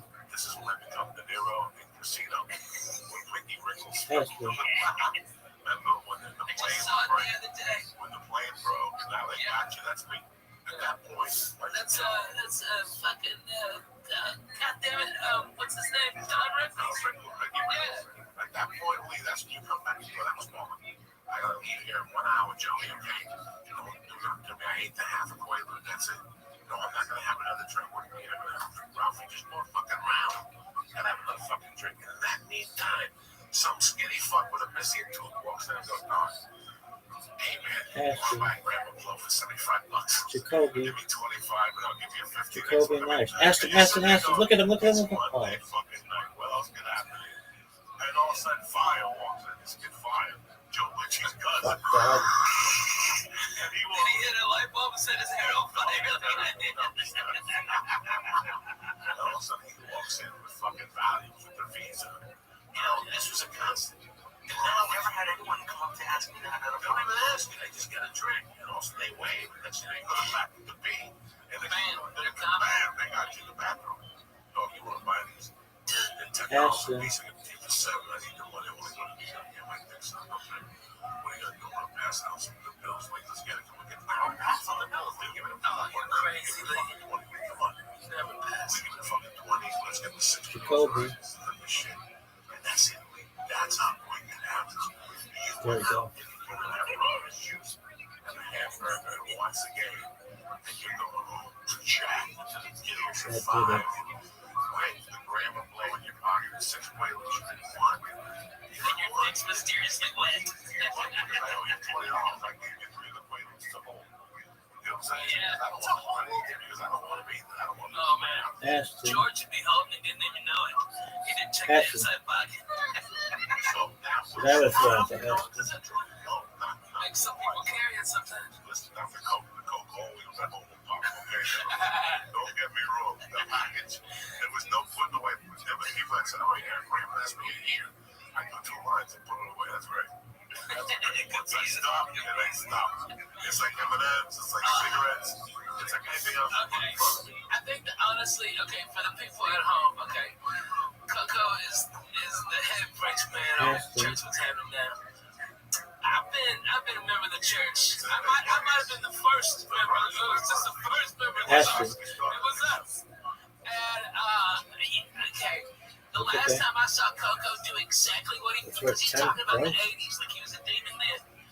10 years ago, Christmas, Thanksgiving, pardon me, Coco did a 1/4 ounce of mushrooms. He smoked nearly an ounce of my weed, drank beers all day long, and then went down and did the Comedy Store and copped. Okay, and that was the last night of evil. Oh, 5 yard loss with the catch, and it's still +5. Yeah, 4 hits of acid. What? He ate a 1/4 ounce of mushrooms. I swear to God. Okay?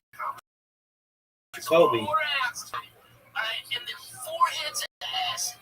Smoked at least an ounce of my weed. Drank all my fucking orange juice. Okay? I had to call the candy store twice to come.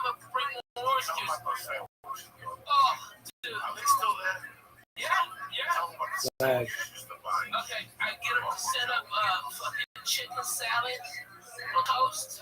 Stop. Chicken salad, avocado, Oh, tomato. dog. Damn, lady, that was fucking straight juice moving. I'm like, Back, and she still gave you a bill for half your sandwich. oh yeah. Oh my god, where the fuck is that spot? The place next to the Laugh Factory. Oh my god, yeah. Fuck yeah. Take me there every other Yeah, fucking Greenblatt's. Greenblatt's. The fucking bitch charged me for having a sandwich because they had hands on it. Listen, I saw it when I was like, Oh my god. and on his arm. And I go, Ralphie, why do you have hands? And he looked at the sandwich. He goes, what the fuck? He looked at the sandwich. There was like 3 hands. Yeah. Also, he put the sandwich down. He called the waitress over. He gave like 3 hands. Because that was in that. So she goes, what side was it? Which side was it? She fucking picked it up and came back with the half and the bill. The bill flow. It was the most ridiculous fucking thing. They must hire the dumbest fucking people, dude. I went there the time before that, and I got a fucking salami and egg sandwich. Okay, that's a strong move. Okay, late at night, boom, had a couple pops and stoned as boom, that's great. And they fucking fried up the salami, and the goddamn thing left the plastic on the outside, so it burned. It's all toxic. And I'm like, what the fuck? Okay, just send this back. Fuck it, I don't want to eat anything here. And I got high with you, and fucking went back to that fucking place. Careful. You have to be in Los Angeles. Oh my god, nobody gives a shit. I tease them. No, you always used to make fun of me because I don't get pepperoni. The reason I haven't got pepperoni in a few months is because they would always leave the plastic on. I'd be eating it and plastic would come off with every bite. Oh my god. When you get Wraps. No. I would make sandwiches.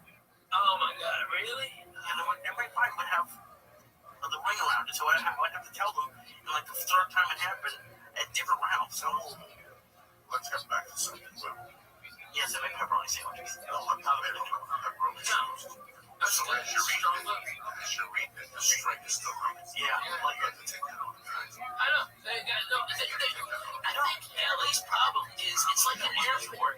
You know? They got it this way, right? Yeah, they selected the So it's like a wrap. But not the fucking plastic. It was the plastic. It's the plastic. No, there's a difference between the wrapper and the casing. I'm used to that. Oh, it's the case. It was like no, but it was like you can't take casing like around it. It is like I've had pepperoni. Trust me, I've had pepperoni before. There's not that. And I've told them, and when you tell them that, you can see a difference. But that's why I can't go to the like. I did something really weird today. What'd you do? What did you do? I left my cart at Ralph's. I got pissed off because they didn't have what I wanted. Like the deli counter was full, like way full. I was looking down my cart. No, Magnolia. It's like easy fucking thing. Magnolia Cross the barbecue place. The one with the DX hires up north.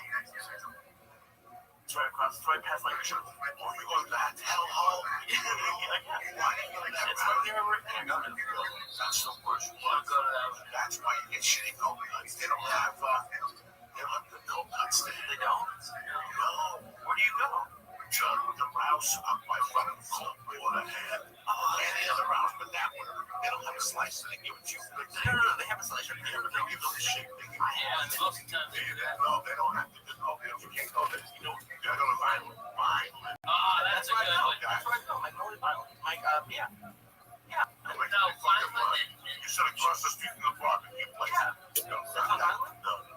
Not that dumb. That dumb is a dumb. Okay. That's a dumb. That's where that Jack in the Box is. There's something there. Yeah, there's a cross street. Yeah, that's why you go there. There's a subway too. That's why you know why that is. That's why cops suck at me. You don't think I know, but I know. Okay, I've been there. No, you can't go to that. You can't go to one by Ventura and Vineland. Underground party, very nice. You have the bread that you cook yourself at home. that is. Yeah, come on. What is it? You go to the worst. Pick the worst supermarket. No, there's a worse one. There's one on Laurel Canyon in Victory where they don't have a deli counter. That one's scary. How about the woods? It's the scariest place you go there. What's the one? Used to be John's. It is all like a fear like John's. Scary. All rushing it. On Sunset. Out by the Food for less? Oh, yeah. I know.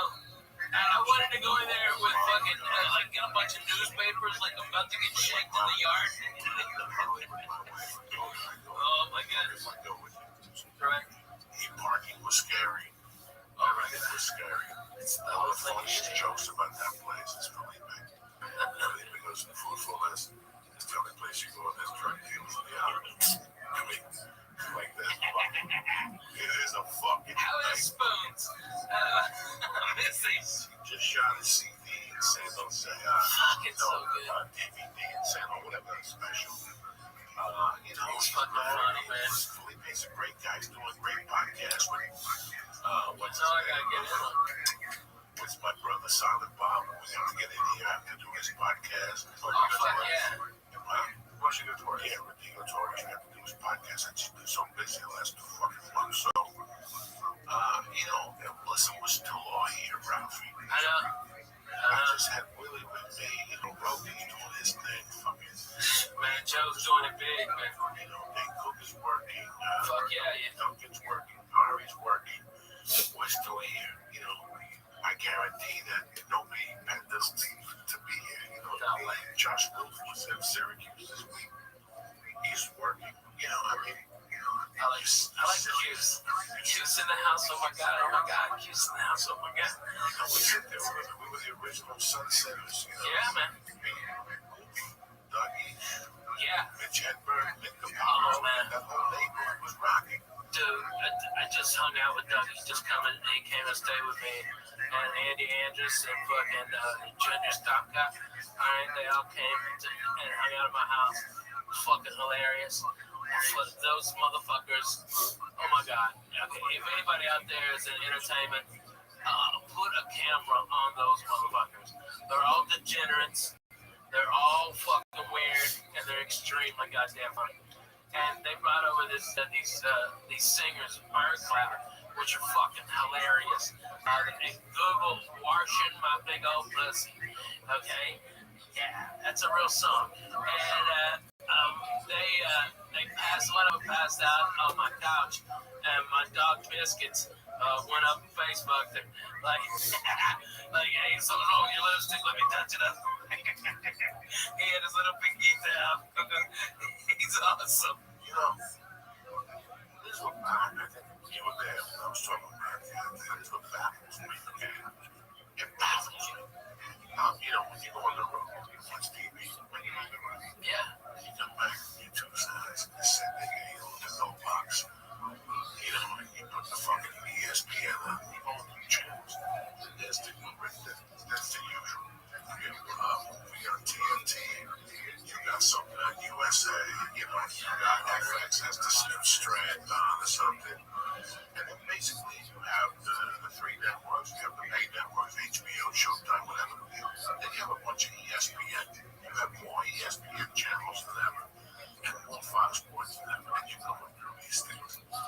And at that time, from 12 or 11:30 to fucking 2, it's these talk shows and these sports shows and whatever. And you look at this, you watch them, and then you try to, you watch them, you listen to the topic, you look at the 2 people doing it, and you step beside yourself and you go, I'm not even talking about myself or Ralphie May or Jay Moore who knows about sports, who's got a little sports show. Damn, we can do this. Crowley Stevens is familiar with the program. I was killing it. All this internet shit with the Ken White world is basically the developmental deals that we did 20 years ago. You don't have to pay for them, though. All they have to do is sit tight and go, this guy open, Ralphie May over here, some money, let's see if we can take this stuff. He's doing fucking Periscope. He's the killer in this box. Oh, yeah. Brody's so goddamn funny, though. It's not even so funny, it's just the shit he's doing on there. So, you have a phone right now, and your phone rings, I would never bother you, concern. This is Joey D. How you doing? Joey, what's going on? Listen, I don't mean to bother you. This is again. Fucking Brody Stevens. He's on Periscope. I've been aware of it. My brother watches the cooking show. You should watch this Brody Stevens. Well, it costs you. 2 of them on FX. 8, Yeah. 9, Outbound channel. That's for fucking millennial people. Oh, yeah, Brody, be great. How would Brody 7 to 8? Think about it. How bad can it be? Listen, this podcast, I know this for a fact, and you know this too. They're doing better numbers than most TV shows. Fuck yeah. Yeah. Oh, my God. I think what I always ask for terrible. And everyone is like these sports radio, sports podcasts, those podcasts. There's not they're not. The thing they don't have is a personality and entertainment. And I think the big people like ESPN and Fox Sports don't really want that.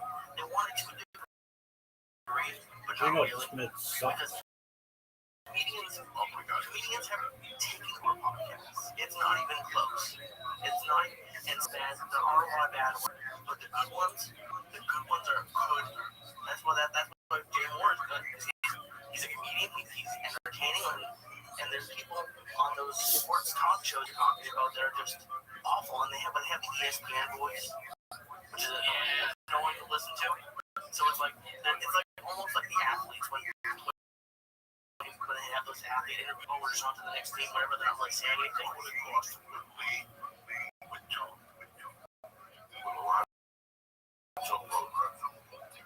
No way.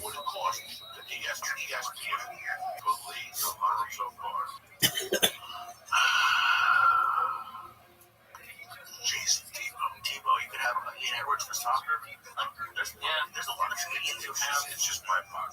It's incredible. It's just a waste of time. I'm not talking about Joey. I'm not talking about my friends. I'm talking about I'm watching something that's unfucking watchable. There was one thing I had with Derek Rose, the white guy. Yeah. Oh my God, the white guy is terrible. Derek Rose. I thought he was hanging out with Doc Good. You know, he's fucked up. You gotta something happened to him.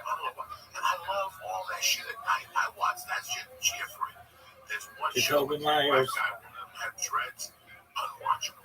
Oh, this guy is awful. You know what? They're all over the Hinchcliffe. They don't have nothing for the Smash Brothers, but the Smash Brothers aren't going to do a show with a video show behind them, with a video camera to it. This is the shit I want to see. Yeah. This is why these channels are starting to open up. Watch somebody's like, oh, you know what? What's it cost me to start a streaming fucking thing? Like, with 3 fucking shows on it. I can stream them on YouTube. Brody Stevens, 24/7. You wake up with Brody, you go, it's 7 to 8 with Brody in the morning. And then like 12 to 1. The last 2 stops of the night for Brody, the Comedy Store main room, or the original room. Good job, Myers. He's deadly. He's deadly because he knows so many fucking people, man. I mean, I don't think people really understand. I was at Fox. Jacoby. And Tom Brady walked up to Brody Stevens and was like, "Hey, Brody, how are you?" And that's fucking Tom Brady, man. Okay, and he was like, "Oh my God," and Brady, doing good, man. You know, feeling good, doing good, positive. It's like positive. That been hilarious. I saw it. I don't see it. I see it, and I'm not even sitting there like. I'm not even close to Brody, but he is fucking funny, man. I wouldn't be like one of those guys that, oh, look at this guy can do away with it. I'm old.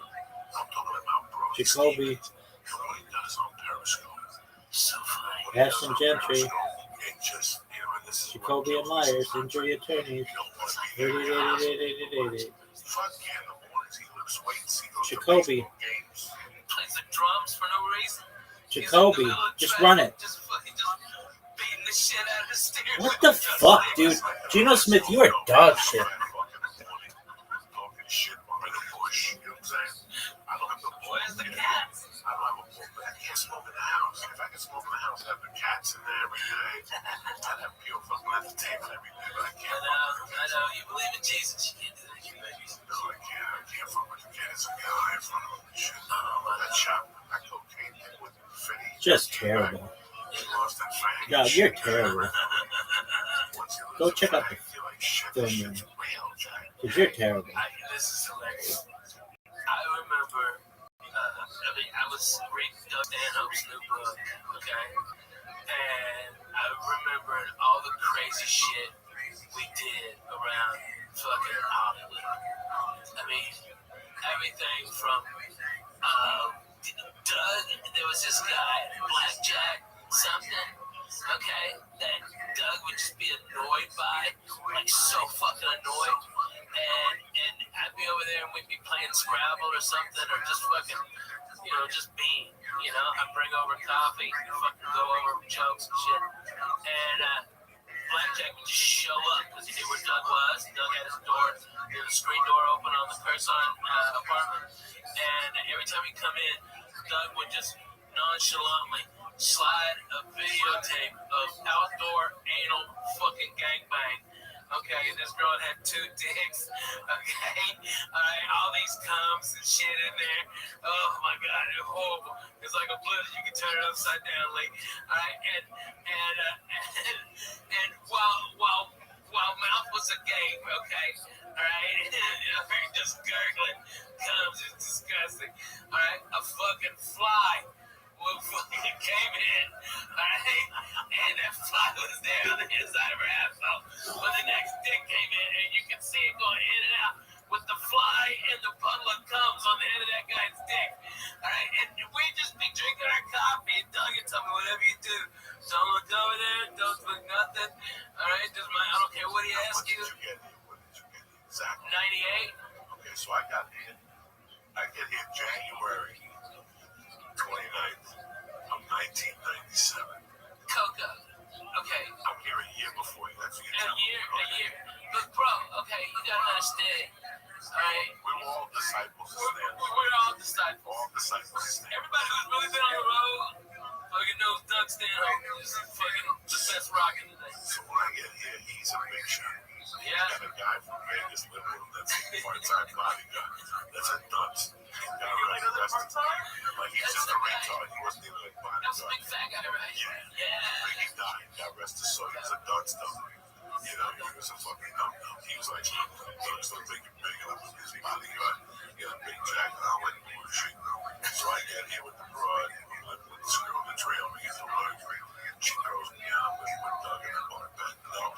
I'm living on the couch or somewhere. I don't know what the fuck. Yeah. Doug's dating the redhead. Oh yeah, from fucking The TV show. God damn it, what was that show? Head of the Class. God damn, she was hot. With the girl with Tyson's wife. Yeah, she was fucking hot though. You gotta give it to her. That fucking redhead was a hot piece of ass.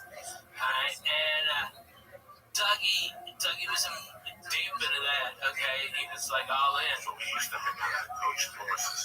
All the time. I can count on my hands how many times I went to Coaching Horses. Coaching Horses was one of those bars, ladies and gentlemen, that was just real. And you felt the pain. And I hated the bars like that growing up. Where there's bars where you go there at 2 in the afternoon. There's people and there was no light in that. And there were some people who were vampires. But there were some people who were there because they thought they were cool. And that was not the place to be if you thought they were cool. They'd suck you in and spit you the fuck out there. Because I did a ton of blow in that bathroom. Yeah. Every time I went in there, because I was just showing out of my fucking mind. Dougie was the fucking best. He knew I didn't have a pot to piss in. And he would always like, hey man, I can talk to you. Alright, you're a fucking comic. Let's go over to Coach and Horses. Alright. And we just walk over to the Coach and Horses. And it was a Bud Light and a Miller Lite for Douglas. And just have a beer. And it was, I remember one night we were at the Coach and Horses. And this guy beside us was talking all this shit about faggots, we've got to kill all the faggots. Goddamn fucking motherfucking faggots. Get it. Alright.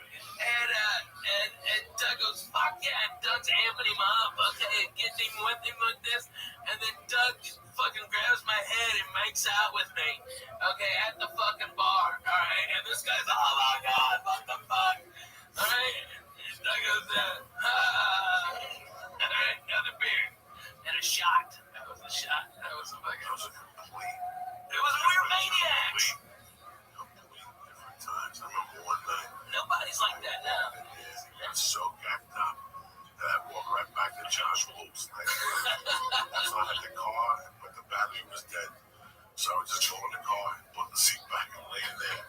And hopefully after 10 minutes, I put the blanket on me and jerk off. And then put the seat back and open the windows and I'd be sweating to death.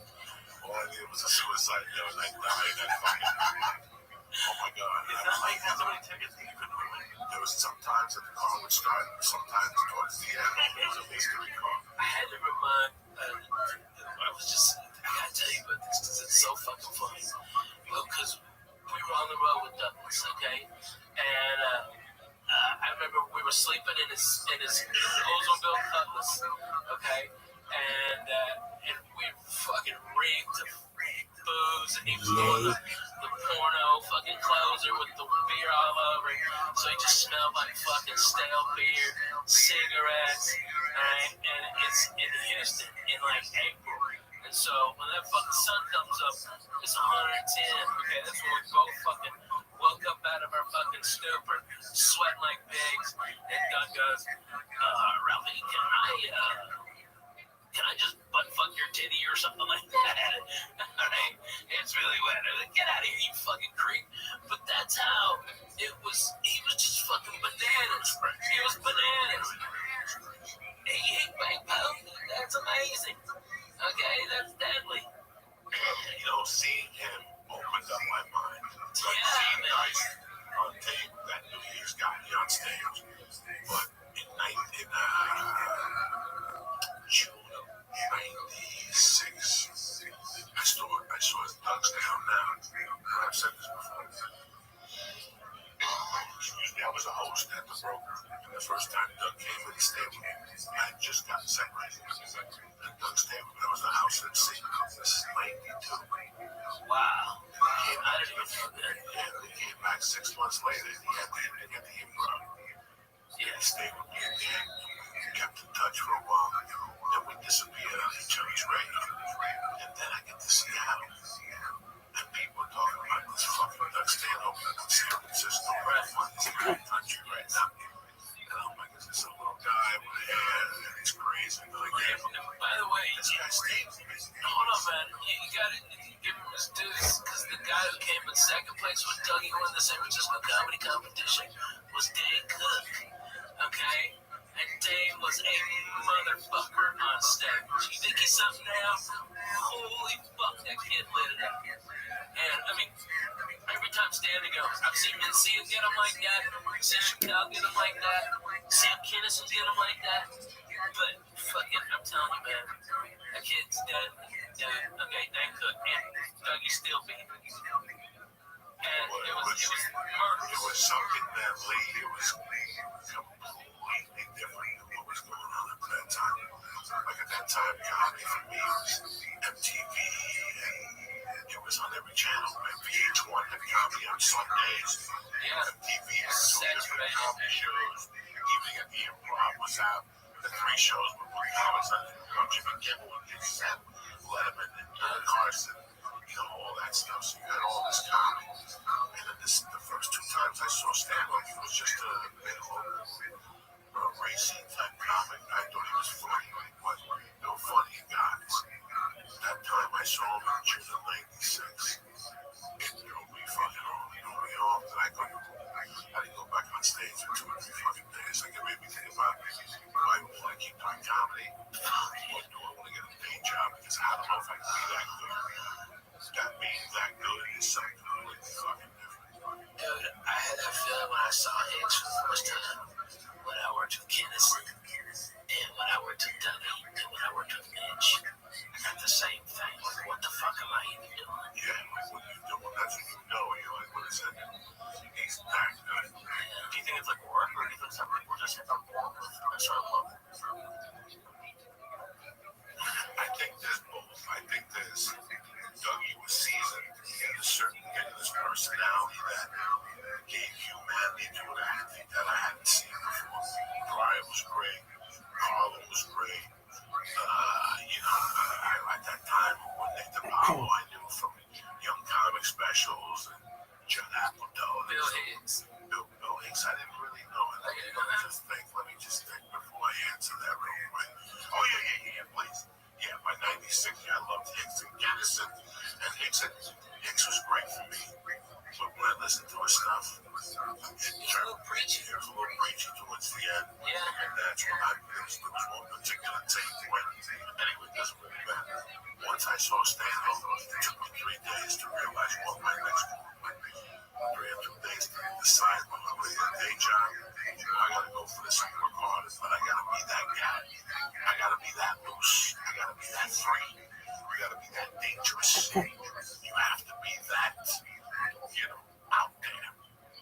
If not, you're gonna be like the rest rest of the fucking piece. That's why when he came here, he was getting banned from the improv the time he went to the festival and the bird victim. And the guy got him moved for some shit. You know, he fucking chicken built on his bed. And he had to write an apology. It was nonstop. They had never met anything like that at that time. And he just walked into the improv. And the improv, you know, they're not the comedy store, they're not gangsters. They're writers and they, you know, oh my God, they're witty and shit. He walked in there and changed it. There were rumors that he was walking people on Sunday nights and walking the improv and shit already. That's what, you know, he fucking created. And he made it on his fucking terms. He went to war with 20,000 club owners. 20,000 of them on his terms. Yeah. He got his balls shaved on stage. What? Oh my God. The chick never recovered. The chick was shaved his balls. She ended up getting raped at the magician castle. What the fuck?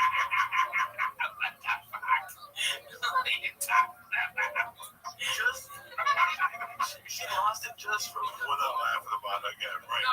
No. If you know this girl, it's a fucking nightmare. It's a nightmare. That was like the 30th one, right? I don't know what happened. I just know something was not right there. But yeah, everybody was shaving his balls that night. Just in case and then somebody got into a car accident. Come on. And he has this job. He goes, whenever we're back on the road, he goes, you know, it's not always like this for comedians. Sometimes they stay in bad hotels. Like, when they stay in bad hotels every night, and they actually sell the stolen hotel Bibles for merch. And he was like, take me. You signed something when he runs to the merch and sells the hotel Bibles. And they love him, man. His fans love him. He's the real deal. He's the real deal, man. His head, and you really have to appreciate that. Especially when you're here and you see all this bullshit. You see people pull up with a nice car. Sorry, much you guys did great. They got the angel winner, the whole thing. Stanhope has a fucking manager that 2 weeks ago was an assistant manager at Burger King. And he just met him. Nah, he's good, dude. What's his name? Taylor? No, I don't know which one is that. You never know what Doug. The one time the guy had rolling papers and beers. He just met him. No, this is a different dude. He's professional. Really? Yeah. It cracks me up. This guy's actually got Doug fucking organized and fucking handled. It's incredible. The guy is great. Bust his ass. Immediately when he came in, he got Doug all settled in and fucking found out the ticket counts exactly. Fucking went and did merge, checked in 4 hours before. Came back, made sure Doug was all right. Had a suit pressed for him, ready to fucking rock and roll. That's how tour managers work. The guy's in good hands. He doesn't drink. If you gotta go anywhere, he doesn't drink. He always makes sure food's fucking awesome. Everything's safe. It's a fucking, he's the cleaner. Okay? He's the fucking wolf. Okay? Of the Doug fucking circus. Okay? This guy's wrangling up. I mean, he used to leave bitches in his way and with food. Okay. And then we just pop up like once every 3 weeks or some shit. He disrupted a lot of comedians. He disrupted their thinking. Well, you knocked off the #1 team in the country, people. Right. He disrupted a lot of lineups. Yeah. They put him on. She put him on the 45. Oh. You fucking get him. Because he looked like a nice guy. Nice guy. That's what made it so deadly. He would destroy an 845. I mean, destroy so deep that would ruin the show. He destroyed people. How does it ruin the show? It's over. It's over. It's fucking over. Comedians know it's over. Everybody knows it. Comedians, the comedians are back there going, how can Doug Stanhope be going up at 845 at fucking night? Yeah, it was deadly. I lived with him, and it was great. I gotta be honest with you, I used to get up early. He slept late, so I get up and leave. He had an extra car for the comedians. Yeah. They gotta put gas in because the gas meter was broken. So you never knew where you stand. So as soon as you get the car, that was a total scam, right? Was it? Yeah, total scam. That's how we just put gas in his car. Yeah, man. Was the needle busted or not? No, the fucking needle worked perfect. Okay, you just tell everybody put his gas in. It's broken. It's broken for somebody. Dude, I'm telling you. I'm telling you. Okay, it was a total scam. It was a fucking dude. Well, that's on you, Pete. You should fucking. That motherfucker was on Ian's disco. I go in there, I put $10. That's one of those viewers that you're gonna send a while to come back. It was the same. It was the Oldsmobile Yeah, the Supreme. Oldsmobile Supreme. You- Fuck yes. No, that thing was busted, Jack. Fucking beat the shit. I put like $30 in that motherfucker one time and it didn't move, Jack. Like stayed on E like I think that car was at like fucking when he got rid of. I think it's like 400-something thousand miles on that car. That's fucking incredible. yeah, like I think I even slept in it one night. Dude, One night he locked me out. I slept in that motherfucker. That's how tough that car was. I slept in it many times. Oh my god, man. Doing CW Kindle gigs. Shirley Bottom, she had some good gigs. That was just her. Marty Shelley. I would walk in your house at night. You have the fucking Bloody Marys Oh yeah. with fucking nut and somebody else. I'd have like $32 worth of cocaine in my pocket. Yeah. We drink 5 fucking weed. Yeah, I never did. No, Jesus. Many respect. No. That was a long fucking time ago, though. Yeah. It was a long That time. was a long fucking time. That was a good building, man. That building, every time I It was drive, rocking, man. I don't even go in it. I don't do nothing. Every time I drive by, my heart stops. I always want to take Lito and Padre, and I go, you know what, man? I'm not ready for that yet. I'm Yeah, not ready right. to go back in there. And they got a good tamale on Monday night and shit before, you know what I'm saying? I took Lise to Joe's Pizza. He likes that method. Yeah. I don't think I've been in shows. It's just really weird. You compare The game is so much different than what it was. what our life was in 2000. You know, man, to what it is now. You were already at the Laugh Factory. Yeah. You were already making it happen. I mean, you know, I was over at the store slumming spots. She was giving me spots. That was my only ride home. Yeah. But I was there, you know, that fucking building, Ricky Cruz, Gavin, you. I'm working with him in December. Yeah, oh my God, there were so many people that had to see something. Yes. The other one, Judge, so you just felt the fucking dummy and night to sleep. Yeah. Thank God that was the way it was. I had the food time for you, man. That's why until I busted. Did I bust that food time? I busted. Nah, I think I busted it, man. I think you re-busted it. Jesus Christ, But man. at least you didn't, push a turd down my bathroom. Okay, Dre, that was always forgiven. I appreciate that. I still remember being out there. I was telling Lee that I'm out there. I was telling Lee that ever since I've been a kid, I still remember a fucking story, a horrible thing I did when I was a kid. I love matches. When I was a young kid, when I was about 5 or 5 and a half or 6, I became a fucking match kid. I went through all these phases because I never had, I was a little confused. I would lock myself in my room and I would take my mother's 45s, from the bar. They always give you back these little things. Yeah, The singles. The singles that you kids playing out there and miss the things out of this shit, catch them in the head. So when that got boring, I said, let me try this. I tried lighting them on fire, and they wouldn't burn like they wouldn't burn. So I put like glue on it or something, and they would burn a little bit. They threw them like they were. Oh God, like it was spitting shit. I was crazy. So when I was about 6, I lived at 205 West 88th.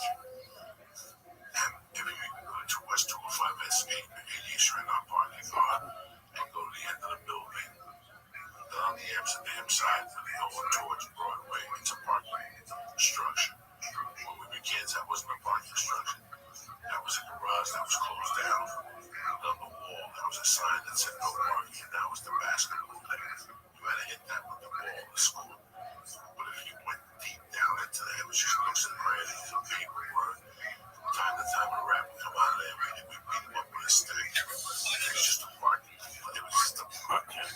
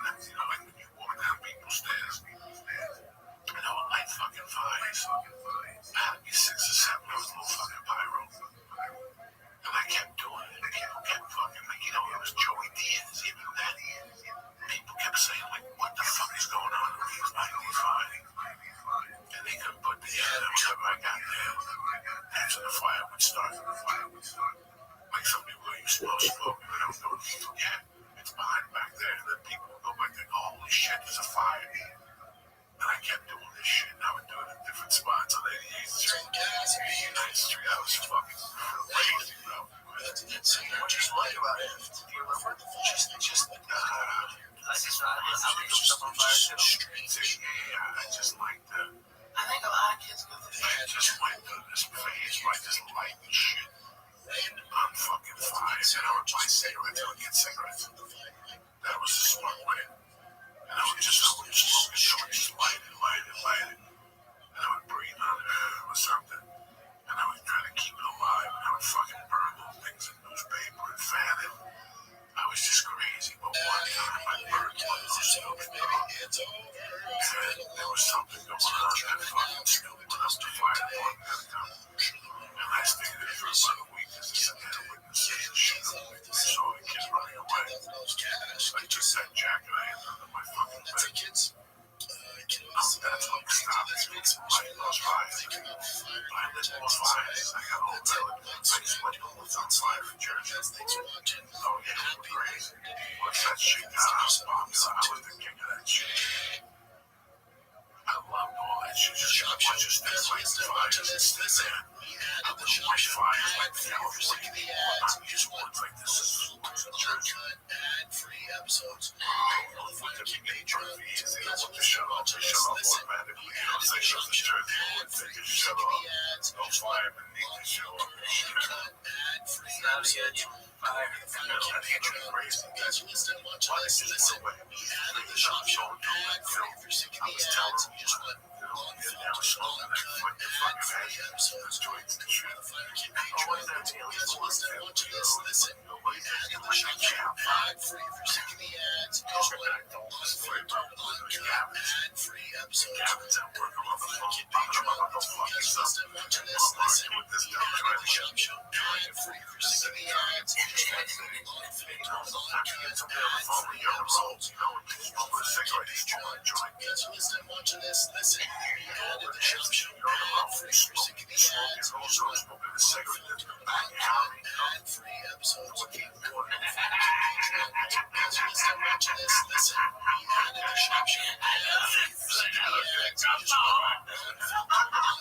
is wrong. So the window's open. I'm smoking like a motherfucker. I'm smoking cigarettes. I'm chasing joints with cigarettes. Kill me from the wall. It's 9:30. I'm on the third joint. I'm on a pack of cigarettes and shit. Candle lights. And I'm blowing these cigarettes out the window. And halfway down the fire. All of a sudden, you hear,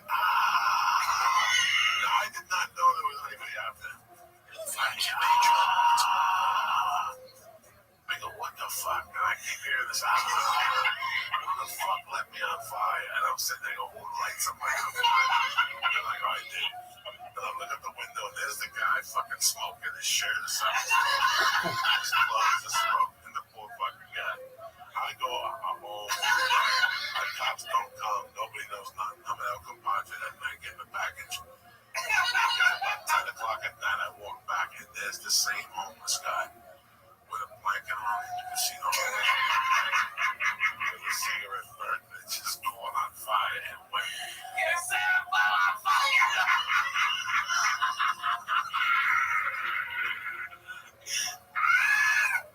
I was right across the hall, and the fire department did come by.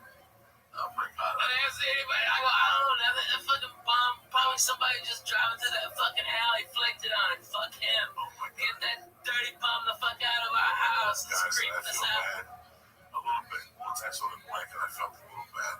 One time, You have a new blanket, please? so one time, I didn't get a fucking blanket. I'm looking at a blanket myself. I was snorting my blanket. I was about to sleep. I had a choice, a blanket or You're on my snort futon cocaine. a lot. It was Oh good. my God, I had a blanket that I can't believe you just brought up a blanket. Okay, let me tell you something. Yeah, man. Let me tell you something. 1983. It was maroon on one side and tan on the inside. The one I had. Yeah, in my Oh, house. I hit the brown one. Yes. Okay, let me tell you something about that brown fucking lion. Let me tell you I something watched it about that like brown 3 lion. times a week. I got that brown lion. That brown lion. I got that brown lion.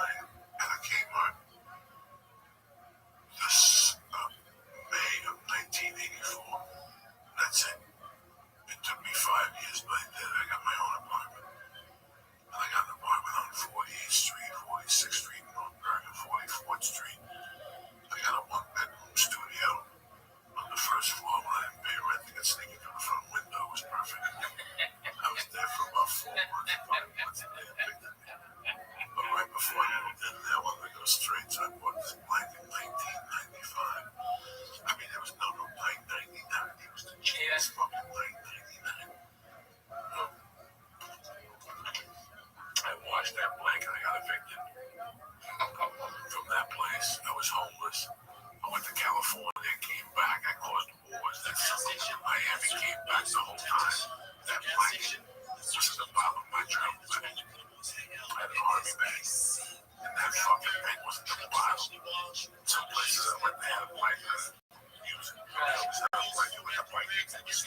Yeah, man, that was that blanket. I had that fucking blanket. I had that blanket when I was living in the fucking rocket ship. I would take it back to the rocket ship. Go down the corner. Take that thing, go take the fucking blanket. Go to the hotel. In 84, there was homeless. I got to the hotel. I went and got that blanket. I beat you off for 1,500. I had that blanket. I had that blanket with me. That blanket was with me from that's what time of my life in that rocket ship. To 1999, when that fucking car got down. That car, that blanket, been with me when I went to prison. I left it in that room. Nobody fucking touched that blanket. That blanket was $9.95 in 1984. And I had that blanket for what, 15 fucking years. And that blanket was one of the warmest blankets I ever had. It was a bear. Okay, on the inside it was a bear with brown and yellow. On the outside it was the bear with yellow and brown. You follow me? And then the outside of it was fucking brown. So for $9.95 it fucking came up. I bought a blanket that went through fucking hell with me. Back, Jack, a marriage, a divorce. Or a marriage, you want to throw it away, but don't fucking heaven, throw that fucking thing away. That thing was in Miami. I slept behind the fucking McDonald's with that thing. Because in those days, I would just take the fucking clothes out of the army bag, take the fucking blanket out, put the clothes back in, use it as a pillow, and put that blanket on top of me, G. That was an all-purpose army bag I had. I had a little bit of water. I had a razor blade for blow. I had a fucking wrench in there. I had to break a window for a car. Oh, no, Lee. That fucking blanket was there with me. And that blanket, I would just wash it. All that blanket wanted was my love, and I lost it when that fucking car got towed in Van Nuys. It was in the trunk of that fucking blanket. That blanket was on the road for me all those years on Triple Run. Whenever I got a hotel room, that blanket came into the hotel. I didn't do the blanket off when I used that fucking blanket. How do you look for it online? The same blanket, it wouldn't be the same. Well, it wasn't the same blanket. It wouldn't be the same. That blanket was with me through fucking wars. When I lost that car, that was the hardest thing about that tow. When I got that tow, that car got towed. Like I thought it was Is that the car that I got my car towed to get all your shit out? you know, It wasn't that car. this is the car that had made you gave Joshua. Yeah. I got you. No, I never got my shit out of it. I had my car towed to get all your shit out because they wouldn't let you in the lot. Yeah, but they wouldn't let me in the car. It was fucking crazy. All I could get was the back seat and some of the front. No, it was nothing. Headshots, boxing gloves, Oh yeah. blankets, the fucking pictures when I was a kid. I had shit in that fucking car they took. And sometimes, to this day, I was just thinking of that blanket yesterday. Going, Jesus Christ, how long did I have that goddamn blanket for? I wish that I had that blanket. Fuck, I would have taken it to the next eternity with me. That's what that was. Let me tell you how deep that blanket went. In 1985, in February 1985, I lifted that blanket one day. I go to the sunroom with that blanket. There were crabs on that blanket. I had crabs, gave it to the blanket. It was salmon. Who the fuck gives crabs to that blanket? I did. Where's Tony Bennett?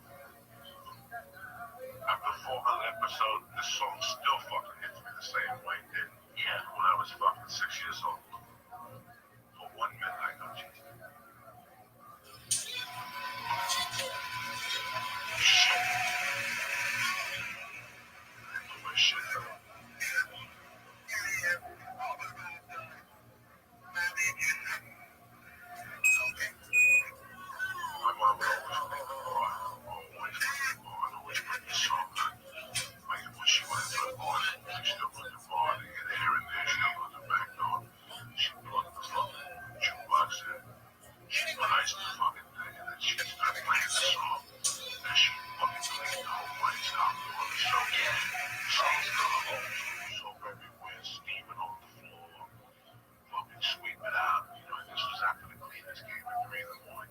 You know what I'm saying? That's how fucking deep. But she always played the song. The song was always on. This is the first jam to go, so I'd walk in and go, why she plays this fucking song? Why you play this fucking song? Your dad gave me the song, shut the fuck up, what are you talking about? So I always play this song on Mondays out of respect.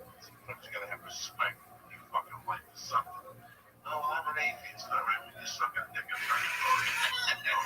Uncle Joe, you gotta have respect for something. You gotta light a candle, you gotta do something, you know what I'm saying? Next thing you know, you suck a dick in hell. Fucking De Niro and fucking, with De Niro and fucking, Angel Heart. Fuck is this shit? Someone posted that scene today from Casino where the guy was going to, I forget the actor's name, was saying like, I want my money back. And it's like, you can't have your money back. And he's like, let me just tell you what I like that whole scene. And it just killed it. Yeah. The guy who played De Niro's attorney, representing him in Vegas, okay, was played by the actual attorney, okay, that went on to be the mayor of Las Vegas. And he was apparently shady as hell. I mean, you'd have to wonder he'd sue if it was a gross, you know, I don't know. It was pretty incredible. A little shady. A little mob lawyer. I love it. That's real. I don't know. Maybe I watched the DVD extras too much. Well, I'm in town doing a benefit tomorrow. Actually, two. I'm doing that Wounded Warriors one at the Comedy Store early, and then my show at 10 o'clock on Tuesday is called Rockin' the Rest, and 100% all the comedians are donating their time. And we got Dane Cook, we've got Margaret Cho, we've got Gerard Carmichael, myself, Adrian, a real, actual native comedian, okay? All right, and all the money goes to pay for propane in North Dakota in these reservations where they're allowed to freeze basically every year. People see their kids die, see their old people die. You know, Indians, they keep their old people with them, okay? White folks ship them away, put them in a box, okay? Feed them them heavy pills until they fucking die, you know? That's what happens. But Indians keep them close. And so every year people die, and this is keeping people warm who really need it. And so, you know, I'm happy to donate my time. And I think it's going to be a fucking great show. This weekend I'm in Oxnard. I'm at the new Levity Live in the mall, apparently. I don't know. I've never been there. It's brand spanking. I bet it is, man. They don't really fuck around, dude. Those guys, they kind of got their shit together. You know, I mean, they're always phenomenal venues. And then when they make, like, everyone is like, let me top the last one. Okay? Like, fucking Irvine was fucking amazing when they redid it. Okay, you got umami burger in there. That's a fucking deadly cheeseburger, Jack. Alright? And then, boom, this one is the fourth one in Southern California, and it's the newest one. And they had to do something bigger and better than Irvine. You know, they got to step up. So they got another Copper Blues in there, which is fucking like 100 beers on tap, and fucking like 300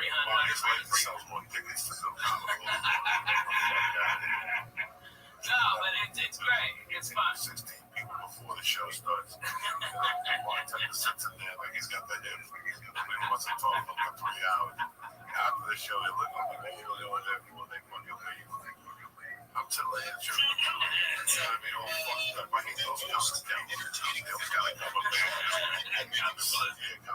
I like a cover band. No, not when I'm on stage. Oh, yeah, fuck you. So fucking doing singing Black Dog and shit. Yeah. And I'm on the other side. There's too many things on the fucking thing. It's too big for one joy. I like some 15 years of slave. Anyway, that's not the sense of the mic and shit. So phenomenal. The fucking Wednesday after Christmas. Fuck I know. If he gets me in town. yeah, no, that's a stage now.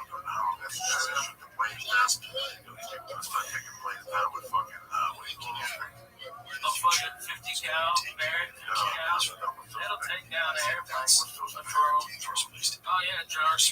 knocking shit out of this guy. Smart dudes take off. Fuck yeah, man. Why are you people exciting now? Like, shoot me.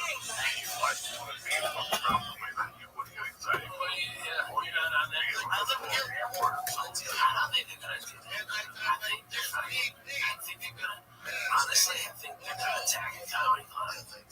I really did. And then, like, blasphemous assholes like us, somebody go get shot. One of us go get shot on stage. I'm calling our shot. It's gonna be horrific. I hope it's me, because at least I can take 42 9mm rounds to the torso without fucking stopping.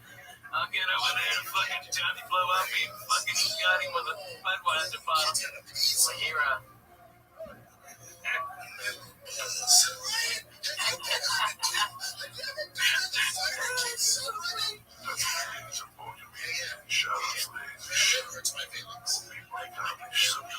It's gonna happen. I'm telling you, man. God forbid, exactly. No, never. It's horrible. When are the people still start watching conventions? I watched this shit. Some weeks in New York City in Central Park. I'm like, how much security was the whole place has? I see tank machine guns. I was telling somebody tonight I was supposed to be in New York. So I have a bunch of meetings tomorrow. I had one today, and I couldn't do it. But I was kind of relieved I couldn't do it. I can't invite anybody. Last time I went to New York, I had a great time. I saw my family, I saw my friends. Flowers on my mother's grave. But I'll tell you something. Maybe it's my age, maybe it's my myself. I love listening to all that stuff. I haven't grown up yet to be used to going to a stadium. What Alex Jones is crazy, man. He said to the chair, I saw him at the UFC 5 years ago. He said that 10 years is here saying parks and malls and all this shit. I can't see it not happening. Especially people who get shit in the fucking comedy club. I mean, fucking people In a lot of states, Tennessee does. I'm sure when I was working at the land guards, like hired security or cops on the weekend.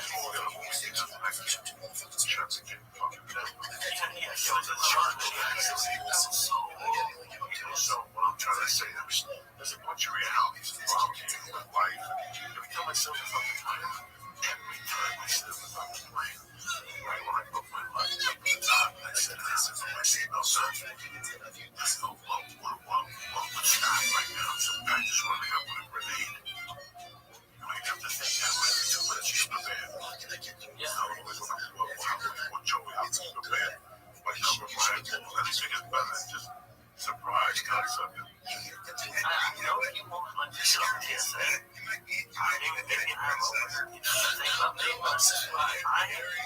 got to go both ways. I understand kind of like a different angle, they come on and things like those kind of but I have it both times. Did you get a boner? No. TSA makes me relax for 7 or 8 minutes. But the reality is that it's like this whole, it's like in Russia right now. They can't do play with me. They can't fucking smoke dope. They have to smoke right, you see that shit on next year. They show these people get their skin falls off right now. You have to go get gasoline with explosives. And that's always people flying in different angles. There's people that trying to swallow this. TSA goes, you're so good. There's no way to the job they can do. So, you can't really all these attacks or whatever. Listen, man. My guys in Nashville are so fucking cool. I mean, like, everybody says hello. They have to go through all the pat downs and stuff. They're just like, what's happening? High five everybody and walk the fuck away. I mean, these guys are easy breezy. It's just easy. Those guys are the greatest. And they just breeze you right through. I fucking love the guys in Nashville. Listen, man, I love Burbanks and stuff, but these are Burbanks are good with it. fucking realities, people that, I dread taking my daughter somewhere like,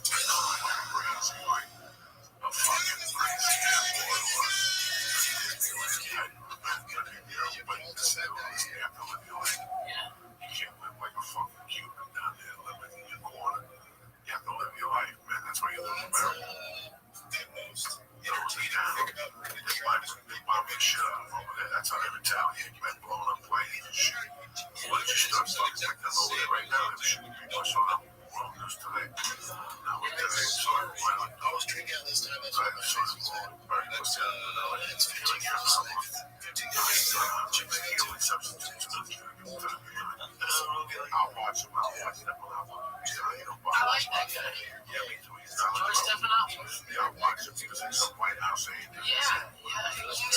Let me give some fucking quick shout out to my man. It was great seeing the little Lakers family in Chicago. I love you motherfuckers. The old man came out. He knows I love him. It was great seeing Pete. It was great seeing Josh. Tech motherfucking planet. He took us over the hours and stuff. I want to really thank the club, the management, the staff. They were great all week.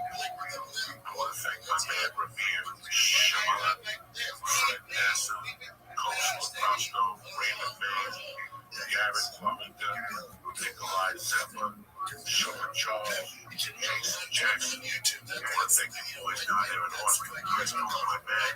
And I'm excited to see my boy in motherfucking Las Vegas next week. Larry, a.k.a. the Talking Motherfucking Lamb. All next week at the South Point Casino with my man Larry. We'll be there Friday night. Fucking work. We'll eat a little something. And I'm going to be in Tennessee. I'm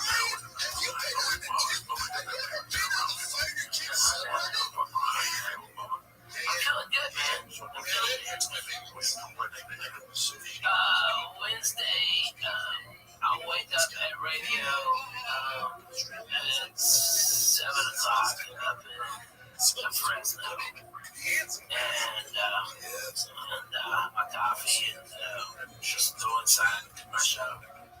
I really don't like the morning because I got that LASIK eye surgery. I have to wear sunglasses in the morning. Otherwise, it gives me a migraine headache now. I get some other stress. And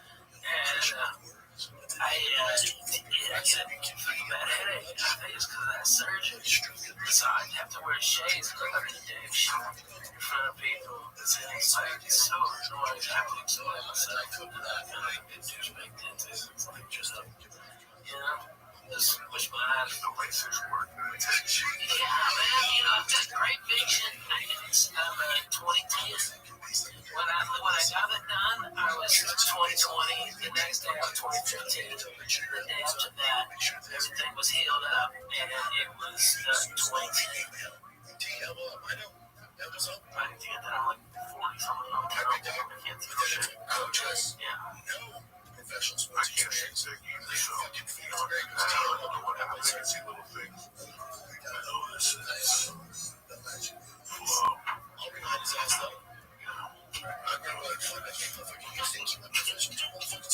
Iris, so what the fuck you left me on the shoulder?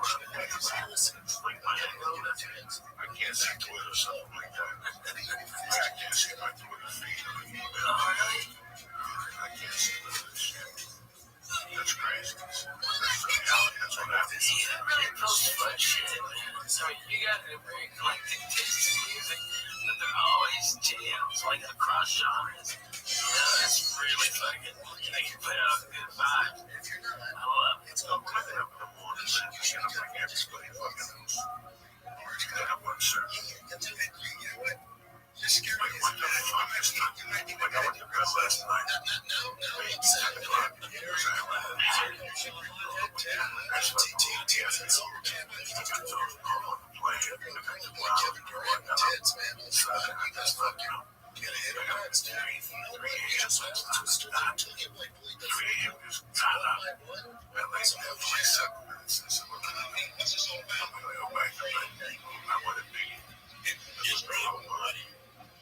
I went in the office and the pockets. So it was great. I was like, I want my notebook. I wrote my agenda for the day. When we ready. Right there, if you look at it from a couple It's fucking amazing. it's a couple I didn't make that. I didn't make coffee. Yeah.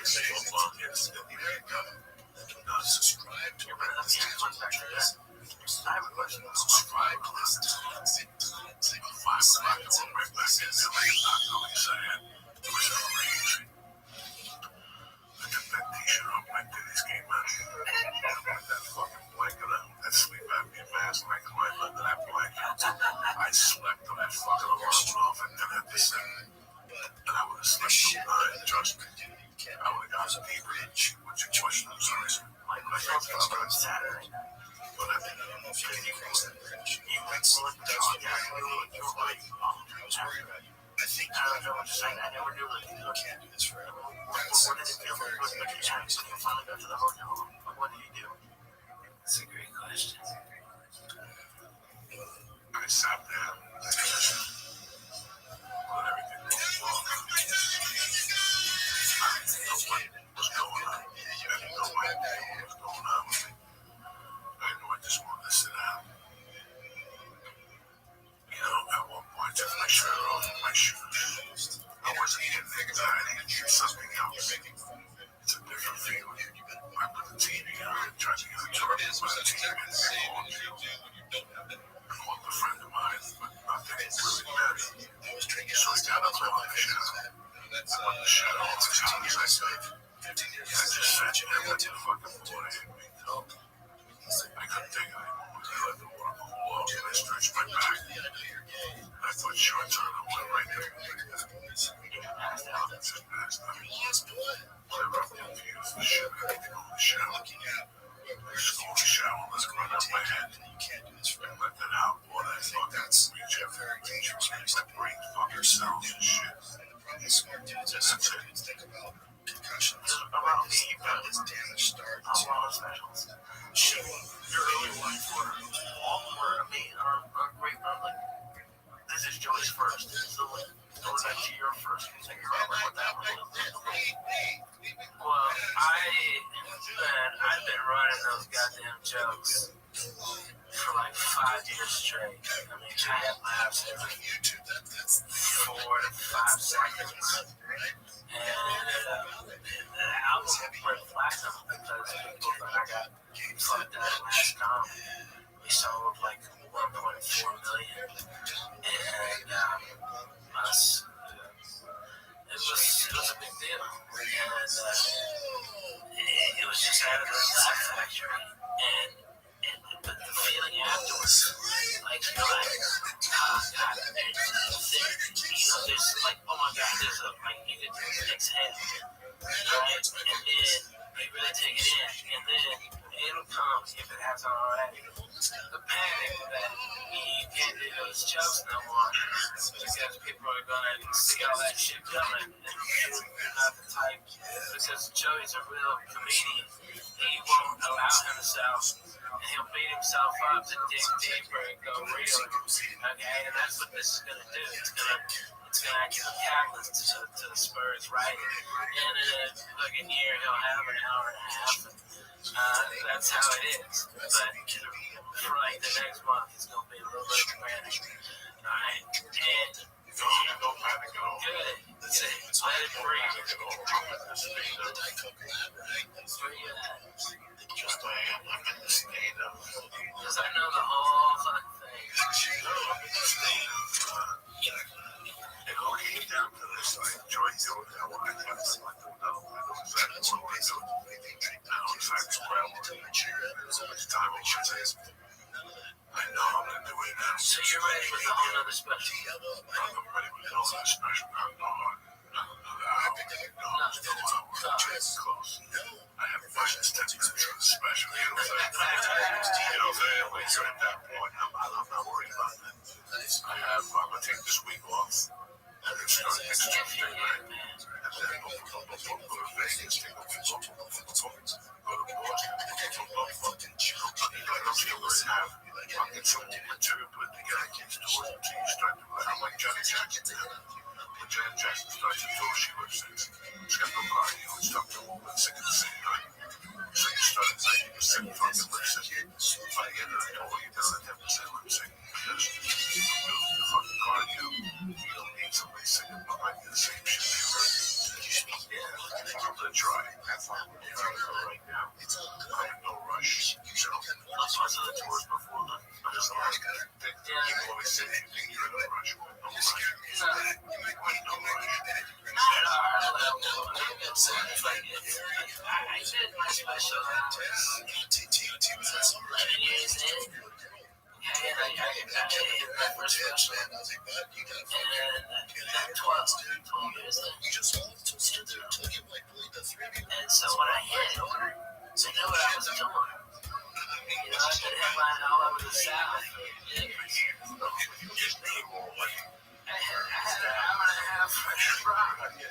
Like that night, and the next night you come tonight, tomorrow, you gotta see two different fucking hours. There's no experience takes the handle, right? I'm not worried about the material. I'm not worried about any of this shit. This experience taught me that you might not have anything embedded. Right? You keep getting up to stage. And you keep taking your senses. You keep pushing yourself. That's not true. What you have to do is come in with a 360 like this.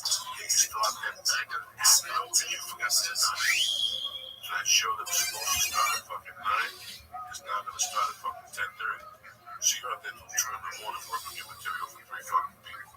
But every spot works. It's really amazing how a friend of mine once told me that everything works in ways. There's no what the fuck you meant. It meant that everything you do builds. If you go from methods, one day it all builds into one movement. All those little things, you know, the shit all built. They really do. I've seen it with 20 people. I've seen it with 20 fucking people. From Ralphie May to fucking Ari to Ali Wong, I've seen momentum build over fucking like nothing happened. So stand-up is real. I can't imagine being Kevin Hart. I can't imagine being Amy Schumer. I can't imagine being Louis C.K. Because those guys' agents get greedy. They put them out there. And these guys can't write fast enough. These guys can't write fast enough. You know, you get to that level and it's like any other thing you do. It's not you in the fucking room anymore. Yeah, you know, those bong hits with your friends and drinking coffee. That's 15 years. It's all different now, so people can't adjust to that either. I was telling Lena one of the most important things around it. No matter what Ralphie had around him at all times, the 6 agents, the whole thing, I was always calling him on the phone to let them be on whatever. Keep them around until you buy into the fucking bullshit. You don't buy it, they're gonna hit you with bullshit. That's it. There's a ton of bullshit that comes. You keep your friends around, you keep things around. You know, watch out for that junkie funny. When that agent tells you that you're shut funny, we love it. You're very bullshit. Like that poor girl at today's show, Morgan Feldman, singing that fucking song. You hear that? That boy. I wish one of them blonde boys would come and rip his fucking head off. What you do?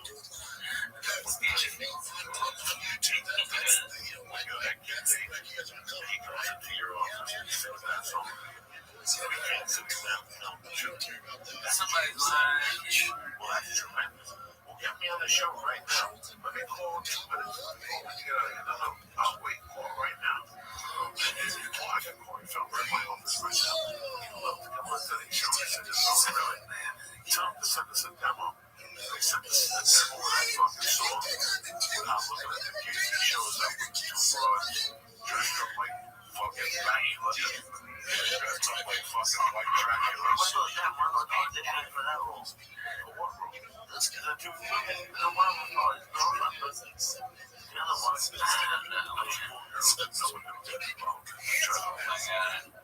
Those girls want to shoot themselves right now. Some girls are change their hair color, they make one sag and choice after. They fucking switch up with things. Dude, our generation had those chicks from the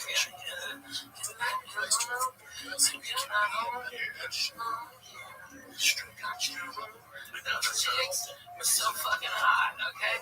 It was a good song, good singer. Basic same formula, minus good singer, good song. Okay, if they just had a good singer and a good song, it'd be great. That was at that time was like something.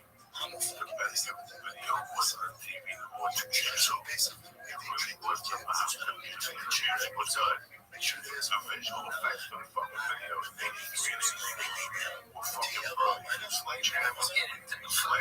Thriller. Those video chats we sold tickets to those guys. That video. You know he's talking about Lancer. You know he's talking about. Put on YouTube. I'm going to give you a lesson.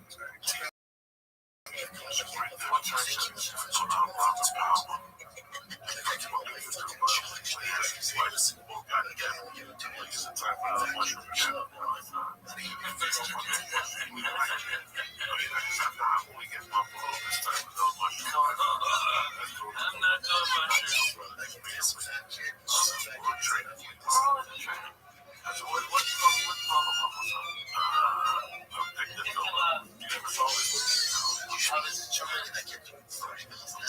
know what? They've done 10 videos at different pace to copy this.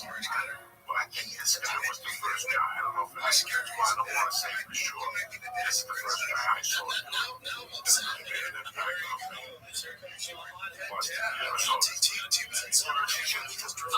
Seriously?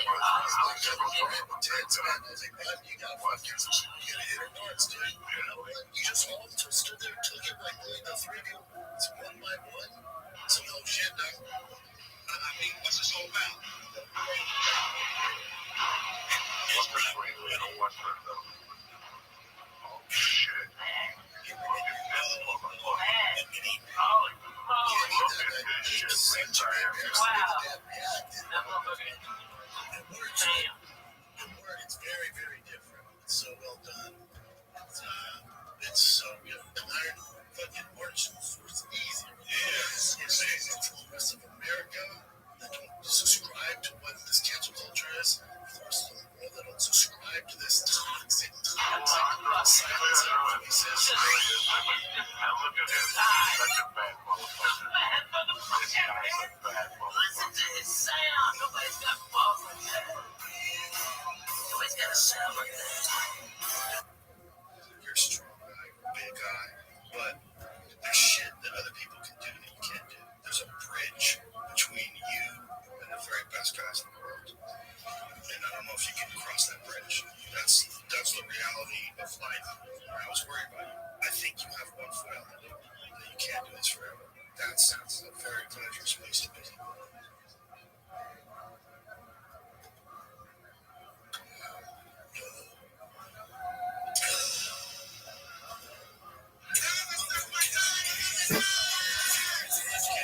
Have a good night. You all come back down here.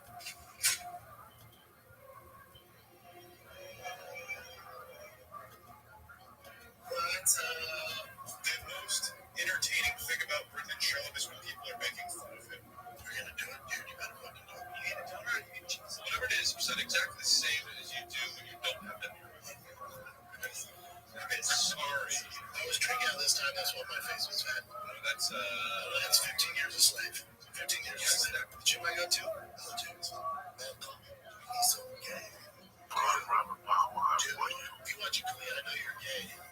Everybody knows this dude is dangerous. This guy has always been dangerous. Nobody knows about this guy. Nobody remembers this guy. Everything for the trip hop is going to take you. This guy was a pop. That's very dangerous to be. You're a smart dude. And the problem with smart dudes is smart dudes think about concussions. When does damage start to show up in your life? So he went into the work for this Marvin Gaye thing after Marvin Gaye died. Right. This guy was fucking pulling it off with a white pill. Took Marvin Gaye's music and played it. On YouTube, that's like you guys are uncomfortable, right? Yeah, man. What about it? What's heavy? I don't care about that. Game, set, match. Nobody said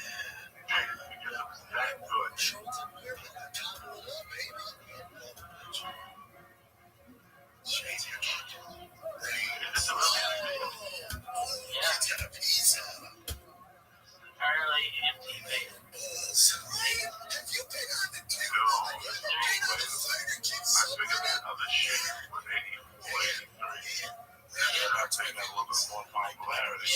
You want to switch it around a motherfucker. And show people, you know, people motherfucker what it is. It's like a bad So switch this up a little bit more. Raise it down. So when you show them what's down. There you go. Seems like There you go. That's what you said. every aspect of my life. Yeah, thank God. Whoever's out there. I mean, it would never come with you. Crush on yours. With the name your price tool from Progressive, you can be a better lunch shooter. Stroke out the strings.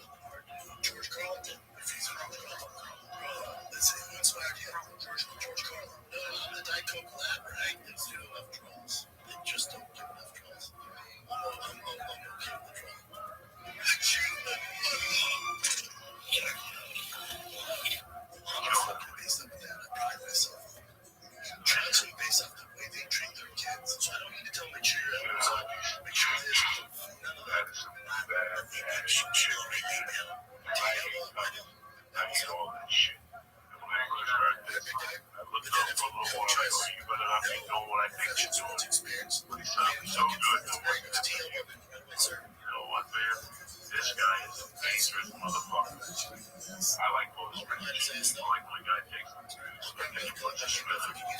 puts up the same for the fucking cap. Monday night, 78 fucked over here. Nothing going on. Alright, guys, nothing going on.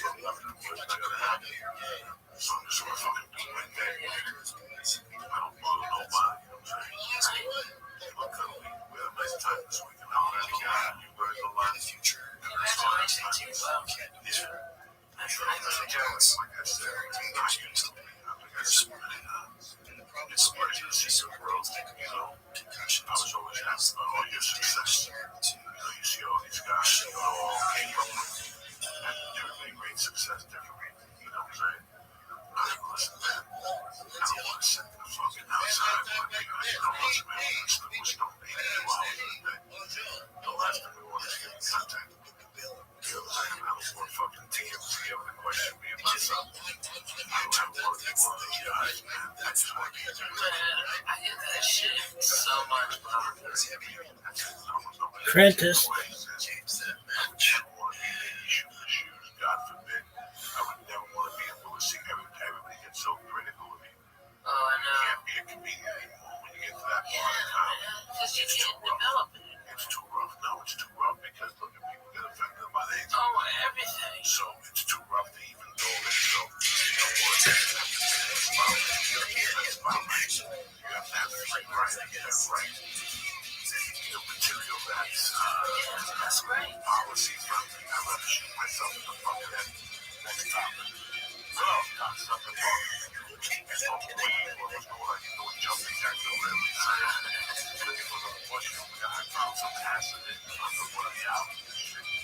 half a pizza. You know, bring your own freaking thing.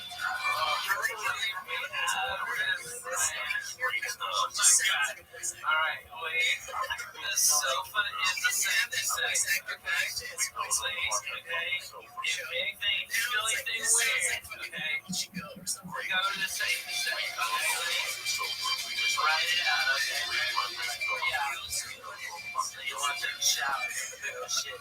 That's what I've done. He knows all about this. Eugenics is Yeah. not still a thing. That was He's a soldier. This was 13 years ago. Which is finished. It's over. It's over. That's it. That's big Jewish holiday. Hanukkah, maybe? What is this thing? I don't know, maybe there's This something is with cells. We always got Fire engines. This is like a fucking we gotta be found. I want to be in Nashville. Nashville. like watch this stuff. We gotta do for Halloween. Fuck that. Is this I want to hand out real size candy bars. broken? Everybody knows There's a fan in it. Might be real such candy bars. well, you know, there's fun size candy bars. There's nothing fun about them. Unless you just get started and then done. Fuck that. I give whole candy bars. I go to Sam's and get fucking cases of them. You know, man, you might have Sit a out big there. day. Fucking just boom. Here you go. Here you go. You open up a real candy bar. You Number know where one. you stand. Right? Like, I appreciate children. You know, don't talk people in my house. You know what I mean? I'm your man. Okay, we're down. Okay, you know, you in the neighborhood. It saves the white picket fence from getting fucked up. Okay, you know what I mean? Just pay it forward a little bit. Okay, the mom gonna come up. I hand them 3. Which one you like, Reese? Okay, well, Snickers is bomb. Oh, you want the Milky Way? Well, it's all caramel. Okay, that's all I got. I'm sorry. But I mean, I go through probably $300 worth of candy. But it just, I mean, kids just light up and I get toys and stuff. Yeah, it's now but I'm by the size one. But you're right. When you have all the fucking things, what happens is, like me this week with the Butterfingers, I just wanted the Butterfinger. Next thing you know, I was eating 22 of them. And she went, I ate 3 of those life-size ones. If I would have just stayed a life-size one, I don't know where I stand. All right, that's it. I'm good. You know me, I'm the control of a fucking savage. I can say fucking, that's it. I had a few Butterfingers too. I saw them. You were tearing shit up and she would carry it. I was not Tearing shit up, which I'm proud of you. I'm proud of listen. You know me, dog. I ain't no Slim Jim McGuire. Give a fuck. I want you to be healthy. But don't sit there. Fuck, I gotta take on. I don't know who ate these 2 pizzas. I know you don't keep Pizzas disappeared. It was 2 pizzas. I was on stage for 2 hours. I come back. He's sitting there with a big grin on his face. Happy as fuck. No, they were veggie pizzas. There was no veggie pizza. They were all veggie pizzas. I was eating. They were not veggie. I wasn't. They were cheese and prosciutto. Yeah, take on yo-yo.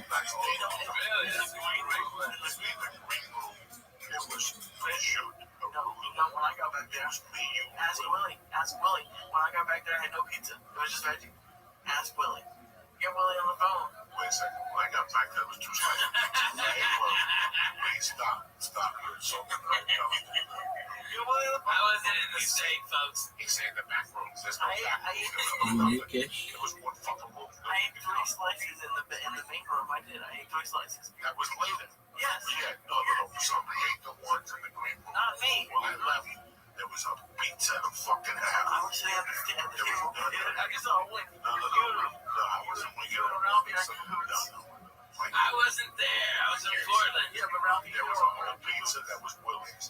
And there was a pizza I took 2 little. I'll leave. Okay, I gotta be Those honest little with you. fucking pan pizzas. There Yeah. was 2 little strips saying come back. 2 little slices when I left. I took both.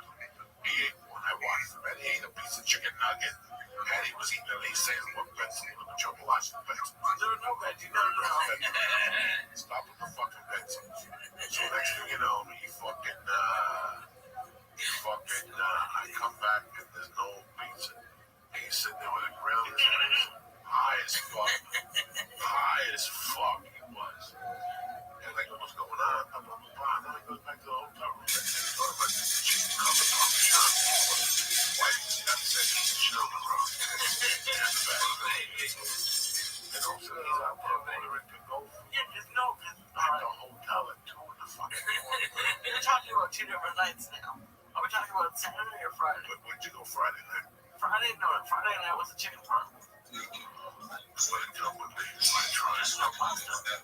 pasta. Yeah. You ate pasta. You ate this one. Just a little bit. I promise. You always eat a little bit.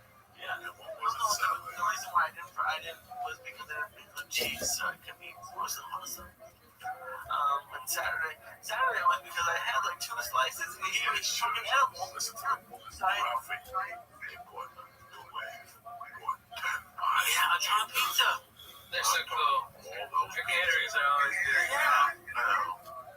Lee was sitting right there. 2 I had 3 slices. I had 3 slices plus the 15 slices inside. But that's like a pound of Dude, pizza, I was right? talking to the photographer.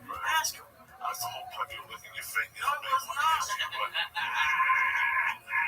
Ladies and gentlemen of the court, I'm watching like a I horse. was not even.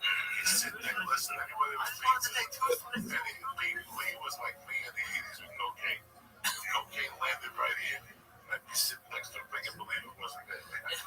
Oh, is that cocaine? That's not mine. You know what I'm saying? Like, Lee was sitting there. At one time, we had 3 fucking boxes of pizza. Sitting there like Sinatra, mingling with the boxes of pizza. You yell at me all the time for eating garbage pizza. I'm finally surrounded by good food. I mean, you ate that. Then I want to take some home. I want to take some home. You say no. No, I didn't say no. You did too say no. No, I did not. Look, you're embarrassing me. You eat the pizza. You always want to have a slice of sports center or something. There's a guy in the hotel in New York City. He orders like stuff. He get pizza. No, it was good. I went to the front desk. So it was good pizza because it was the front. Well, at least maybe they would recommend a decent. What was the brand? I don't remember. Yeah, I know. Yeah, It was like 2 in the morning. I got like the smallest one. It was so depressed. Like, it was like 8 inches. It was like. It's so fucking dead. I'm gonna fly on the plane the next day. How are you? No, it You wasn't. wanted? On the way there, we had a skinny gap between us. We almost jumped out of the plane. Because you were farting, and then I had to fall back in retaliation. At least I admit to it. I love farting on planes. You didn't fly on the way there. That was all. I You know, farted you were half a on fag. No, you sat like a half a fag. So funny. Blew this guy out the first time. My back was bothering me. So I bent over this way to fart with pressure. Yeah. But it blew out of my back. You know, Yeah. I felt the back of his head flapping like a kite. And I sit back, and within 2 minutes, I see Lee look at me, making believe like he's doing sign language, and he's nailing that fart. Because the filter of the plane is on the wheels. That's why you never take a window seat. Because everything that comes goes right into the window. If I sneeze, it goes to the window. If I blow my nose, it goes to the window if I fart. So he gets the first dose of the fart. This guy gets the second dose. Like that hurricane last week was supposed to come back. This fart comes back. This fart goes deep and it breaks. It's like a wave, right? It's like a wave that breaks like this. Half of it goes Lee's direction. The other half, it ricochets right in this guy's mouth. You understand? I know how to fart in that first time. I've been doing it for 10 fucking years. I started on Rogan. That's the first guy I started on. That's first class. That's jerky. You gotta catch him when he's sleeping. And their mouth has to be around here. Rogan would sleep by the window with his mouth facing around. That's tough to catch him with a fucking fart. I'm telling you guys. I don't fuck around. I tell you how it is. On the way back, I got upgraded to first class. Sunday flight on the way home. I was getting upgraded. I walked back to the chick. I'm like, wait. I knew with that before we got on the plane. We started the flight at 7:30 a.m. with 200 milligrams of death. Joined at the hotel was a real fuck around. And we had just gotten to bed. 3 hours before. 3 hours before. The whole week. Kurt Michael was there the whole fucking deal. Everybody's fucking smoking dope outside. And we get on that plane. I get upgraded. He goes back to 14. And he like, no, he wasn't in the danger. They charge you for those seats now, $14. $50. Not they put you in the fucking dungeon, dog. And let me tell you something. When you fly anything now, 16 back, you gotta get second. You gotta get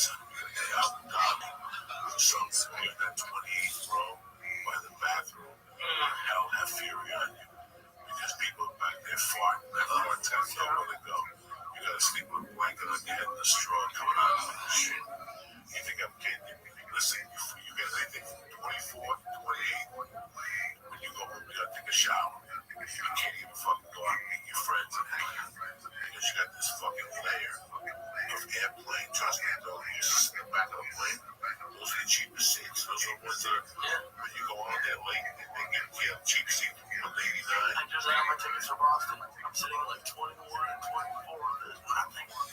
There's nothing unless we're like $100 a ticket, which ain't gonna happen. So I'm sitting in the back. Are you on Virgin? No, JetBlue. You're sitting in the back of both flights. Yeah. But don't you have to go out to Long Beach? No, that's awesome. Why would you go to Long Beach? Where we at? I thought that was down in Long Beach. They have it there, but anyways, I was checking on it. How you used to You what? when you were checking on me. Oh yeah, I went back there. I bought first class. I went back there, check out my room. Definitely. He's sitting back there with a smile on his face, and he just hit the lobby. He's got his shoes off. No, I don't. No, it's not. No, I do not. I have my shoes on. First of all, I taught him how to fly. You understand? When we get through security, he's a fucking. Get stuck in shit. They don't really know just to keep going. Just keep flying. Right? Because I got the pre-check. This fucking guy's walking around like he hit the lobby. They don't speak up. Once he had 19 back. Right on that. What the heck? He's gonna say, he's gonna have a surgery. He's got the computer and the games in there. And God knows what the shit he's got. God knows what this shit he's got. Don't belong. I got two things I'm waiting. I got two things in my travel bag. I got a sleep apnea machine and the computer. Yeah, you're the one that draws the attention. No, I don't take none of them. I'm stupid. Well, I don't think I never take nothing. I never give nothing. I haven't taken that computer out in 20 years. They always say if you have a computer or a laptop, take it out. I haven't taken it out at all. That's how I run. I don't take nothing out. Leave it in there, shut your mind off. Take your sneakers off, take your fucking belt off. Take the tickets out of your pocket, take your cell phone, and put it in your right shoe. Then take your wallet, put it in your fucking left shoe. So they can't rob you, cocksucker. Instead, you get shaken down. Your shit's all the way over there out in the open. You understand? So guys like you with the shit night shirt on, with the shit night shirt on, you got to fucking do this shit for me, rob you. If those DSA guys will rob you. Oh my God, your wallet go missing. You get to run the tape, you'll get rid of the tape. It's a conspiracy. It's like the truck keeps saying, and like, fuck that. Oh my God. So, we get to the airport, and I was gonna wait for him. I go, what would you rather have me wait for him? Let's bring us wait for him. He fucking goes to security, takes about what they said, so they bring the fucking bug. They run the tiny hair and the sniff him. I go to that fucking macaroni grill, I got a nice sausage platter with eggs and potatoes and sausages. He gets out of security, gets over there, boom, he's gotta wait for him with a fucking Diet Coke. Yeah, perfect. Like a fucking doctor that we are. I gave him 6 minutes to eat because we gotta get on the fucking plane first. This motherfucker don't work. I got to the station. I gotta get on there first and get off that motherfucking first. So I try to see him. So I just went to the back. He was in the room flat. It was a good little fucking shit. I like to. I said, some flight travel in the way out. I yelled at the guy with a phone because he tried to play a white fucking Supreme game on me that he was better and take up 2 miles. So I played this fucking card, and the guy fell apart at the seams. At the parking window, even the black ladies were laughing at him, dog. It was fucking embarrassing. He wouldn't pull up, he wouldn't open his window. It was the worst night ever. We scared the shit out of him. He told him, go fuck your mother. It was hysterical. Flying jet out of nowhere. Let me do this, guys, real quick. Yes, go back. Let me talk about one of our sponsors, Honda, who I love dearly. I mean, they are our bread and butter. They've been with us since day one. I love them to death, man. And I love them because the products are fucking solid. At least the products that I use are solid. It's the fucking Shroom Tech Sport. It's the hemp force protein, the chocolate, and it's the alpha brain. That's my studies right there. Listen, my kidneys can only take so much. I take blood pressure medication, CBD oil, reefer, cocaine for 30 years. They ain't got much left, so I gotta be careful what I'm fucking putting in my fucking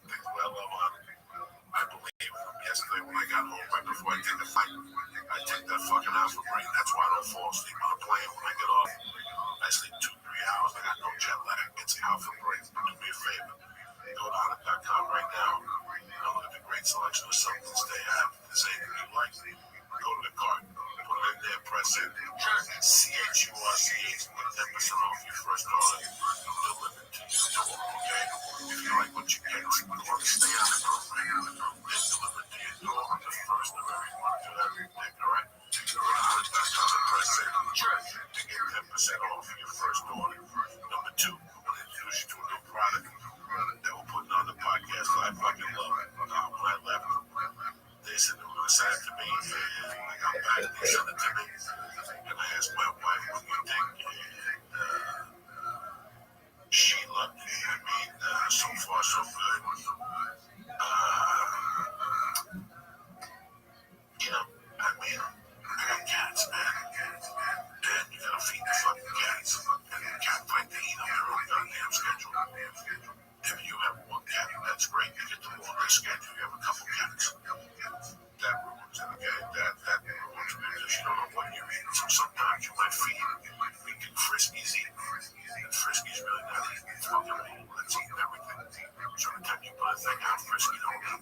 So we'll eat the whole 6 fucking times. Meanwhile, for 2 days, Frisky looks like that fucking cat with flies on him and that like it's fucking hungry as shit. So do you ever wonder if you ever feed your pet? Sure, studies show feeding your pet the right amount every day will help them live longer. But how do you know you're feeding your pet the right amount of food every day? You know, I mean, this is one way. Introducing the PetNet Smart Feeder, the new smart home control automatic pet feeder that personalizes your pet's daily calorie intake using their age, weight, activity level, and food type. With the PetNet app, you can schedule and monitor your pet's meals from your smartphone. Get me? Are you listening to me? Meaning your pet is always fed, even when you're running a little late. Okay? Stop worrying about feeding your pet the wrong amount of food every day. The PetNet Smart Feeder will feed the healthiest portions at the right time, every day, automatically. Listen, we all love our pets. The PetNet Smart Feeder is the best way for you to make sure you're feeding them the right amount every single day. But these things are popular. This is the PetNet Smart Feeder. It's produced in a limited quantity each month. You need to get yours before they sell out at petnet.com/Joey today. But you'll get free shipping also. Listen, I'm going to test it again this week because I just got back on Sunday. I saw it was there. I asked my wife what she thought. She loves the whole phone control thing. That's the one. Comes with an app, and you got it right there. When, how, that's the whole boudoir. But if you're running late, maybe you got to get a specific diet. Maybe you have certain dietary needs. This is for you. The PetNet Feeder. So, the PetNet Smart Feeder. So do me a favor. Go to petnet.com/Joey today, and you're going to get free shipping. What I'm going to do is this. Get your PetNet Smart Feeder. Get your PetNet Smart Feeder plus free shipping when you go to petnet.com/Joey. That's petnet.com/Joey. Again, petnet.com/Joey. This is the future, okay? Right now, PetNet Smart Feeder is the best way for you to make sure you're feeding your cat the right way, the right amount, every single day. So again, get your pets met the PetNet Smart Feeder plus free shipping when you go to petnet.com/Joey. What do you think about that, cocksuckers? I love it. Strong, looks cool. I'm sure you can use with a dog too. Dog, cat, whatever the hell you need. Dude, awesome. My man Biscuits, he is fucking the greatest. My little pip, English bulldog puppy, he's fucking the greatest. And that dog is on a regimented thing. I would love to be able to, if I could hook that up to my cameras and be able to feed it, make sure he gets exactly what he's supposed to get, and then shut it off. Done. Look at it and see the options you got. But I guarantee you'll love it because when you travel, that's what you really like. Yeah. We back Wednesday night, Ralphie Bay, always a pleasure having you on Make me happy. Skies are sad. Nobody knows. Much I love. Get the hand. Special.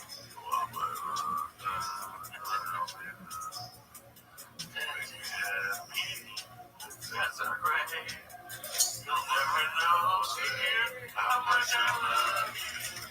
Please don't take my sunshine away.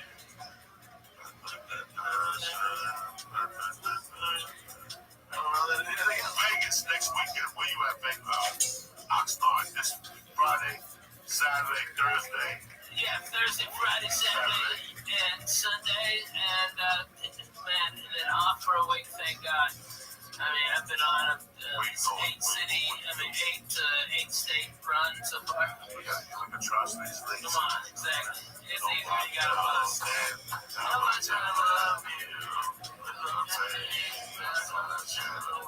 Get that music concert. Tuesday, I'm at the Improv, for helping Native Americans get propane, keep people alive in North Dakota. I swear to God, it's a great cause. They're nice people. All right, you don't deserve that shit. I remember we used to have fucking holes in the walls that weren't the windows. You know, it was fucking time to tell. Nobody knows, baby, how much I love you. Yeah, Lisa. Come on, Lee. Fuck yeah. Jam it, Lee.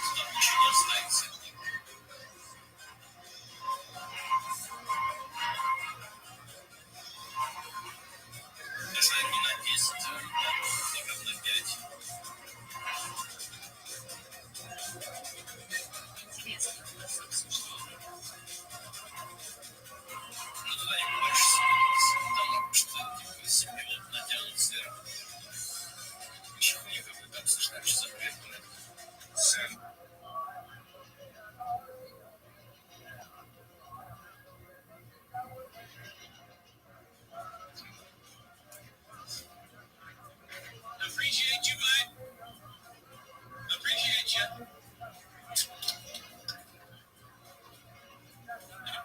I gotta pee, but we're holding it. We're holding it. Maybe I'll go throw it in the house if we get somewhere safe.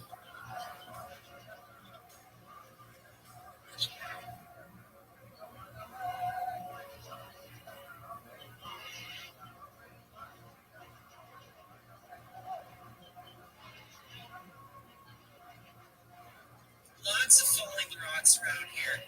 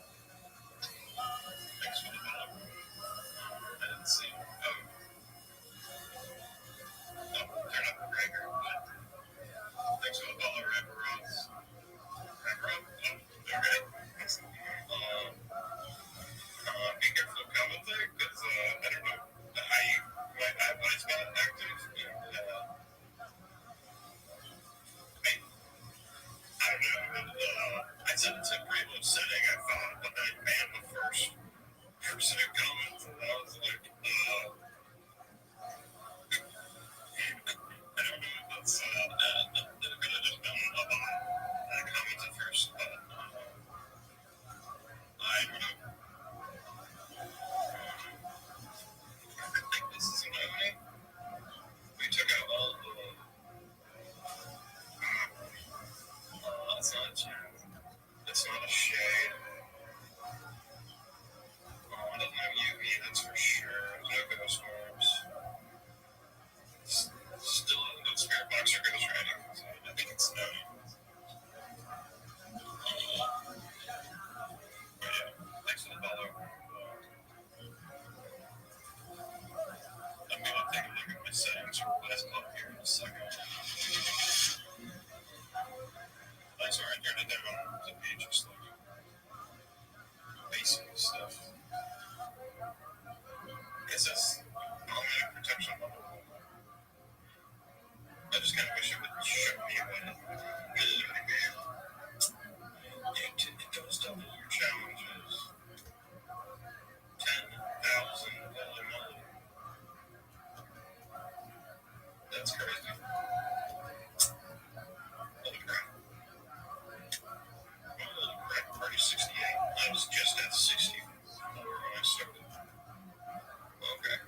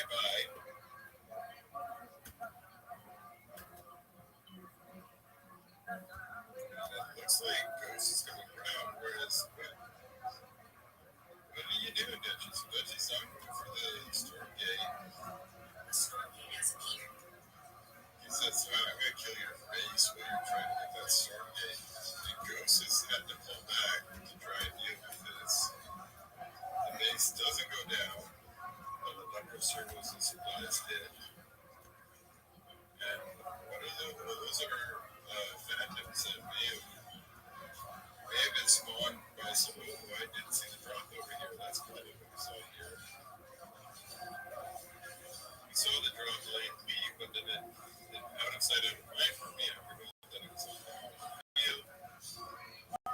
This base going down. Drop picks up. Ghost and Tess is already over here with the story game. Go picks up. He's going to count story game and maybe help her. But I don't know if we can help you that much. Lost your main. And in comes Dutchy to try and prevent that from happening. Half of his army is engaging the Stormgate. The other half, Chase, goes back a bit. But it does look like Dutchy's beating a bit now. One change in the optics was to change the priority of the Stormgate, so it's not going to take all of your attacks like it's often doing here. These units all stuck attacking it. Some of them may have fallen units here, but this looks like it's going to be captured. Maybe, actually, Ghost is doing a good job. Exos are pretty good damage. Look at how quickly he pushes that back. And he just has to micro away. This is a contested Stormgate. I don't think it's going to be captured by anyone. So that's actually pretty well done by Ghost, I'd say, to stop Dutchy from capturing it.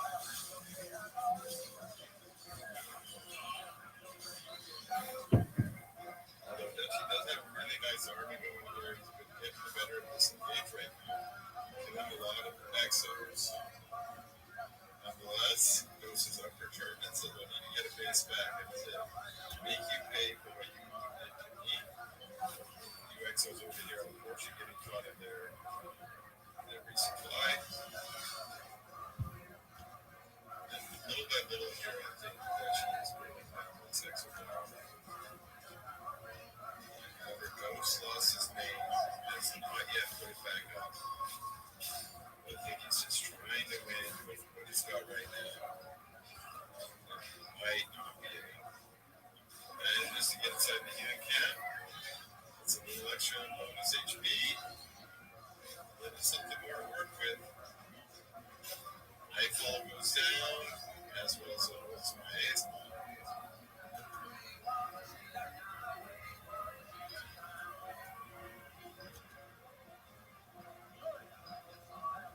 Alright, Ghost just staying up. Oh, wow. Another Stormgate already activating up. That's what happens, I guess, every 3.5 minutes.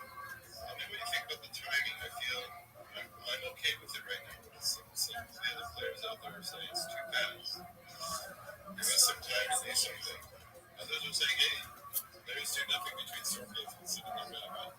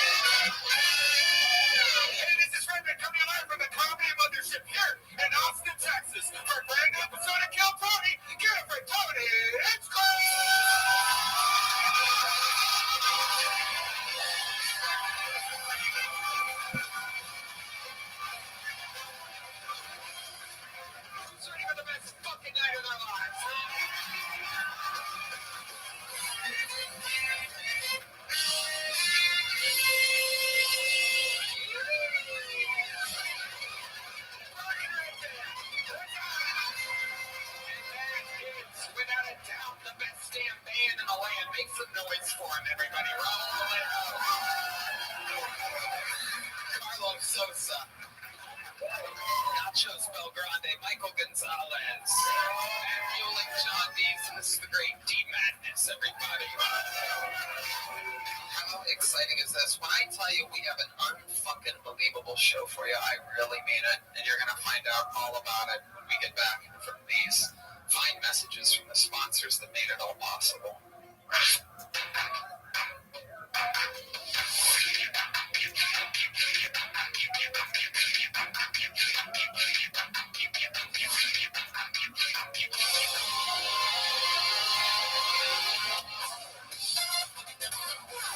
Are you guys ready to start tonight's fucking show or what? Every single week, I book two of the funniest guests in the world, two of the greatest entertainers. This week might be my finest work of my entire life. As I present to you one of the greatest wrestlers, one of the greatest entertainers of all time, and a front runner for the 2025 Guest of the Year. At the same time, I present to you, ladies and gentlemen, Triple H and Carrot Top. That's a big deal.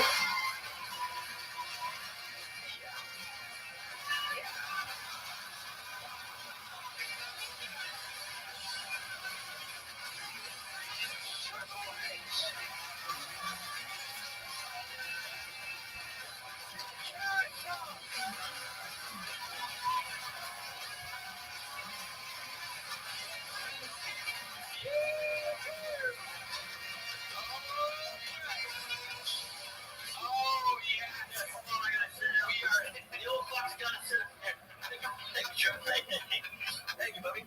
Oh, make some fucking noise for Triple H and Carrot Top. Oh my God. We are in it. Triple H, the man, the myth, is here.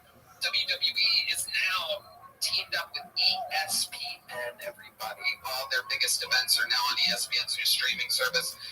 And Carrot Top is also here. I'm also in wrestling. I'm discarded. We just talked about it. Oh shit! I better start drinking. I better hydrate. Someone's gonna be buried alive in a chest full of cheese. It is incredible to have you here. Just like Gallagher was here. There's fucking water everywhere. It's very exciting. The greatest entrance is electricity in water history. How you doing, Carrot Top? I'm doing all right. I look great, right? 3 microphones on, right? I have 3. I know. You know what it is today. Carrot Top is the reason I am now home. And that was my future, and I was like, fuck it, I'm shaving. I love it. Carrot Top, one of the front runners for the 2025 Guest of the Year. Oh, man. Stiff competition this year. I'll fuck that up tonight. We'll fix that. We're very excited to have you back. I see you brought your chest of fun stuff. Triple H's first time on the show. Triple H giving every wrestler in the world their opportunities. He decides everything now. Everybody remembers their first time. Someone Eventually you'll know. Someone assuredly is going to have their first time here tonight because over 300 people signed up to be in this bucket. I pull a name, I hand it off, we wrangle them from a bar next door, and they get 60 seconds uninterrupted. You know their time is up, and you hear the sound of a kitten. That means they have to wrap it up then, or else they bring up an angry West Hollywood bear, which just rudely interrupts them. And then I conduct an interview. The entire thing is improvised. They have no idea that they're going to be performing in front of Carrot Top and Triple H.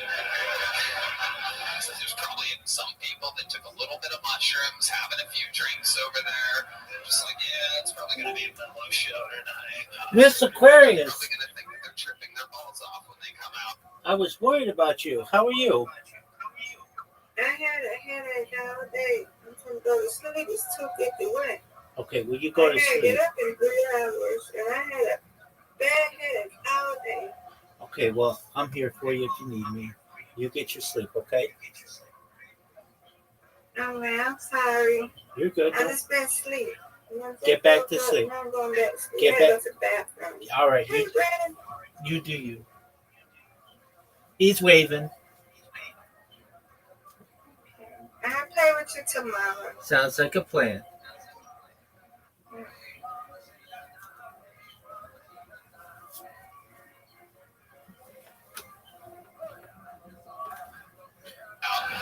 See, Carrot Top and Triple H. In the meanwhile, while we go wrangle that first bucket full, we have the return of a really rock solid comedian who's going to do the first minute of the night. Ladies and gentlemen, make some noise for the long-awaited return of Ike Gazamon, everybody. Right? Austin, make some fucking noise!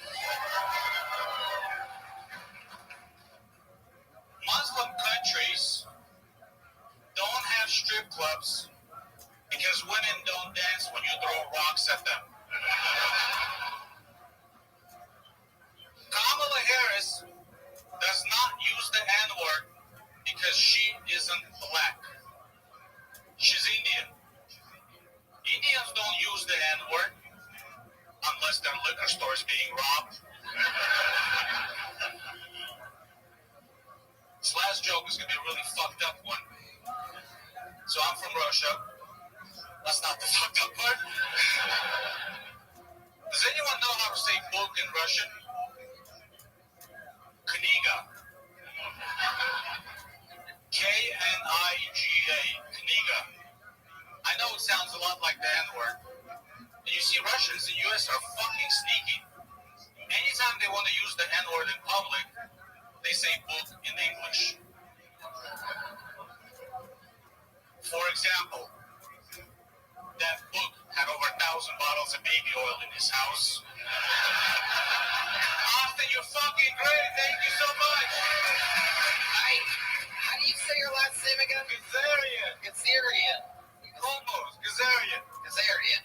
It's Armenian. Okay. All right. You're everything. Russian, Armenian, unlikable. I love it. Welcome back to the show, Ike. That was very Russian of you because there were definitely some civilians being bombed in some parts of that set. But welcome back. You're a famous character in the universe because you have a bar/restaurant in San Diego that we once read the reviews of. And it turns out that we took what was a very struggling business at the time. You were about to go bankrupt and everything, and we read the reviews on the show. From what I understand, business has 100% turned around, and it's one of the busiest restaurants in San Diego now. Am I correct? That is fucking true. Kill Tony fans are fucking awesome. I had 1,100 reviews that took me 10 years to get. You guys left 2,500 in the first 2 days. And Yelp fucking blocked me for 3 months. But it was great because I could talk shit to all those shitty customers and they couldn't leave a review, man. It was fucking amazing. I loved it, Tony. Incredible. So business is good. Business is moving. The hookah bar part is good. What was the famous line? You can't smoke ash? And your review is a lie. Yes, sir. So tell us more about it. Was it immediate, the change? Dude, right away. Yeah. Right away. And the moment the show came up, thousands of reviews just piling in. I couldn't even read them on time because Yelp kept fucking deleting them non-stop, and so did Google, but it wasn't about that. It was amazing. Kill Tony Bump is real, you guys. The show really has changed my life. I almost went fucking broke, and you guys really did say. How about the comedy? How's the comedy been going since then? Is the comedy good? Or are you just selling baklava? The comedy's been going great. I just came back from a tour today. Did a Russian tour. Sorry, guys. It's a Russian tour. But hopefully I'll start doing more English tours. Local comedy clubs love me. I've been performing, doing 25, 30-minute sets. I've yet to do an hour, but I will. I have the material for it. Turn into a super villain real quick. I have fucking material. Well, I might do an hour if you leave long enough to hear it all. Carrot Top, what do you think about this? I'm telling you, I have a Russian prop. I don't think I have a Russian nothing prop, but I have a. I can say anything. It's the Cowboys' new helmet right there.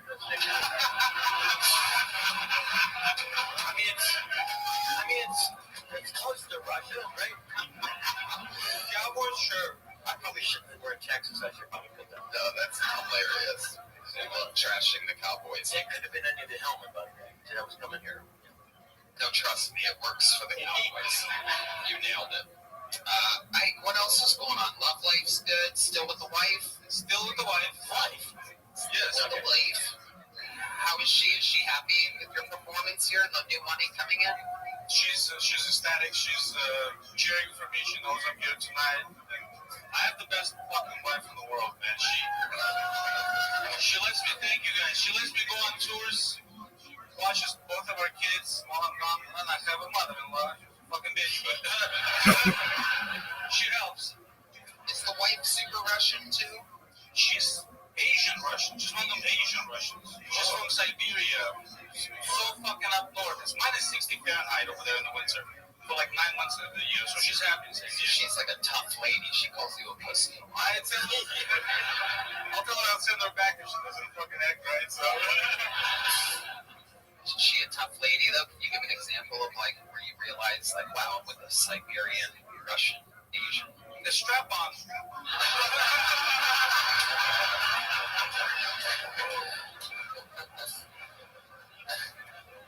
I'm not kidding, I guess. There's no Russian with that. Yeah. That's why. Take your time. That's why I questioned wife earlier. I mean, I'm done. Hello, character. Hello. In Russia, why fuck you from me? Which is funny because Carrot Top is her pet name for the strap on. Yeah, thank you. It should be. Oh no, don't put it there. No, it'd be Carrot Bottom, probably. You look like one. Oh my goodness. You be No, nice. I didn't. See, I'm still getting it now myself. Good. Fuck. Straight missiles just going everywhere over here. Ike, you did it again. Way to start the show. Congratulations. In San Diego, one of the newest, biggest restaurants and hookah bars. Oh shit, I killed Tony, famous San Diego delight. Alright, this is where the real fun happens, because this is where the whole thing can go off the rails. Some of these people are some of the most promising comedians in the world, hoping and waiting for their chance. Some are just nuts and crazy people, as you know. Anything can happen. Your first fucking fool of the night goes by the name of Sean Stewart, everybody. Here we go.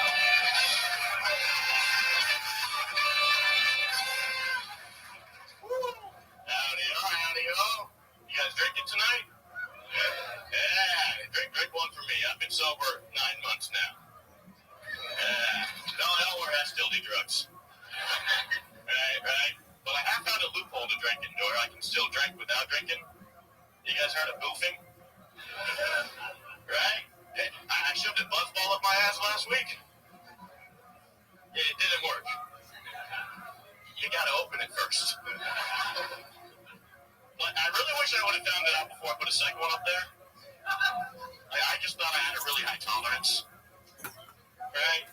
There are benefits to boofing, though. There are benefits to boofing. Like, one, you get drunk faster. 2, you save money. And 3, I get to come.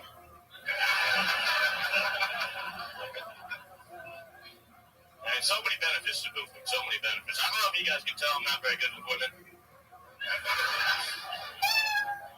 There we go. All right, Sean Stewart. Good stuff. Is this your first time on the show? This is my 5th. Wow. Look at that. Such a memorable character. I guess not. I took 3 months off, actually. I tried to get some new jokes and prepare a little bit. Took 3 months off. Yeah. You just did open mics and stuff during that time? No, I did some. I went out to Vegas, did a show or 2 out there. Been trying to get around. I did the whole thing finally. Almost 2 years into comedy now. So. Okay. What do you do for work? I'm about to leave my job, so I just want to say, fuck AT&T. Wow. That's one way to do it. Yeah. I absolutely hate the company. I've been there for 2 years after they outsourced my job to Mexico. My goodness. Yeah. His phone just died. No, I have T-Mobile. It's still cheaper, even with the discount. Wow. Yeah. What did they do to you? What did AT&T do to you? Well, I worked in like tech support, and I trained Mexico to do my job like 2 years ago. and they took my job. They didn't even come to America. It was in Mexico City. I trained them over Zoom. Wow. They didn't even fly you to Mexico for that? Nope. Damn. Yeah, but now I'm doing customer support, and I've been talking to like grandmothers for the past 2 years, and I'm very mean to your grandmother for no reason. It's the company's fault, though. What's your plan? Where are you going to go after this? No more AT&T? What are you going to do now? I've been doing photography for about a year or so, and I got a So job. you're going to go broke? No. Take pictures of other people that make more money than you. I wouldn't leave unless I had like a good backup plan. That's why I've been like stuck there for a year in therapy. Because I started going to therapy because the job was stressing me out so much. Your grandmothers really need to learn how to like reset a Google password. A 5-year-old can do it. I made some of them cry, and I'm not proud of it. I feel like a bad person. Well, I promise you the other people that answer those calls on the other side of the world are much more frustrating than you probably. Yeah. Actually, people tell me, like, thank you for being so candid, because I'm like, the company doesn't care about you. The company doesn't care about me. No, I've been with the company for 15 years. I've been with the company for 7 years, and I got rid of my job. What numbers on the graph, lady? Did they know? Is AT&T on to you at all? Or is this all going to be a mix? It's just shocking that he still has a job. It's been a year that I've been talking to customers like this. I accidentally, and I probably should, I cussed one of them out by accident. I forgot to mute my mic. It was 30 minutes. All she needed to do was accept the terms and conditions, and I go to mute my mic. I was like, I fucking hate you. I hate this fucking job. Please fucking kill me. And she's just like, are you okay? And I was like, oh. I wasn't muted. Sorry about that. And I got lucky, though. She didn't report me because she thought I was talking about the computer. And she's like, it's okay. I fucking hate the internet, too, and these computers. It's all right. So, That's amazing, Sean. Yeah. What's the rest of your life like? What do you do for fun? Used to rock climb a bit. I like going out in nature and hiking and stuff. And boofing. I want to try boofing Somali. All right. Have you really been sober for 9 months? From alcohol, yeah. I had like another fucking shot. A fucking question 9 minutes. I still smoke weed. California's sober, but saying sober just makes you feel better about yourself. It does? Yeah. Well, like I should have a chip too, I think. Do you go to meetings? How do you stay sober? What's your trick? I just stopped drinking. I just don't buy drinks anymore. I was in Vegas actually recently. Didn't take any free drinks. I was gambling the whole time. I'm there. I didn't see you. Can I do my Can I do my drinking? I just made this. I may never tried this. So why not do it on live television, live time Kill Tony? People get drunk, right? Or whatever, you get drunk and guys punch the wall. You probably punch them in the wall. But guys are like, fuck, they break their hand, they hit the wall, they don't know this, so there should be a beer with a stud finder. So you know exactly how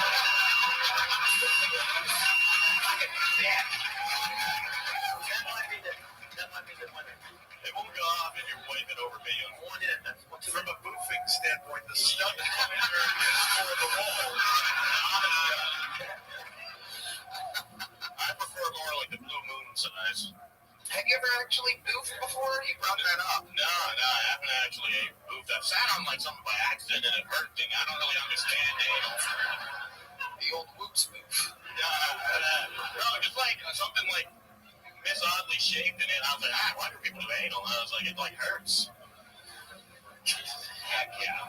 Let's go back to your love life for a second. When's the last time you had a girlfriend or were with a girl or anything like that? I recently got out something like a month ago or so, and she asked like an expensive keyboard from me. She was like a nerdy girl that was playing video games. I was like, I got an extra keyboard. And then she just ghosted me. Like a computer keyboard? Yeah, I want my keyboard back because we never even played video games together. She just took my keyboard. Wow. Sounds like it's time for a new episode of the Nerds People over here. On the boofing side, you might want to hit the first guy that was out here. I think his wife's got some tips for you that will help you out. Yeah. She can fit a lot in there. Get out there, ask him. Seem to enjoy it. Sean, this girl that ended up with your fancy keyboard, why did the relationship end? What was the last straw there? Can you give us a real example of what went wrong in that thing? Really just fizzled out. I kind of think I just committed too hard a little bit. But she also like posted to her, like set it up as like, I only want a relationship. I don't want to hook up. And I was like, yeah, that's fine. I'm not really hooking up right now. I'm not trying to get into anything. So opened myself up and thought we were going for that, and it just didn't work out. Wow. Yeah. She was young too, 22. I'm 28, so I was like, I wasn't trying to get into anything. She just came over and was like talking to me a whole bunch. I was like, yeah, I guess we can go out. This is very vulnerable for the show. What the fuck? I mean, this is the show. This is the show you're on. He's being Shiloh.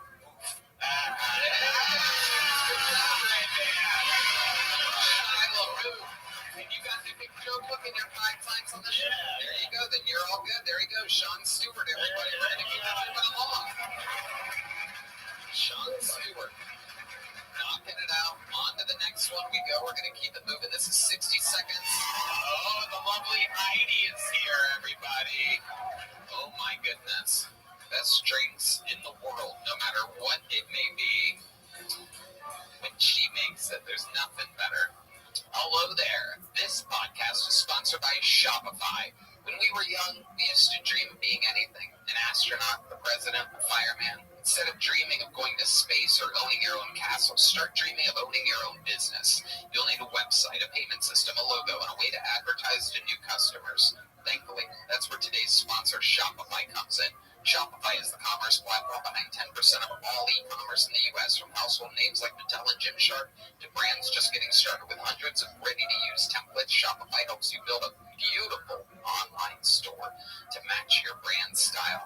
The Red Man. Tony, Shopify is the best. I Shopify all the time, and it's packed with helpful AI tools. Now you can accelerate your content creation, get the word out like you have a marketing team behind you, easily create email and social media campaigns wherever your customers are scrolling. Shopify is your commerce expert, so turn off your big business idea into... with Shopify on your side. Sign up for your $1 per month trial and start selling today at shopify.com/BillTony. Go to shopify.com/BillTony. All right, your next comedian goes by the name of Mike Holder, everyone. Mike Holder. Here we go. Make some noise for Mike, everybody. Thank you very much. I'm not sure if you guys know who I am, but I'm on a lot of street signs. It's a sign that say pedestrian crossing. It's sounded like this. I thought you might recognize me. I told you maybe not. A couple of things that piss me off. I hate it when someone starts telling me a story, and halfway through they say, anyway, long story short, and they continue to make the story longer. My God, man. Why do we call people who wake up at sunrise early birds? As if there are late birds. I thought the whole birds were early birds. What do you think there's a bird somewhere waking up at 10 o'clock saying, oh shit, there's no flight? Would never fucking happen. Since they lock your phones away, I assume you haven't heard the news.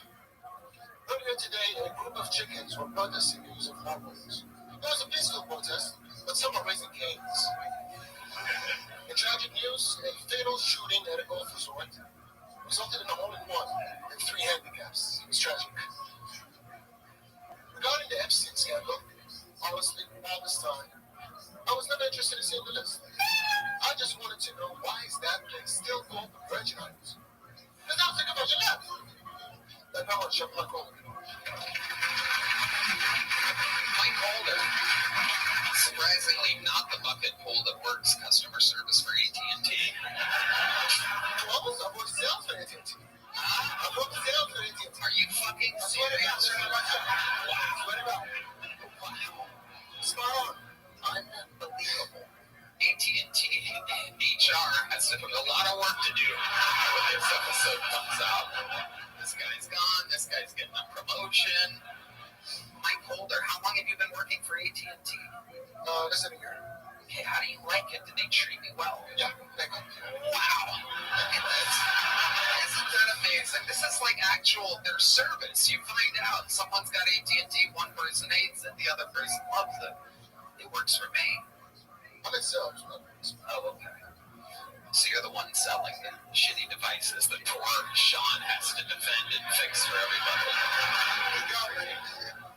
Amazing. How long? How long you been on stand-up, Mike? 3 years, 3.5 years. All been here in Austin, Texas. No, I started in Arizona. Arizona. 2.5 years ago. Is that where you're from? I'm from Sudan. Sudan. Oh my goodness, how long have you been in America? A little over 5 years. We're coming up for 6 years. You were born and raised in Sudan. Born and raised in Saudi Arabia, between there and Sudan. Saudi Most of Arabia. my life in Sudan. Okay. Wow. Look at that. All right, so tell us about your times in Sudan and Saudi Arabia. Normal, I guess, from our standards. Okay, when you say normal, what do you mean exactly? I mean, it's a hard life. It's a war-torn country now, Sudan, but... Can you tell us more about that? There's a lot of Americans that have no idea where Sudan is on the map. No, fun fact about Sudan, we got more pyramids than Egypt. You have what? More pyramids than Egypt. Okay. Odd fact, but I guess that's all I think that's good about it. It's a messed up country, unfortunately. It's North Africa. War-torn, it's political, and we're cursed with resources. Like what? Oil, gold. Great. Oh my God. How dare you do that? No, don't play the fly noise. That's not one of their many resources. Were there a lot of flies where you were? No? No. All right, perfect. You have a girlfriend, Mike? Nope. Single. What type of girl are you into? What are you looking for? I don't know. I just know what I see, to be honest. I noticed when I asked that you went like that with your hands. I said they're like something a little bit on the bigger side. Supporter. No, I'm a Trump supporter. No. Okay. You just have no particular type? No, to be honest, I don't know. You don't know? Oh, okay, European. European. Are you just saying No, that's the same thing. First thing that gets to mind. Have you never thought of this before? I don't think about it. I just not going to see it. Your last girlfriend, what did she look like? British. British. That looked British. You look British. She was. Which means you're British. I checked the mental record. She's British. Right. What else are you into, Mike? You seem like a guy that has some interesting hobbies. You have any special skills or talents? Play soccer. I guess that's a special talent for her. Not really. It's more exciting. He's on the sun. He's what? He's on the sun. His opening joke, he's the kind he didn't listen. I feel really bad for Triple H. You can't see my fucking hair the whole time. You can't see it. It's very easy to see their hair carry top. I don't know if you know. It's like a perfect window. It's like a light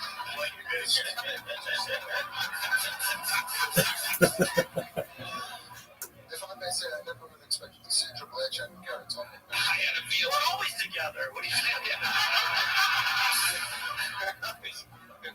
I love it. Mike, what's the most interesting thing about your life? You've lived in Sudan, Saudi Arabia. I mean, you got to tell us something. You must have seen some crazy stuff or something, right? I've seen some crazy unfortunate stuff in Sudan, but honestly, I'm just blessed to have traveled.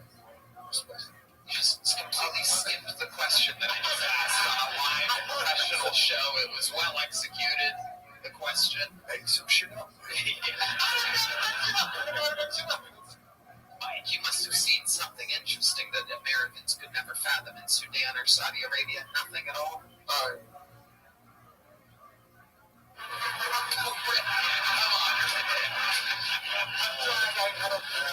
Nothing? You don't have an answer to that question? Sad stories in Sudan about waiting for fuel for a whole day. I don't tell you sad stories. Waiting for fuel?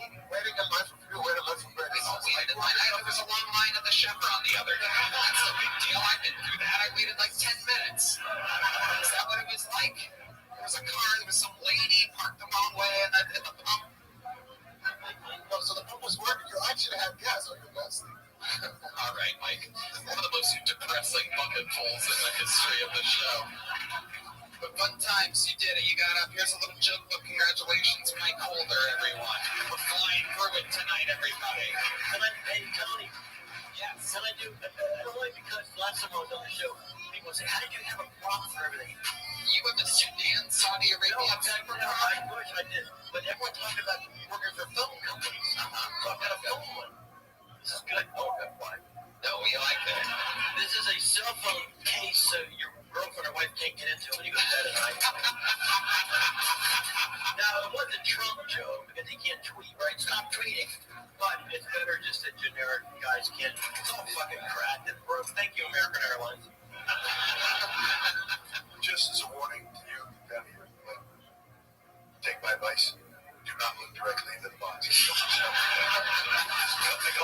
that thing and fucking regret it.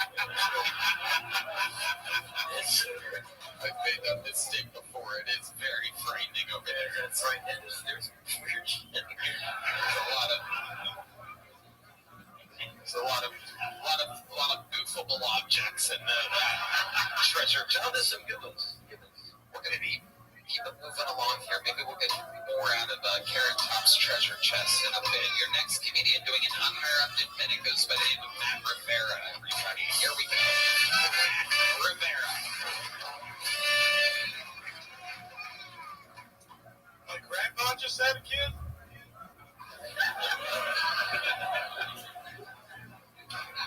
Yeah, it's actually pretty fucked up.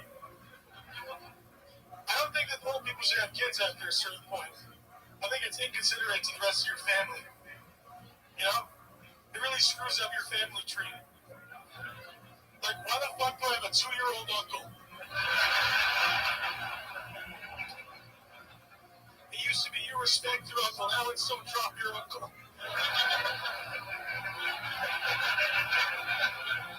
Also, he's not that different from a regular uncle, you know, very handsy. He refuses to put down the bottle. And he sucks up my fingers too long.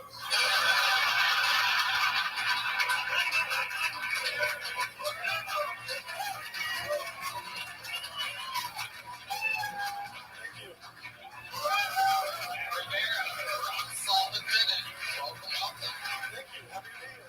You been on this show before? Yeah, I've been on twice. Okay. Remind us, what happened those last times you were on? What were the highlights or low lights? So the first time I got pulled was the day before Election Day, and I'm Puerto Rican.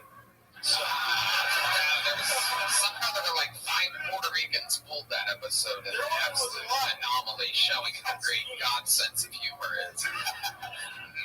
Made no mathematical sense whatsoever. So Yeah. you were one of those. I remember It was, that. yeah. That was a big deal at the time. Turns out you guys love to vote for the correct candidate. Did you vote? Yeah, since you, yeah, I did. Good job. Matt, what do you do for work? I still work at NADC Burger. Oh, nice. Oh, yeah, one of the best burgers in the city, no doubt about it. Yeah, pretty solid. You're a chef? Yeah, I make burgers and fries and whatnot. Hell yeah. And they're very strategic about how they make a burger, no adjustments allowed. No, yep, they're just like, this is how it is, either take it or fuck off. That's kind of our thing. It's amazing. So what else is going on in life? What have you been doing for fun? I have been just so rapidly producing shows, honestly. I'm like way too invested in comedy. I produce shows every single day. Wow. Like stand-up shows. Stand-up comedy every Just single all day. around town, putting them on, Yeah. meeting people, selling I like it, tickets. All right. That's fun. But to get away from it all, the non-stand-up thing, what do you do?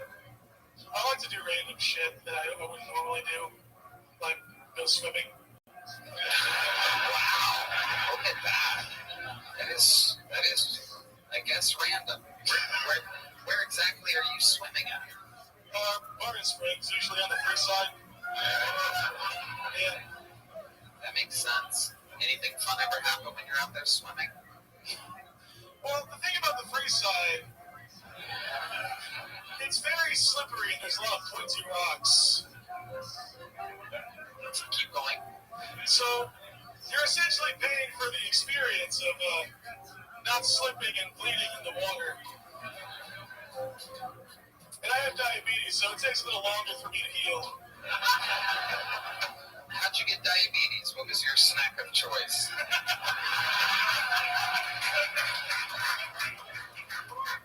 So I got diagnosed when I was 14 years old. Keep with the fun music. Yeah, I like that. Diagnosed at 14. I was eating those Hostess donuts, and it's type 1 though. It's not like the fat kind.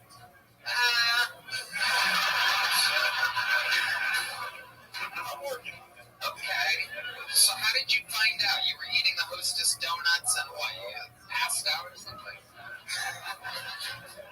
No, I just kept peeing a lot. Then we went to Disney World the next week, and we tested my blood sugar, and it was super high.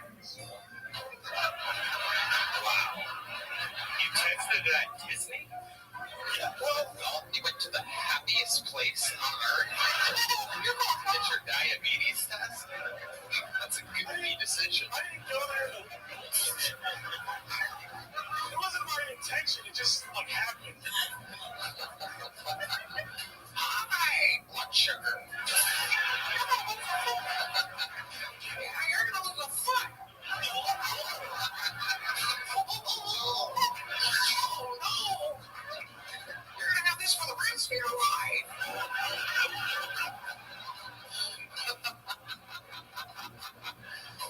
How did they break the news to you?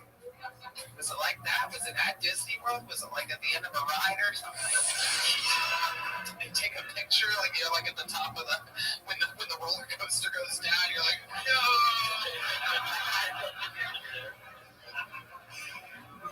Why Disney? That's the Disney part.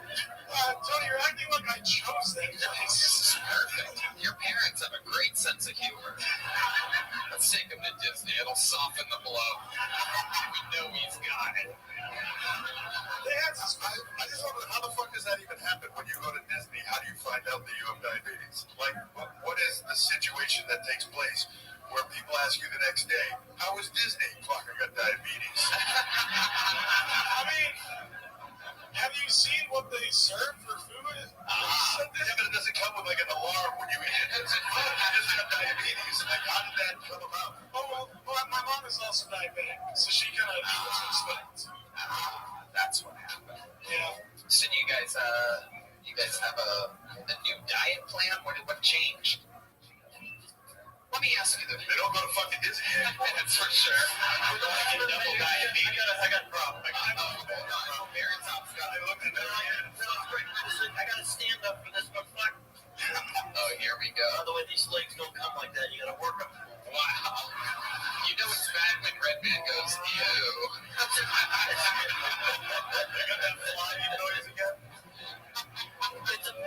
It's a towel when you go to Disney. They can walk around the pool and sorry. Fuck. I don't know why I did that one, but That was perfect. it seemed like the thing to do. You know that picture's gonna be on the internet, a big sit there. Hanging out of his towel. Are you wearing a skirt? No, it's shorts. They're shorts. No, they're shorts. No, it's not skirt. I mean, I wouldn't mind wearing All the shit right here, that's what you picked up? Yeah. No, it's your shorts. They come in men's. I didn't get them, but they. So the diabetes thing. Is that what that little thing is on your belly there? Is that what I'm seeing? Is that a little diabetes plug hole? Oh yeah, it is. Look at that. Yeah, it's a next one. We're Kreischer, everybody.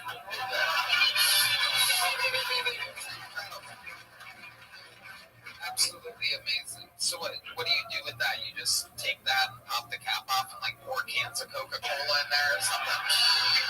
No, so it's a glucose monitor. The other day I went into a bar and I got frizzed and somebody thought I was wearing a wire. Oh yeah. What a terrible way to die.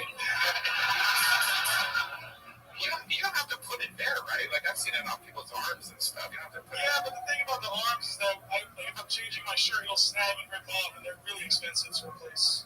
So I put it here where there's at least a bit of activity.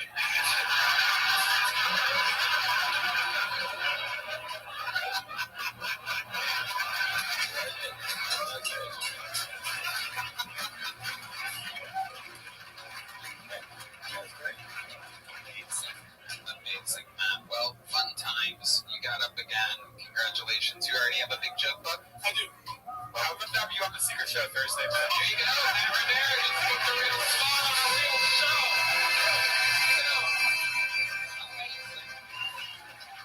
There goes Matt.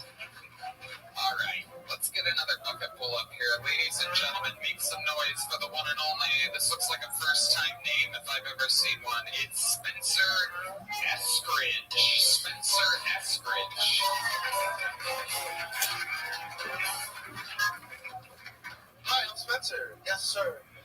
Sir. If I was born a girl, though, my mom said she was going to name me Shay Lynn. Whatever. My mom's name is Shayna Lori. Her aunt's name is Shayna Carroll. So my first cousin, Cheyenne, has two belligerently insane Aunt Shaynas. So Shayna Lorraine, right there in the middle, just so anal retentive. Can't spell Shayna Lorraine without A-N-A-A-L. Right there in the middle. But last time I took 250 milligrams of Sunshine LSD, it was COVID. I was dating that alcoholic, and I put on a long skirt and let my fucking hair down, and there she was, Shay Lynn. I watched Gone with the Wind for 4.5 hours and just fucking cried my eyes out. Being a woman is very gay.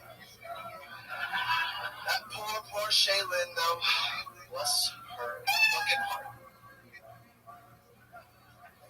Okay, you just stop right there. All right. Wow. How long you been doing stand-up, Spencer? A couple years on and off, mostly in Northeastern. Okay, all right. How long have you been the world's best-fed pirate? I'm glad you called it pirate. Everybody's like, you look like Jesus. I said, I'm going for a fucking pirate, not prophet. Somebody told you you look like Jesus. I had a dude. Dennis, what did I tell you about talking to people before you feel them completely? Nobody in the world thinks you look like Jesus, unless they're a true atheist. That'll cause you to not believe in religion. You know, Jesus came back and he's like, hey, it's me, I swear, I'm Spencer Eskridge. People would be burning their Bibles in the streets. I can't believe I bought into that bullshit for so long. Triple H, this must be excited for you to see all the world's worst WWE superstars mashed into one character. This looks like something that fucking Mick Foley would have living in a doghouse in his backyard. You know, rubber bands in your beard. Oh, I had one earlier, and it busted, and then somebody next to me was like, hey, I have a whole other little bag of rubber bands. I said, wow, if that's not ordained by God himself. And then that one broke too, so here we are. Just the rubber bands twisted it. I've got one. Oh. Spencer, tell us about your life. What exactly do you do for a living looking like that? I manage a brewery a little east of Bastrop. I got nominated for Best Bartender in Bastrop County. I'm still waiting on the results. Wow. When you find out the results, I feel like you're going to get your results when you go to Disney World. They said November, and I'm like, that's quite a ways away. It's online. Don't we have the capacity to tally that in the moment? Voting? Yeah, it was online. But I had people from other places just use the zip code for our county. Hey, they still voted for me. What do you think makes you the best bartender in Bastrop? I won't shut up. Oh, okay. That's the worst. Trauma dumping, jokes about beer names. It's relentless. About beer names? Basically, the people there hoping they vote for him, he gets a better job or someplace else. Yeah, exactly. Maybe like AT&T or something. Right, yeah.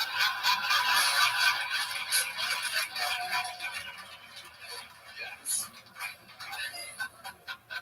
So, when you're doing this bartending, what's the craziest thing that has ever happened inside of one of your bars?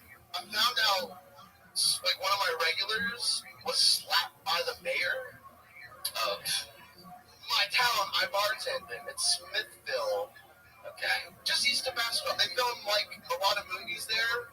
And, like, they won't put in a Walmart or anything. They keep it small in Texas, like, picturesque, because Hope Floats was fucking filmed there. And they have a real acclamation to that movie. But it's senseless. There's been Brad Pitt movies filmed there.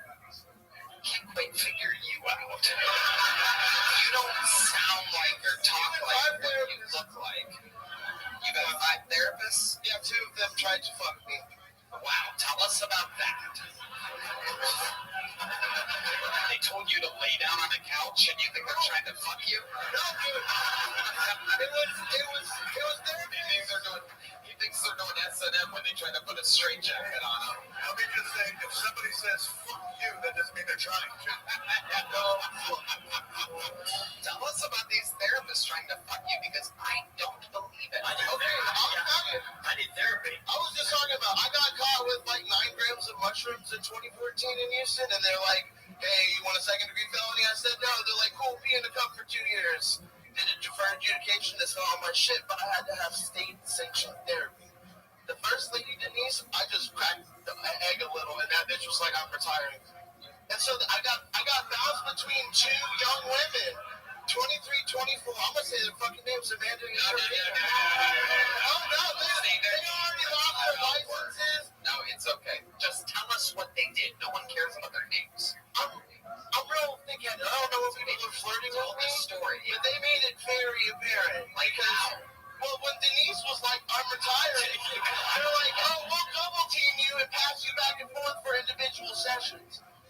And then, like, I'd just be sitting on their couch and they're like, so how long have you been single? they're asking you about your life. No. They got, Holy shit. This is incredible. You think your therapists are trying to fuck you because they're asking you questions like a girl would if you're on a date? Oh, fuck, right? in a different way than you would. Fucking As amazing. stupid as I am, I could tell something was weird, and I knew it was weird when they didn't show up to work one day, and then we found out they've both been fucking a 17-year-old in the program.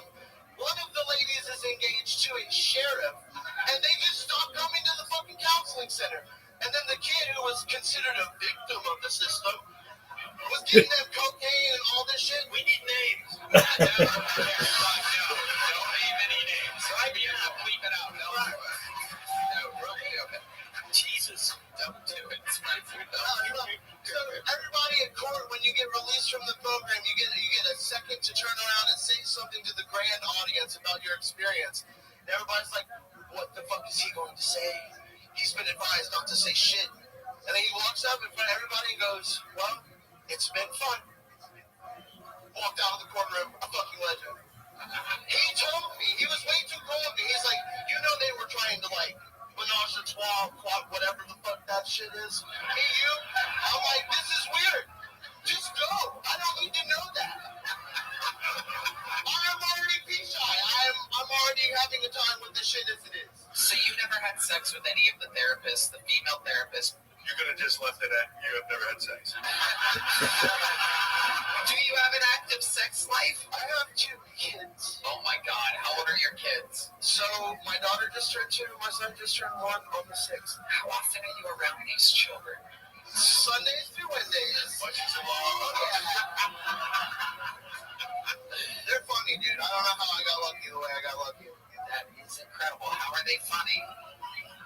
What do they do? Before, like, my daughter could talk, like, Let me guess, she tried to fuck you.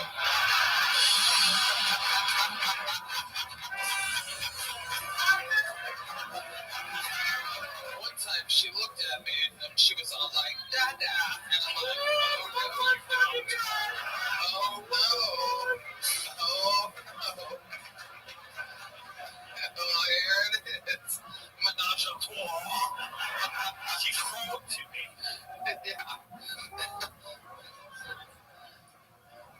I want to go to bed. Hey, stop trying to fuck me.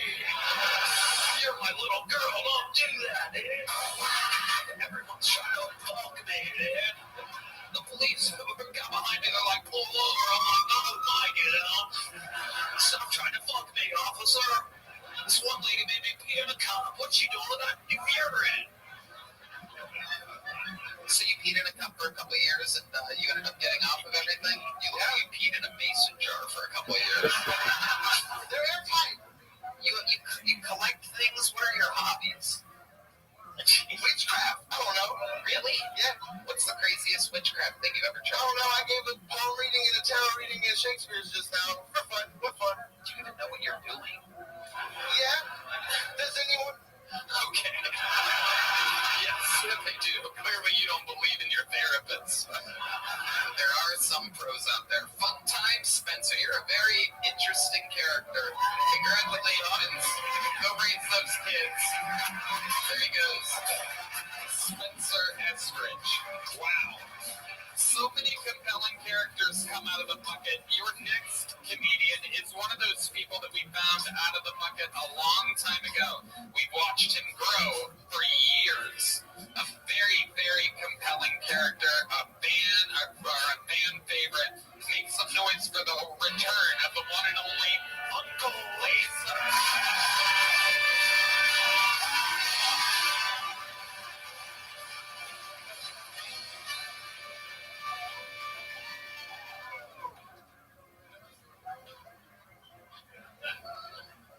As y'all know,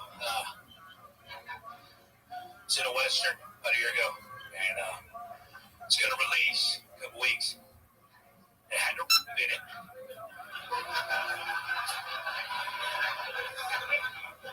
And there's really not an acting class for written. Like, anybody before? Except, well, but they paid me 10 grand, so there I am on set getting ready. And,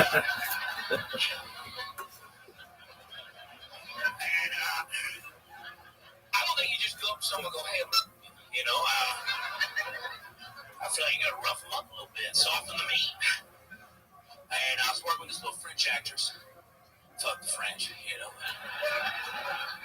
And I'm asking her between scenes, like, hey, am I hitting you too hard? Can I be doing better? She smoked a cigarette. How long have you been acting?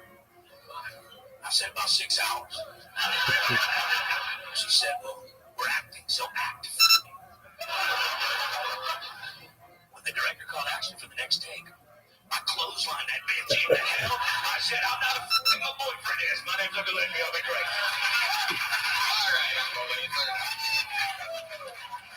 Very, very interesting set. Is that true? What, the part? Yeah, unfortunately. So that was your scene in the movie? Yeah. I mean, I die before I get to finish it, but I was still hard the whole time.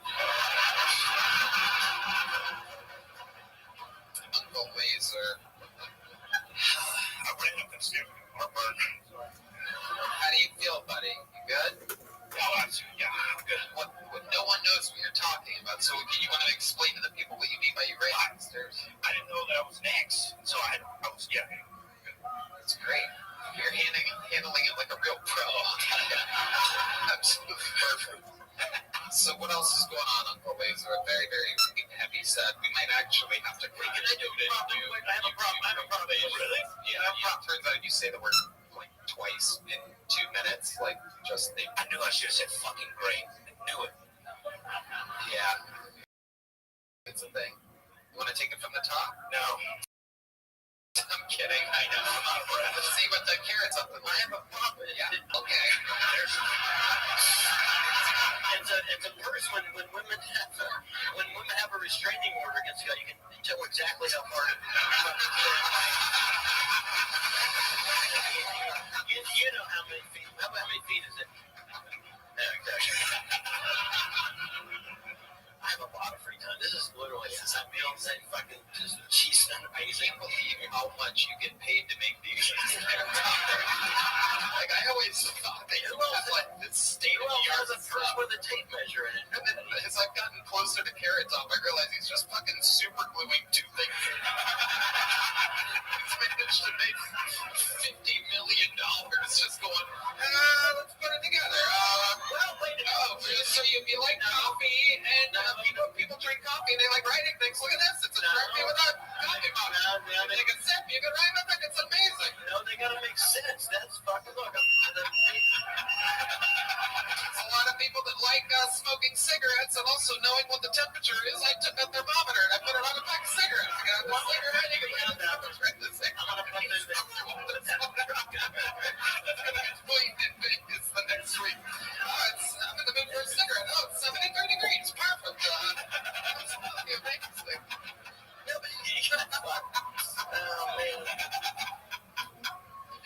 Oh, there's more to it than that. Here's one. No, just because you're being a fuckhead.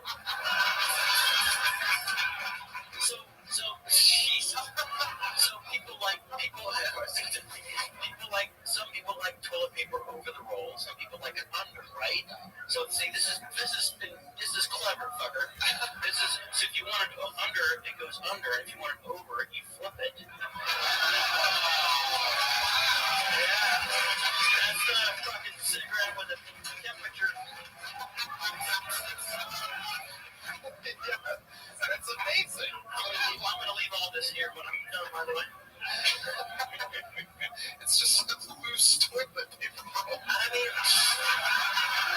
it takes a little. You're right. You're right. Some are different. Some are different. It's like a very useful things in the box.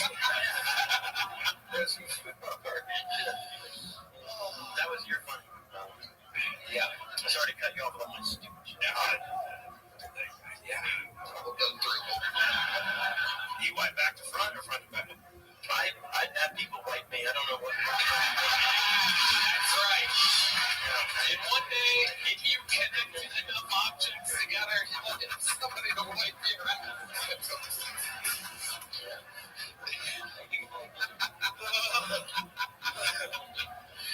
So, Laser, when does this movie come out? In October. It's a series, like a 6-part series. Okay. I'm only in that one episode. All right. We're going to have to beat through. Sorry. We can beat you. So one of these. Just don't say it anymore. I will say it. Comes out in October. What's it called? An outlaw named Bob. An outlaw named Bob. Sounds. Yeah, it sounds made up. I know. They want to be a hero. Better than best, you know. Right? Everybody's coming. It's going to sound like a Bud Light with a stud finder connected to it. Beep, beep, beep, beep. Uncle Laser, what else is going on in your real life? You're here, Carrot Top, Triple H. I gave you a little heads up because you're an old pal. I warned you a few days ago. You might want to be there on Monday. And I told you who's coming. And of course, like a real fucking hard boy, Mark, super fan. You wore your DX shirt. You dusted it off. It's all about it, man. Listen, I actually plan my outfits out in advance. So this was okay. I did wear it. Big fan. I almost wore my leather jacket too, dude. Yeah.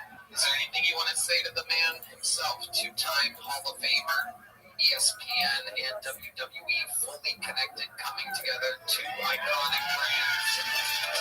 WrestlePalooza, September 20th, John Cena versus Brock Lesnar, epic stuff, all created by the mastermind himself, Triple H. Is there anything you want to say to him? Yes, actually.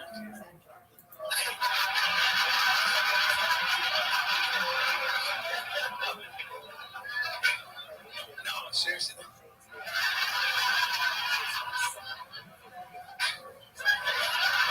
I'm trying to. You ever just miss it?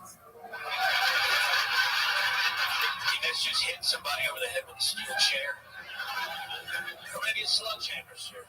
Choice of weapon. It's all about the and how you.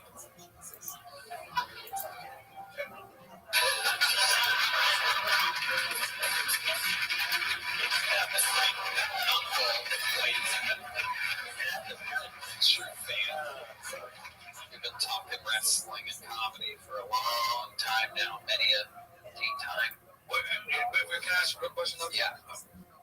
Did you like being in Faction DX more than the solo stuff, or did you have more fun with that? Like, what was your favorite part of your historic career?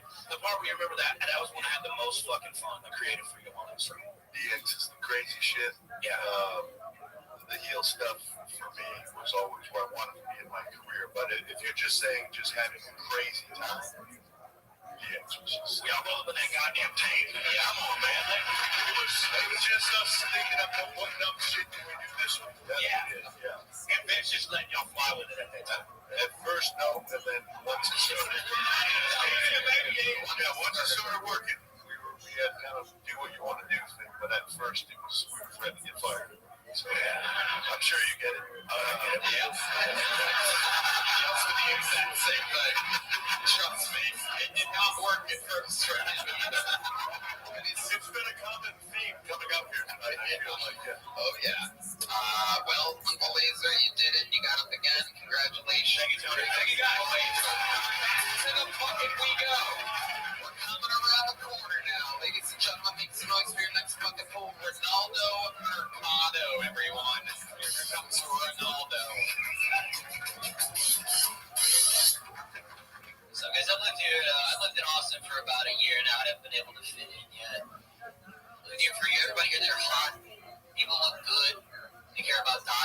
your size. Ugh. That's why I like the rest of Texas. I fit in the rest of Texas. Here in Austin, I wear an extra large. I'll admit that. This is an extra large t-shirt. I weigh 225. You can see my belly when I put my hands in the air. Fuck you guys. I don't care. Okay? In Austin, this is fat, but in the rest of Texas, I look pretty good. Okay? When I go down to San Antonio, I'm petite. Okay? Alright? I was here in Austin. I had to ride a Lime scooter last week. I'm not proud of it, but I did. I had to be somewhere fast, and I was on my Lime scooter, and it's a bad look.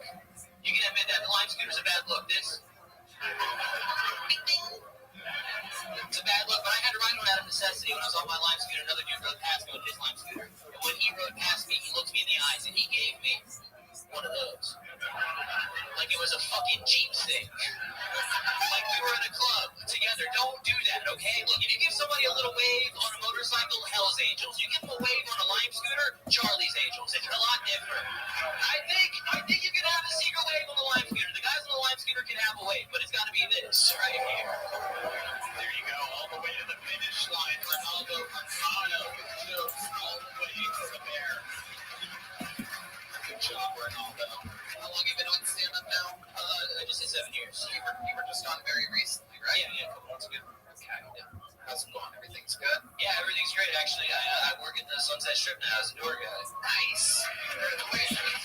Red Band's Club, a must-see all entertainment spot, right? Just a walk away. How's it been working there? What's it like having Red Band as a boss? Does he fart a lot? He's pretty chill. He kind of comes and goes, you know what I mean? He just kind of goes by. You say, well, I go, hey, Brian. He goes, nah. That's him. That's right. 12.5 years of that every Monday with him. See you next week. Ronaldo, what are you doing for fun? For fun? Here I've been trying to go to more shows, like music shows, hardcore shows, stuff like that. I like to ride my bike, BMX rider. Wow, look at you. You're a big boy for a BMX rider. I am a bit of a fat fuck. Okay, I will admit that. I know, but I have an app on my phone. It's called Rocket Money. You guys know about Rocket Money? It's an app to keep track of your finances. It sent me a notification, and it said, "Hey Ronaldo, you spent 17% more this week than you normally do." And then they sent me an emoji of a cheeseburger. To let me know that I eat so much fast food it impacted my financial portfolio. Wow. It's incredible. What type of fast food are you getting into? What's your favorite nowadays? Terry's rules. Wow. Obviously, he's up from the crowd for Pete Terry. Terry's rules, yes. Yeah, I'm from the Midwest. We didn't have In-N-Out. They have In-N-Out here now. It's pretty cool. Yeah, I like that. Everyone's like, yes, you're old school, just normal old Burger King, McDonald's, Midwest. For sure. Yeah. Definitely. I'd like to, okay, I'll ride home. I'll drive like late at night, you know, I'll stop at a cheeseburger. I'll get 2 double cheeseburgers. And then I eat them before I get home, and then I don't tell my girlfriend about it. That's fat fuck behavior, okay? Where on your body do you keep your glucose check? Not diabetic, yeah. Amazing. Don't go to Disney. Yeah, don't go to Disney. That's going to be a t-shirt by the end of the day. Don't ever do that on your scooter again. That's a good move. Thanks. Ronaldo, what's your life like? You have a girlfriend? Yeah, I've been in a relationship